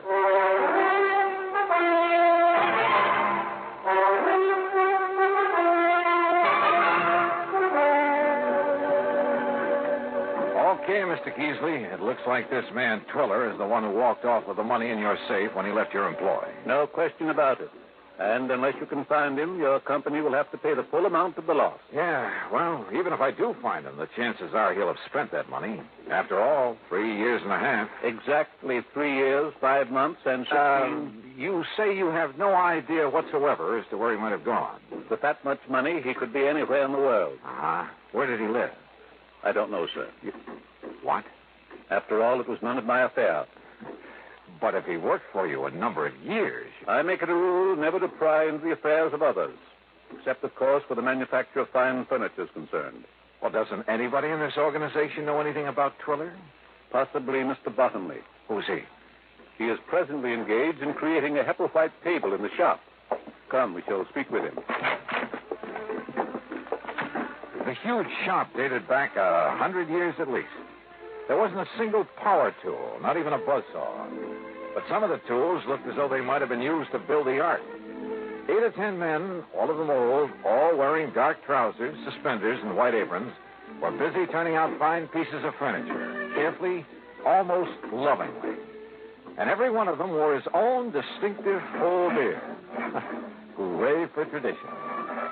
Mr. Keesley led the way to a man who was gently trimming the edge of some kind of a sideboard. Good morning, Mr. Bottomley. Good morning, Mr. Keesley. You must pardon this intrusion, Mr. Bottomley. It must be for good reason, Mr. Keesley. So you must understand that I cannot afford interruption if I am to finish this credenza by the 1st of the year coming. Of course. I wish you to meet Mr. Johnny Dollar. Good morning, Mr. Dollar. How are you? He is an investigator, Mr. Bottomley, come to get us back the money we lost. Then he must find Mr. Twiller. Exactly. Good morning, Mr. Thurston. Good morning, Mr. Keesley. Mr. Keesley tells me you know where this man Twiller lived. He was my neighbor. Lived alone next door to me. Where?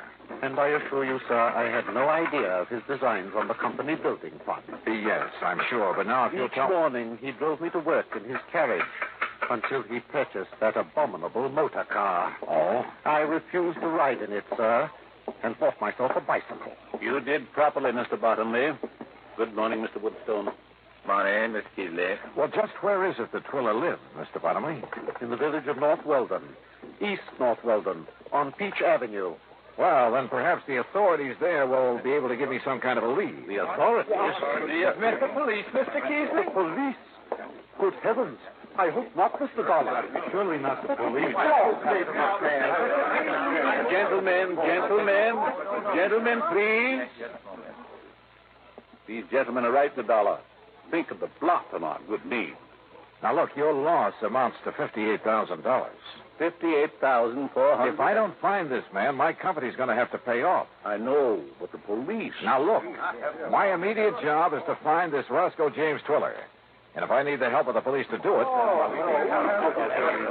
Who's the chief of police in North Weldon? Well? The mayor, Mr. Dollar. What's his name? John Kenworthy Wilkins, Mr. Dollar. Any of you know him?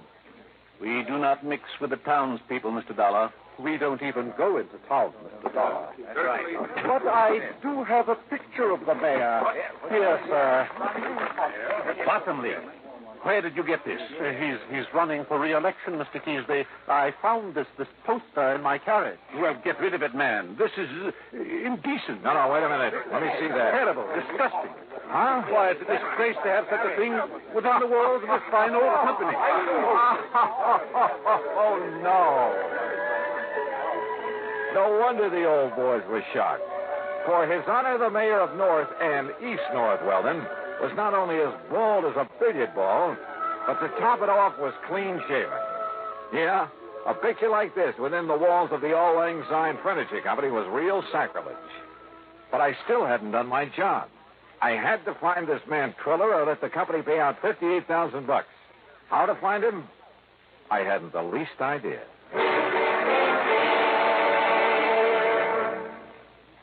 Act 3 of yours truly, Johnny Dollar, in a moment. Times have changed, and so has the man. During the 18th and 19th centuries, warfare with its musket fire and cavalry charges and cannonades was a simple, direct, easily understood type of conflict. The undisciplined but sharp-eyed revolutionaries hid behind trees and hedgerows to pick off the advancing British troops. The wild, dashing, hell-for-leather cavalry charges of the Civil War and Custer's encounter with Sitting Bull and the Sioux Indians were, though courageous, simple and direct. But they were far removed from the developments of the atomic age, which demands selectivity, skill, and rigorous training. Until recently, the soldier's general level of knowledge determined his job suitability. Today, however, with more and more complex weapons and equipment being used, the military needs large numbers of skilled technicians. To that end, tests have been developed to find men with intelligence and technical aptitude, and to develop in these men the needs of the future. Yes, times have changed, and so has the man. And now, Act 3 of yours truly, Johnny Dollar and the Two-Faced Matter.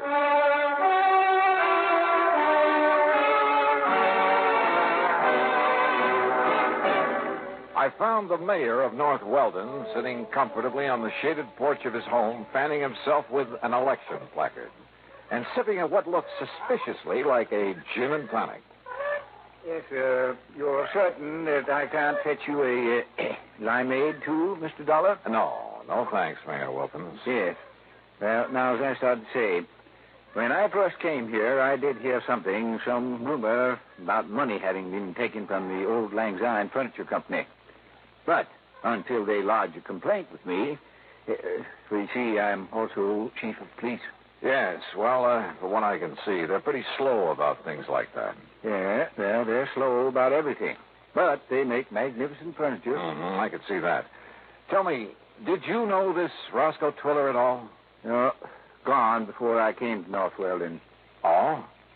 But that was only 3.5 years ago. And I came after that. Yet you're the mayor of the town. Village, really, Mr. Dollar. But lovely place. I've liked it ever since the first time I saw it. And when the people learned of my police record, my record in police work out in Ohio, why, they insisted that I take over my present jobs for them. I see. And you have no idea where I could get a lead on this man Twiller? No, sorry. Don't the people at the furniture factory have any ideas about him? None whatsoever. You're sure? I'm sure. Yes, well, if what you've told me is true about his taking the money, he is probably far, far away. Yep, I'm afraid so. Just as far as I am from solving this case. Well, we chatted on for a few minutes, and then I left him in the hope of finding some erstwhile neighbor who might be able to give me some help. I headed across town toward Peach Avenue. And as I was about to pass the bus stop... Bang! Bang! Huh? Bang! Bang! You're dead! Oh. And another redskin bit the dust. Well, hi there, fella. Cowboy, huh? Sure, I am a cowboy and a policeman and an artist and everything. Sure. My name's Jimmy Carter. What's yours? Johnny Dollar.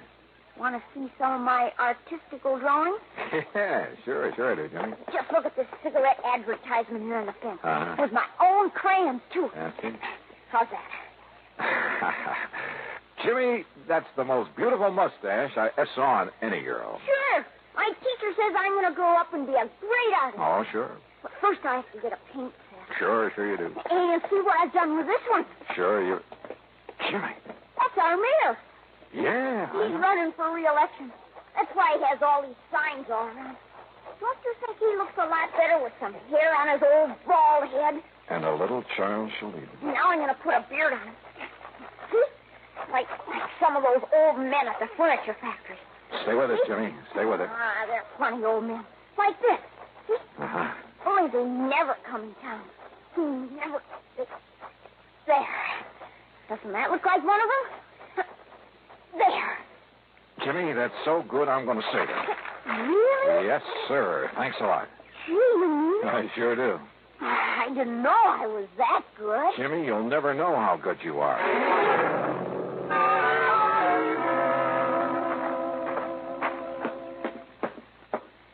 Well, you back so soon, Mr. Dollar?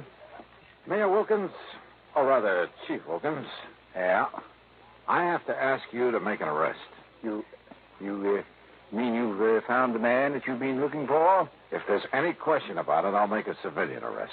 Oh, I don't understand, sir. Only a few minutes ago. Only a few minutes ago, I was blind as a bat to the most obvious possibility in the world. You showed up in this town a short time after Roscoe Twiller left. Yes, that's true. Roscoe Twiller, with a heavy shock of hair and a thick beard. Well, if I understand, it's all men out at the old Lang Syne furniture. You, clean-shaven, completely bald. Mr. Dollar. I should have realized by the funny pink tint on the top of your noggin that you've been using some kind of hair remover. I beg your pardon, sir. Here. Look at yourself. Yes. Where'd you get that? Roscoe James Twiller, alias John Kenworthy Wilkins. Now, Mr. Dollar. And I'll bet that if I make a search of your house, I'll find the key to that vault in the furniture factory. No, I threw it away. Yeah. Do you want to make the arrest yourself, Twiller? Or shall I?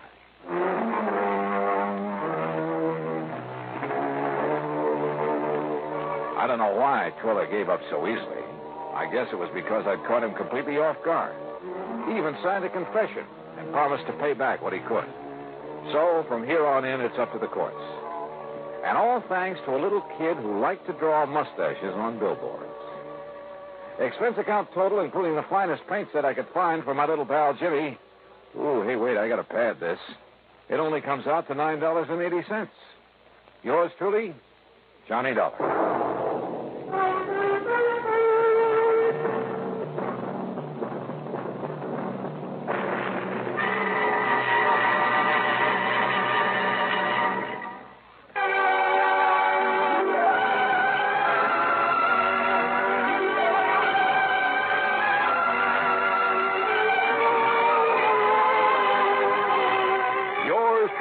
Johnny Dollar, starring Bob Bailey, originates in Hollywood and is written, produced, and directed by Jack Johnstone. Heard in our cast were Will White, Herb Vigran, Forrest Lewis, Edgar Barrier, Richard Beals, Bill James, and Gus Bays. Be sure to join us, same time and station, for another exciting story of yours truly, Johnny Dollar. This is Roy Rowan speaking.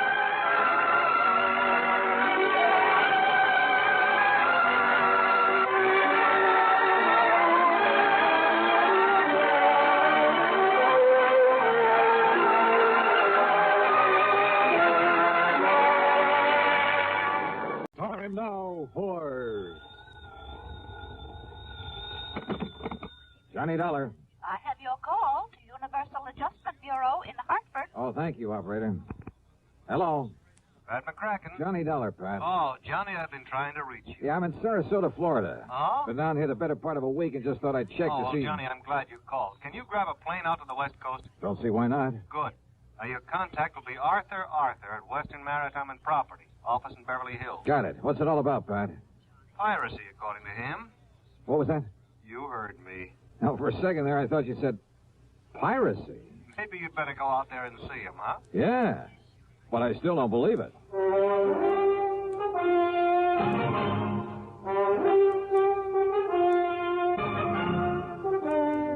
Bob Bailey in the exciting adventures of the man with the action-packed expense account. America's fabulous freelance insurance investigator. Yours truly, Johnny Dollar.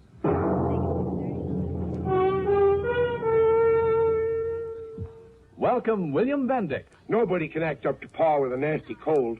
I check my cold distress the fast way with 4-way cold tablets. Yes, tests of 4 leading cold tablets proved 4-way fastest acting of all.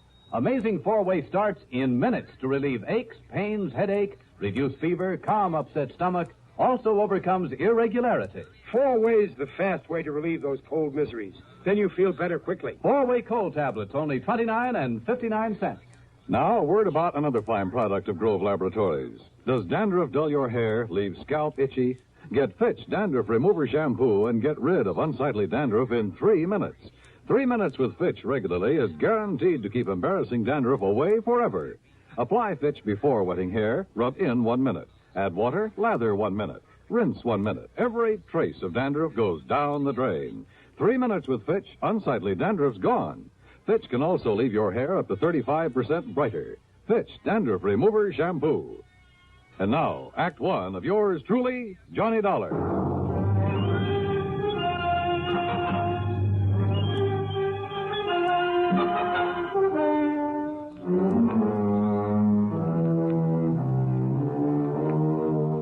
Expense account submitted by Special Investigator Johnny Dollar to the Western Maritime and Property Insurance Company, Beverly Hills office.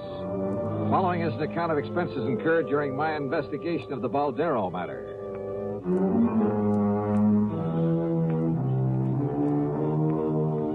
Expense account item 1, $146.85 plane ticket to Los Angeles. Earl Poorman, with whom I just finished working on a case, drove me from Sarasota to the International Airport in Tampa. Well, I don't know why not, Johnny. Oh, are you kidding? In this day and age, a bunch of bearded gorillas stripped to the waist, bandanas wrapped around their heads, waving cutlasses. I didn't say that, Johnny. And Long John Silver, I suppose, leading the boarding party. Oh, Earl, that kind of stuff went on a couple of 100 years ago. Sure. But do you remember that palatial yacht that was boarded and taken over just off San Salvador about a year ago? Well, yes. Convicts from a prison colony on the island of Isabella. They had control of that yacht for 3 days, Johnny. And when they left, they took along everything of value they could get their hands on. Yeah, I remember. You don't call that piracy? Well, maybe so. You think that's what happened in this case? There's only one way to find out. The flight to Los Angeles was uneventful. Thanks to the time zone differential, it was only 4:30 p.m. when I arrived. Item 2, $6 even for a cab to the Beverly Hilton, where I parked my bags. Item 3, 10 cents for a phone call to Arthur, who, if I remember correctly, was quite a character. Good insurance man, but, a character. Item 4, 75 cents for a cab to his office on Wilshire Boulevard. Yes, it all happened somewhere off the coast of Mexico. Mr. Baldeston and his party were just cruising around. They were just taking life easy. Baldeston is the owner of the yacht? H.V. Baldeston. Oh, he's a big stockbroker. He lives here in Beverly Hills at 3124 North Roxbury Drive. And what's the name of his yacht? The Baldero. Oh, it is a tremendous thing, John. It's over 100 feet from stem to stern. Wow. 100 Where is it now? feet long. Arthur, where does he keep it now? Where does he keep it? Oh, at his dock. He's down there in Balboa. Oh, you know where Balboa is. Yes, I know. Oh, one of the nicest places by the ocean in all of California. Yes. Now, Johnny, if I ever wanted to retire, that who would were the guests on board? Well, let me see. His wife, of course, and Mr. and Mrs. Gerald Hooper, and young Richard Speidel, and Lee Wilway. Just cruising around, huh? Yes, but they'd planned to sail on up to San Francisco for that big charity ball up there on the 30th. Oh. That's why they all had their finest clothes, most expensive jewelry with them. Oh? Yes, sir. $394,000 worth of jewelry. Stolen. Oh. Yes, plus a few other things, too. Mostly silverware, things like that. Actually, it was reported to me by one of the guests on the yacht. These pirates simply pulled alongside in the middle of the night, held them at gunpoint, took the stuff and left. That's right. There were two of them. Oh, my, they must have been horrid fellas. Just where off the coast of Mexico did this happen? Well, I'm not quite sure. Mr. Baldeston was, he was kind of vague about where it happened. You know, he's kind of vague. Maybe I better talk to him. Yes, by all means, John. Yeah. Art, I'll see you later. Item 5, $50 deposit on a rental car. I drove to the Baldeston's home on North Roxbury. It was a tremendous place in one of the most wealthy parts of Beverly Hills. A snazzy-looking sports car was parked in the broad driveway, and as I walked up to the front door, another car, a big sedan, pulled in the drive. A heavy-set, well-dressed, rather nice-looking man of about 50 got out of it and came over to me. Are you looking for someone, young man? Well, I believe this is the Baldeston residence. That's right. And I'm Harry Baldeston. Oh, well, my name is Dollar, Mr. Baldeston. Johnny Dollar? The insurance investigator that Mr. Arthur sent for? That's right, sir. Well, come in. We'll have a cocktail or two. I understand it's that time of day, and I'm sure you won't object. Not a bit. Good. And I'll tell you all about the unfortunate affair aboard the Baldero. Happened just night before last, you know. So I understand. But I'm not quite clear as to just exactly where you were when it happened. Down off the Mexican coast, Dollar. Sit down. Thanks. Yes, it took us nearly 12 hours to get back to Balboa. And at 11 knots, well, you can figure it out for yourself. Mary Lee. Yes, Harry? Come on down, dear. I want you to meet Mr. Johnny Dollar. Oh, all right, dear. Now, I'll pour us a drink and tell you all about it. So he poured.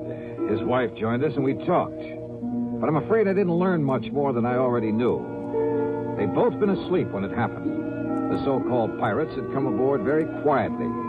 Both they and their guests had been held in their respective cabins by one of the men while the other gathered the loot.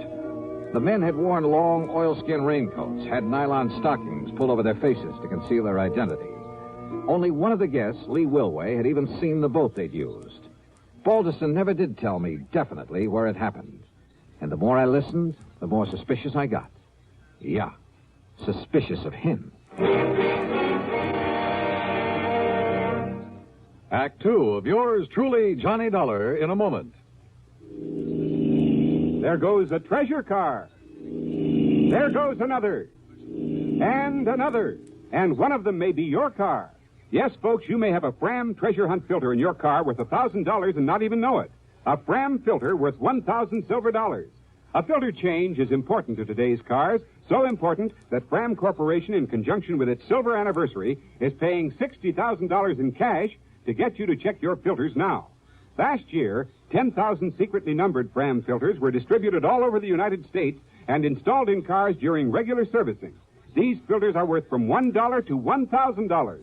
You may have one in your car and not even know it. A Fram filter worth 1,000 silver dollars.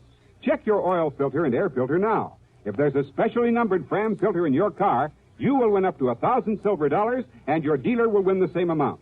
Get in on Fram's big silver treasure hunt. Check your car filters now. And now, Act two of yours truly, Johnny Dollar and the Baldero matter.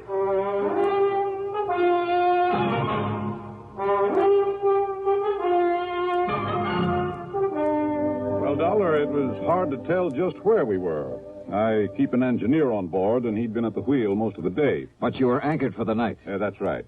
You see, we were just killing time until it was time to head north to San Francisco and that charity ball the ladies wanted to go to. Yes, the charity ball. And after waiting 2 months. Now I suppose we'll just have to forget it with all our jewelry gone. Didn't you check your position to find your way back to Balboa? Just headed east, then followed the shoreline. You say that one of your guests... Incidentally, I want to check with them. Oh, by all means. I'll give you their addresses. Yes, there may have been details that we've forgotten, overlooked. After all, we were a bit upset over what had happened, and probably more than a little confused. Well, I know I was. You said that one of your friends got a look at the boat these men used. Yes. Lee Wilway ran up on deck. Of course, it was dark, and there was some fog, but Lee said it was a black boat. Well, now you can't... A long black speedboat. Maybe. By the time the rest of us got up there, it had completely disappeared. Then I had Beacon start the Desalles, and we made the run back to Balboa. You notified the Coast Guard, of course. Not until we got in. What? Well, Lee had been fooling with the radio earlier. The rest of us were in the main cabin playing cards. And, when we tried to send out a call, the transmitter wouldn't work. Where'll I find this Lee Wilway? Here, I've written down the address for you. And our other guests, too. Mr. and Mrs. Hooper and Richard Spidel. Thank you. Now, Mr. Dollar... Mr. Balderston... Yes? I'll see you later. Yeah, there was something very funny about this whole thing. But I wasn't quite sure just what. I checked with Mr. and Mrs. Hooper. Elderly, very quiet and dignified. Their story was the same as the Balderstons, except in one thing. They weren't at all sure it had taken them any 12 hours to get back to port. I drove to the address of Lee Wilway. It was a small apartment below Wilshire. After all, if Lee was the only one awake and alert enough to have taken a good look at the pirates in their boat. Yeah, and what about the yacht's radio that wouldn't work after Lee had spent the evening fooling with it? Yes? Oh, I beg... Well, that is, I'm looking for Lee Wilway. I'm Lee. Who are you? Believe me, Charles of the Ritz would have been proud of this one. A living doll. 23 or 4. She was tall, slim, and her pretty face topped with red hair that looked oh so carefully disarranged. Yeah, she was a beauty. And yet, as we talked, I couldn't quite picture this gal on a yachting trip with the Baldestons. Gee, no, I haven't the least idea where we were when it happened, Johnny. It could have been a million miles out to sea, but if Baldy... Mr. Baldeston says it took us 12 hours to get back. It must have taken us 12 hours. And you're sure you didn't recognize either of the men who boarded the yacht, Lee, huh? No, I certainly didn't. But I saw the boat they had. It was a long black one. Solid black? Solid black. Did anyone else on board see that boat? No, at least...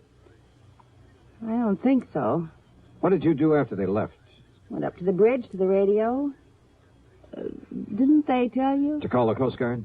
Well, yeah, sure, only... They said you were at the radio earlier. Yes, just listening. But after it was over and I tried to call the Coast Guard, well, it just wouldn't work. Like another drink, Johnny? The Baldestons and Hoopers were playing bridge earlier. Yes. Look, Johnny, have you had dinner yet? Where were the other guests? Dickie boy? Yes, Dick Speidel. No, I don't know. And what did he do after you were boarded and robbed? He was probably down in his cabin with his head under the covers, scared to death. If he had any nerve, he could have stopped them, too. What do you mean? Well, his was the one cabin they didn't go into. They didn't bother him. And he knew there was a rifle they used for shooting sharks. He knew it was on the rack just outside his door. And if he'd come up shooting with it, why, those pirates would have jumped overboard and run for home. I'll just bet they would. Apparently you don't think much of this Dick Speidel. Would you? Acting like that?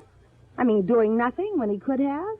Incidentally, when I stopped at the Baldestons, I saw a sports car outside. Oh, yeah. Isn't that a dreamboat? It's Larry's. Who's Larry? Larry Baldeston. He's my... Oh, gee, Johnny, I'm getting hungry. Why don't we have another drink and then have some dinner? Sorry, but I'm afraid I can't. I'm not used to being turned down, Johnny. Well, I'm sorry, but there are a couple of people I've got to see. Oh, like who? Your friend Dick Speidel, among others. Oh. I'll see you later, Lee. I'll be here, Johnny. I guess I'm not as familiar with the streets of Los Angeles as I thought. It took me over half an hour to find Speidel's apartment. It was one of those ultra-swank affairs just off Sweetser Avenue below the famous Sunset Strip. I parked under a big palm tree. Then, as I backed out of my car, another one roared up and stopped behind me. The glare of the headlights partly blinded me. Just a minute, you. Huh? Johnny Dollar, huh? That's right. Who are you? Here. Oh!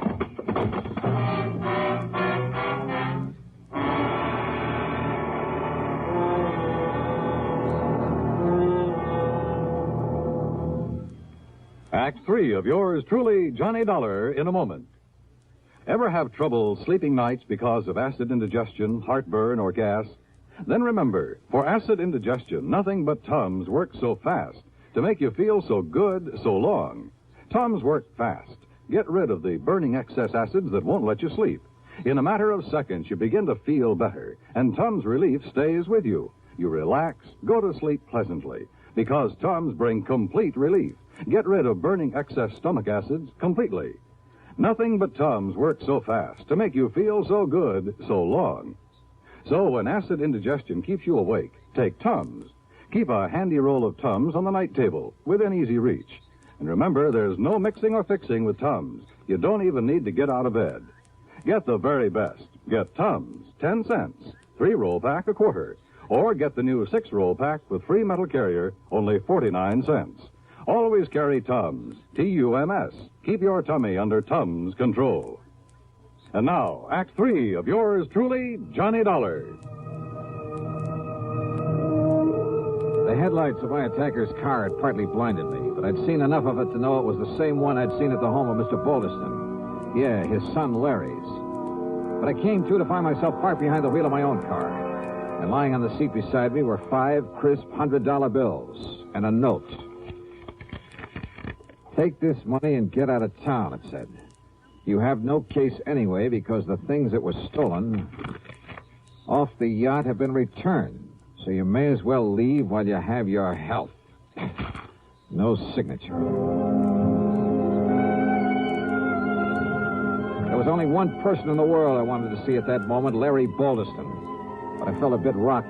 Since I was at the front door of Dick Speidel's apartment, since I'd really come to see him, and if I was lucky, he might have a good stiff drink handy. Feeling better now, Mr. Dollar? Yeah, I am. Thanks, Dick. It's Richard, if you don't mind. Oh, yeah, sure. But go on with what you were saying. Well, the whole thing was absurd, of course. But the only reason Mrs. Baldeston insisted on taking Lee on that yachting trip and to the charity affair, and of course I was supposed to be her escort, was to shame her, to show her up. How do you mean? Well, after all, in spite of her beauty, she is a rather common person, rather cheap. So Mrs. Baldeston hoped that facing her with the ladies and gentlemen who attend the ball would embarrass her. Oh, I see. And that she'd realize she has no place among people like ourselves. People like you are just too good for her. Well, to put it bluntly, yes. In any event, Mrs. Baldeston hoped it would break off this rather sordid romance. Romance? She and Lawrence Baldeston. Larry, she calls him. And Lee is only after his money. But I take it Larry got wind of this little plan. Lawrence said that he would prevent its being carried out if it was the last thing he ever did. So he staged the piracy bet. Oh, I'm sure it was he. He's always done silly things like that, Mr. Dollar. Rich, headstrong, spoiled as he is. So when I heard the noise up on deck, I simply locked myself in my cabin and refused to budge when he and whoever he had helping him boarded the yacht. All because you were scared? I beg your pardon. Thanks a lot, Dick. It's Richard. You've been a lot of help. Oh, and incidentally... Yes? You think Lee Wilway was in on it, too? That's why she spent so much time on the ship's radio earlier in the evening? Indubitably, so that she could guide him to the yacht in his speedboat. His speedboat, of course, has all sorts of radio equipment aboard. What color is that speedboat? A mahogany. Why? Lee said the pirates were using a solid black boat. Which simply proves she was onto his plan. What do you mean? Well, the wench was lying, that's all. Maybe you're right. Thanks, Dick. It's Richard, if you don't know.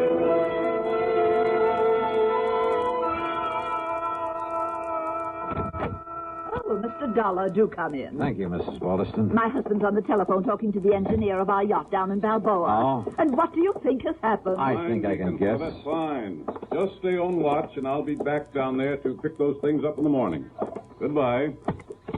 It's true, Mary Lee. Oh, splendid. Whoever took them from us returned everything to the boat. Everything is... Oh, Mr. Dollar. Did you hear that? Yes, I heard. Where's your son, Larry, or Lawrence, or whatever you call him? Larry? Well, as a matter of fact, Oh, the dear boy came in just a little while ago. Where is he? In the study, I believe. He said he had a call to make on the other phone. Thanks. Why, what's wrong, Mr. Dollar? Mr. Dollar? Yes, I saw you through the window, Lee, trying to make up to that guy Dollar. And let me tell you this. Let me give you this. Larry, what is it? Want some more, Larry? Now, listen, Dollar. Well, if that's the way you feel about it, you and that family of yours can...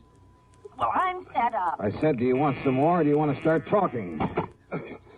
Okay, I did it. I rigged the whole thing, Jimmy Driscoll and I, because I was fed up with the way Mother was trying to run my life. Lawrence, dear. Yeah, but maybe she was right about Lee, after all. Of course she was, son. Why, of course, dear. But now, look, Dollar, if you think you can get away with barging in here and slugging me... Oh, you... Yes, why? You want more? Oh, my God, you big brute. Enough, Larry, huh? You had enough? Yeah, okay, Dollar. Okay. Sorry, Mr. Baldeston, but I kind of owed it to him. Dollar, I've been hoping somebody'd do that for a long time. What? Sure, I've spoiled him, too. It's been my fault as much as his mother's. My fault? But I never had any idea he'd carry things as far as he did. Of course, if you like, sir, I could prefer assault charges for his attack on me earlier. No, I don't think it'll be necessary. And I'm much obliged to you. But my poor boy... Just leave him alone, Mary Lee. Oh. And suppose you leave us alone while I settle things with Mr. Dollar.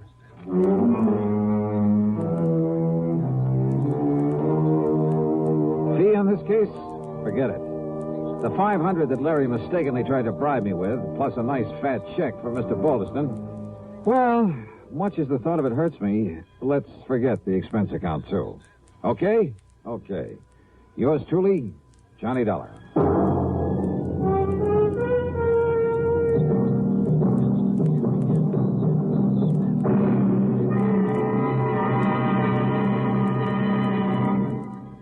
Our Our star will return in just a moment.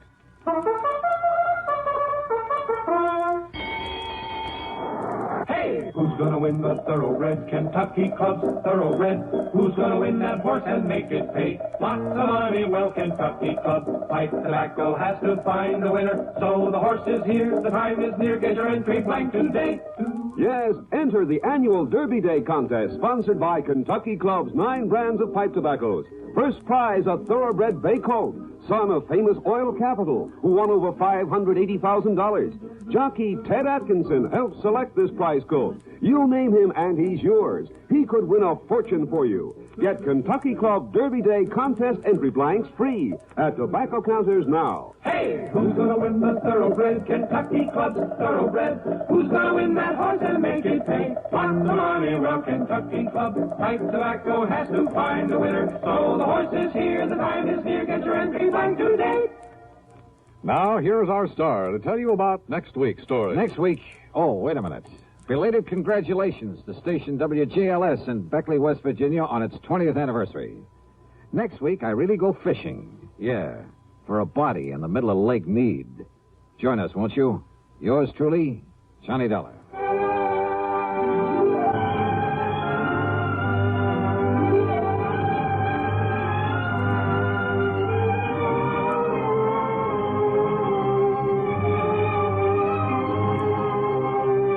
Yours truly, Johnny Dollar, starring Bob Bailey, originates in Hollywood and is written, produced, and directed by Jack Johnstone. Heard in our cast were Virginia Gregg, Eleanor Audley, Vic Perrin, Howard McNear, Larry Dobkin, Will Wright, Carlton G. Young, and Jack Edwards. Be sure to join us next week, same time and station, for another exciting story of yours truly, Johnny Dollar. This is Dan Cumberly speaking.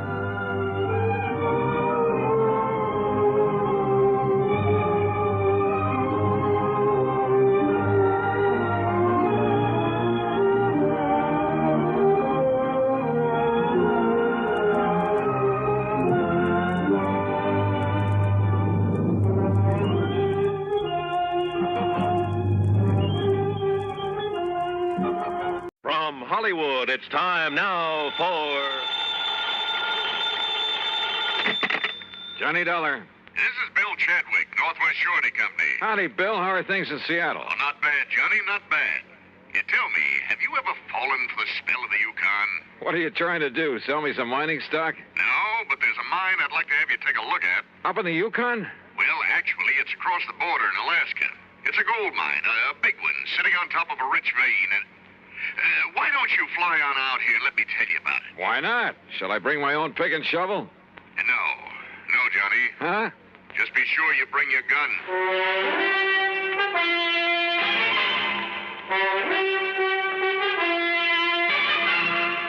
Bob Bailey in the exciting adventures of the man with the action-packed expense account, America's fabulous freelance insurance investigator. Yours truly, Johnny Dollar.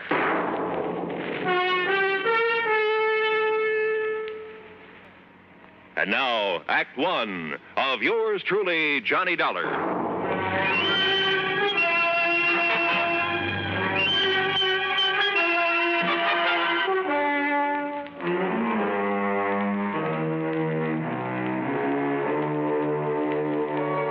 Expense account submitted by Special Investigator Johnny Dollar to the Northwest Surety Company, Seattle, Washington office.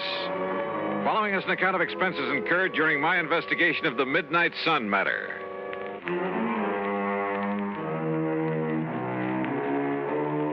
Item 1, $164.35, transportation to New York, then a mainliner through Chicago to Seattle. The pilot gave us a beautiful view of Mount Rainier and Puget Sound before we set down, and at 4 p.m. I was in Bill Chadwick's office at 2nd Avenue and Yesler Way. I'm glad to see you, Johnny. It's been a long time. Yeah, hiya, Bill. Yeah, you sit down. Okay. Now, what was that crack over the phone about bringing along a gun? Well, the men who moil for gold are a pretty tough bunch, Johnny. And sometimes it even goes for the management of a big mining operation. Like what, for instance? Like Universal Consolidated Mining Corporation. Where's that? It's north and east of Fairbanks. Alaska. Yes, even north of Fort Yukon. That means above the Arctic Circle. And what's happened up there? The whole thing sits at the foot of a big glacier. Oh? No problem until recently. Now, through some freak of nature, that glacier is changing its course. No kidding. And from the look of things, maybe a couple of months, maybe a couple of years, or even 10 years.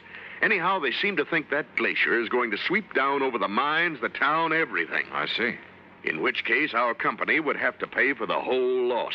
An all-coverage policy, huh? Yeah. And it's occurred to me, Johnny, suppose they've suddenly run out of that rich vein they found up there. You mean that somehow they deliberately caused that glacier to destroy the whole operation? It's a possibility, isn't it? Well, a pretty far-fetched one, if you ask me. Change the course of a glacier? A few sticks of dynamite carefully placed. Oh, come off it, Bill. Did you ever see a glacier? Well, why should one that's been following the same path for thousands of years suddenly decide to head for a few $1 million worth of well-insured property? Look, go up there and take a look, will you? Okay, how do I get there? One of the company's planes is taking off from here tomorrow morning. They have their own airplanes? Oh, sure, a lot of them. Big two-engine speedcraft transports. How else do you think they'd get men and supplies up there? Anyway, you can go along with him. Okay? Okay, why not? Who knows? Maybe I'll strike it rich, come back loaded with nuggets.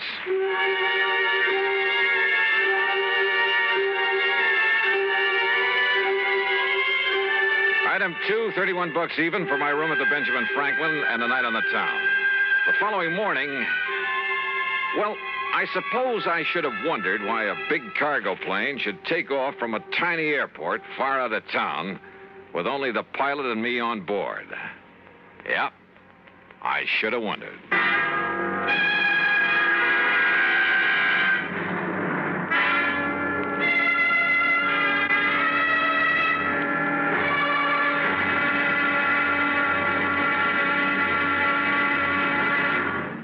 Act 2 of yours truly, Johnny Dollar, in a moment. And now for another episode in the life of Sergeant Donald Bellwether, my husband.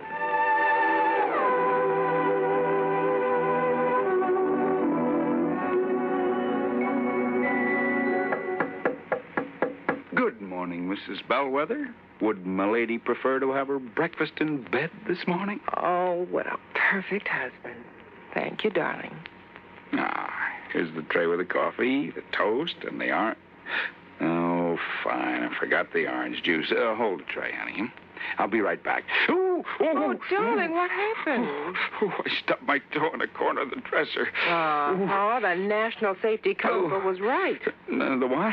Last night I read something in a National Safety Council pamphlet. Oh, Reba, how can you sit there talking about a pamphlet when I'm dying a slow, tortuous death? Oh, come over here, darling.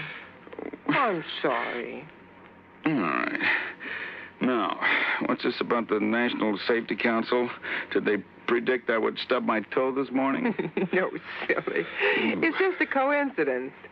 Only last night I read the statistics that prove that more home accidents occur in the bedroom of all places. Yeah? Not the bathroom or the kitchen or the home workshop. The bedroom. Okay, from now on, when I walk around the bedroom, I'm going to wear my combat boots instead of these open-toed Huaraches. Well, that might help, dear. But what everyone should be most careful of is taking medicine in the dark. Okay, my living safety encyclopedia. I will now fetch your orange. Oh, you're sweet. And it's just too bad that you nice men are so prone to accidents in the home. And the reason is because you brave men usually tackle the hazardous jobs around the house. Hey, I'll remember those kind words as I slowly limp back to the kitchen. One thing in your favor, though, Sarge. Married men stand a better chance of avoiding fatal accidents in the home. Is that a fact? Mm-hmm. You know, in one state, 75% of the men involved in home mishaps were unmarried. Well, I'm sure glad I'm married. Because the accident odds are better? No, because I like my wife. Even when she first wakes up in the morning. That's my Donald. That's my doll.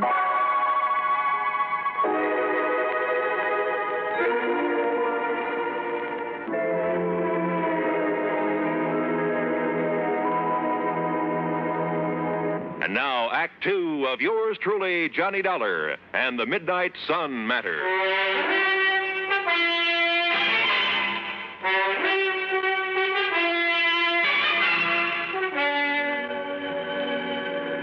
Within Within a few minutes after I met him at the airport, far east of town the next morning, Cliff Murray had the big twin-engine Speedcraft airborne, and we were heading north to Alaska. And in case you're interested, Dollar, you're the co-pilot on this run. Oh, are you kidding? The only things I've steered around the sky since the war have been Piper Cubs, small jobs.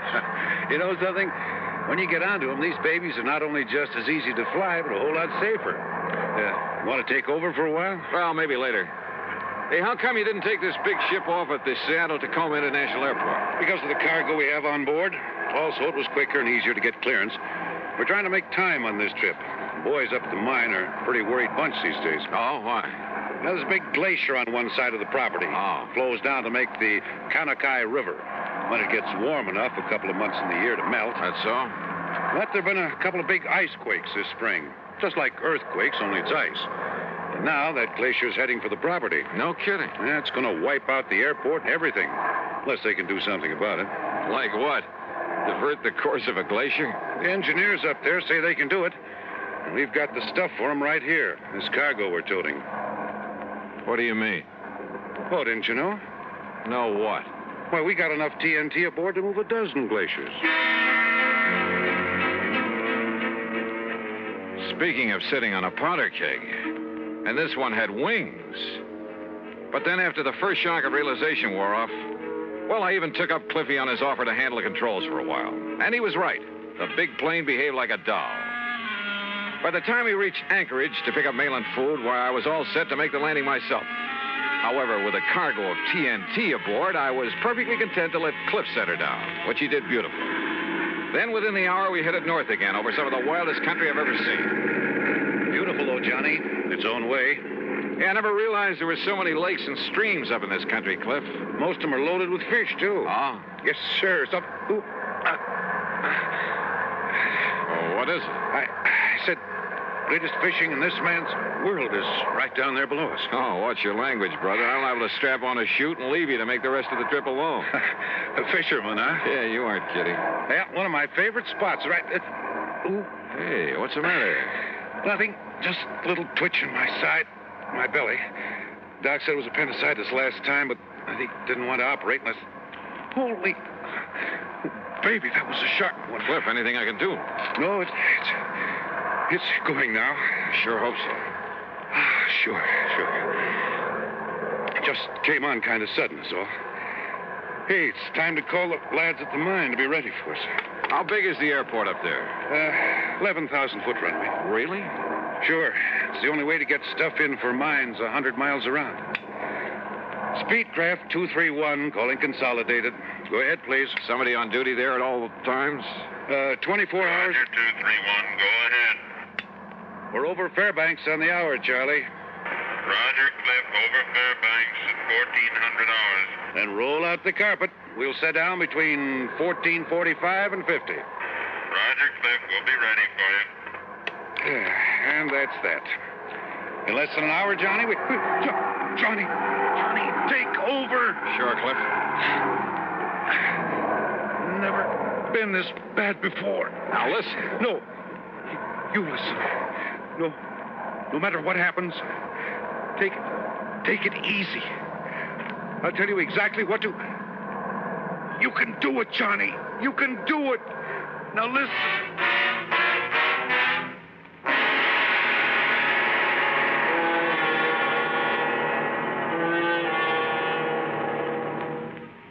Act 3 of yours truly, Johnny Dollar, in a moment. With your permission, there's something I'd like to talk about for a minute. You know, too many times people try to escape from their responsibilities by having someone else take them over. There was Miles Standish, for example. He was much too busy to ask Priscilla to marry him, so he sent John Alden to pop the question for him. You know what happened. John ended up marrying the girl himself. Of course, if John had had a face like a flat tire instead of being the handsome guy he was, maybe Miles Standish would have married Priscilla instead. Well, actually, I don't know what got me started on this subject, and unless it was my thinking about people who represent somebody else.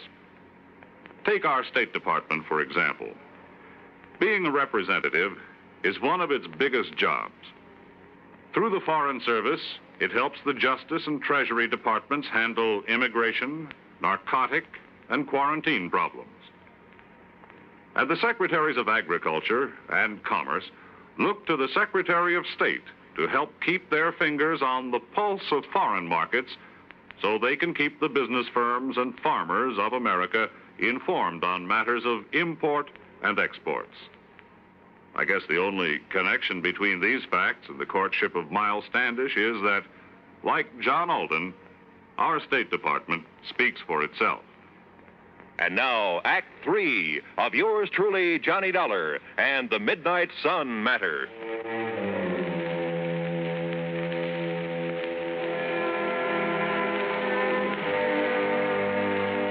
The rest of this report will have to come to you from the records of the airport there at Universal Consolidated Mining Corporation, far above the Arctic Circle. Aboard the big cargo plane loaded with TNT, the pilot crippled with pain, I was a little too busy to make notes to scribble any fancy dialogue. Here, then, is the story as recorded at the tower of the airport. The time is 2:35. Well, there goes the boss's plane to pick up his daughter in Fairbanks, Charlie. Hey, Paul, isn't Cliff about due with 231? He said he'd sit down at a... Speedcraft 231 calling Consolidated. Hey, is that Cliff? Speedcraft 231 calling Consolidated. It doesn't sound like him. Hello, Cliff. No, this is Johnny Dollar. Dollar? Yeah, it's his passenger. Go ahead, Johnny. Cliff is... Well, look, I've had to take over for him. He's sick. Cliff will give me whatever instructions I need. You sure you can make it, Johnny? Johnny, this is Cliff. Go ahead, Cliff. Johnny can make it. Well, what about that cargo, that TNT? Can you dump it? I can't move to dump it, and Johnny can't leave the control. Okay, then, Johnny, we'll give you all the help we can from here. Thanks, Charlie. Have you passed the Snake River marker? In about 2 minutes, I think. Okay, now just remember your letdown is on a heading of 035 degrees from that marker. 035 degrees from the Snake River marker, roger. And, well, now just take it easy, Johnny, and we'll get you down here okay. Thanks, Charlie. Well, it looks like we may have a problem on our hands. Listen, if Cliff says Dollar can bring it down, he can. Just you take it easy when you talk with him.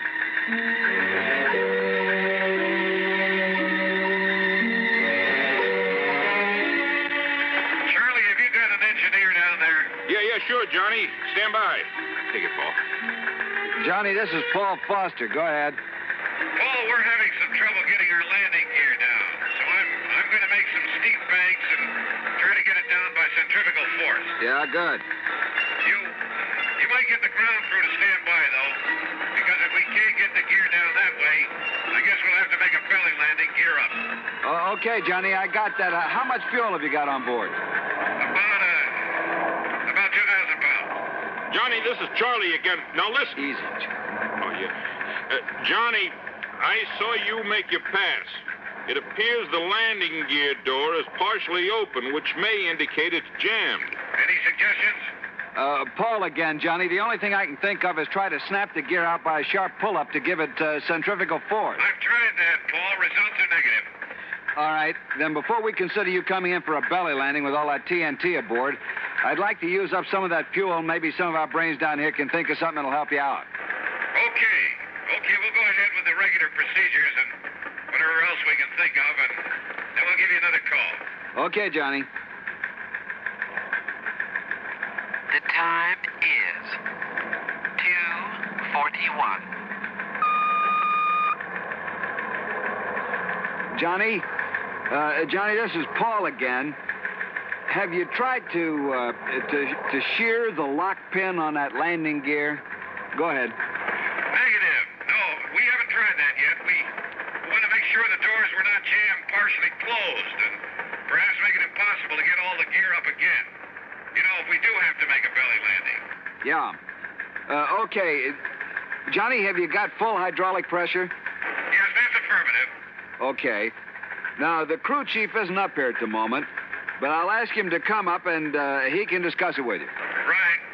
Right. Johnny, if it does become necessary to make a belly landing because of the setup they have for handling accidents, you might be better off to do it at Fairbanks. Have you thought about that? I talked to Cliff here. He doesn't think they'd want us to try it with this TNT we've got aboard.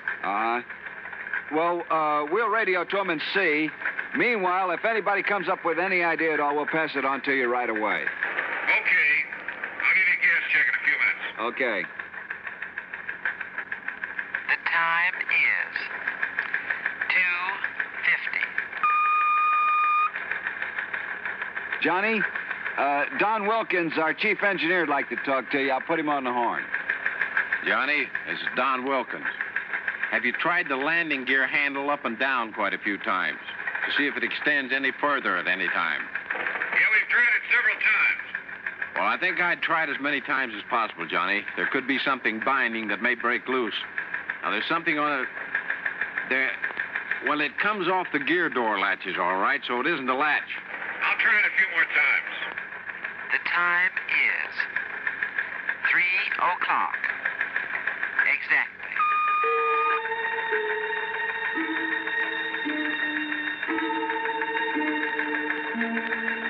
Johnny, this is Paul. How's your fuel situation stacking up now? Oh, we have about 950, about 960 pounds. Well, for your information, Fairbanks have advised that they can't take your airplane there because they're jammed up and couldn't clear the field in time. Well, yes, okay. It doesn't look like we'd have enough gas to go over there anyway. Johnny, this is Don Wilkins again. Go ahead, Don. If you feather the number 2 engine, and then just as you unfeather it, slam the gear handle down, well, maybe the additional torsion that you get may free the gear. Okay, Don, we've already tried that and we came up negative. I think we're stuck with that belly landing. Johnny, this is Paul. We'll get everything ready for you. Are you VFR in this vicinity? You know, under visual flight rules? Yes, affirmative. Johnny, there's one more thing we'd like to have you try, and that is completely unload your hydraulic system, and then try free-falling your landing gear. Did you get that? I did that twice, Don. No luck with it. But we'll try it again. All right, Johnny, fine. The time is 3:28. Johnny, we're going ahead with preparations for a belly landing down here. I see you buzzed the field a couple of times, so you know how much room you've got. You think it looks like much from up here? Now listen, we're going to foam the runway for you. You hear me? Put foam on it. We're doing it now, and that'll kill some of the friction. And if we can get enough on, it'll help against fire if you have any trouble. How's the wind down there? It's south about 3 miles an hour, just light breeze. Well, I wanted to know in case this thing slides off to one side or the other. I don't want to run down any of the other airplanes I can see down there. Not if we can help it. Okay, Johnny, take a run directly over the runway and get the feel of it. Will do.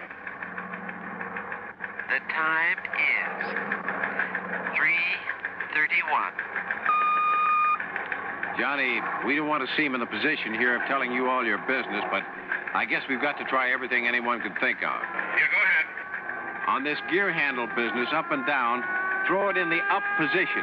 But just leave it there for a second, and then slam it down and leave it down for, say 30 seconds after you put it down. You get that?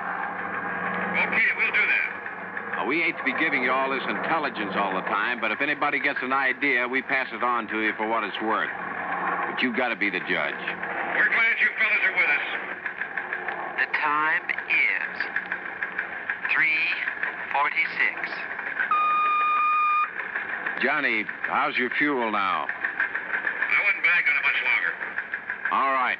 They're laying foam on the runway like crazy, but that foam's only going to last about 25 minutes. Now, assuming they started laying the foam at 30, you should land not later than 55. Yes, well, okay. You give us a word when it's completed. We're going to make one low pass and take a good look at everything. Then we'll come in and land. Okay? Roger. I got your remarks. The time is 3:51.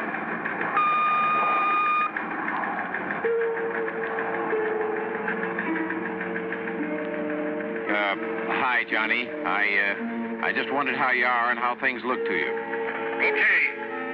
You got a doctor standing by to take care of Cliff? Sure. Everything's ready for you.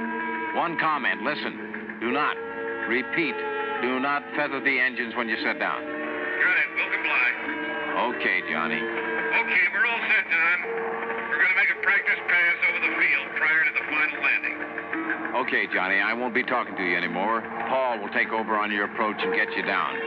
We're all set for you when you arrive. Good luck. Yeah. Okay. The time is 3:54.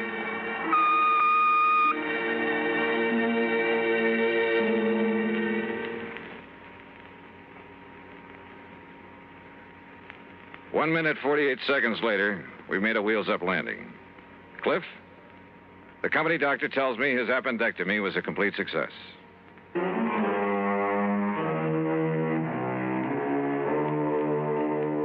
hard-bitten bunch of miners, did you say? Listen, those boys up in that lonely outpost are the salt of the earth. And as for trying to pull something on your insurance company, well, you should have seen how just one good load of TNT put that glacier back on its course.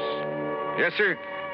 I hope the vein of gold never runs out for those boys. Expense account total, including gifts for the lads who really brought that plane down, $600 even. Yours truly, Johnny Dollar.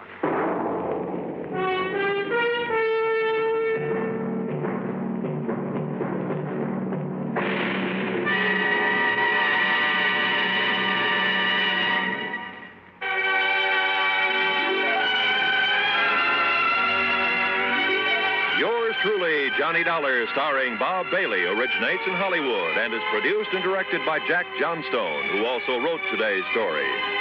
Heard in our cast were Gene Tatum, Frank Nelson, Russell Thorson, Barney Phillips, Harry Bartell, and Forrest Lewis. Be sure to join us next week, same time and station, for another exciting story of yours truly, Johnny Dollar. This is Roy Rowan speaking.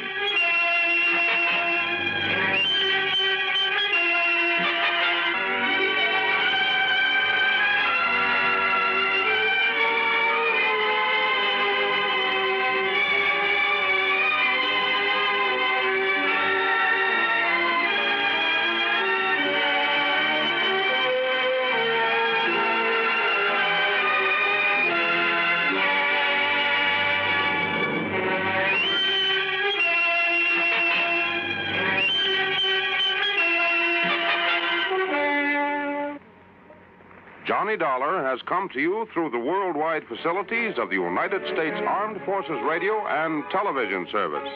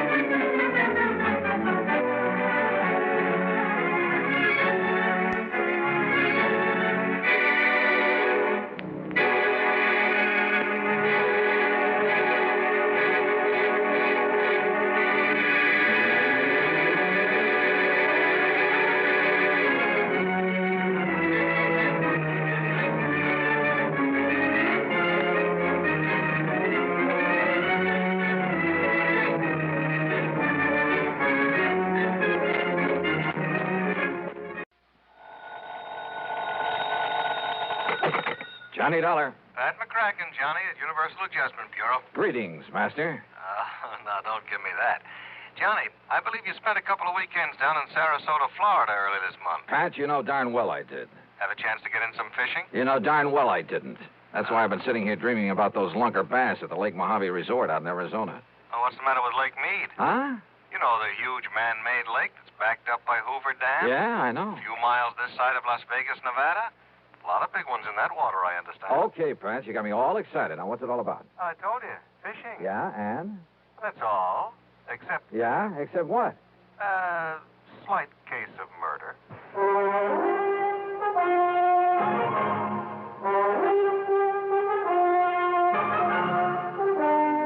Bob Bailey in the exciting adventures of the man with the action-packed expense account. America's fabulous freelance insurance investigator. Yours truly, Johnny Dollar. Here's actress Joan Bennett. It's terrible to try to act with a dreadful cold. To feel better quickly, I take 4-way cold tablets, the fast way to relieve nasty cold distress. Yes, tests of 4 leading cold tablets proved 4-way fastest acting of all. Amazing 4-way starts in minutes to relieve aches, pains, headache, reduce fever, calm upset stomach, also overcomes irregularity. When you catch cold, try my way. Take 4-way cold tablets, the fast way to relieve cold distress. 4-way, 29 and 59 cents. Now, a word about another fine product of Grove Laboratories. Had dandruff for years? Now get rid of it in 3 minutes with Fitch Dandruff Remover Shampoo. 3 minutes with Fitch regularly is guaranteed to keep unsightly dandruff away forever. Apply Fitch before wetting hair, rub in 1 minute. Add water, lather 1 minute. Then rinse 1 minute. Every trace of dandruff goes down the drain. 3 minutes with Fitch, embarrassing dandruff's gone. Fitch can also leave hair up to 35% brighter. Get Fitch Dandruff Remover Shampoo today. And now, Act 1 of yours truly, Johnny Dollar.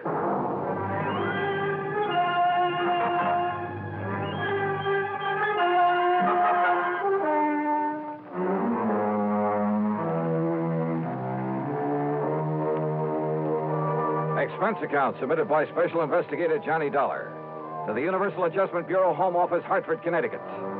Following is an account of expenses incurred during my investigation of the Lake Mead mystery matter. All right, now, Johnny, your contact will be Mr. Roscoe Trimmer. He's head of the local office of Greater Southwest Insurance and Liability right there in Las Vegas. You said murder. Can you give me any details? No, you'll have to get everything from Trimmer. All I know is there's a $20,000 policy involved and double indemnity. So the sooner you get out there, the better. Okay, Pat. I'll grab the first plane I can. Expense account item 1, $2 even for a fast taxi to the airport. Item 2, $6.70 plane fare to New York. Item 3, $145.05, another plane ticket. And I barely made the 12 o'clock noon mainliner, which promptly took off and headed west to Las Vegas, Nevada.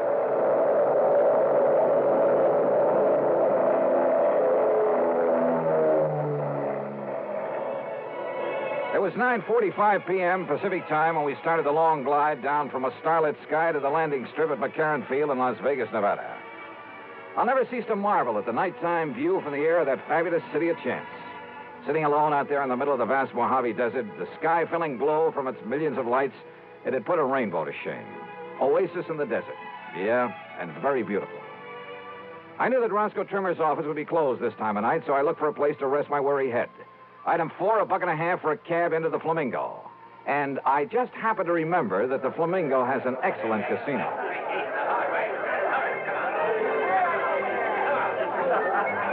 Now, I'm really not a gambling man in the usual sense of the word, but who can resist the lure of the dice and roulette tables, the blackjack, even the slot machines in a setting like this? Sure, the house always wins, and the sucker who forks out his hard-earned money doesn't stand a chance. But you know something? After a few hours of play, I came out so far ahead that I won't even bother to list my food and hotel room on this expense account. I really cleaned up. How much? Well, if I told you, you'd probably want me to absorb the whole thing, so I won't.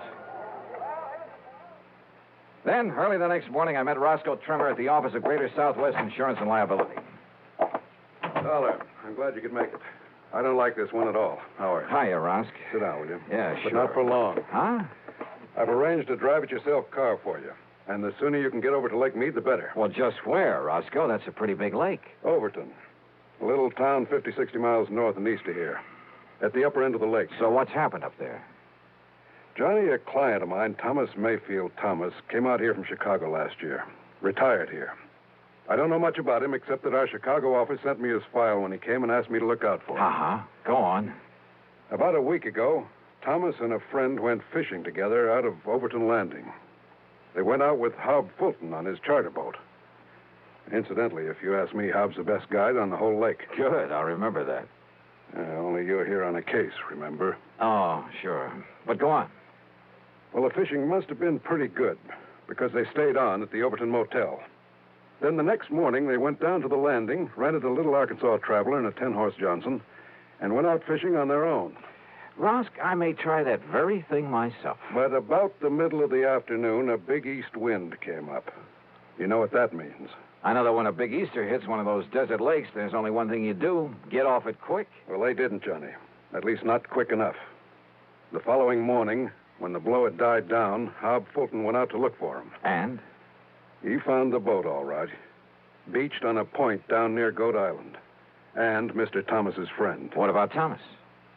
His friend says that Thomas went overboard when the squall hit him. Well, it's certainly possible. Yes, it is. Possible. The chomp on a lake like that can build up waves 8 and 10 feet high, enough to throw a man off any kind of a boat. Yes, I know. But you don't think that's the way it happened? I didn't say that, Johnny. It's just that... Well... Okay, Rosk. What was his fishing pal's name? Charlie Wentworth. Does that mean anything to you? No. Well, I'm afraid I don't know very much about him either. Except that he, too, came here from Chicago. Arrived in town about 2 weeks ago. I take it that's where he knew Thomas, back in Chicago. Yeah, apparently. Well, what about him? What does this Charlie Wentworth do? Apparently nothing. But hang around the gambling joints. Oh, he does a little dealing and shilling for some of them now and then. There's talk he's been making illegal book on the races, though nobody's pinned it on him. So, in your book, he's an undesirable character. That's right. But is that reason to suspect he took Mr. Thomas out on that lake and murdered him? Now, Johnny, there's been a lot of worry around this town about some of the people who've come out here recently from Chicago. You know, ever since those investigations began back east. So what? Does that mean everybody who comes from there is a killer? No, of course not. But a man who doesn't really work for a living, you know, just spends all his time around the gambling tables, has no visible, regular means of support. Thomas was retired. Maybe Charlie Wentworth is, too. Oh, Johnny. Besides, who knows? Maybe Thomas will show up. Maybe he swam to shore and is plotting his way back through the desert. Oh, now, you know the odds against a city man surviving out there. Well, does anybody really look for him? Everybody. The police, the National Park boys, everybody. Not only in boats, on foot, but they even use planes and a helicopter. They found no trace. Well, that still doesn't prove anything. Tell me this. Are the police holding Charlie Wentworth? No, they're not. Which means they don't feel they have any reason to. But you still think I ought to investigate? Yes, I do. Roscoe? So do I.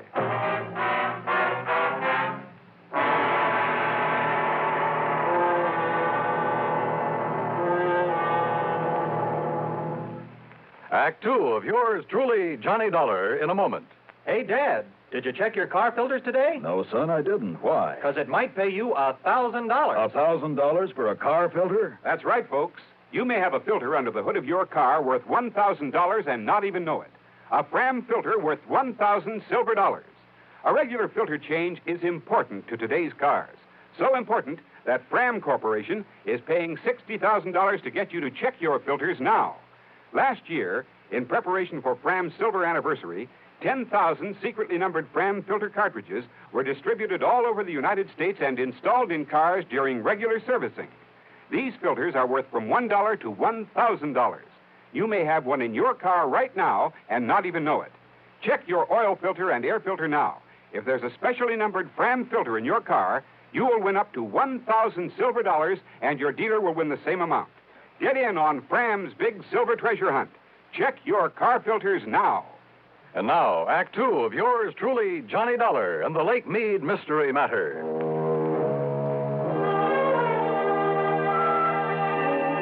Neither the police nor anybody else in Las Vegas seem to think Thomas was murdered out on Lake Mead. But what Roscoe Trimmer told me made me suspicious, yeah, of Thomas's fishing pal, a man named Charlie Wentworth. Expense account item 5640. I telephoned to my old friend Ken Bugby, reporter on the Chicago Citizen News. Thomas? Yeah, that's right, Ken. What can you tell me about him? Well, not everybody knew it, Johnny, but he was a mouthpiece for the old Moretti mob. That was some years ago. Oh? When they started the big cleanup, well, either Thomas couldn't or just plain wouldn't get him off the hook. Let them all go to jail.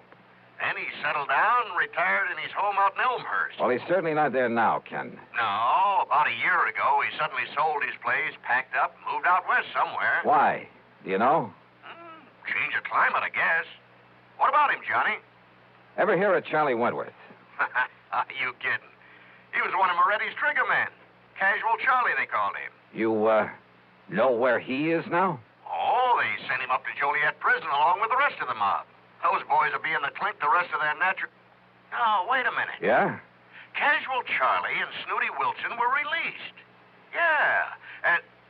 Hey, that was just about the same time that Thomas moved away from here. If that means anything. Baby, I got a hunch it means everything. Oh? Like what, Johnny? Thanks a lot, Ken.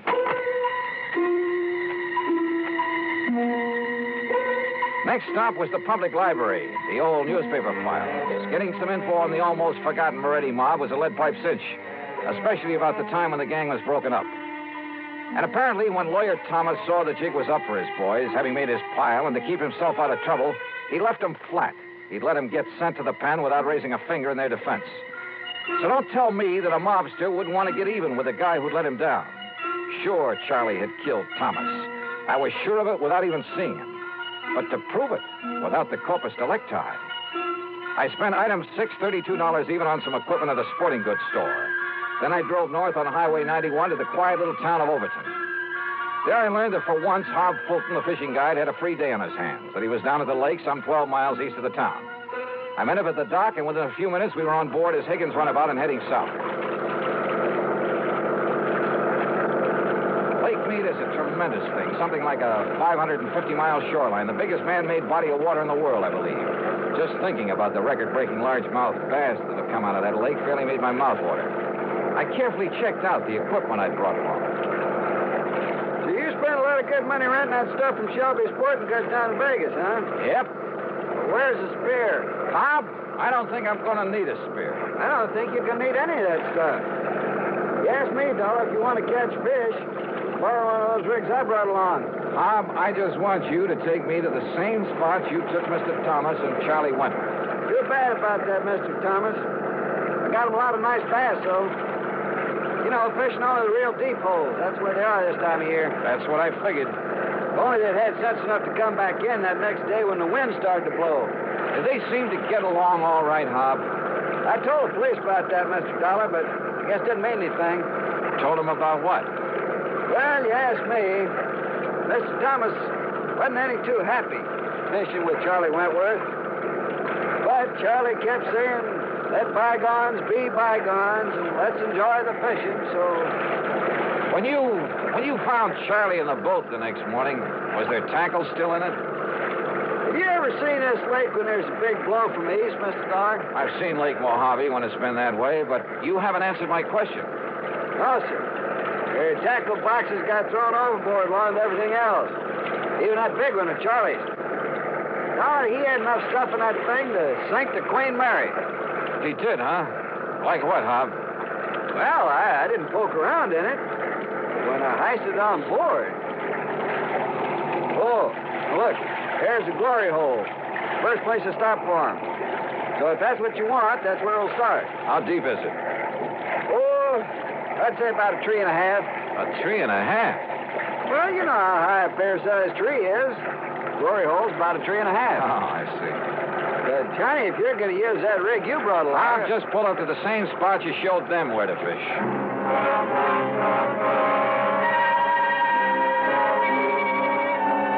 By the end of 2 hours, I'd tried at least half a dozen of the holes where Hob had taken Thomas and Charlie. No luck. Then we went 4 or 5 miles further down the lake and pulled up just below Goat Island, just below the big rock slide. Deepest hole in this part of the lake, Dollar. Must be near the 5 trees. A lot of ledges down there on the sides of it, so you better go kind of easy. I covered every inch of that hole, with the aid of a powerful waterproof headlamp I'd brought along.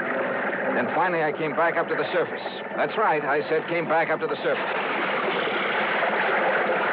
Here, Johnny, let me give you a hand back in the boat. No, thanks. I'll rest you in the water for a minute. That's a pretty deep hole. Yeah, but how you ever expect to catch bass in that skin diving rig without even a spear? Hand me a long rope, Hob. I found it down there. Huh? Yeah, on a ledge about 50 feet down, lashed onto that heavy tackle box you were talking about. That's what made it sink. What are you talking about, Johnny? The body of Thomas. What? Yeah, and there's a bullet hole right between the eyes. Act 3 of yours truly, Johnny Dollar, in a moment. Be sociable, look smart, keep up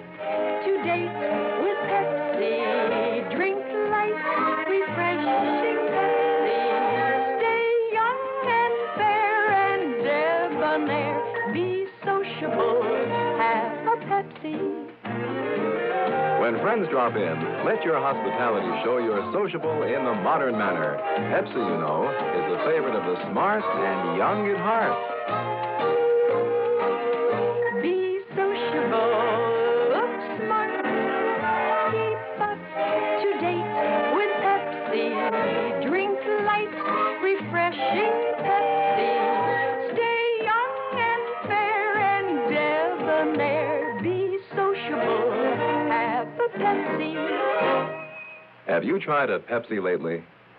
And now, Act 3 of yours truly, Johnny Dollar. I took the body of Thomas back to headquarters in Las Vegas and hung around long enough to hear Dr. Richard Fallon say the bullet hole was definitely made by a .38 and at close range. To hear Police Captain Willis say there'd be no action taken until the bullet could be removed for study. But I knew he'd change his mind when he had time to think about it. So I left headquarters and started making the rounds of the gambling casinos. Luck was with me. At the second place I stopped, one of the public joints on Fremont Street. Maple winner, everyone. It's 30, full, red, and even. Well, have you seen him around here today? Yeah, that's Charlie Wentworth. They just come in the door, mister. Thanks. All right, ladies and gentlemen. Excuse me, please. Take your bets for the Pardon me, will you? May I get through here, please? Thank you. Excuse me. Charlie? Charlie Wentworth? Yeah, Buster? Johnny Dollar, insurance investigator. Here's my credentials. Oh, yeah. I guess you want to talk about my pal, Tommy Thomas, got drowned over in Lake Mead last week. Is that it? Yeah, something like that. Buster, that was an awful thing, him going like that. He was an old buddy of mine. Was he? Sure was. An old buddy. Hey, why don't we talk over in my room, huh? Too much noise around here. Okay by you? Sure. Why not?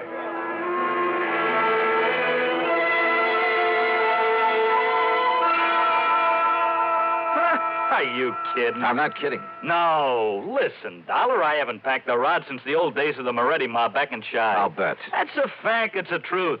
You think I want to get in trouble again? Well, you're wrong, see? Maybe.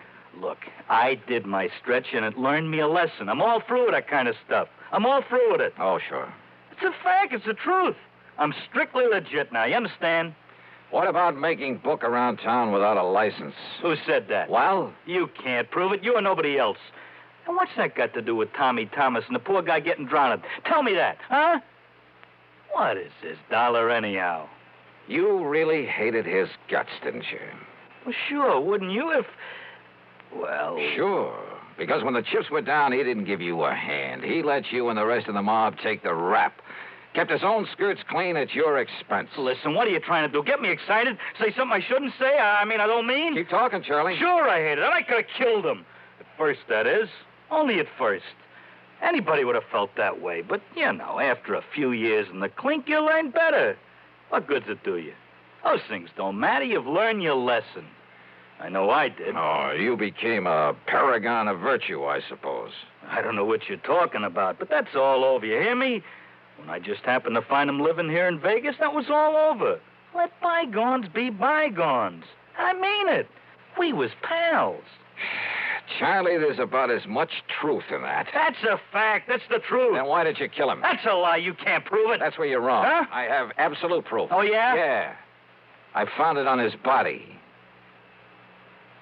His body? I fished it out of Lake Mead this morning. Now, listen. You had Hob Fulton show you all the deepest holes when you went out fishing with him. Then the next day, you took Thomas out there alone. You killed him, tied that weighted tackle box to his body, and let him sink down in the deepest hole of all, down below the rock slide.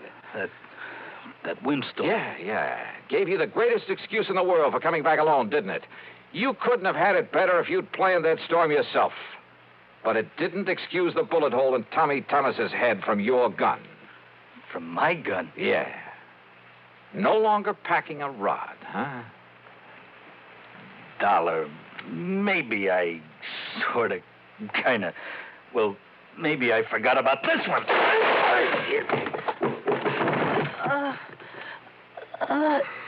Trigger man, huh? You're a lousy shot. And pretty slow draw, thank heaven. You know something? Now I think I have got proof. Yeah, this gun of yours.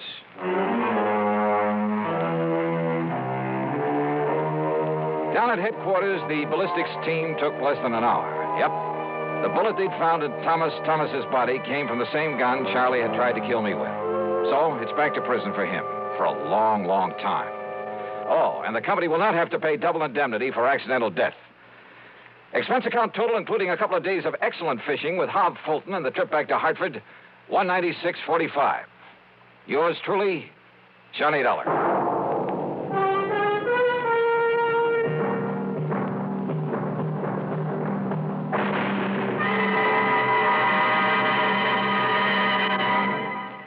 Our star will return in just a moment.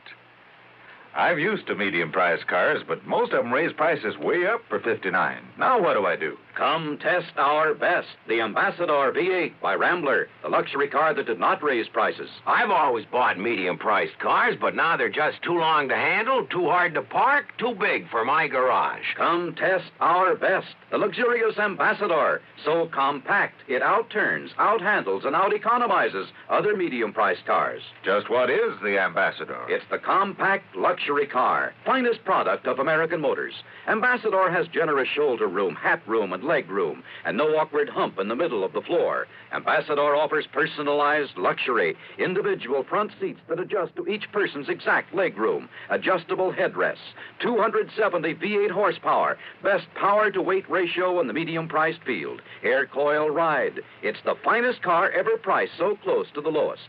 Come test our best, the luxurious Ambassador V8 at Rambler dealers. Now, here's our star to tell you about next week's story. Next week, a little boy in a small New England town leads me to tangle with a killer. Join us, won't you? Yours truly, Johnny Dollar.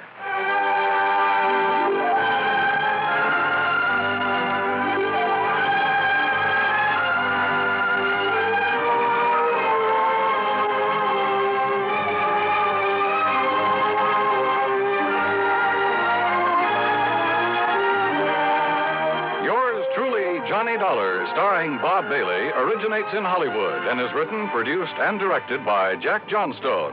Heard in our cast were Larry Dobkin, Bartlett Robinson, Frank Nelson, Harry Bartell, and Gil Stratton, Jr. Be sure to join us next week, same time and station, for another exciting story of yours truly, Johnny Dollar.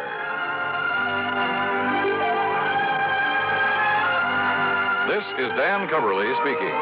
By far, radio's outstanding theater of thrills, Suspense, next on the CBS Radio Network. 59 on your dial, WROW Albany.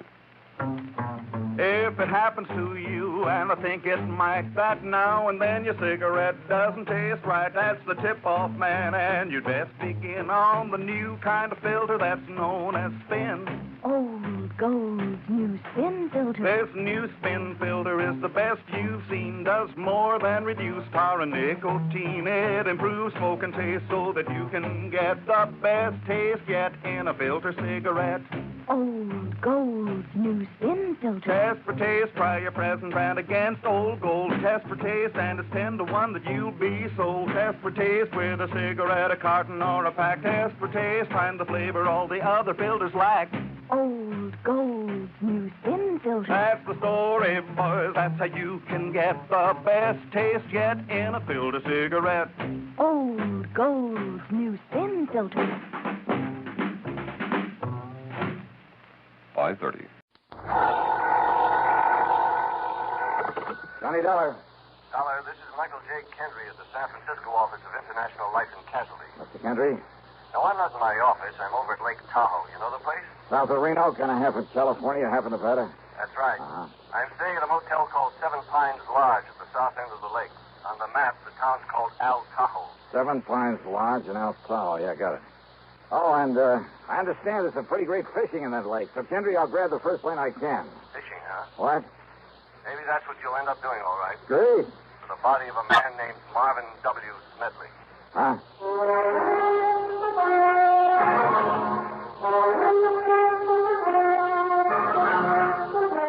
CBS Radio brings you Bob Bailey in the exciting adventures of the man with the action-packed expense account, America's fabulous freelance insurance investigator. Yours truly, Johnny Dollar.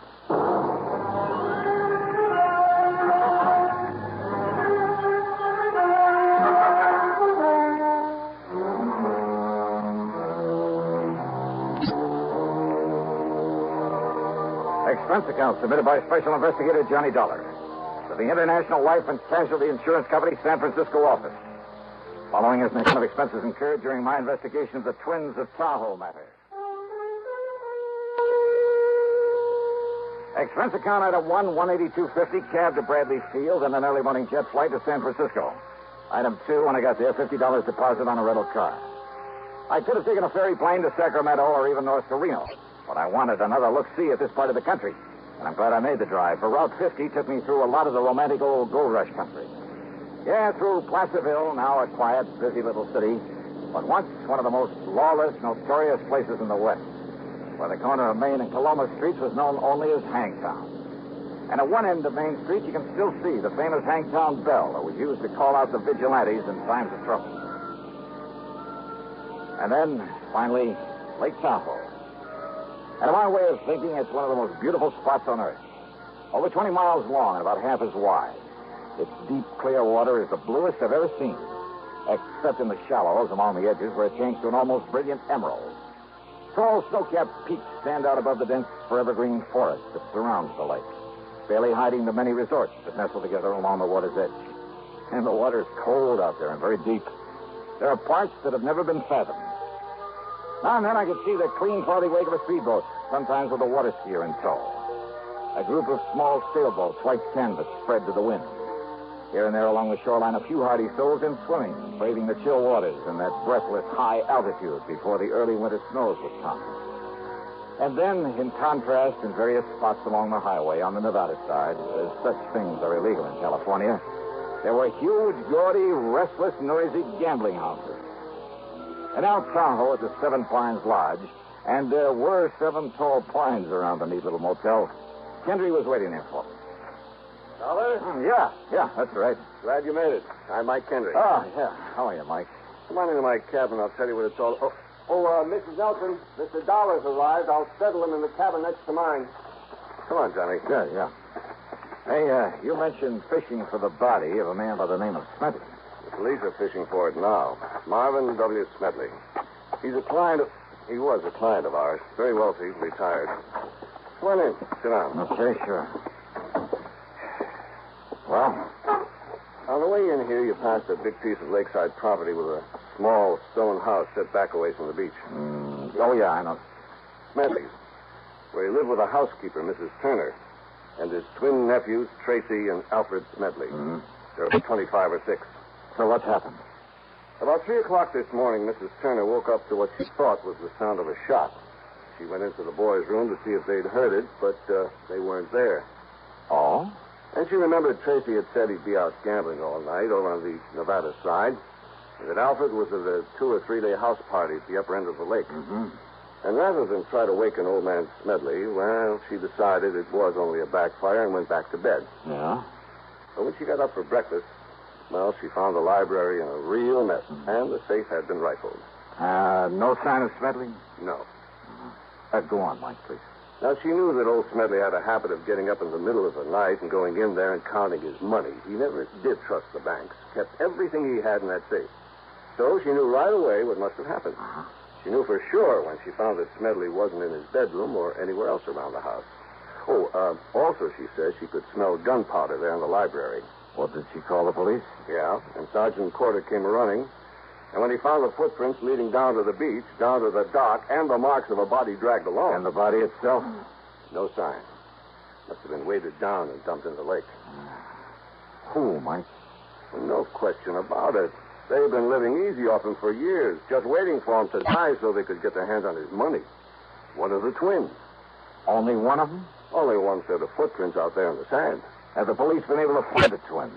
Sure have. They've got them locked up in the local hoosgow. Then what's the problem? Only one of them did it, Johnny.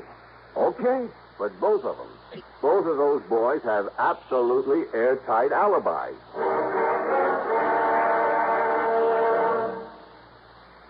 Crime, delinquency, threats of war. These are the subjects that dominate our news headlines these days.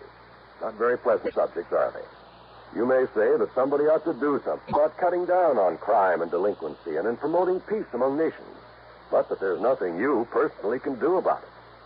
Well, that's where you're wrong. You can wage your own fight against crime and delinquency in your own family by taking the family to the church or synagogue of your faith this week. The inspiration and guidance you and they will receive from spiritual contact will strengthen moral background and faith. Regular attendance at religious services will help your family to work out its own problems and give them comfort in facing the tensions of our present-day life. Worshipping together brings your family closer together, too. And supporting your own religious institution provides funds to help those individuals and families who, unlike you, are unable to help themselves. Find the strength for your life. Worship together this week. And now, Act Two of yours truly, Johnny Dollar.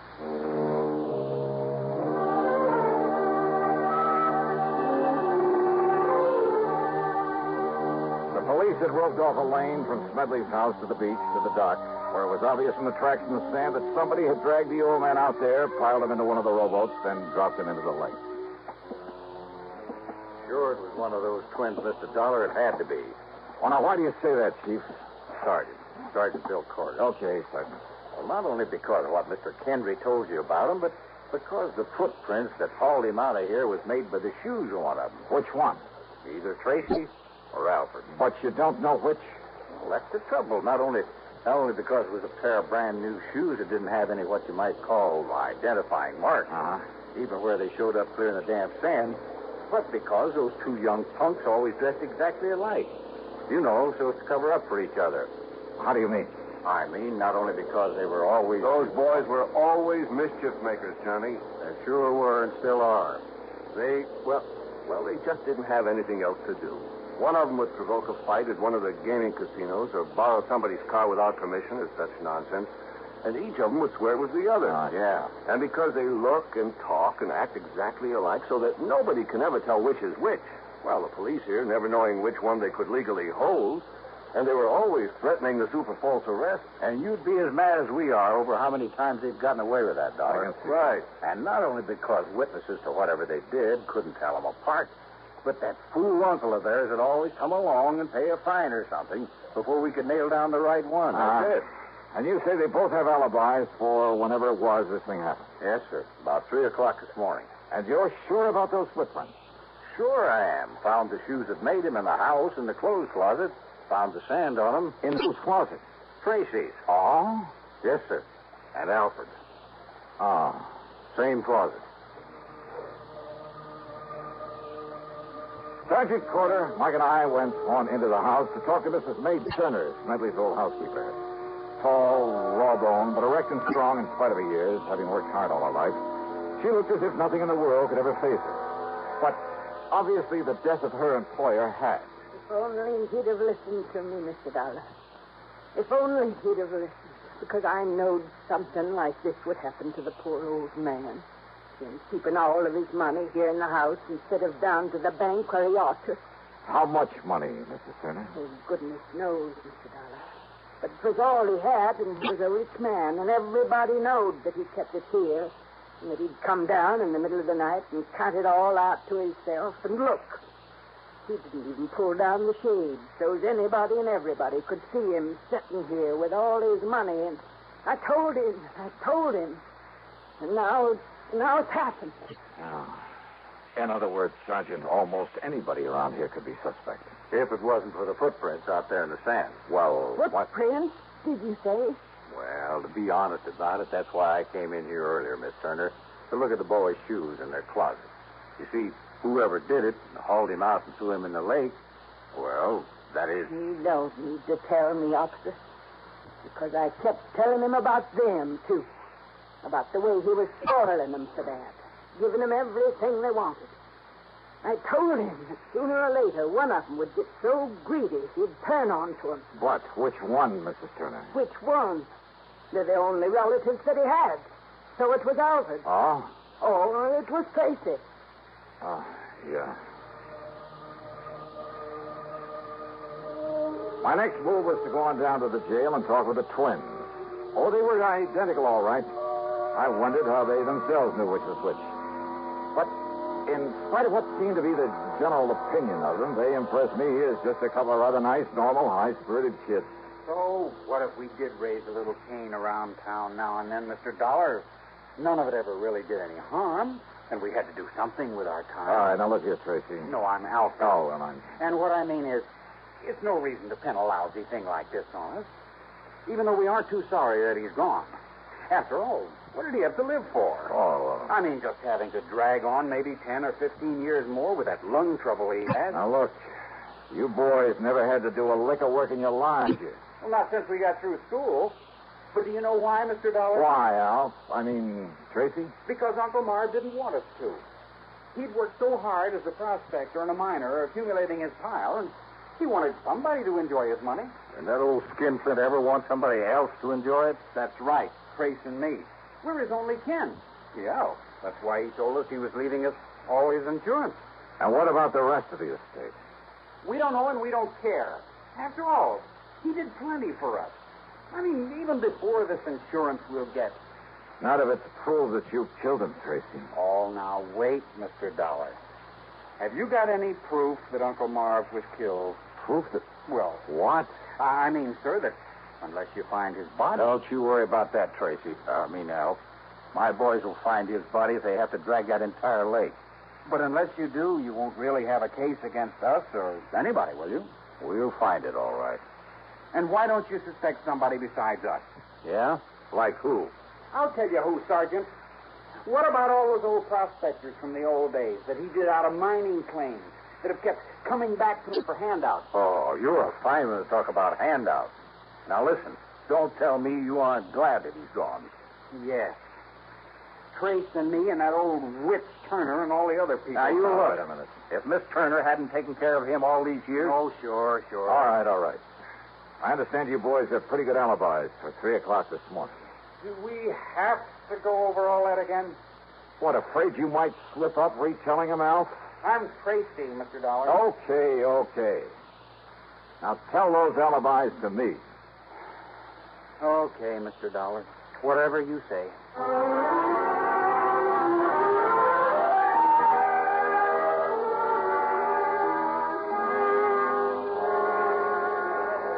Okay, Tom, you relieve Jimmy over there on the blackjack table. When he gets back, you can take over one of the roulette wheels. Oh, Mr. Harker? Sure, Dollar. One of the Smedley twins was in here all night. Which one?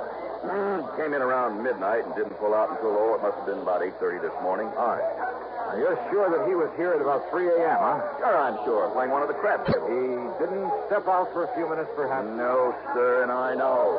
Because I always keep an eye on those Smedley kids. You don't watch them, they're liable to pull tricks on our dealers. They think it's funny. All right. Which one was it? You know, I told you. It was Alfred Smedley, or his brother Tracy. Thanks.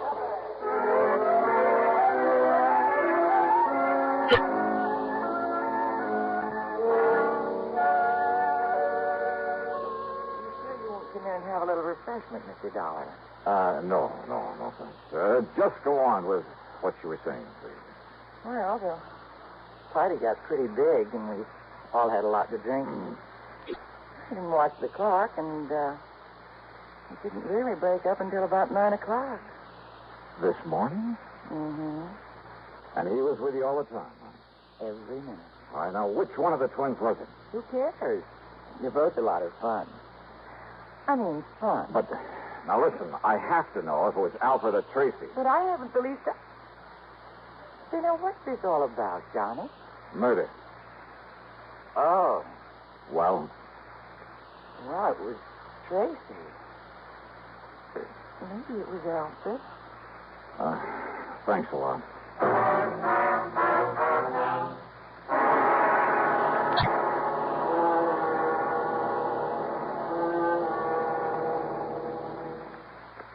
In a world of doubting Thomases decades ago, it never would have been possible for stars to shine in the daytime. But in this day, in the atomic age, anything's possible.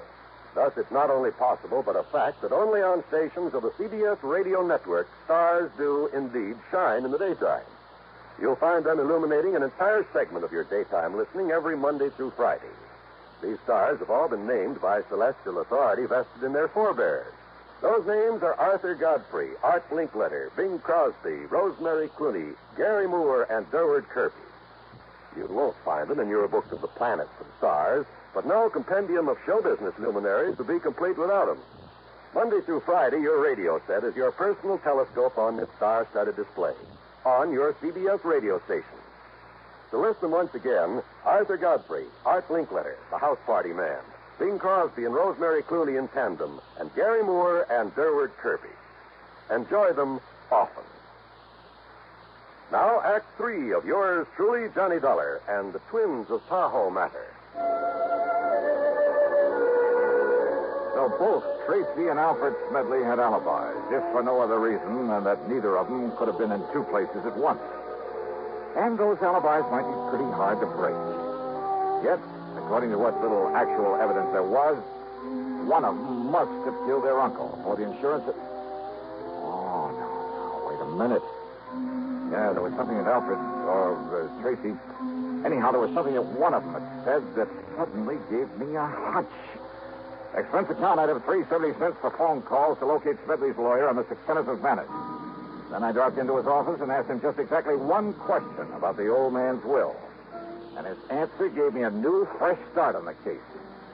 Item 4, 10 cents, another call. This one to Sergeant Corder. Yes, Dollar. The boys found the body all right. Yeah? Now, you know how the water off that beach stays clear and shallow until it, gets to 150 yards or more straight out from the dock? Yeah? And it drops off over 300 feet straight down, just like that? And the body had been dumped over that ledge?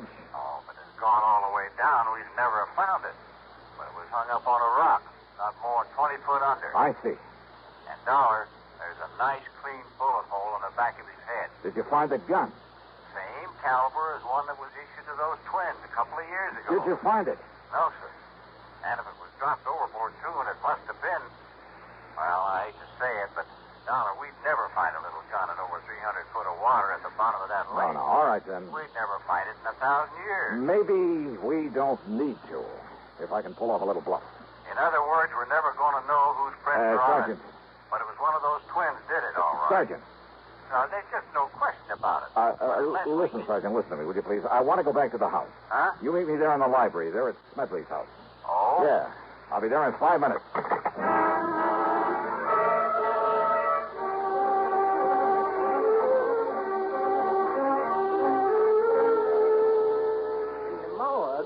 Oh, no. That's right, Miss Turner. Oh, that's terrible. Terrible place. Mrs. Turner. If you just brought me his poor old body here to the house. Mrs. Turner. Yes, Mr. Dollar. Well, let's quit fooling around with this thing, huh? I just finished talking to Mr. Kenneth McManus. Mr. McManus? That's right, the lawyer. Yes. Yes, and I guess he told you that all of poor Mr. Smedley's insurance goes to those two worthless twins, those murderers. Yes, he mentioned that. Is that all he told you? No. He also told me that the remainder of the estate goes to... Let me see, I scribbled down some of the actual words. Here. The balance of my estate, including my home, I bequeath to one who, although I'm certain her motives have been entirely selfish, that she has simply been looking forward to being provided for in my will. What? Nevertheless, as a reward for Mrs. May Turner's faithful service, and I have told her this. He left something to me. You know that he told you he did. And that was your motive, Mrs. Turner. What's this? Now, you look Of here, course, the young gun man. belonging to the twins was just as available as a pair of shoes that were borrowed to carry the body out there and leave the footprints. Dollar. The point is, though, that when Sergeant Corder found not only the body, but the gun out there in the lake... No, Dollar. And when I take your fingerprints and compare them with those we found on the gun... No, listen. You don't mind giving me a set of your fingerprints, do you, Mrs. Turner? Well... Half of my life. Half of my life I spent taking care of that stingy old man. And him giving me nothing. Whilst all the time he kept giving his money to them boys. So that by the time he finally would die natural, what'd they be left for me? And you would have let those boys go to the gas chamber, wouldn't you? No. Oh, no? I hated those boys. But I knowed they could never put it on to them. Nobody could ever put anything on to them before. I'm afraid that's beside the point now. Now that we know you did it. But I had to. Because if I'd have waited, he'd give them all his money, and when he did die, there was nothing left. Nothing for me. Nothing. Don't you see? What's left for you now, Mrs. Turner?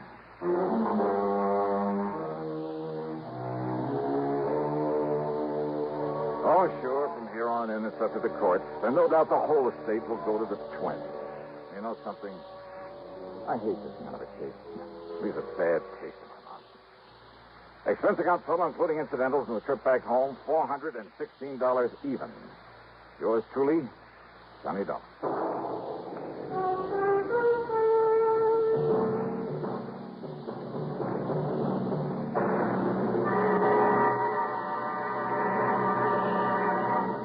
Constipation is something people don't talk much about, but it can be a problem for anyone, even doctors.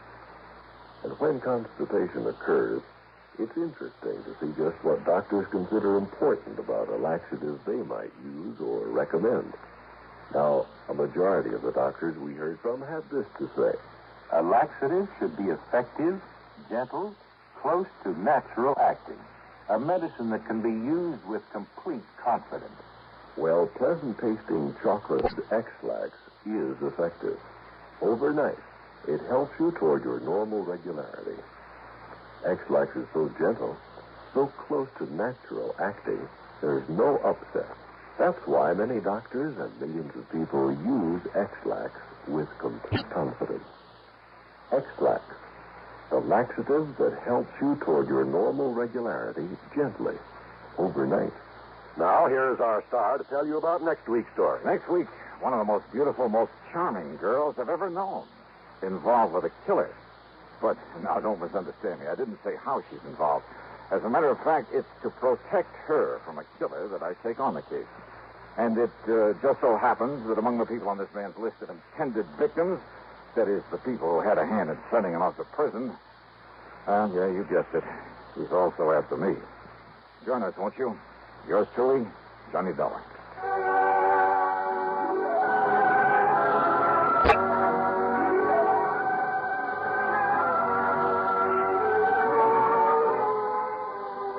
Yours truly, Johnny Dollar, starring Bob Bailey, originates in Hollywood and is written, produced, and directed by Jack Johnstone.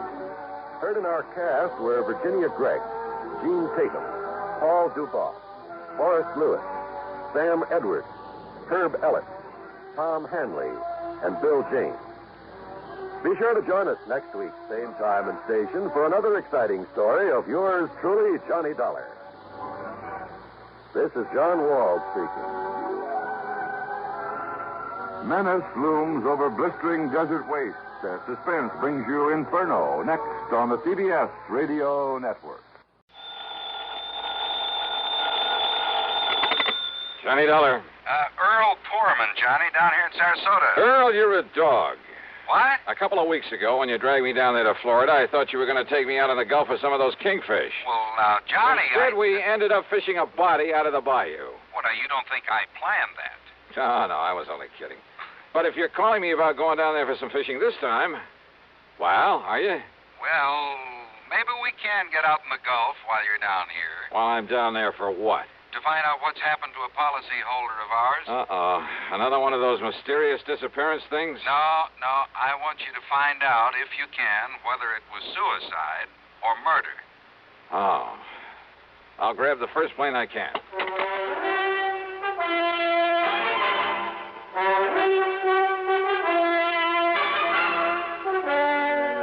CBS Radio brings you Bob Bailey in the exciting adventures of the man with the action-packed expense account, America's fabulous freelance insurance investigator. Yours truly, Johnny Dollar.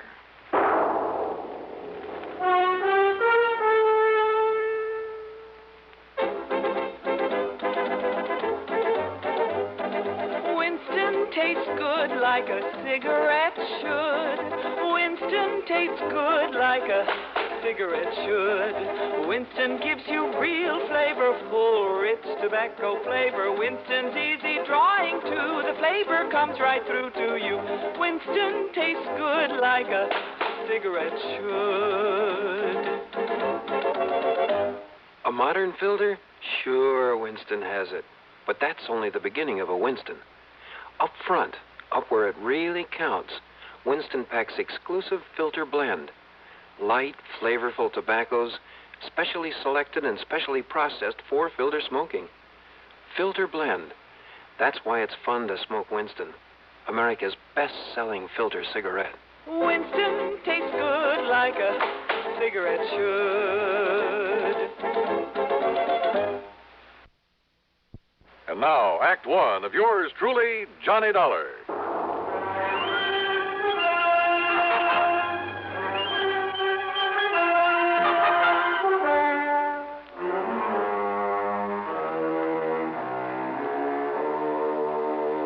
Expense account submitted by Special Investigator Johnny Dollar to the Sarasota, Florida office of Tri-State Life and Casualty Insurance Company. Following is an account of expenses incurred during my investigation of the fancy Bridgework matter.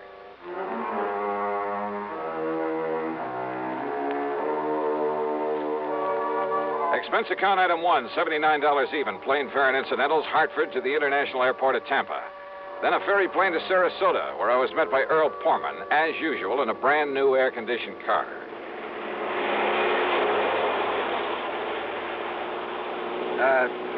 You know something, Johnny? If I'd had any sense, I'd have met you in Tampa. Oh? Why do you say that, Earl? Well, because this murder, if it really was a murder, occurred on the Sunshine Skyway Bridge, about 28 or 29 miles north of town. Yeah, I wondered why we were heading north on the Tamiami Trail. But you say if it was murder. Well, if it was suicide, Johnny, if you can prove it, well, it'll take the company off the hook for some $40,000. Uh-huh. Who was the victim, the insured? A worthless tin horn gambler by the name of Alfie Garber. Tin horn, huh? What? Well, he must have had something to pay the premium on $40,000 worth of insurance. He paid exactly one of those premiums, Johnny. Well, what happened? You remember the dog racing track south of town? Yeah, my pocketbook still carries a couple of scars from it. Well, Alfie's been losing his shirt out there night after night. He's not only borrowed everything he can get his hands on, moved into a third-rate motel, but well, he sold most of his wife's jewelry. Uh-huh. They've been practically living on handouts. Police think maybe he's responsible for a couple of robberies around town, but they haven't been able to prove anything. Right. In other words, Alfie's been in pretty bad shape, mentally as well as financially. His wife told a doctor she was afraid he might commit suicide. So you got the picture? Yeah, I got it. Go on, Earl. Well, last night, he and another punk by the name of Luke Thrasher got into a big fight there at the track. Luke is a pretty bad actor, by the way. And how do you mean that, Earl? Oh, there have been a couple of unexplained murders of people who tried to cross him up back in the past. By unexplained, you mean they couldn't pin them on him? Exactly. Oh, here now, we're on the Sunshine Skyway Bridge. Yeah, well, what'd they fight about? Seems Alfie had welched on a bet, a big one. And Luke told him if he didn't get out of town, he'd kill him. So? 3 or 4 o'clock this morning, Alfie's wife was at police headquarters asking him to please find her missing husband. He hadn't come home from the track. No message from him, nothing. Is she the beneficiary of this policy? Yeah, she is. And Johnny, she's just about as worthless a character as her husband. Uh-huh. Todd Swam down at the Chamber of Commerce has been trying to figure some legitimate way to get them both out of Sarasota. Well, is there any reason to think Alfie didn't take the hint and just leave town? He was pretty scared of Luke Thrasher, made no bones about it. And you ask me, he had reason to be. So when she reported him missing, the police hauled Luke off to the clink. Figured he'd carried out his threat, huh? Until this morning, just before I called you. Oh, what happened? Now here we are, coming to the center span of this bridge. Yeah, I see. Yeah. Well, look, what made the police change their highest span of any bridge in the state, Johnny. So I've heard. But, look, you didn't answer my question. Bridge is 15 miles long and over 100 feet high up there. Yeah, I see that. Several suicides off this thing, Well, Johnny. what has that got to do with Alfie Garber? You see the police car parked just ahead? Wow. The reason they're looking things over is because that car in front of theirs is Alfie Garber's, right where he left it. And they figure he took the jump. A fishing boat down below found his hat and his jacket floating around in the bay. Oh, well, that doesn't prove suicide, Earl. Doesn't prove murder, either. Keep moving there, mister. Keep moving. Hi, Lieutenant. What? Oh, you, Mr. Foreman. I kind of thought you'd be out here for a look at things. Lieutenant Dodge, This is Johnny Dollar. He's a special investigator. Sure, Mr. Dahl. I'm glad to see you again. Yeah, hiya, Lieutenant. Well, looks like now we got something to work on around here. You will work with us, won't you? Why not? Well, wait a minute. What did you mean, Lieutenant? Mr. Pullman, we haven't found the body yet, but the evidence, mostly a torn piece of shirt and some blood we found here on one of the girders. Blood? Yeah, and a lot of scuff marks and things. Oh, there's no question there was a struggle before Garber was tossed off into the bay. A big one. Murder, huh? No question about it, Mr. Dollar. Well, then, Earl, it looks like your company's going to have to pay off the beneficiary. And my expense account, of course. Oh, now, why bring that up? But as long as I'm here, do you mind if I look at that evidence you mentioned, Lieutenant? Help yourself, Dollar.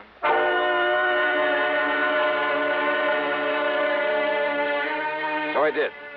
The marks of a struggle, the patches of blood on the girder, even the hat and the coat that had been recovered from the body. And I was inclined to agree with Lieutenant Dodge. That is until... Huh? What is it? Wait a minute. Let me see this jacket again. Well, it's just an ordinary old tweed jacket, Dollar, and it's his all right. I checked it out with his wife. Yeah? Is she all broken up about him? Oh, not particularly. Luke Thrasher died, she might have been. I see. No bullet holes or tears in this thing. Well, so he must have taken it off before the struggle. But, what about this? What? Oh, why, that's just a feather from one of those seagulls that are flying around here all the time. Is it? Well, isn't it? Or is it a clue that Alfie Garber wasn't murdered after all? Huh? Yeah. Give a thought to that, Lieutenant. Now, just a minute, Dollar. How can this little feather prove that Alfie Garber wasn't murdered? Why, I didn't say a thing about proof, Lieutenant. Okay, you said clue. From a seagull, huh? What else? Well, what's the difference? Yes, what are you getting at, Johnny? Hey, Earl, does old Doc Crutcher still live up the street from you? Still does. Why? Now, wait a minute, Dollar. Yes, Lieutenant. You're going to work with me on this, huh? Absolutely. Then do you mind telling me why this feather's got you all excited? Well, I'm not exactly sure yet. You mind if I scrape a little of the blood off this girder? I sure do. That blood will be wanted for identification, for comparison. You mean if you find Garber's body? We'll find it, all right. We have to drag the whole bay. Good luck. Now, Dollar... Hey, swing us around, Earl, and head us back to Sarasota. Come on, swing us around. A, U-turn in the middle of this bridge? Mr. Pullman's right, Dollar. Go right ahead, Earl. I'm sure the lieutenant will be glad to hold back the traffic for us. Whatever you say, John. Okay, make a U-turn. I'll hold things up for you. But, Dollar... Attaboy. But if I didn't like you, I didn't think you could help me with it. Holy...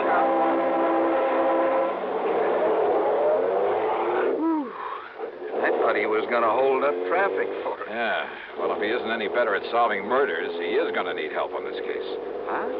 Well, I thought you didn't think it was murder. Of course, it's only a hunch, Earl. Because of that silly little feather you found? But if that came from a seagull, I'll eat my shirt. Look, will you please tell me what you're up to? After Dr. Crutcher looks over this sample of blood the lieutenant so kindly provided. Drive on, Earl.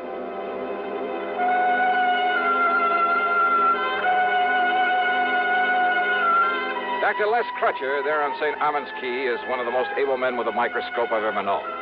He poured us a couple of drinks, took the blood sample, and retired to the tiny laboratory there at the back of his house. Then, after about 15 minutes... Now, Johnny, listen to me. Relax, Earl, relax, and enjoy your drink. We may have to do some traveling around when the doc gets through with that specimen. Well, like where? If my hunch is right, that is. Well, Doc, what'd you find out? Johnny, putting that under a lens took me back to the old days before I got my MD, when I thought I was going to spend the rest of my life as a veterinarian. Chicken blood, huh? What? That's right. Though whatever made you think it was... Well, then that feather was a chicken feather? I kind of thought maybe it was, Earl. Now I'm sure. Well, then Alfie Garber wasn't murdered at all. Those marks of a struggle, the blood up there on that bridge, his hat and his coat, they were just planted there. Alfie planted them there. Which means the police can forget their earlier suicide theory, too, doesn't it? Right. Alfie staged the whole thing to make it look like murder so his wife could collect his insurance. Kind of looks that way, doesn't it? So all his wife has to do is collect the insurance, then meet him somewhere, and they'll be $40,000 richer. At least that's what she thinks. Only she's wrong. They're both wrong. Right, Johnny? One sure way to prove it out, Earl. Yes, how? Sure. Find Alfie Garber.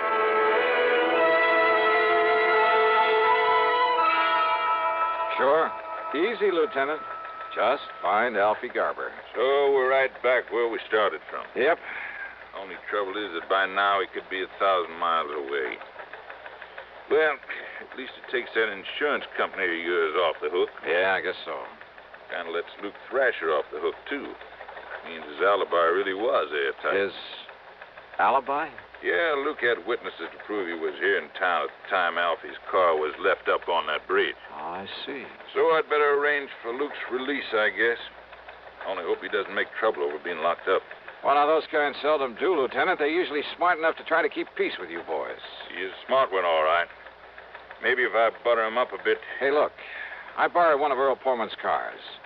When you let Luke Thrasher out, tell him there's a car and chauffeur waiting to take him anywhere he wants to go. Okay, Johnny. Thanks.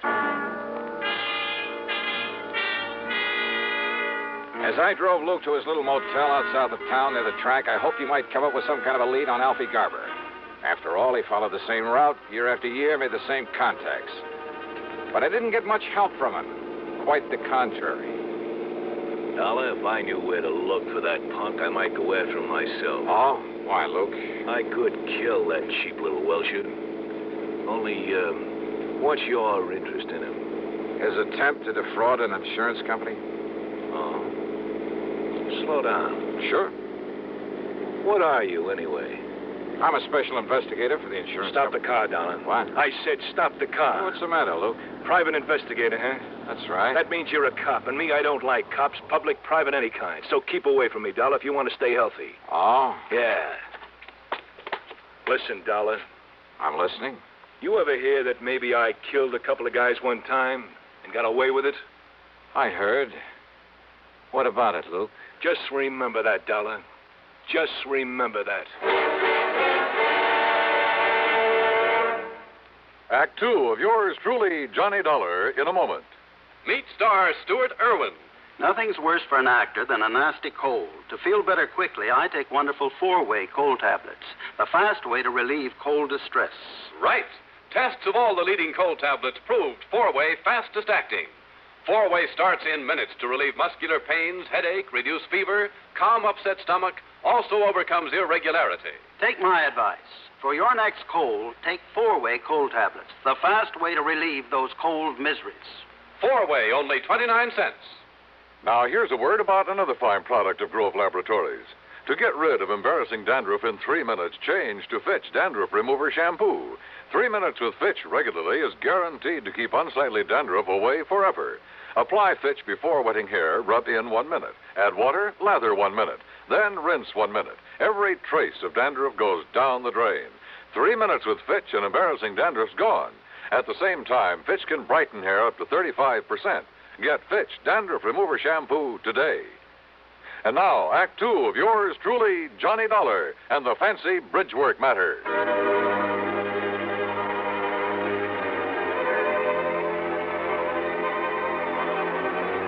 Hunches. Sometimes my salvation, sometimes the bane of my existence. It was a hunch that led to the discovery that all the evidence Alfie Garber had been murdered and thrown off the bridge, that all that evidence was trumped up, phony, obviously to mislead anyone looking for Alfie. And now I had a couple of hunches about Luke Thrasher. One, that his warning to stay out of his way was due to more than a simple hatred of cops. Two, well, this was a real wild one. But in spite of what he'd said, I had the distinct feeling he could somehow put me on Alfie Garber's trail. It was late by the time I got to Earl Portman's house on St. Armand's Key. He and his wife had gone to bed. I poured myself a nightcap and sat down on the floor of the room to think things out. Huh?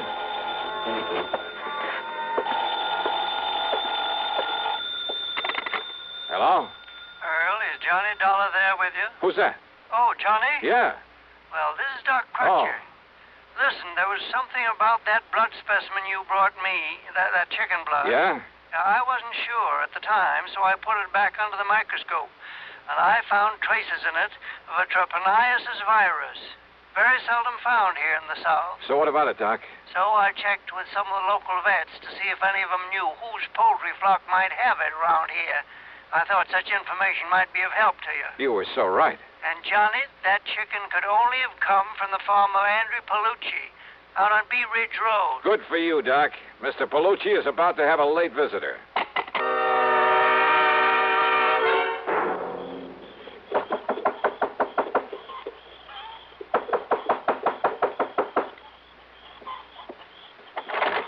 Yeah. What do you want? Don't you know what time it is? Yeah, and I'm sorry to get you out of bed. Oh, sure. Look, my name is Johnny Dollar. I want to know if a man named Alfie Garber bought a chicken from you yesterday. Huh? You waking me up in the middle of the night and tell me, did he? No, he didn't. No, it was his wife. She bought the chicken. Oh, his wife? That's right. Her and that man, What man? That'll Luke. That's all right, Luke. So what's your business you come around this way? Just don't worry about that. Don't worry, huh? You get me out of bed, you wake my chicken? Hey, look, I said I'm sorry. Sure, wiser guy. Now, wait a minute. What do you I get ought to so... report you to the cops, you come around this way. Well, why don't you do just that? Good night, Mr. Palucci. You think I wouldn't? You wiser guy?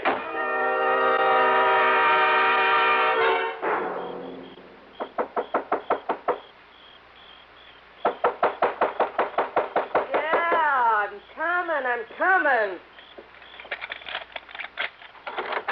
Yeah, what do you want this time of night? You, Mrs. Garber? Huh? You mind if I come in? Now, just a minute, mister. I want you as an accessory to the murder of your husband. Me? What are you talking about? Real smart, you and Luke Thrasher. Real palsy-walsy with him, weren't you? How long had you and Luke been planning this? What do you mean, mister? You crazy? Who are you? Racetrack bums, all three of you. Oh, now, wait a Alfie minute. was losing his shirt, but Luke was doing all right. He was loaded. So what to do about Alfie, who was giving you nothing but grief? Get rid of him. You're crazy. I asked you, who are you? You made it known that Alfie was in bad shape, that he talked about committing suicide. And that's probably what gave you the idea for the Sunshine Skyway Bridge. There have been several suicides from it. That's what the cops said, isn't it? Alfie took the jump. Wrong. Because making it look like suicide would keep you from collecting his insurance. Now, listen, So it had to be a clear case of murder. That's why you spilled the chicken blood around when you left his car up there. You, Mrs. Garber, yeah, you. After making sure that Luke Thrasher had an alibi, could prove he was in town at the time you left the car on the bridge. You're making a crazy guess, that's all. Oh, pretty good guess, isn't it? Because what it means is that Alfie was killed sometime before you left that so-called evidence up there. Evidence that would make it impossible to pin the murder on Luke. You think you can prove that? Why not? Or would you rather have me prove that you killed your husband? Me? Well... No, listen. They've told me Luke is mighty clever, maybe even clever enough to have made you commit the murder. No, I didn't. I swear it. You can't say you didn't have plenty of opportunity. Mister, listen to me. Yeah? Well, go on. Tell me. How did you kill him? Where did you put his body? No, I didn't do it. Then if you don't want to burn for it, you got to prove that. Can you? Well? Yeah, because Luke killed him. Luke did it. Can you prove that? Now, where's the body? I'm sure it wasn't dumped off the bridge, because if they'd find the body, they might be able to find the bullet holes or some other mark that would lead them to Luke Thrasher. So where'd he hide the body? Come on, baby, you better talk. What? Alfie Garber's body is right where yours is going to be, Dollar. Huh? Take his gun away from him, Lena. Oh, yeah, sure, Luke. I got it. You know so much it's got to be curtains for you, Dollar. Yeah, in tight in the middle of your back so it don't make any noise. Go on, Luke, kill him. Yeah, right. Hey, Luke, drop the gun. You better drop it, Luke, or so help me, I'll pull this trigger. You two, sisters, go ahead. All right, you want to pick him up, Johnny? Indeed I do, Lieutenant. Okay, now you two up against the wall. Hands up high and against the wall. That's the stuff, Johnny. And just what brought you around here? A complaint by one of our citizens. Seems that one Andy Palucci owns a poultry farm. Well, he was a little bit annoyed by the way you got him out of bed a while ago just to find out that these two bought a chicken from him yesterday. So he called us up to report you. Just like you suggested to him. Bless Andy Palucci.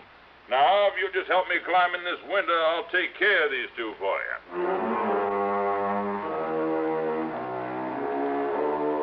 Luke Thrasher, in spite of all the pressure they put on him, still refused to talk. So it was Lena Garber who finally broke down and told the police where they could dig up Alfie's body. Now, Yeah, the bullets in him came from the gun that Luke had held on me. So, it's up to the courts. Expense account total, including the trip back to Hartford? Well, call it a couple of $100. And you know something? I finally managed to get in some of that real great fishing in the Gulf with Earl Portman. Really great. Yours truly, Johnny Dollar.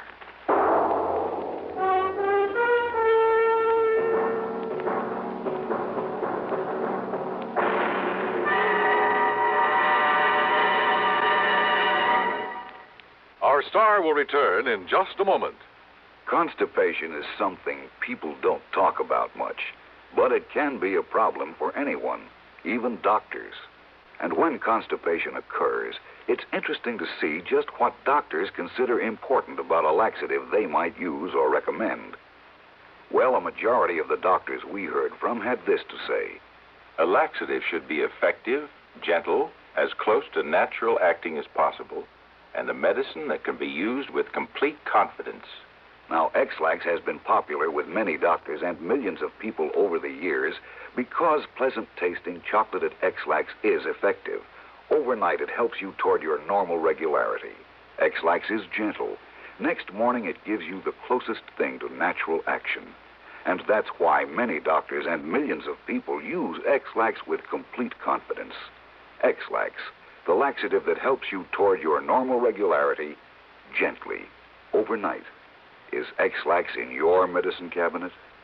Now, here is our star to tell you about next week's story. Next week, the wrong man matter. A case with a real twist at the end of it. Join us, won't you? Yours truly, Johnny Dollar.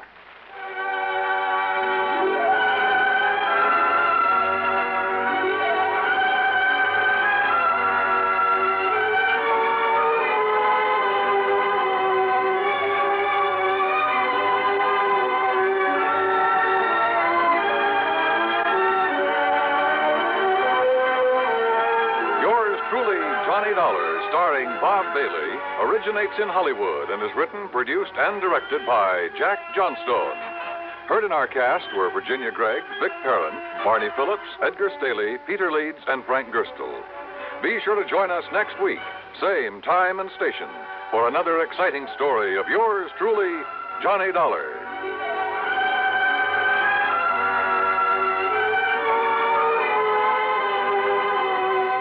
This is Dan Cumberly speaking. Suspense follows on the CBS Radio Network. As you smoke a Duke, you get a sense of ease and comfort that grows with every puff. Because new king-size Duke is king-size in the filter, where it matters most. Radio 59, WROW. You know, we're all not experts on suits or stoves or automobiles, so before spending any money, we find out what makes one good. Aren't schools much more important? Shouldn't we know what a good school is really like? A free new booklet helps you to do this important job. It's called Yardsticks for Public Schools, published by the National Citizens Council for Better Schools. It suggests ways of sizing up a school and of ensuring a better education for your children. Send a card today for your free copy. Write Yardsticks and your name and address on a card. Mail it to Better Schools, 9 East 40th Street, New York, 16, New York. That's Better Schools, 9 East 40th Street, New York, 16. From Hollywood, it's time now for... Johnny Dollar. Pat McCracken, Johnny, Universal Adjustment Bureau. Well, hi, Pat. What's new? I've got a problem. This is new? Pat, every time you call me up, you've got a problem. What is it this time? Johnny, did you ever have any trouble getting rid of money? Getting rid of... Look, Pat, this is the thing I do best. Well, not so here. What do you mean? I got $25,000. I've been trying to give it away for 2 weeks, but I can't. Just a minute. Let me take the phone. Huh? For a minute, I thought you said you were trying to give away $25,000 and couldn't. You heard me correctly. Boy, you have got a problem. I'll be right over.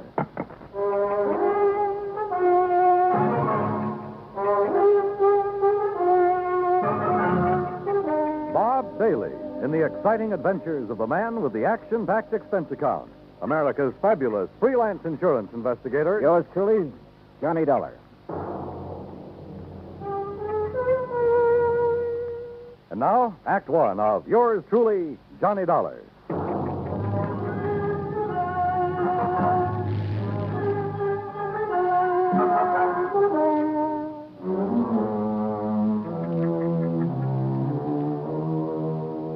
Expense account submitted by Special Investigator Johnny Dollar to the Home Office, Universal Adjustment Bureau, Hartford, Connecticut.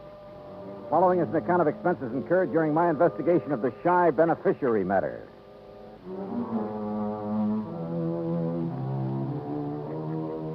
Expense account item 1, $1.20 for a cab from my apartment to the offices of Universal Adjustment, where Pat was waiting for me, looking very snide. Oh, this is a real twist, Johnny. Usually beneficiaries are beating down my door to collect. This one is playing it real coy. What's the deal, Pat? Well, it starts out real simple. 2 weeks ago, a Miss Helen Gaisworth died. Huh? Insured for $25,000. Beneficiary, a man named Elijah Summers. So? Well, that's where my trouble starts. No Elijah. Can't locate? Can't locate. No trace whatsoever. Well, what have you done so far? Well, the usual, Johnny. We've checked death lists, advertised in the newspapers. All I've come up with is nothing. Where did you advertise? New York. That's where Miss Gaisworth lives. Uh-huh. She have any relatives? None, as far as we can determine. Any idea who this Elijah Summers is, or why she picked him as beneficiary? Well, the only lead we've got is something Miss Gaisworth's landlady told us. Oh, what's that? Well, apparently this Miss Gaisworth was something of, an eccentric. Lived alone in a dingy apartment, felt that the world was pretty much against her. Oh? All except Elijah Summers. Landlady heard her mention him once or twice. It seems he's been nice to her sometime in the past. How? That I don't know. Neither does the landlady. She have any idea where he could be? What he's doing? If he's even alive? No. But if he is, he's entitled to $25,000, so we got to find him. Hey, you know, you don't have much to go on, Pat. Correction, Johnny? You mean you don't have anything to go on? Expense account item 2, $36 even. Transportation and incidentals to New York City. I saw the landlady. Miss Gaisworth had moved in 6 months ago from somewhere a few blocks away. 3 hours later, I'd located the somewhere a few blocks away. There, I learned only that she'd, moved in from somewhere else a few blocks away. Gradually, however, a picture arose before my mind of a sweet little old lady drifting from place to place alone, and, well, I felt sorry for her. I also felt sorry for me because nobody along the line had ever heard of Elijah Summers. Finally, I turned up her first landlady in New York.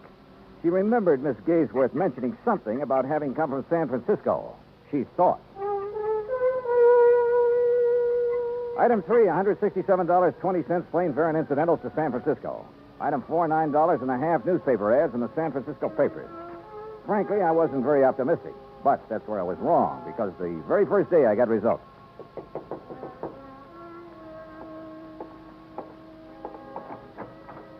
The results, incidentally, were blonde with brown eyes.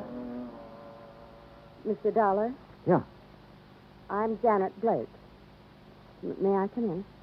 Oh, sure. Thank you. What can I do for you, Miss Blake? You're the one who ran the ad about Elijah Summers. Yeah, that's right. Has he answered it? Not yet.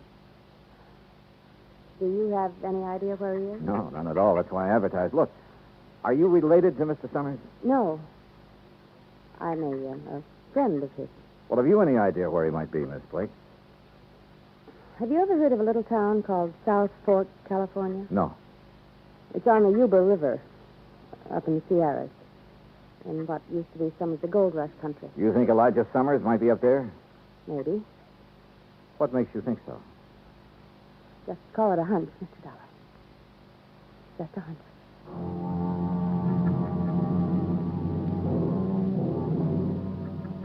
Item 5, $27.50, a rented car to take me to the town of South Fork.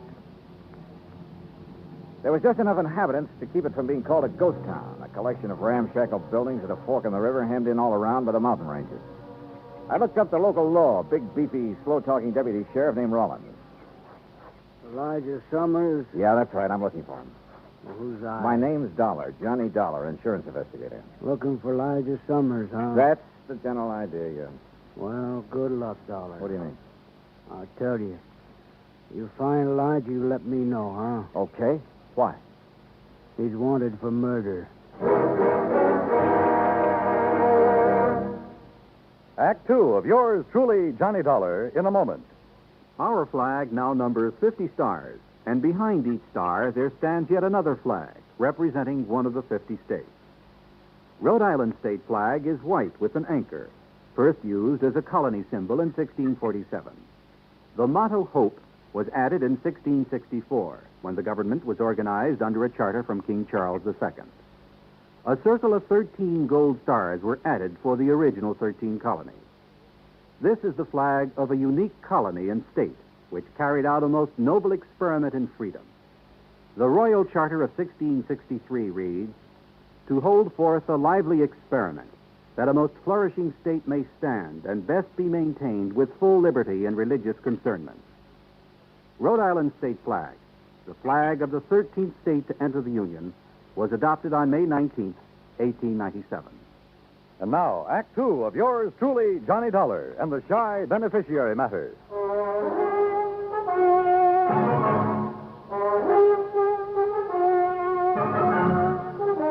Now I knew why Elijah Summers was so hard to locate. After all, a man who's wanted for murder isn't exactly going to make himself conspicuous. How come you want to find Elijah Dollar? He's a beneficiary of a life insurance policy, Sheriff, $25,000. I'm afraid the dough's not going to do him much good. Maybe not.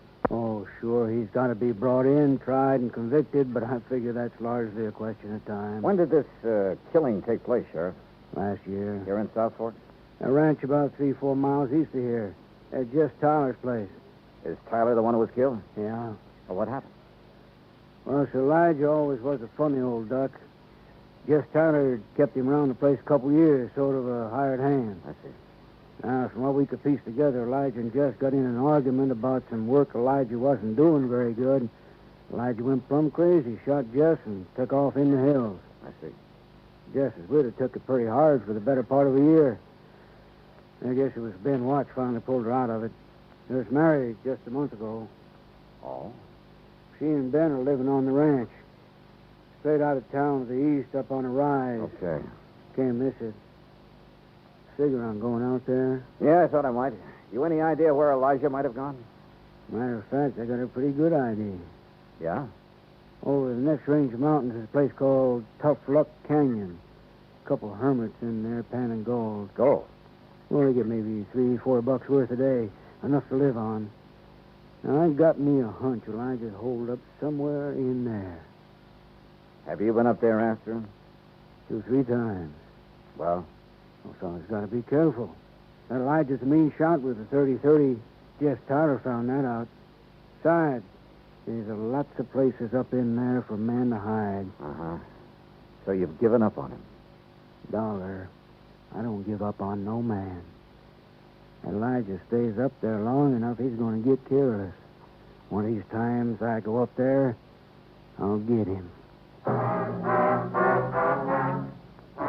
I got into my car and drove out to the Tyler Ranch where his widow Clara and her new husband Ben Watts were living. They were expecting me. Sheriff Rollins phoned us you were coming, Mr. Dollar. I doubt if there's much we can add to what he's already told you about Elijah and the killing. Well, I'm sure you don't enjoy talking about it, Mrs. Watts, but I don't mind any more, Mr. Dollar. Time has a way of taking care of most things. Of course, I still can't help feeling sort of bitter about Elijah. But I also can't help feeling sorry for him. Yeah, sure, I understand. I gather that Mr. Tyler always treated Elijah pretty well. Yes, he did. It kept him around here when it really didn't pay to. Uh-huh. Then how could Elijah turn on him that way? Well, Elijah was always pretty unpredictable, I guess.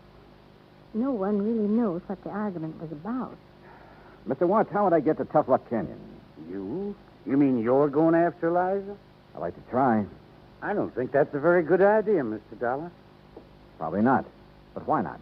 Could be dangerous for you. Maybe. And why do it? My job.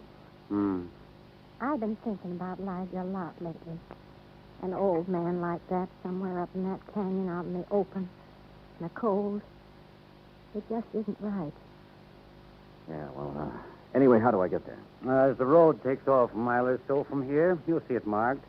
Winds up through the mountains to about 3 hours hike from Tough Luck Canyon. Okay, thanks. Just one thing, Mr. Dollar. This Elijah, he's a good shot. I know. Yeah, so do I. Put a 30-30 slug in my shoulder once. When was that? Night of the killing. I was living on the next ranch over at the time. I was one of them that took off after him. He winged me from 200 yards. Oh? I tell you for a fact, Mr. Dollar, he can shoot fast, he can shoot straight. With With those cheerful words from Ben Watts ringing in my ear, I drove back to town. Item 6, $35.40 for some camping equipment. I figured I'd be spending a couple of nights out in the open. I found the so-called road they told me about. Finally, it just sort of petered out among the trees and rocks up near the timberline.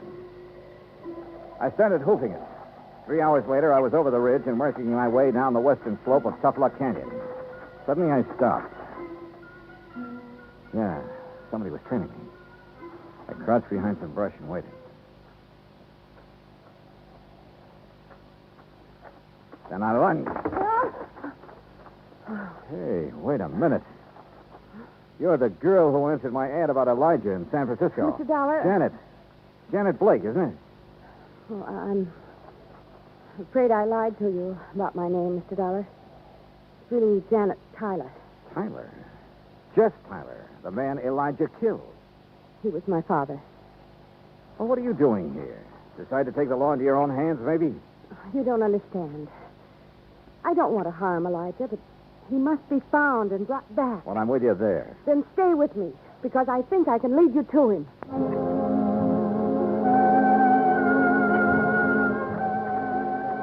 Look, Janet, we're nearly at the upper end of this canyon.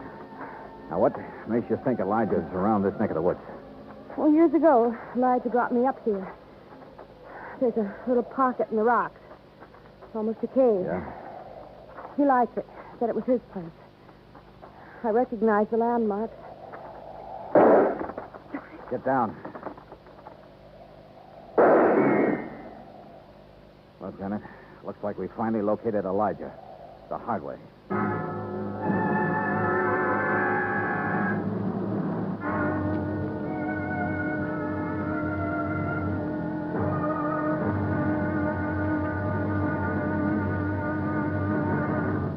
Act 3 of yours truly, Johnny Dollar, in a moment. It is a very well-known fact that symbols are important to men everywhere.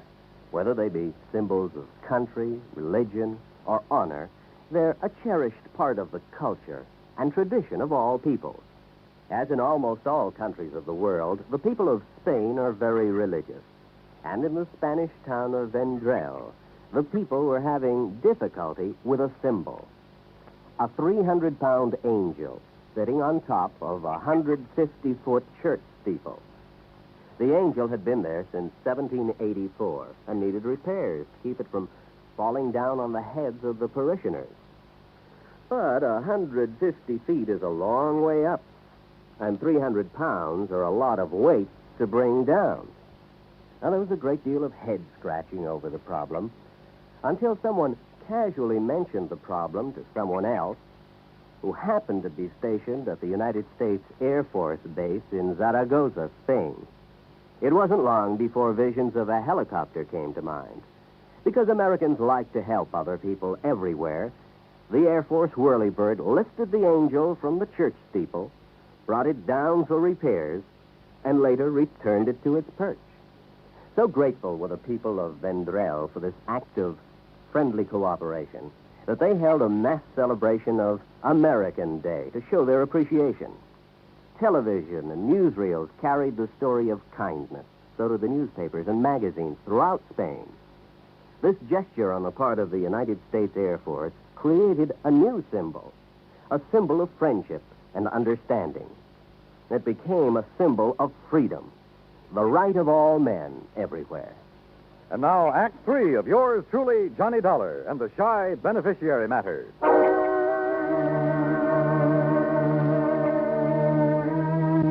Yeah, we'd found Elijah Summers, all right. He was somewhere in the rocks above us there in Tough Luck Canyon. And I knew the minute Janet and I poked our heads up, we'd collect a slug. He had us pinned down, but good. Johnny, you think maybe it's... Stay down. Now, look, Janet, I still don't understand why you were so anxious to find Elijah. Johnny, you've heard him shooting at us. Yeah, you're right. What kind of shots do they sound like? Rifle. Matter of fact, a small caliber rifle. A 22, maybe? Like this? Where'd you get that 22 slug? This came from Elijah's gun the night my father was killed. But he was killed. Hey, wait a minute. That's why I want to talk to Elijah. That's a good idea, and so do I, but how? I think you'll still remember my voice. Let me try. Okay, but be careful. Elijah? Elijah? Who's that? Janet. Yeah, go on. It's Janet, Elijah. Janet Tyler. Miss Janet? That's right. Who's that with? Dollar, Elijah. Johnny Dollar. I want to talk to you. I'm your friend. I know you don't. Please, Elijah, he's telling you the truth. We don't want to hurt you, but we must talk to you. That's the truth, Miss Janet? Yes, you know I've never lied to you. You there. Dollar. You got a gun? Yes. Toss it out in the open where I can see it. Well, if we've guessed wrong about Elijah, we're dead. I just know I'm not wrong about him. I sure hope not. Okay, here it is. Now stand up and come out into the open. Okay. Elijah. Hello, Miss Janet. Oh. Elijah, you look terrible. Have you been up here all this time living like an animal? Oh, don't you worry about me none. I've been getting along pretty good up here. By the looks of you, you haven't been getting much food. Enough to keep my eyes sharp, mister. Oh, I see that deputy sheriff fella come poking around here a time or two. He didn't even come close. And if he had have... I could have potted him easy with this. That's what I wanted to talk to you about, Elijah. That rifle of yours. It's a good one, Miss Janet. I remember when you gave me it 2-3 years ago for the grounds crew. Elijah, have you ever had any other rifle besides that 22? Nope. You're sure about that? Of course I'm sure. You see, yeah, I've took good care of it, too. I kept it clean and polished. Yeah. Look now, Elijah. Have you ever used any other rifle besides that one? Nope. Janet, your father was killed with a 30-30. I know, Johnny. That 22 slug you showed me a while ago. You said you got it the night your father was killed, that it came from Elijah's gun. I saw someone pry this slug out of his own shoulder the night of the killing. He threw it away. He didn't notice I was watching. Later, I heard him tell it around he'd been hit with a 30-30 slug. You mean your stepfather, Ben Watts? I was confused at first. I didn't understand. Then it came to me. Ben Watts was the one who'd killed my father. Elijah was probably trying to protect Dad and shot Ben with his 22. Yes, there was a big fight, Miss Janet. I don't just remember what all happened, but except all of a sudden they was chasing me. I run. Sure. Ben figured he could pin the killing on somebody like Elijah who wouldn't have a chance proving his innocence. Elijah, have you seen Ben since you ran away? Oh, sure. Oh, Ben's come poking around here, too, every so often. But I'm too smart for him. Yeah, sure. It figures, Janet. Elijah's a threat to Ben as long as he's alive. So Ben comes hunting up here every now and then. It's horrible. Well, of course, I got to be real careful, because I only got a 22, and he's got a 30-30. But he'll never get old Elijah. Believe you me, he won't get hot. Elijah! Get down and keep quiet. The shot had come from a clump of rocks more than 100 yards away. I scooped up my automatic where I'd thrown it on the ground and started circling slowly, trying to get around behind the clump of rock. I'd almost made it when my foot slipped and sent a rock down the slope. He popped up then, ready to shoot, but lucky for me, his first look was toward the rock instead of me. He saw his mistake, swinging his rifle toward me, but he was too late. Johnny! Yeah, right here, Janet. How's Elijah? Shoulder. He's all right, though. Johnny? Yeah, it's Ben Watts, all right. Is he still alive? Oh, yeah, he'll keep. Long enough.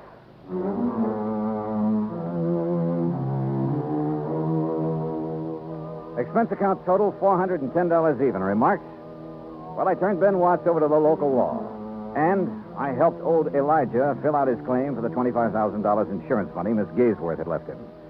It ought to keep him real comfortable for the rest of his life. You know, Pat, once in a while I get the feeling that this job of mine is worthwhile after all.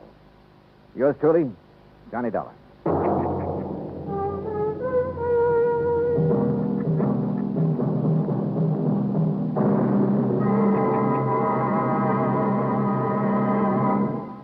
Our star will return in just a moment.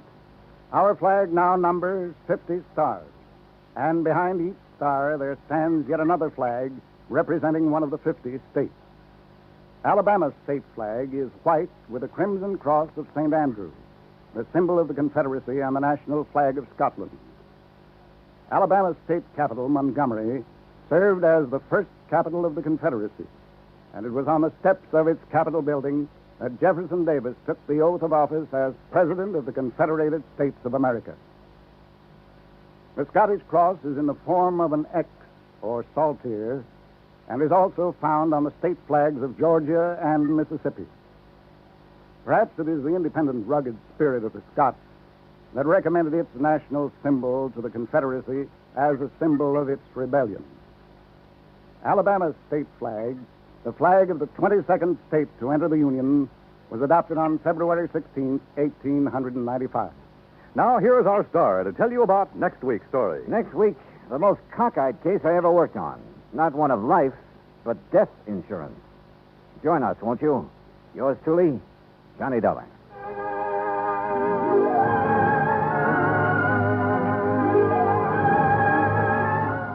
Yours truly, Johnny Dollar, starring Bob Bailey, originates in Hollywood. Written by Robert Rife, it is produced and directed by Jack Johnstone. Heard in our cast were Virginia Gregg, Jeanette Nolan, Larry Dobkin, Jack Crucian, Russell Thorson, and Howard McNear. Be sure to join us next week, same time and station, for another exciting story of Yours truly, Johnny Dollar. This is Dan Cubberly speaking. From Hollywood, it's time now for... Johnny Dollar. Johnny, this is Byron Kay at Intercoastal Maritime and Life in Boston. Hello, boy. Remember Hurricane Audrey? Back in the latter part of June, sure. Must have hit your company pretty hard. Yes. But if anybody ever needed help, it was those people down in Louisiana and neighboring states. Yeah. So we've paid up the claims just as fast as they've come in. Except for one. Oh, what's that? One we received only a couple of days ago. Okay, bye. Give me the dope and I'll head for Louisiana on the first plane. Wrong direction, Johnny. Huh? Texas? No. Oklahoma? Arkansas? Buffalo, New York. What? And I think you'd better run over here and let me give you some facts. Yeah, I think I'd better.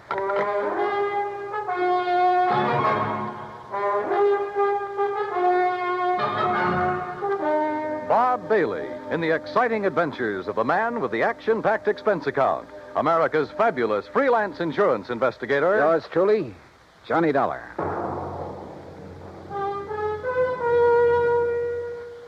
And now, Act One of Yours truly, Johnny Dollar.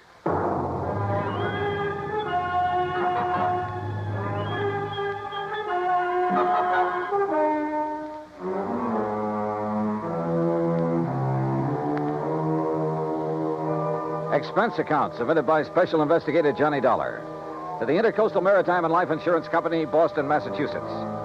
Following is an account of expenses incurred during my investigation of the Charmona matter.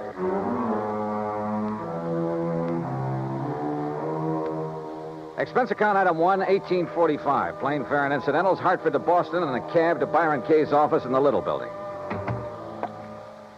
Glad to see you, Johnny. Hi. I'm glad you can take this on for me. Sit down. Okay, thanks. Ever hear of Charles Francis Keeley?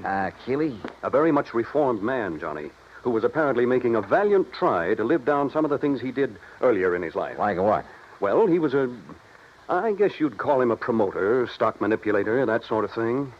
The point is, he made himself a lot of money a few years back until the authorities, the Securities Exchange Commission and so forth, put a stop to his fancy dealing. Sounds like a real nice guy. In any event, he had enough money by the time he quit to live pretty well. Nice home, beautiful wife, 62-foot cruiser, and that, by the way, is our biggest problem. Oh, I wish my biggest problem was a 62-foot cruiser. It is, Johnny. Now. Then tell me all. Yes. Early in June, he took his boat across Lake Erie to Detroit to have some work done on it at the Detroit Yacht Basin. Then, a couple of days before the end of the month, he started back for Buffalo. Oh, yeah, that hurricane was moving north about then, wasn't it? Yes, it was. And his failure to appear in Buffalo within a reasonable time didn't worry his wife a bit. Often before making that same trip, he'd stopped off in Cleveland to visit some of his old cronies. Uh-huh. But by July 20th, she began to get worried. She called the friends in Cleveland. They hadn't seen him. Then she called the Coast Guard. No word. A few days later, a couple of the life preservers from his boat washed up on the south shore of Erie near the little town of Lindsay. That enough for you, Johnny? How much insurance did he carry? On himself, $35,000. On the boat, $106,000. I see. Okay, bye. I'm on my way. Expense account item 2, transportation to Buffalo, where I signed in at the Statler Hotel. Item 3, $520 for dinner. Then taxi, that's item 4, to the Keeley home north of Delaware Park on Colvin Avenue. I don't know just what I'd expected Keeley's wife to look like. Suffice it to say, I was pleasantly surprised. She was young, tall, blonde, and beautiful, with eager, sparkling eyes and none of the signs of grief I'd anticipated. I don't know why you registered at a hotel, Johnny. May I call you, Johnny? Why, sure. Please call me Mona. May I pour you another drink? No, thanks. As I started to say, you could have stayed here. There's plenty of room, as you can see. Yes. This is a very beautiful house, Mona. Yes, but so empty now. I get terribly lonely, Johnny. Well, of course, I don't blame you. But now suppose we talk, if you don't mind, about the Johnny, thing if you have to be around for a few days, why don't you move out of that hotel and... Oh, I'm sorry. I shouldn't say that. I guess I'm sorry. It's all right. But I am lonely. Sure. Now, Mona, you realize this investigation is, it's just routine. Of course, Johnny. Now, as I understand, every effort has been made to find your husband. Of course. And to find the Charmona. Charmona? The cruiser. Oh, yes. It was a beautiful thing, Johnny. But now it's gone. And Paul. Paul? Yes. Paul Matthews was the pilot. Only he was more than that. He was very nice. Yeah. Well, now, as I... Oh, excuse me. Every time that phone rings, I hope it's some word, some news that perhaps... Well, you know. I'm not sure that I do. What? But by all means, answer it. Yes. Just excuse me. There was something distinctly wrong with this whole setup, that was for sure. The Coast Guard, yes. Yes, this is she. This is Mona Keeley. Perhaps Charles Keeley wasn't the only one in this family to arouse suspicion. What? Say that again. Especially now, with nearly $150,000 involved. Yes, well, how about Paul? I said, how about Paul? Then, when she finally finished with the phone call, came a couple of other surprises. Thank you. Johnny, he's all right. Huh? That was the Coast Guard. They found him. He's all right. Isn't it wonderful? That was the real surprise. Not what she said. Isn't it wonderful? Nor even the way she said it. But something deep back in her eyes that gave her away, that told me beyond the shadow of a doubt that she was lying through her teeth.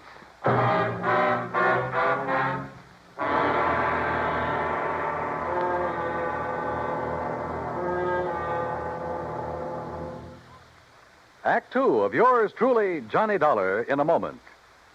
It is a rare event when a young man decides to leave civilization behind and hide himself away in the steaming jungle, just so he can help his fellow humans in a remote corner of the world.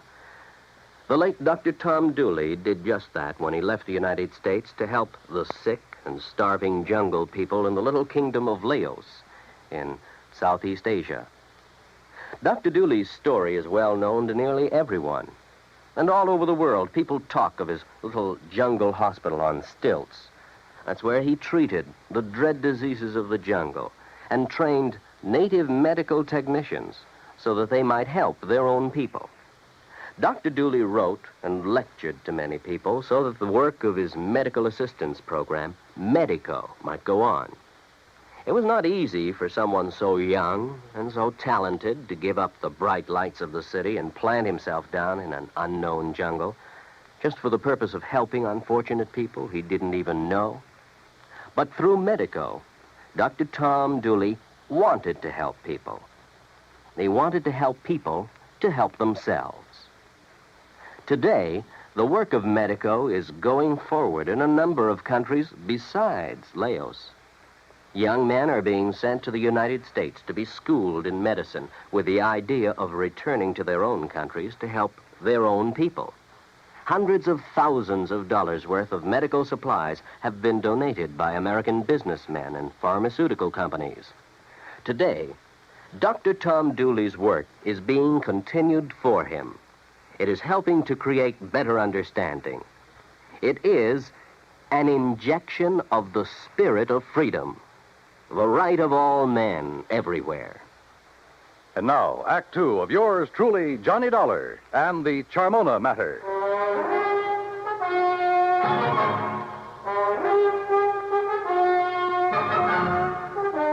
The news that her husband was still alive came as quite a surprise to Mona Keeley.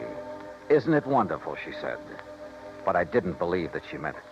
On the south shore of the Lake Johnny, near the little town of Lindsay, west of Cleveland.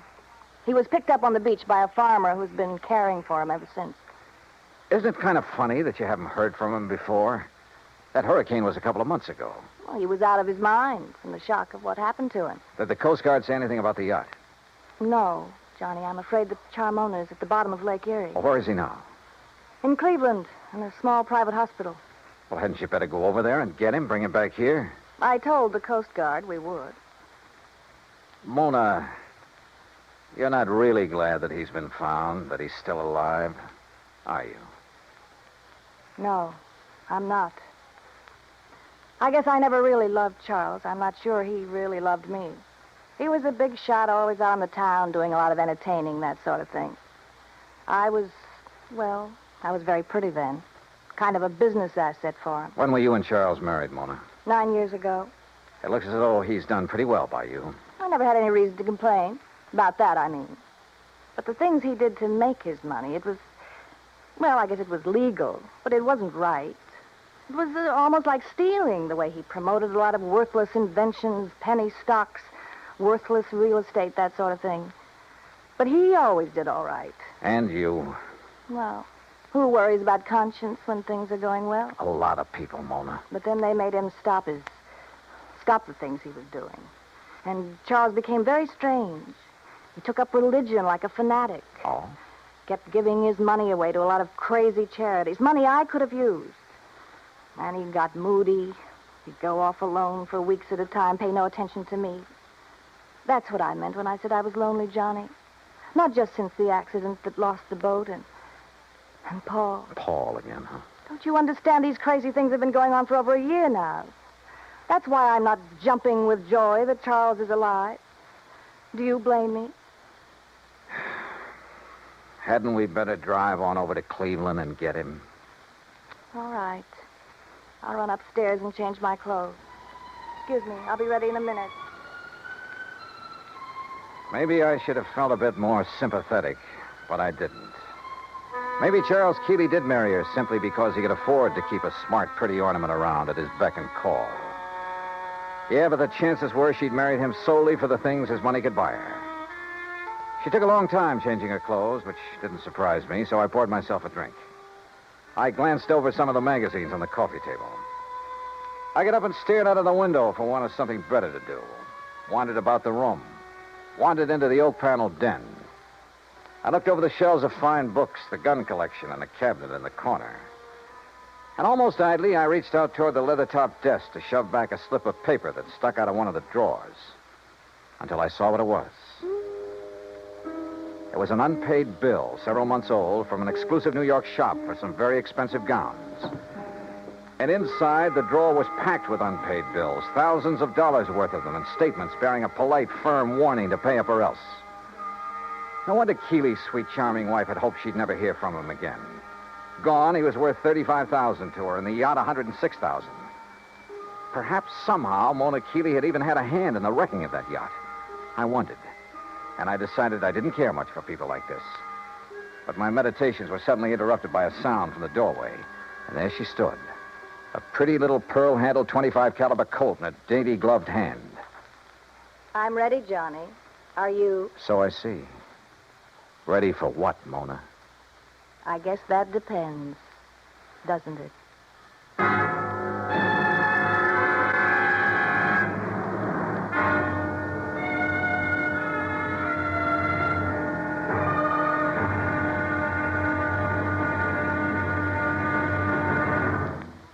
Act 3 of yours truly, Johnny Dollar, in a moment. Our flag now numbers 50 stars, and behind each star there stands yet another flag, representing one of the 50 states. Wisconsin's state flag bears the state motto, Forward, and a likeness of the state mascot, the badger. The word badger was a nickname for the miners in southwest Wisconsin.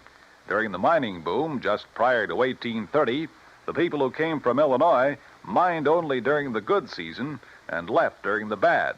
They were called suckers, just like the fish in the streams.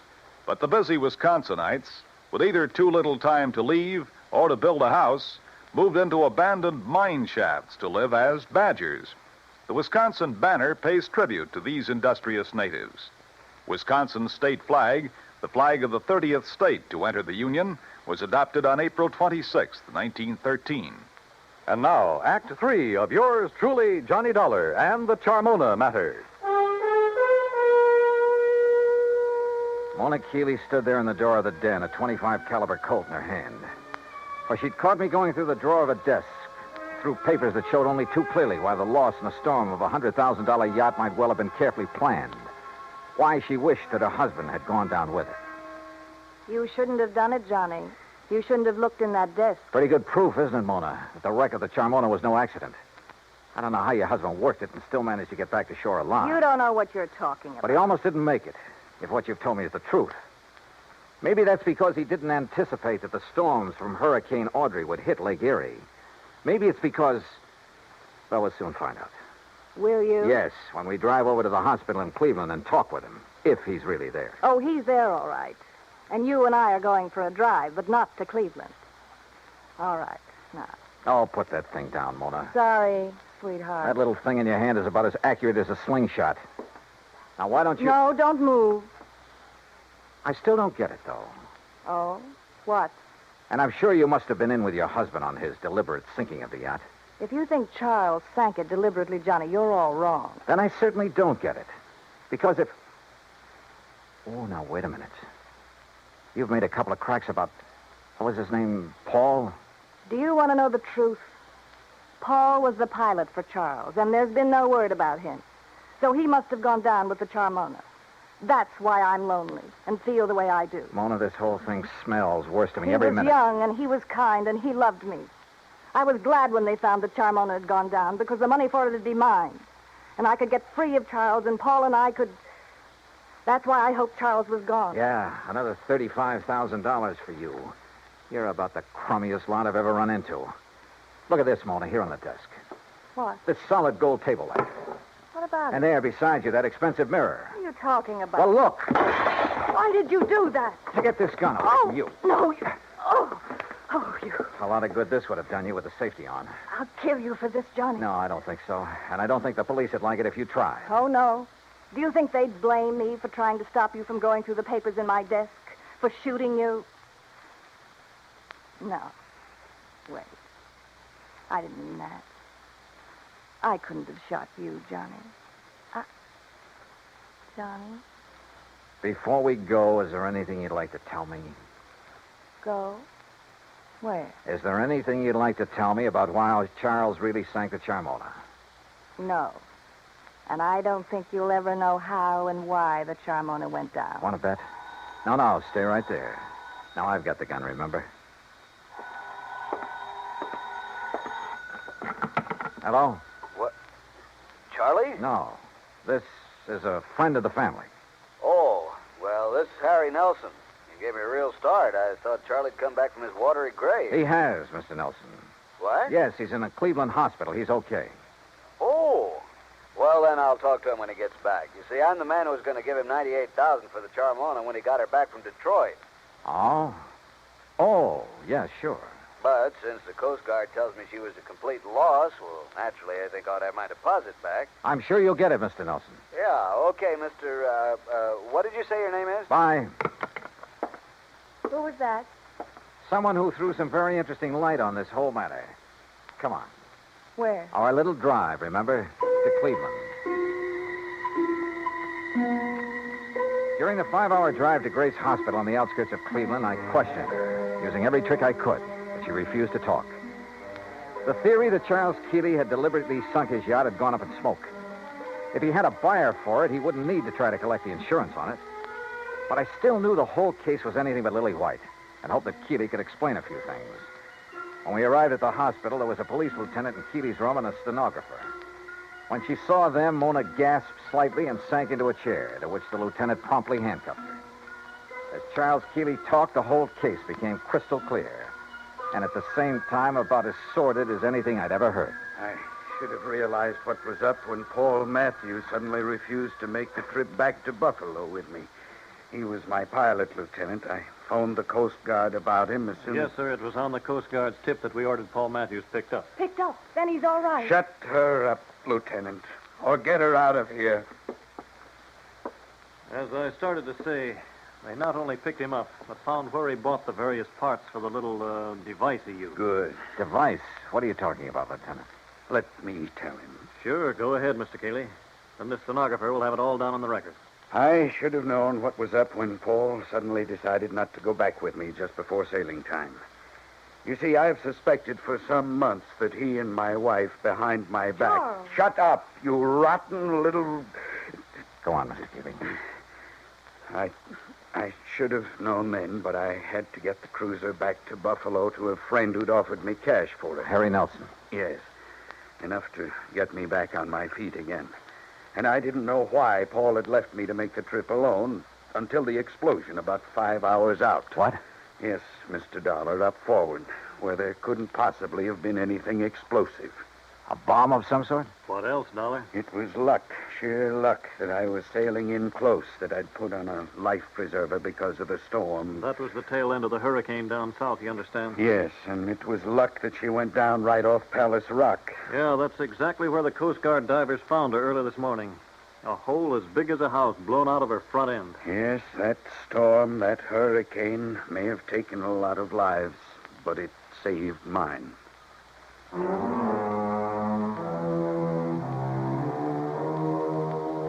All I can say is I'm glad there are courts to take care of situations like this.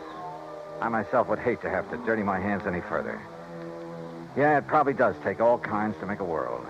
But believe me, the world would be a lot better off without some of those kinds. The claim on the yacht, sure, it'll have to be paid. And to a man I honestly think is trying to live a decent life for a change. Expense account total, including incidentals, and the trip back to Hartford, $103.80. Yours truly, Johnny Dollar.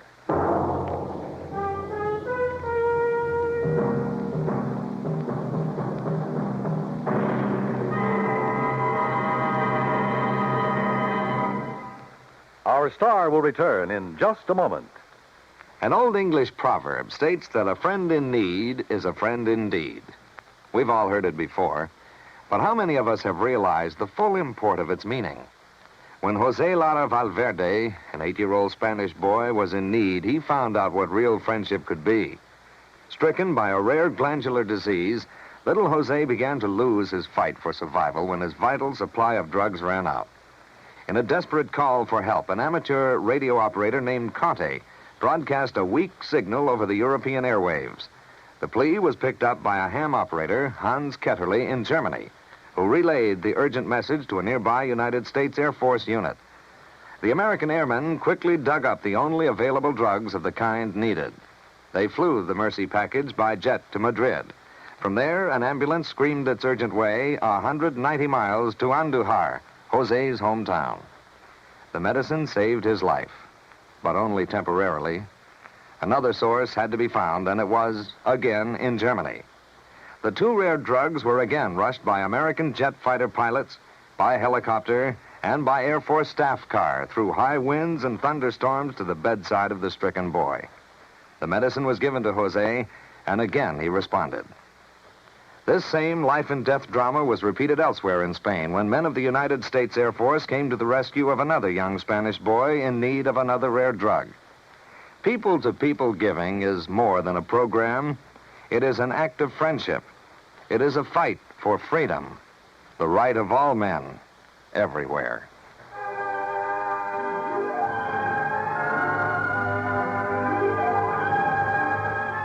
Yours truly, Johnny Dollar, starring Bob Bailey, originates in Hollywood.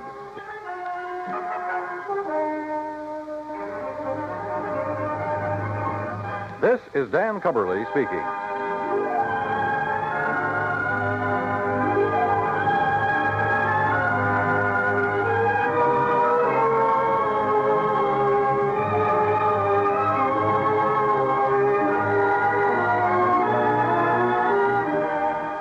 This is the United States Armed Forces Radio and Television Service.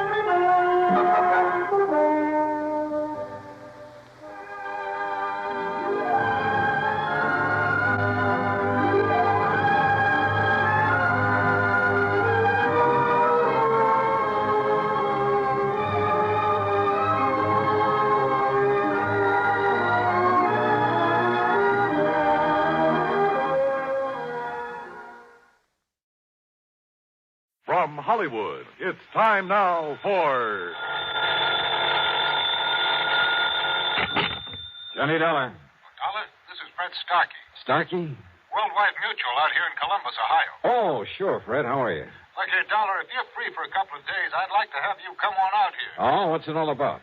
Mrs. George Hemingway Tilford. Ever hear of her? Tilford? No, I don't think so. Pretty wealthy.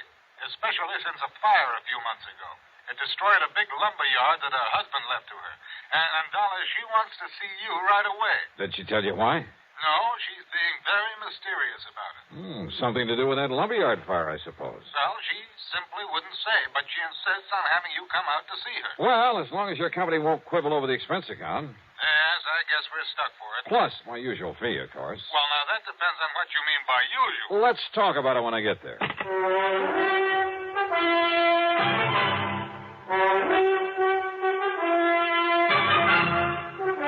CBS Radio brings you Bob Bailey in the exciting adventures of the man with the action-packed expense account.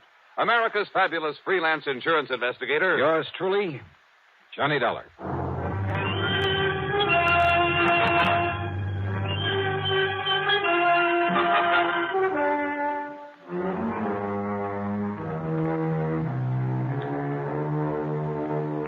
Expense account submitted by Special Investigator Johnny Dollar to the Worldwide Mutual Insurance Company, Columbus, Ohio office. Following is an account of expenses incurred during my investigation of the loss by a hair matter. Expense account item 1, 4175, plane fare from Hartford to New York to Columbus, Ohio. It was after 2 a.m. when the big silver bird dropped me off at Port Columbus Airport. Item 2, 250 for a taxi into the Desalles Hilton. There was no time to rouse Fred Starkey out of bed, so item 3, 1420 for a nightcap, a comfortable room there in the hotel, and a kind of brunch late the next morning. So late, as a matter of fact, that I had to wait for Starkey to come back from his lunch before I could see him at the office of Worldwide Mutual.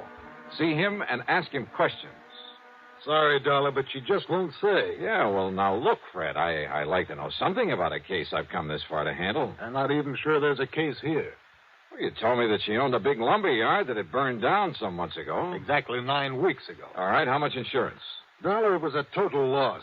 It cost the company $330,000. Wow, wait. Fortunately, it was underinsured. Underinsured? Well, these days, the ground alone out there is worth that much. Out where? It's near Minerva Park. Arson by any chance? No. No sign of it whatsoever. She, possibly need the money? Hardly. Her husband left her over $250,000 in securities when he died a couple of years ago. No. Nothing suspicious at all, huh? Except that suspicious mind of yours. Now, listen, Johnny, I didn't say her wanting to see you has anything to do with that fire. That was your idea. Maybe she just wants a look at you. A great admirer of yours, I understand. Oh, sure. Well, do you always expect to find arson, fraud, or murder, some sort of crime whenever somebody calls on you? No, not always. Well, that's the way it usually turns out. But don't you see, if this had something to do with her insurance, she would have said as much. But if it hasn't, why did she ask for me? Well, I told you. You told me what? Oh, I don't know. I don't know why she wants to see you, but I'm willing to bet that it has nothing to do with that fire. $500? $500. Huh. Fred, how do I get there? Item 4, a $50 deposit on a rental car, and I drove north on Cleveland Avenue, that's Route 3, to the pleasant little town of Minerva Park. The Tilford home, while not a mansion, was a large stone and stucco affair with plenty of trees and well-kept lawns. All in all, a real nice place in good condition. Yes? Oh! The surprise was the widow Tilford. In her middle 60s, I guess, but with a sparkle in her eye that made you feel she ought to be 25 years younger. She was dressed in well-tailored sport clothes. Her hair was gray, but cut in a short bob. And her subtle use of makeup made her look like a million. Johnny Dollar. Mrs. Tilford? That's right.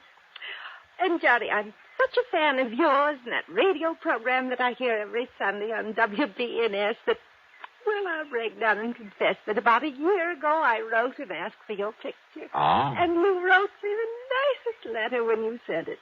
Oh, of course. Grace Tilford. That's right.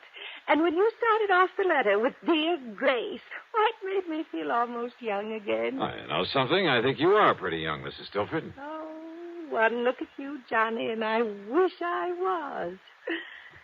But with this old heart of mine hitting on only about one cylinder... Come in. Yeah, sure. And now listen. We're going to bypass the living room and sneak into the library. Sneak in? Yes. So that we can talk alone for a little while. You see, your 3 suspects are there in the living room. You see? Just, what do you mean by suspects? Right in here, Johnny, and they won't disturb us.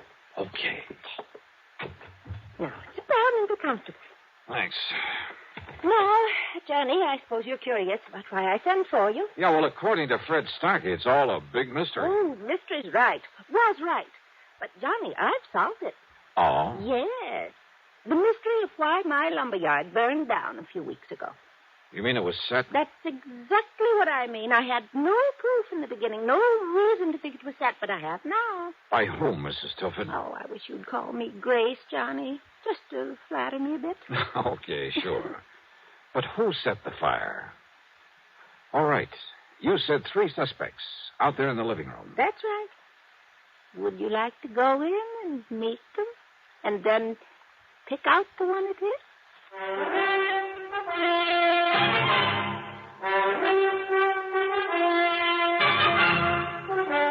You say that one of those 3 people sitting out there in the living room set that lumberyard fire. Yes, Johnny, and I collected $330,000 on it after all. The police and firemen had found nothing to indicate arson. Well, believe me, it's hard to spot in a fire like that. Then I got to thinking about those 3, about how each of them could profit by it. Possible that all 3 could have had a hand in it? Oh, those 3 get together on anything, trust each other. Oh, never, never. Okay, then. Then a couple of days ago, I learned something. Proof that one of them did it. Which one? Well, if I know you, you're clever enough to find out. But if you already know, and suppose the one who did it knows that you know. Oh, not a chance. Oh, at least I don't think there is. And at least none of them has made any move against But me. if one of them... you better tell me which one. Well, now, Johnny, do you ever tell who's the guilty one on your radio program right at the beginning? Oh, now, let's face it, this is a little bit different. If you're holding out just for the sake of a big dramatic climax. Oh, well, yes and no. Oh, come on. Now, listen, Miss Tilford. Grace. All right, Grace. But now, please, listen to me. You listen, Johnny. I said I have proof, but I have to be absolutely sure. And there's where you can not only help me, but you'll know exactly how to proceed, how to take him in, or her, without danger to the rest of us. Listen, will you? If the guilty one knows that you know, you might be in pretty serious danger. Even with you around? Yes, even with me around. Well, I'm simply not going to tell you until you've met them and drawn your own conclusions. Okay, then let's get in it. All right. The middle-aged man is Harry W. Shelder, my husband's business manager before he passed on. He's not only very clever, but his sole interest in life is in money. I see. He did very well for my husband, but I've always felt he was really looking out for himself. But why set off the lumberyard? Because replaced by homes and stores and supermarkets that could be worth millions, he said. Ah, and you refused to do that? Yes. The lumber company had been in our family for generations. Gave me all the money I could want, so I wouldn't change it. What if it just happened to burn to the ground? Exactly. All of my objections would be wiped out. Then if he's the Now, one... Wait, Johnny. Then there's Michael Tilford, Well, the younger man I noticed in there. our adopted son. After college, business college, he tried to make his way, but not very successfully. Actually, he's been living on our bounty the past few years. A ne'er-do-well, Grace? Oh, well, he's not very good at anything. His ideas for that property aren't so ambitious as Harry Shelders, but he's wanted me to sell it out to one of the development companies. And why? Because my husband's will provided that in the event of my death, he'd get half the income from it. I see. So he was bitterly opposed to my keeping it as a lumberyard. Well, motive for one, motive for two. And who's the third? The girl I saw in there. Nancy Willard, my niece. Ever since her parents died, quite penniless, by the way, we've taken care of her. It's simply out of pity, Johnny, not love. And, although I may change it now, she's heir to the bulk of my estate. Well, offhand, I'd say that Michael is the least suspect of the three. Let's go talk to them. But I'll leave you alone with them. I want to clean up before dinner and wash my hair. It's a mess. Looks great to me. What? Like this? Okay. You gals have to have something to fuss about, I suppose. Now, let's go in and see those folks.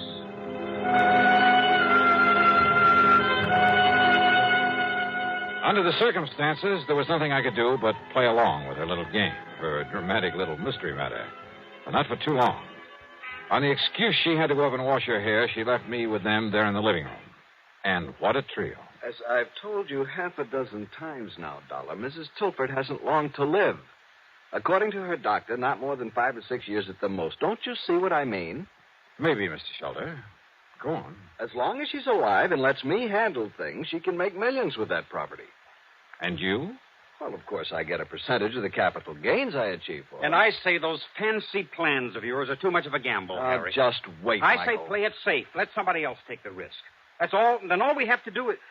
all Mother has to do is sit by and share in the profit. A small share instead of all the profit. With you running things, I'd want a pretty good accounting, Harry. You think you could handle a project like I have in mind? One like I have in mind. Nothing to it. I wouldn't trust your judgment or you, as a matter of fact. Oh, now stop it, kids. What kind of people will Johnny Dollar think we are? Sorry, Johnny.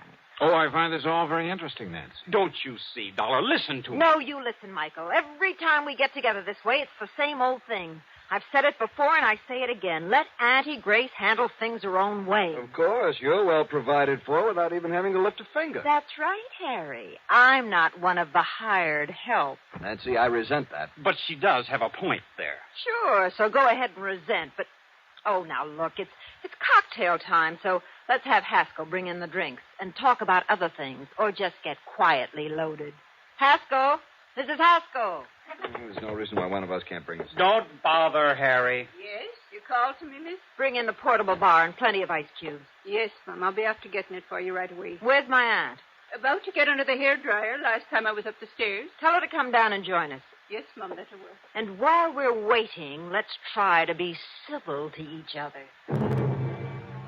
To say I didn't particularly like these three would be an understatement. And I could picture any one of them having set that fire. For the next few minutes, they simply sat and glared at each other until we heard Mrs. Haskell come running clumsily down the stairs. Miss Nancy, Mr. Shelder, Mr. Michael. Haskell, I thought you were going to bring... Haskell, what's the matter? It's Mrs. Tilford up there in her room. Well? She's dead.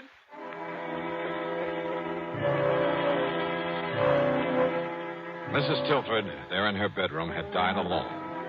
Apparently, she'd been sitting under a hairdryer, then simply fallen to the floor, the big professional-looking machine falling beside her. Fortunately, the heating coils had apparently broken before they could set fire to anything. A big hunk of suspicion started building up at the back of my head. But then Dr. Taylor came and pronounced it death from a heart attack. And yet I must confess I certainly didn't... Well, she took such good care of herself. I was certain she'd live on for several years. Well, I'll go downstairs and make out my report and arrange to have the body taken care of. Well, we won't have to argue about the handling of her affairs anymore. Unless, of course, the court lets me act as executor of her estate, In which case, I warn you. Harry, how can you be so callous about it? Oh, the poor dear darling. Oh, shut up, Haskell. But Michael's right, Harry. Oh, sure. I suppose you two are heartbroken about her dying like this. Alone. She died all alone up here. Quit. While we were downstairs trying to pick her apart like a bunch of vultures, in spite of the way she treated all of us. What do you mean by that, Mike? We got so much better than we deserved. That's what I mean. All three of us. Harry, never bothering to see her, to come here and be nice to her. Just parked in his office in town, juggling figures to get as much out of her as he could. Michael, I resent... I don't care if you do. Heaven only knows how much you've cheated her since Father died. Only your foster father, remember? And Nancy, sitting around here, sponging off her, sweet-talking her, waiting for her to die. Look who's talking. With all the things she's done for you, Michael, you haven't even had the decency to come and visit her now and then. Yes, I know. When was the last time you were here? A month ago, 6 weeks ago, the last time that Harry was here. Is that true, Mike? Yes, Mr. Dollar, I'm afraid But it you is. didn't hesitate to accept the money she kept sending you. At least I tried to make my own way. Oh, sure. Big, ambitious little Michael. Well, what baby. have you done for us? At least I've stayed here these past few weeks and gone through the motions of being nice to her, kept her company, helped her with her clothes, fixed her hair for her, and, well... Is that true, Mrs. Haskell? Yes, sir. Fixed her hair for her. Big deal. Miss Nancy even bought her that big hair-drying machine. Oh. And the poor dear loved it so she was washing her hair 3 and 4 times a week. Now, what's that got to do with what Wait a we're minute. discussing? That's right. If it hadn't been for this crazy Wait, don't- machine, she would have been downstairs where we might have helped. Wait. Well, don't take it out on the hairdryer, I said, Michael. wait a minute. My brain was fairly spinning. A news item in the New York papers less than a month ago. A freak accident, 1 in a million at a beauty parlor.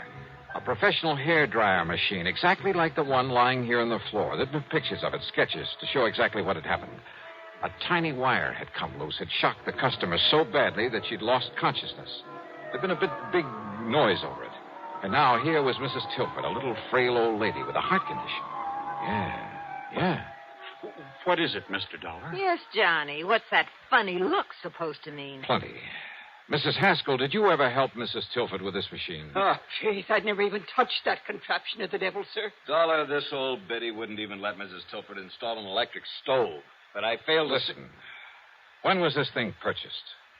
Well, about 3 weeks ago. I still have the bill for it in my office. Another of Nancy's little tricks gave it to Mrs. Tilford as a gift, but charged it to her account. But I failed to see... 3 weeks ago. So when I find the wire on it, it was cut instead of simply broken off when it fell. Mr. Dollar? Yeah, and I'm glad you didn't kick this thing anymore, Mike. You see it here? When she clamped this thing on her head, this wire touched her wet scalp. Oh, now, just... Good heavens. Then when she turned on the switch, well, that was it. Harry, you haven't been here for weeks. Well, I know, but I... Nor have you, Michael. And Mrs. Haskell was afraid to touch the thing. Well... Nancy. Yeah, Nancy. You were here, Nancy. And a few weeks ago, when you read in the papers how one of these machines might... No! Heaven Dollar! Oh, put it down, Nancy. No. I'll kill you. I'll kill all of you. Sure I did it, but nobody will ever know because none of you will be alive. That's where you're wrong, Nancy. Michael. All right, Nancy. No, let go of me. Sorry.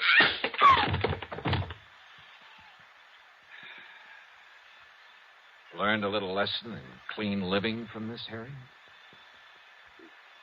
Yes. Yes, Dollar. I'll call the police.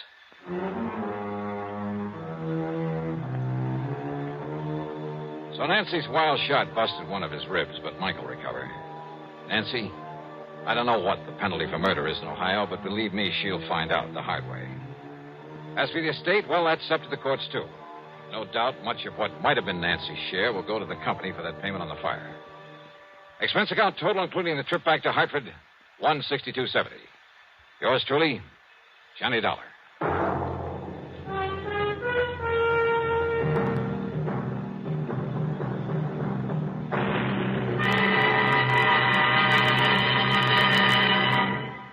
Our star to tell you about next week's story. Next week, a night in Paris that brings me fun, romance, and a quick brush with that old character known as Death. Join us, won't you? Yours truly, Johnny Dollar.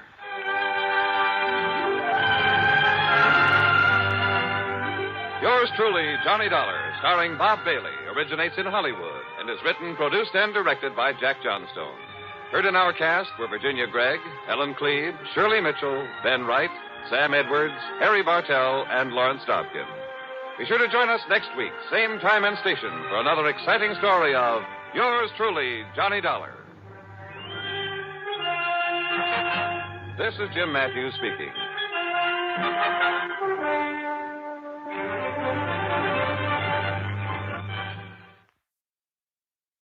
From Hollywood, it's time now for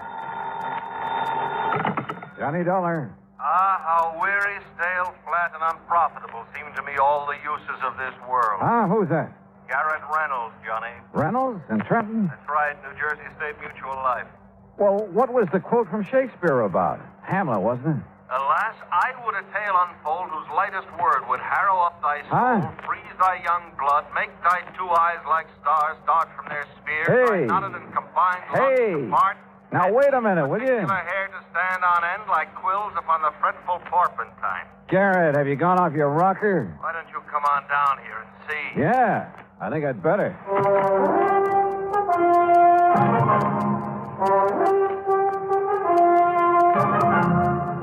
Bob Bailey in the exciting adventures of the man with the action-packed expense account. America's fabulous freelance insurance investigator. Yours truly, Johnny Dollar.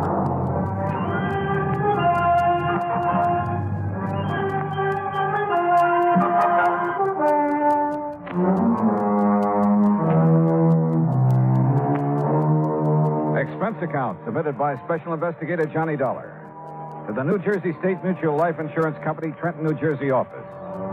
Following is an account of expenses incurred during my investigation of the Heatherstone Players matter.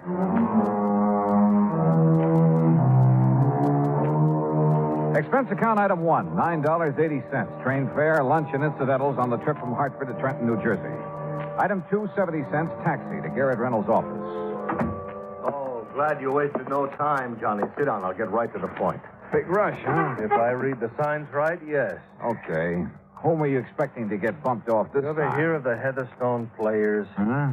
Sounds like a summer theater or a traveling stock company. It's Cyril Peter St. George Heatherstone. Cyril And he's Peter. just as bad as he sounds. An old Shakespearean actor, a real ham. Oh, friends, Romans, Oh, no, don't do it. What's the matter? It'll be bad enough when he gets here. Any minute now.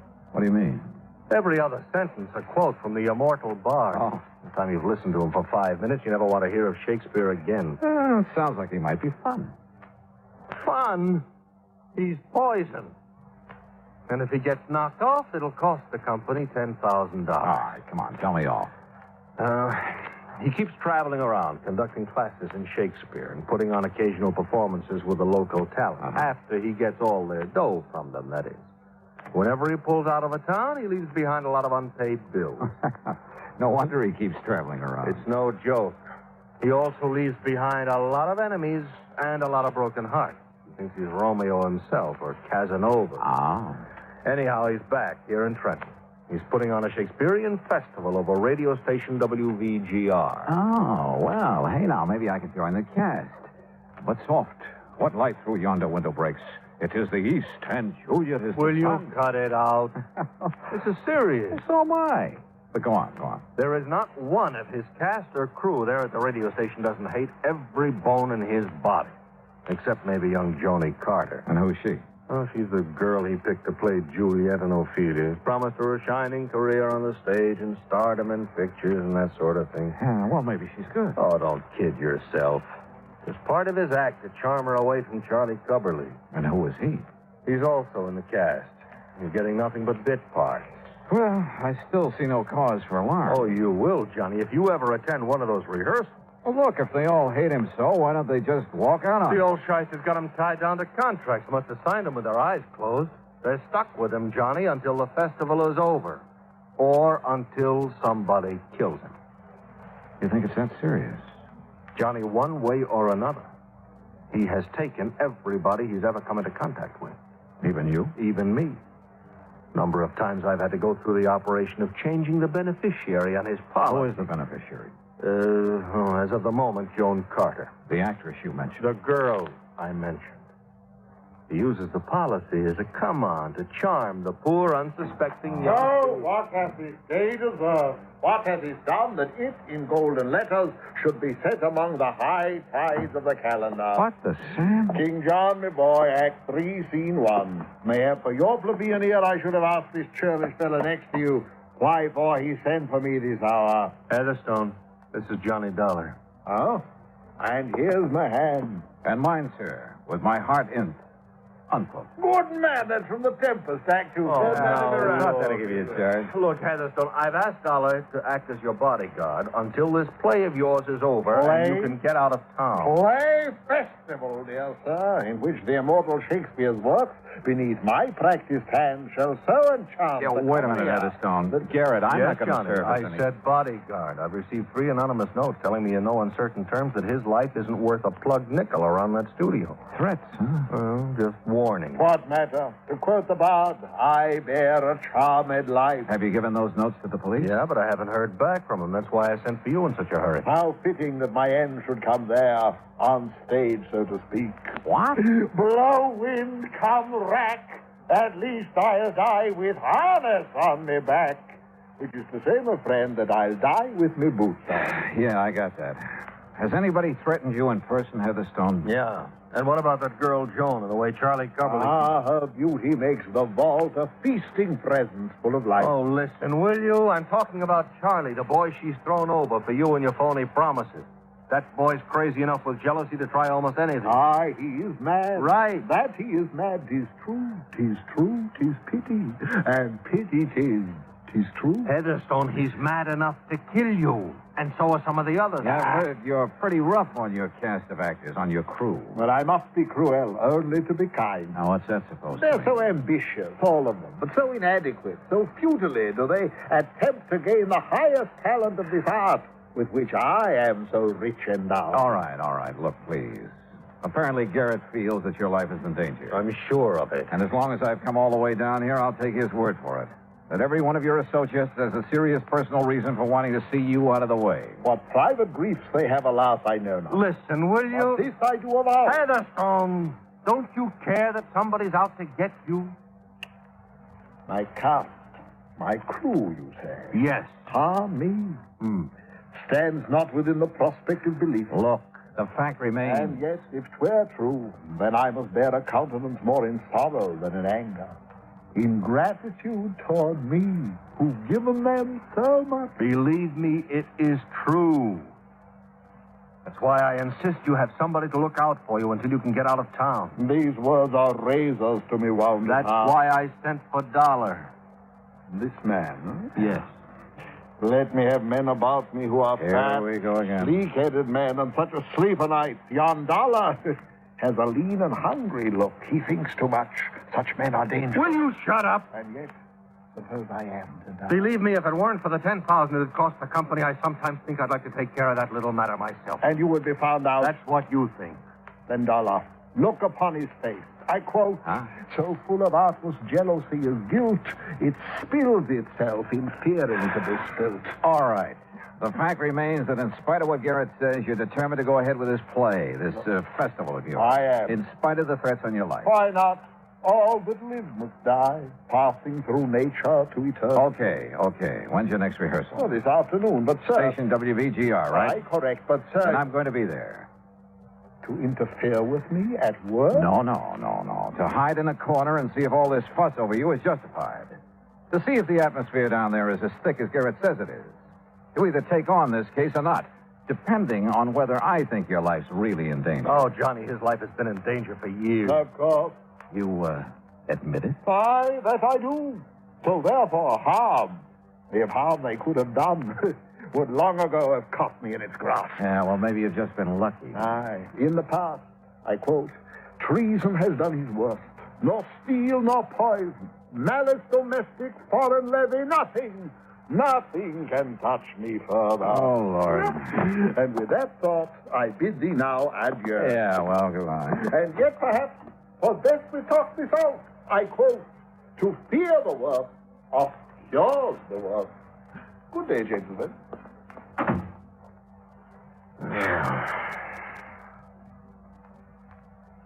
You want a drink?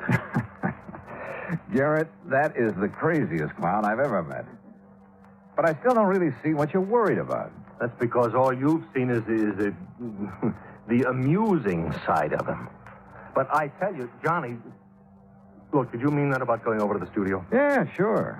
And frankly, more to see how our radio show is put together than anything else. Then I'll arrange for you to sit in the control room with the engineer, the fellow who keeps the voices and sound effects and music and things in balance. Great. I'll have a ball. Yeah?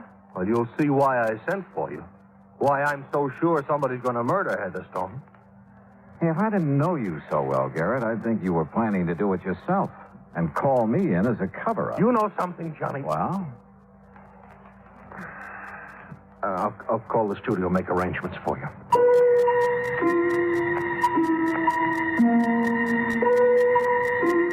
I couldn't help feeling that Garrett's own resentment of Cyril Heatherstone was for a lot more than the mere fact he'd have to revise his policy a few more times. But if so, he wouldn't admit it to me. Item 3, $1.25 taxi to the studios at WVGR. There I was escorted backstage, so to speak, to the control room. It was a small room, facing into the main studio through a large soundproof plate glass window, and it was loaded with complicated equipment. Before the control panel, with its knobs and keys and dials, sat Gordon Mitchell, the engineer, a nice-looking chap in his 30s. Through the window, we could see Heatherstone and the cast gathered around a table working on the script. Sit here right beside me, Dollar, and you can see and hear everything that goes on in there. Oh, well, sure. Thanks, Gordon. Is that microphone sitting in the middle of the studio there the one they use when they're on the air? Yeah, that's one of them. There's one over there beside all that equipment for the sound effects men.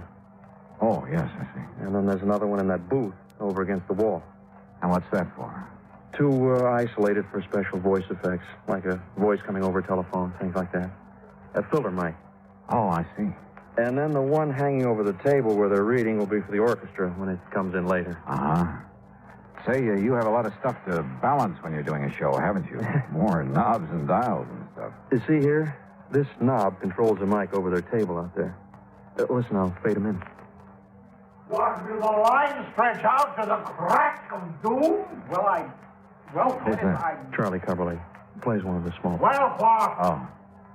Well, idiot! Well, you said to get everything we could out of the line. That I did. So I added a couple of words to make the speech sound You more... added to Shakespeare. Well, I thought... Here we go, Dollar. No! Listen to his own words. To gild refined gold, to paint the lily, to throw a perfume on the violet is wasteful and ridiculous excess. Remember that and stop being ridiculous. You heard enough, Dollar? Yeah, I'll cut it off. A gentleman's son. Brother, he really tears into them, doesn't he? Believe me, that was nothing. Dollar, he's the most hated man in this town. So I've heard. Pretty fast dealer, too. You're not kidding. Yeah, he sure nicked me. How do you mean? All my savings. You know, invest in this Shakespearean festival. He'll get a sponsor. We'll all make $1 million. Well, if it wasn't for the beneficial finance company, I'd be on my uppers. That way, huh? And poor Charlie out there not only lost his shirt to Cyril, but his girl, too. That little blonde beside him? The one who's talking now? Yeah. Well, listen, I'll open their mic again. That's right, my dear. Go ahead. There's rosemary. That's for remembrance. Pray you, love, remember. What? And there's pansies. That's for thought. There's fennel for you, and here's some for me. We may call it herb grace o' Sunday. Wonderful. You make the role of Ophelia live. Oh, boy. If you don't quit pawing her, I'm going to... Silence! Unhand me, sir, and silence. Yes, Charles, you mustn't interrupt Cyril. You mustn't. Why, sir? Yes. Where's your humility, Charles, before me, the master? Remember, 'tis common proof that lowliness in young ambition's ladder. Sorry, Dollar. I can't take it. Gordon, that guy is the most egotistical character I've ever seen. He isn't going to live long. Who are you thinking of? Any of that group out there. And the sound crew and the musicians. There isn't one of them hasn't got murder in his eye. I told the insurance... What were you going to say? Well, I sent a couple of notes to Cyril's insurance man. He's an old friend of mine. Oh? I didn't sign them because I didn't want to get involved. But I told him what I'm telling you. Somebody's going to kill that guy out there unless you or... Hey, Now, wait a sec. He wants you. Yeah. What's sit and gossip in there when there's work to be done? Oh, sorry, Cyril. Mr. Heatherstone? Irresponsible lout. This is a rehearsal. That talkback's too loud. First it's too quiet, now it's too loud. Sounds as though you're shouting at me, and that I will not have. Okay, sorry. Believe me, you will be sorry this task is done. Believe me, I am sorry. I ever got mixed Now, up. I shall rehearse my lines as Hamlet's father's ghost, that you may learn how Shakespeare should be read. Is the filter mic in order, Mitchell? Yes, sir. Right in the isolation booth. Very well. Then hearken, all of you, to the great lines from the lips and heart of a great actor. Notice the hair-shaped toe. Really likes himself, doesn't he? Look at those kids. Look at their eyes. See what I meant a minute ago? There's murder in them. Who's that came in the door, the back door of the isolation booth? Oh, it's one of the sound effects men. He takes care of Hi, boys and girls. How's the old... Silence! Whoops. Now, is this microphone on and working properly? Well, Mitchell? Yeah, it's on, but work a little closer to it, will you, and with a bit less voice? You tell me how to use a microphone? Now, quiet, all of you. Well, what's he waiting for? The mood dollar. The mood. Oh, come on, you old ghost. I am thy father's spirit, doomed for a certain term to walk the night, and for the day confined to fasting fires, till the foul crime done. Foul crime. Don't tell me he's forgotten his lines. Hence horrible shadow. That's not the script. Thy drugs are quick. What is this? My dismal scene I needs must act alone. Past hope, past cure, Hey. past help. Wait a minute. I call upon the gods to Oh, what's happening? I don't know, Dollar.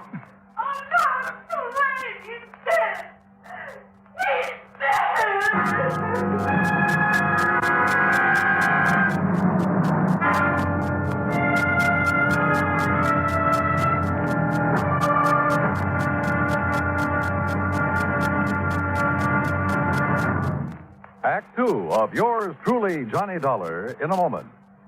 Who among us has not hoped for a better life?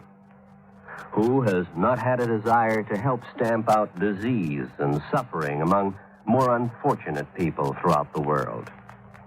Many have wanted to help, and many have done so. That sort of work is going on everywhere. Everywhere there is hope for freedom and a better life. Outstanding in this field of activity is Project Hope, which operates from a converted U.S. Navy hospital ship called, appropriately enough, the Hope. The good ship Hope carries out its mission of mercy in far eastern waters.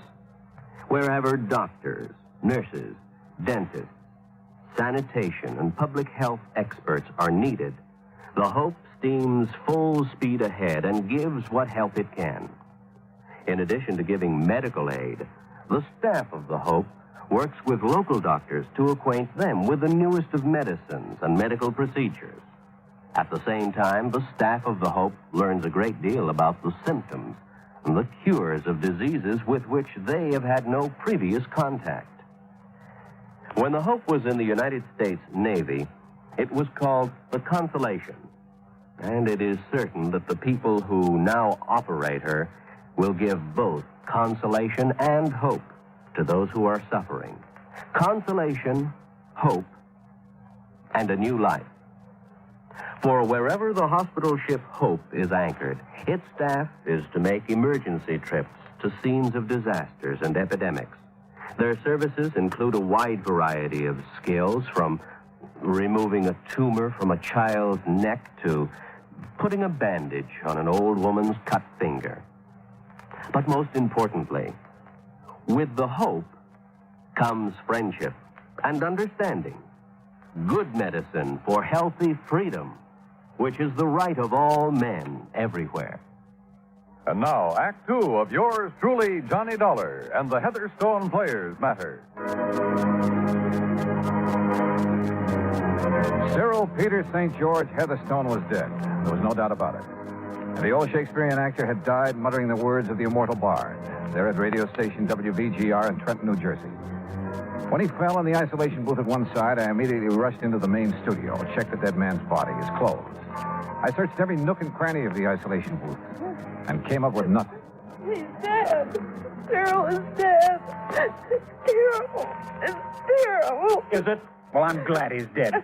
He's had it coming for a long, long time. Oh, stop it, Joan. Stop it. But he was going to make me an actress. A great actress. A star. Oh, don't kid yourself, Joni. He was taking you like he took the rest of us. And me, I'm glad to see him lying there. Who are you? Huh? Oh, Don Ringo, sound effects man. I just came in time to... Hey, wait a minute. Who are you? Johnny Dollar, insurance investigator. Investigator? That's right. Gordon. Yeah, Dollar? That phone in the control room. Can you call outside on it? Sure. Then call headquarters. Get somebody from homicide over here. Right you are. Don. Yes, sir? I want you to stay right here by this isolation booth. Make sure that nobody... Say, who, by the way, opened the door of this booth? What? I did, Mr. Dollar. Did you touch his body? No. Oh, no. Well, I hope not, because... What's the matter, Mr. Dollar? Plenty. What is it, Mr. Dollar? Well, at least I know what killed him. Yeah? What? Don, you stay here. Okay. The rest of you, back to the rehearsal table. I want to talk to you. It was so faint I wasn't quite sure for a second. But there was no doubt about that odor that came from the isolation booth. Like peach blossoms, only more delicate and more deadly. It was the odor of potassium patent. And I'm glad the trace of it was faint, because one good whiff at full strength would kill almost instantly. Had killed. I'd left Don Ringo there at the booth to watch him, to see if he made any move toward Heatherstone's body. But Don had been the last one near him before he died. All right, now. Officially, there's nothing I can do until the police get here. You said you know what killed him, Mr. Dollar. Yes. Potassium patent, Charlie. Ever hear of it? Well, no, of course not. One tiny crystal, if swallowed, kills instantly. Or a single whiff of it when it's heated, vaporized. Same thing. You think maybe he committed suicide, Mr. Dollar? What do you think, John? Well, what do you mean? Doesn't sound like Heatherstone to me, Dollar. Kill himself. All right, so he needed help from someone in this room. And, Don, you were the last one near him. Now, wait a minute. Okay. Charlie? Yes, sir? Can you think of anybody here who might have had a better motive for killing Heatherstone than you? No. No, I can't. Charlie. I wanted to see that phony, egotistical shyster dead more than anything else in the world. But I wouldn't have killed him. Well, I would, Charlie, gladly, and I make no bones about it. Police will be here any minute, Dollar. Good. How about your feelings in the matter, Don? Sure. I'm glad he's been knocked off. But don't accuse me of having done I'm not it. accusing anybody yet. But isn't it kind of funny? The only one who admits he would have killed Heatherstone is Gordon here. But he was in the control room with me, not only when it happened, but long before it happened. And potassium patent doesn't wait. The rest of you, though, were right here next to Heatherstone. Any one of you could have slipped the stuff to him before he walked into that isolation booth. Yeah? But how would we have made him take it? That's a good question. Did you find any of that potassium, whatever it is, in the booth? No, but I got a good whiff of it. Well, you said it had to be vaporized. For the patent gas to do its work, yes. Dollar, could a capsule of it have been tossed into the booth or maybe left in there for him to step on? Then where's the capsule? Gordon, I went over that booth with a fine-tooth comb. Joan. Yes, Mr. Dollar. Are you the only one who touched him before I came in from the control room? I didn't touch him. I told you. But you were the only one who went into the booth, weren't you? Yes. The only one who could have removed any evidence of the means used to get that vaporized patent in there. Mr. Dollar, Look here, Dollar. If you're saying that Joni had anything to do with... What's the matter with you? Didn't you know that she was in love with that... All right, Charlie, all right. Take it easy. I thought I loved him, Charles. Honey. I guess it took this to bring me to my senses. Joni, oh, Joni. All right, look. We've got a murder on our hands. And unless the police are able to come up with more than I have, well... But they weren't. The doctor who came along with Lieutenant Harper agreed with my conclusion that Heatherstone had died from a hefty whiff of patent gas. But neither of them could find any possible source of the gas, even after thorough inspection of the isolation booth, the studio, and every one of us in it. Nothing. Dead end. Finally, after some 4 hours of futile questioning, Well, it was murder, all right, Dollar. No question about it. Any suspects, Lieutenant? Any suspects? All of them, every one of them. Except maybe the guy who was in the control room with you. Lieutenant, that should make him number one in the list. You've been reading too many mystery stories. Oh, look, Lieutenant. How much longer are we going to have to stay around here? You anxious to get away? What's your name, Ringo? Well, I mean it after all, you know. Inspector, would there be any harm in putting my equipment away? What equipment? Oh, mics and mic cables, patch connections on the board in the control room, so on. You see any reason, Dollar? No. Go ahead, Gordon. Thanks. I'm a little tired of just standing around. What about us, Lieutenant? Is it doing any good to keep us here?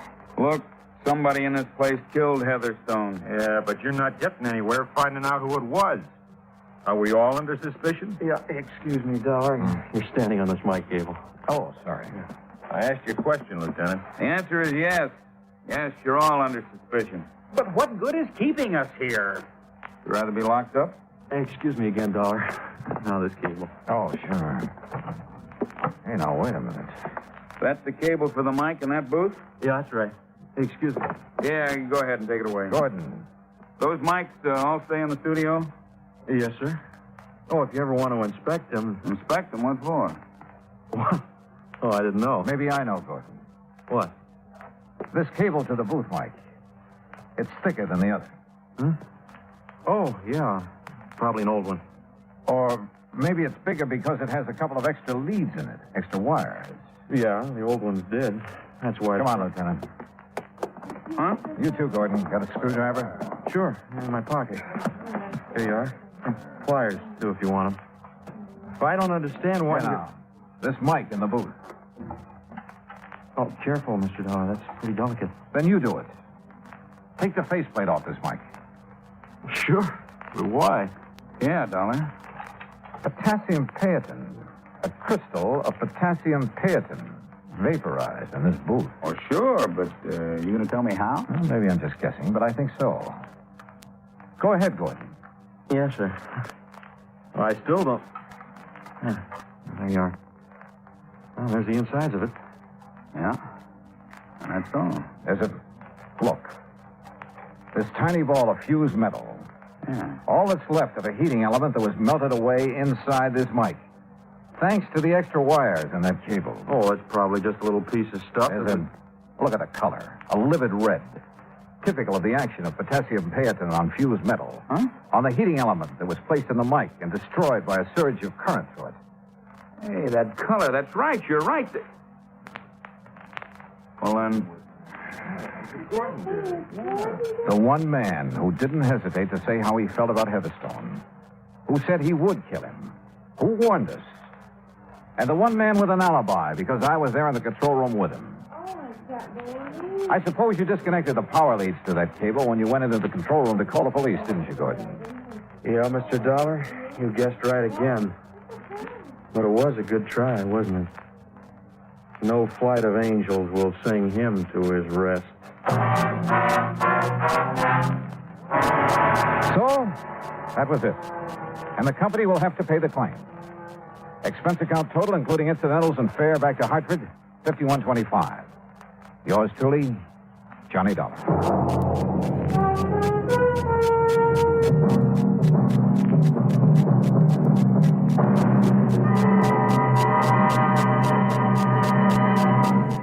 Now, here is our star to tell you about next week's story. Next week, the Yours Truly matter. And I give you one guess about the name of the victim. Join us, won't you?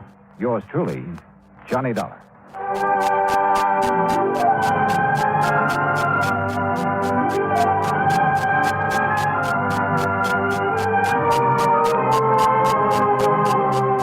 Yours truly, Johnny Dollar, starring Bob Bailey, originates in Hollywood. It is produced and directed by Jack Johnstone, who also wrote tonight's story. Heard in our cast were Virginia Gregg, Lawrence Dobkin, Dick Crenna, Sam Edwards, Frank Gerstle, Herb Vigran, and Hans Conried. Be sure to join us next week, same time and station, for another exciting story of Yours truly, Johnny Dollar.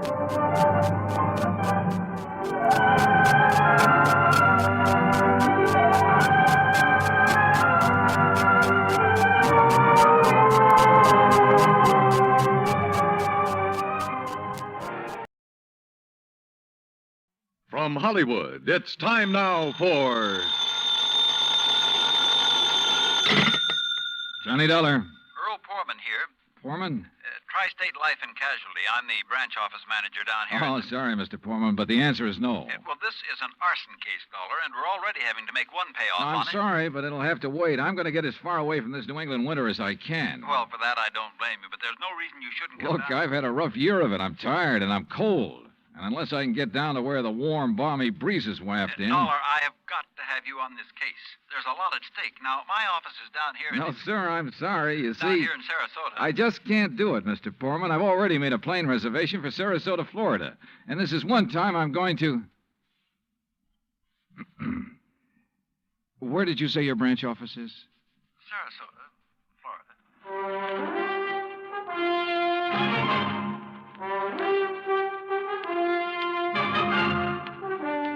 Bob Bailey in the exciting adventures of the man with the action-packed expense account.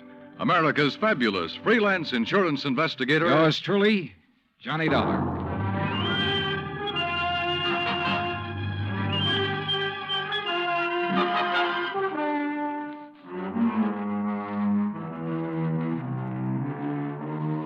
Expense account submitted by Special Investigator Johnny Dollar to the Tri-State Life and Casualty Insurance Company, Home Office, Hartford, Connecticut. Following is an account of expenses incurred during my investigation of the burning car matter. Expense account item 1, which I'd thought I was going to have to absorb myself. $129, transportation and incidentals to Sarasota, Florida. It was nearly 5 p.m. when I got there, so instead of checking into a hotel, I taxied, that's item 2, $1 even. I taxied to Earl Poorman's office in the Conroy building. He turned out to be a tall, lanky, easygoing fellow with clear blue eyes and a ready smile. Sit in an office and talk business this time of day? You're in Florida now, Johnny. Well, I thought from your call this was a pretty urgent matter, Mr. Poorman. It is. Arson, you said. Yeah, probably, but here's no reason we can't go out to my little shack on the quay and be comfortable while we talk about it. Besides, Michael wants you for dinner. Mike? My wife, Gertrude. Oh. Come on, my jalopy's right out at the curb. Come on, Johnny. Poor man was a misnomer for this man because his jalopy turned out to be a spanking new Cadillac, complete with air conditioning and all the fixings. And the shack, anything but. It was on St. Armand's Key across Sarasota Bay from the mainland, a beautiful 2-story concrete and stucco job. The big yard backed on a quiet bayou, and there, tied up at a private dock, was a 24-foot lap-strake speedboat, ideal for fishing the Gulf of Mexico. After all, as long as you're down here on expense account. Yeah, but it's charged to your company, remember? Oh. Hey, there she is at the door. Huh? The big, fat, overbearing broad I'm married to. This was another switch. For Earl's wife, standing in the doorway, was the cutest little trick I'd seen in a long time. Petite, pretty, and blonde, and with eyes that you noticed right away because they were almost green. Eyes that suddenly narrowed as she looked at me. And I wondered why. Johnny, Dollar, did you say? That's right. Insurance investigator down here to look into those fires. Oh. Any objections? No. Oh, of course not. Just set your bags here in the hall, Johnny. All right, thanks. And wouldn't you like a drink after your long trip? Yeah, and you can get me one, too. Scotch, Johnny? Martin's VVO. Oh, great. With soda, please. Sit down, sit down. Thanks. I take it Mike isn't too interested in the insurance business, huh? You know, she used to be a singer, dancer. Oh, well, this is a little different. But now, tell me all. Well, actually, I guess we ought to wait until Arnold Carr gets back. Carr? Carr Brothers, Lumber Enterprises. Arnold runs the business, and his brother Edward... Well, Ed just shares the profits. Real black sheep of the family, from what I've been able to learn. Oh? Anyway, they have yards all over the state. There's one here in Sarasota, one up the coast a ways at Fort Pierce, and still another at Arcadia. That's about 40 miles inland, just east of here. And there was one up in Orlando. Was? Completely destroyed by fire a couple of weeks ago. And a $120,000 claim has been filed. Wow. That's where Arnold Carr is then, in Orlando, trying to clear things up. Here's your drink. Oh, thanks. Here, Earl. Yeah. Well, to the gods and goddesses and us. But shouldn't I be up in Orlando then? Arnold's on his way back here now. He lives here. He just went up there to arrange for clearing off and selling the property. You mean he's planning to just pocket the money? If Tri-State pays off, I mean. Looks like it. But I take it you suspect arson. Yes, Earl suspects arson, Johnny, and so does Arnold Carr. At least he says he does, but they have no reason. No? How about the other fires? Or attempted fires? Oh, where? At Arcadia, for one, but they got it out in time. At least that's the way Arnold Carr reported it. The way he Let tells it... me tell it, Mike. Oh. There was another at the yard here in Sarasota. Arnold himself discovered it one night when he was just driving around. But nothing to indicate it was attempted arson. No, Well, and the authorities up in Orlando found no indication of it there. Mike, you know as well as I do that a lumberyard fire will obliterate signs of arson better than any other kind of fire in the world. Yeah, but she has a point, though, Earl. Unless there's some evidence of arson. Of course. Yeah, why send for me? Well, mostly because... Actually, because Arnold Carr suspects it. But he's given you no real reason. None at all. I think he has a real reason, but he just won't tell us. Wait till you see him. He's going to call when he gets in. We'll run over to his place on Longboat Key. What about his brother? Edward, did you say? I've never met him. He's always stayed in Orlando. I was wondering if he might tell things that Arnold is holding back. Edward Carr wouldn't know anything. You can never be too sure. Look, why can't you agree with me for a... that must be Arnie now. Excuse me. Hello. This is Arnold Carr. Oh, hi, Arnie. Johnny Dollar arrived, so we'll be... Well, here, I'll let you talk to him. Here, Johnny. No. Okay. No, Earl, listen. What? I told you before it was arson. It was arson again tonight. Tonight? What's that? Arcadia just went up in flames. The whole yard. Good Lord.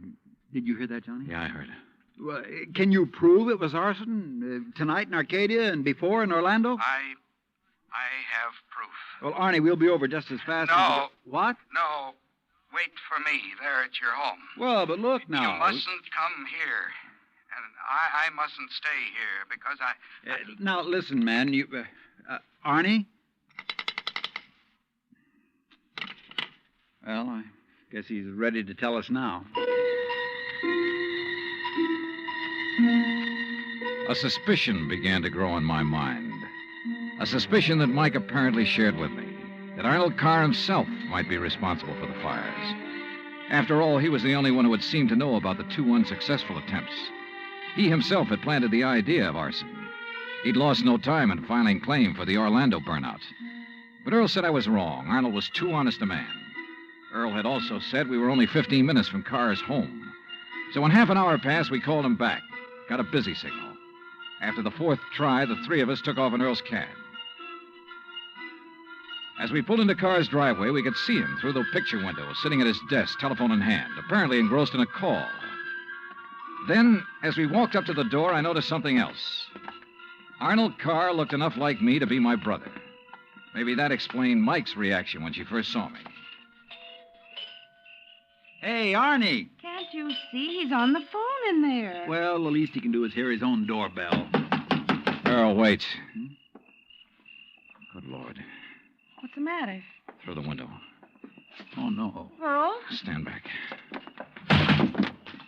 Earl, for heaven's sake, what is it? Couldn't you see from out there? No, what's wrong? Oh,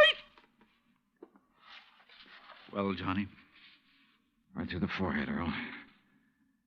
Looks like a .38. Before I could stop him, Earl took the phone out of the dead man's hand and called headquarters. Mike turned pale and slumped into a chair. And I gave the place a quick rundown, checked doors, windows, etc. A few minutes later, an officious young sergeant named Larson arrived and took over. 38 caliber straight through the middle of the forehead. Were all three of you here when it happened? Mr. Foreman, Mrs. Foreman, and who are you? The answer to your first question, Sergeant, no, none of us was here. And this is Johnny Dollar, insurance investigator. Hiya. You insurance guys work pretty fast. You related to Mr. Carr? No, why? Look a little like him. Who busted in the front door? The killer? I did. When we drove up, we saw Mr. Carr sitting there at his desk. We rang the doorbell and knocked, but... And when he didn't move, you took things in your own hands and busted in, huh? That's right. You haven't moved anything, have you? No. Except I took the phone out of his hand to call you. Dollar, if you're any kind of investigator, you should have known better than let him touch anything. Now, let's see. The shot must have come from somewhere near this window by the fire. Ah, sure, here we are. Bullet hole right through the pane. Bullet was fired from outside. You're sure, Sergeant? Sure, I'm sure. Look for yourself. You call yourself an investigator? Hey, Cummings, Woolway, check the area around that window beside the chimney out there for footprints. Maybe an empty cartridge case. Now, you folks get out of here so I can call Doc Hanley over and get on with my investigation. And no, Dollar, I don't need any of your help. Well, thank you, Sergeant. Your job is fires, not... Hey, where did Mrs. Poorman go? Out to the car. Why? Who told her she could leave? Who told her she had to sit here looking at a corpse? All right, Dollar, all right. Just be sure the three of you stick around town in case I decide to question you further. Oh, of course, Sergeant. Yeah.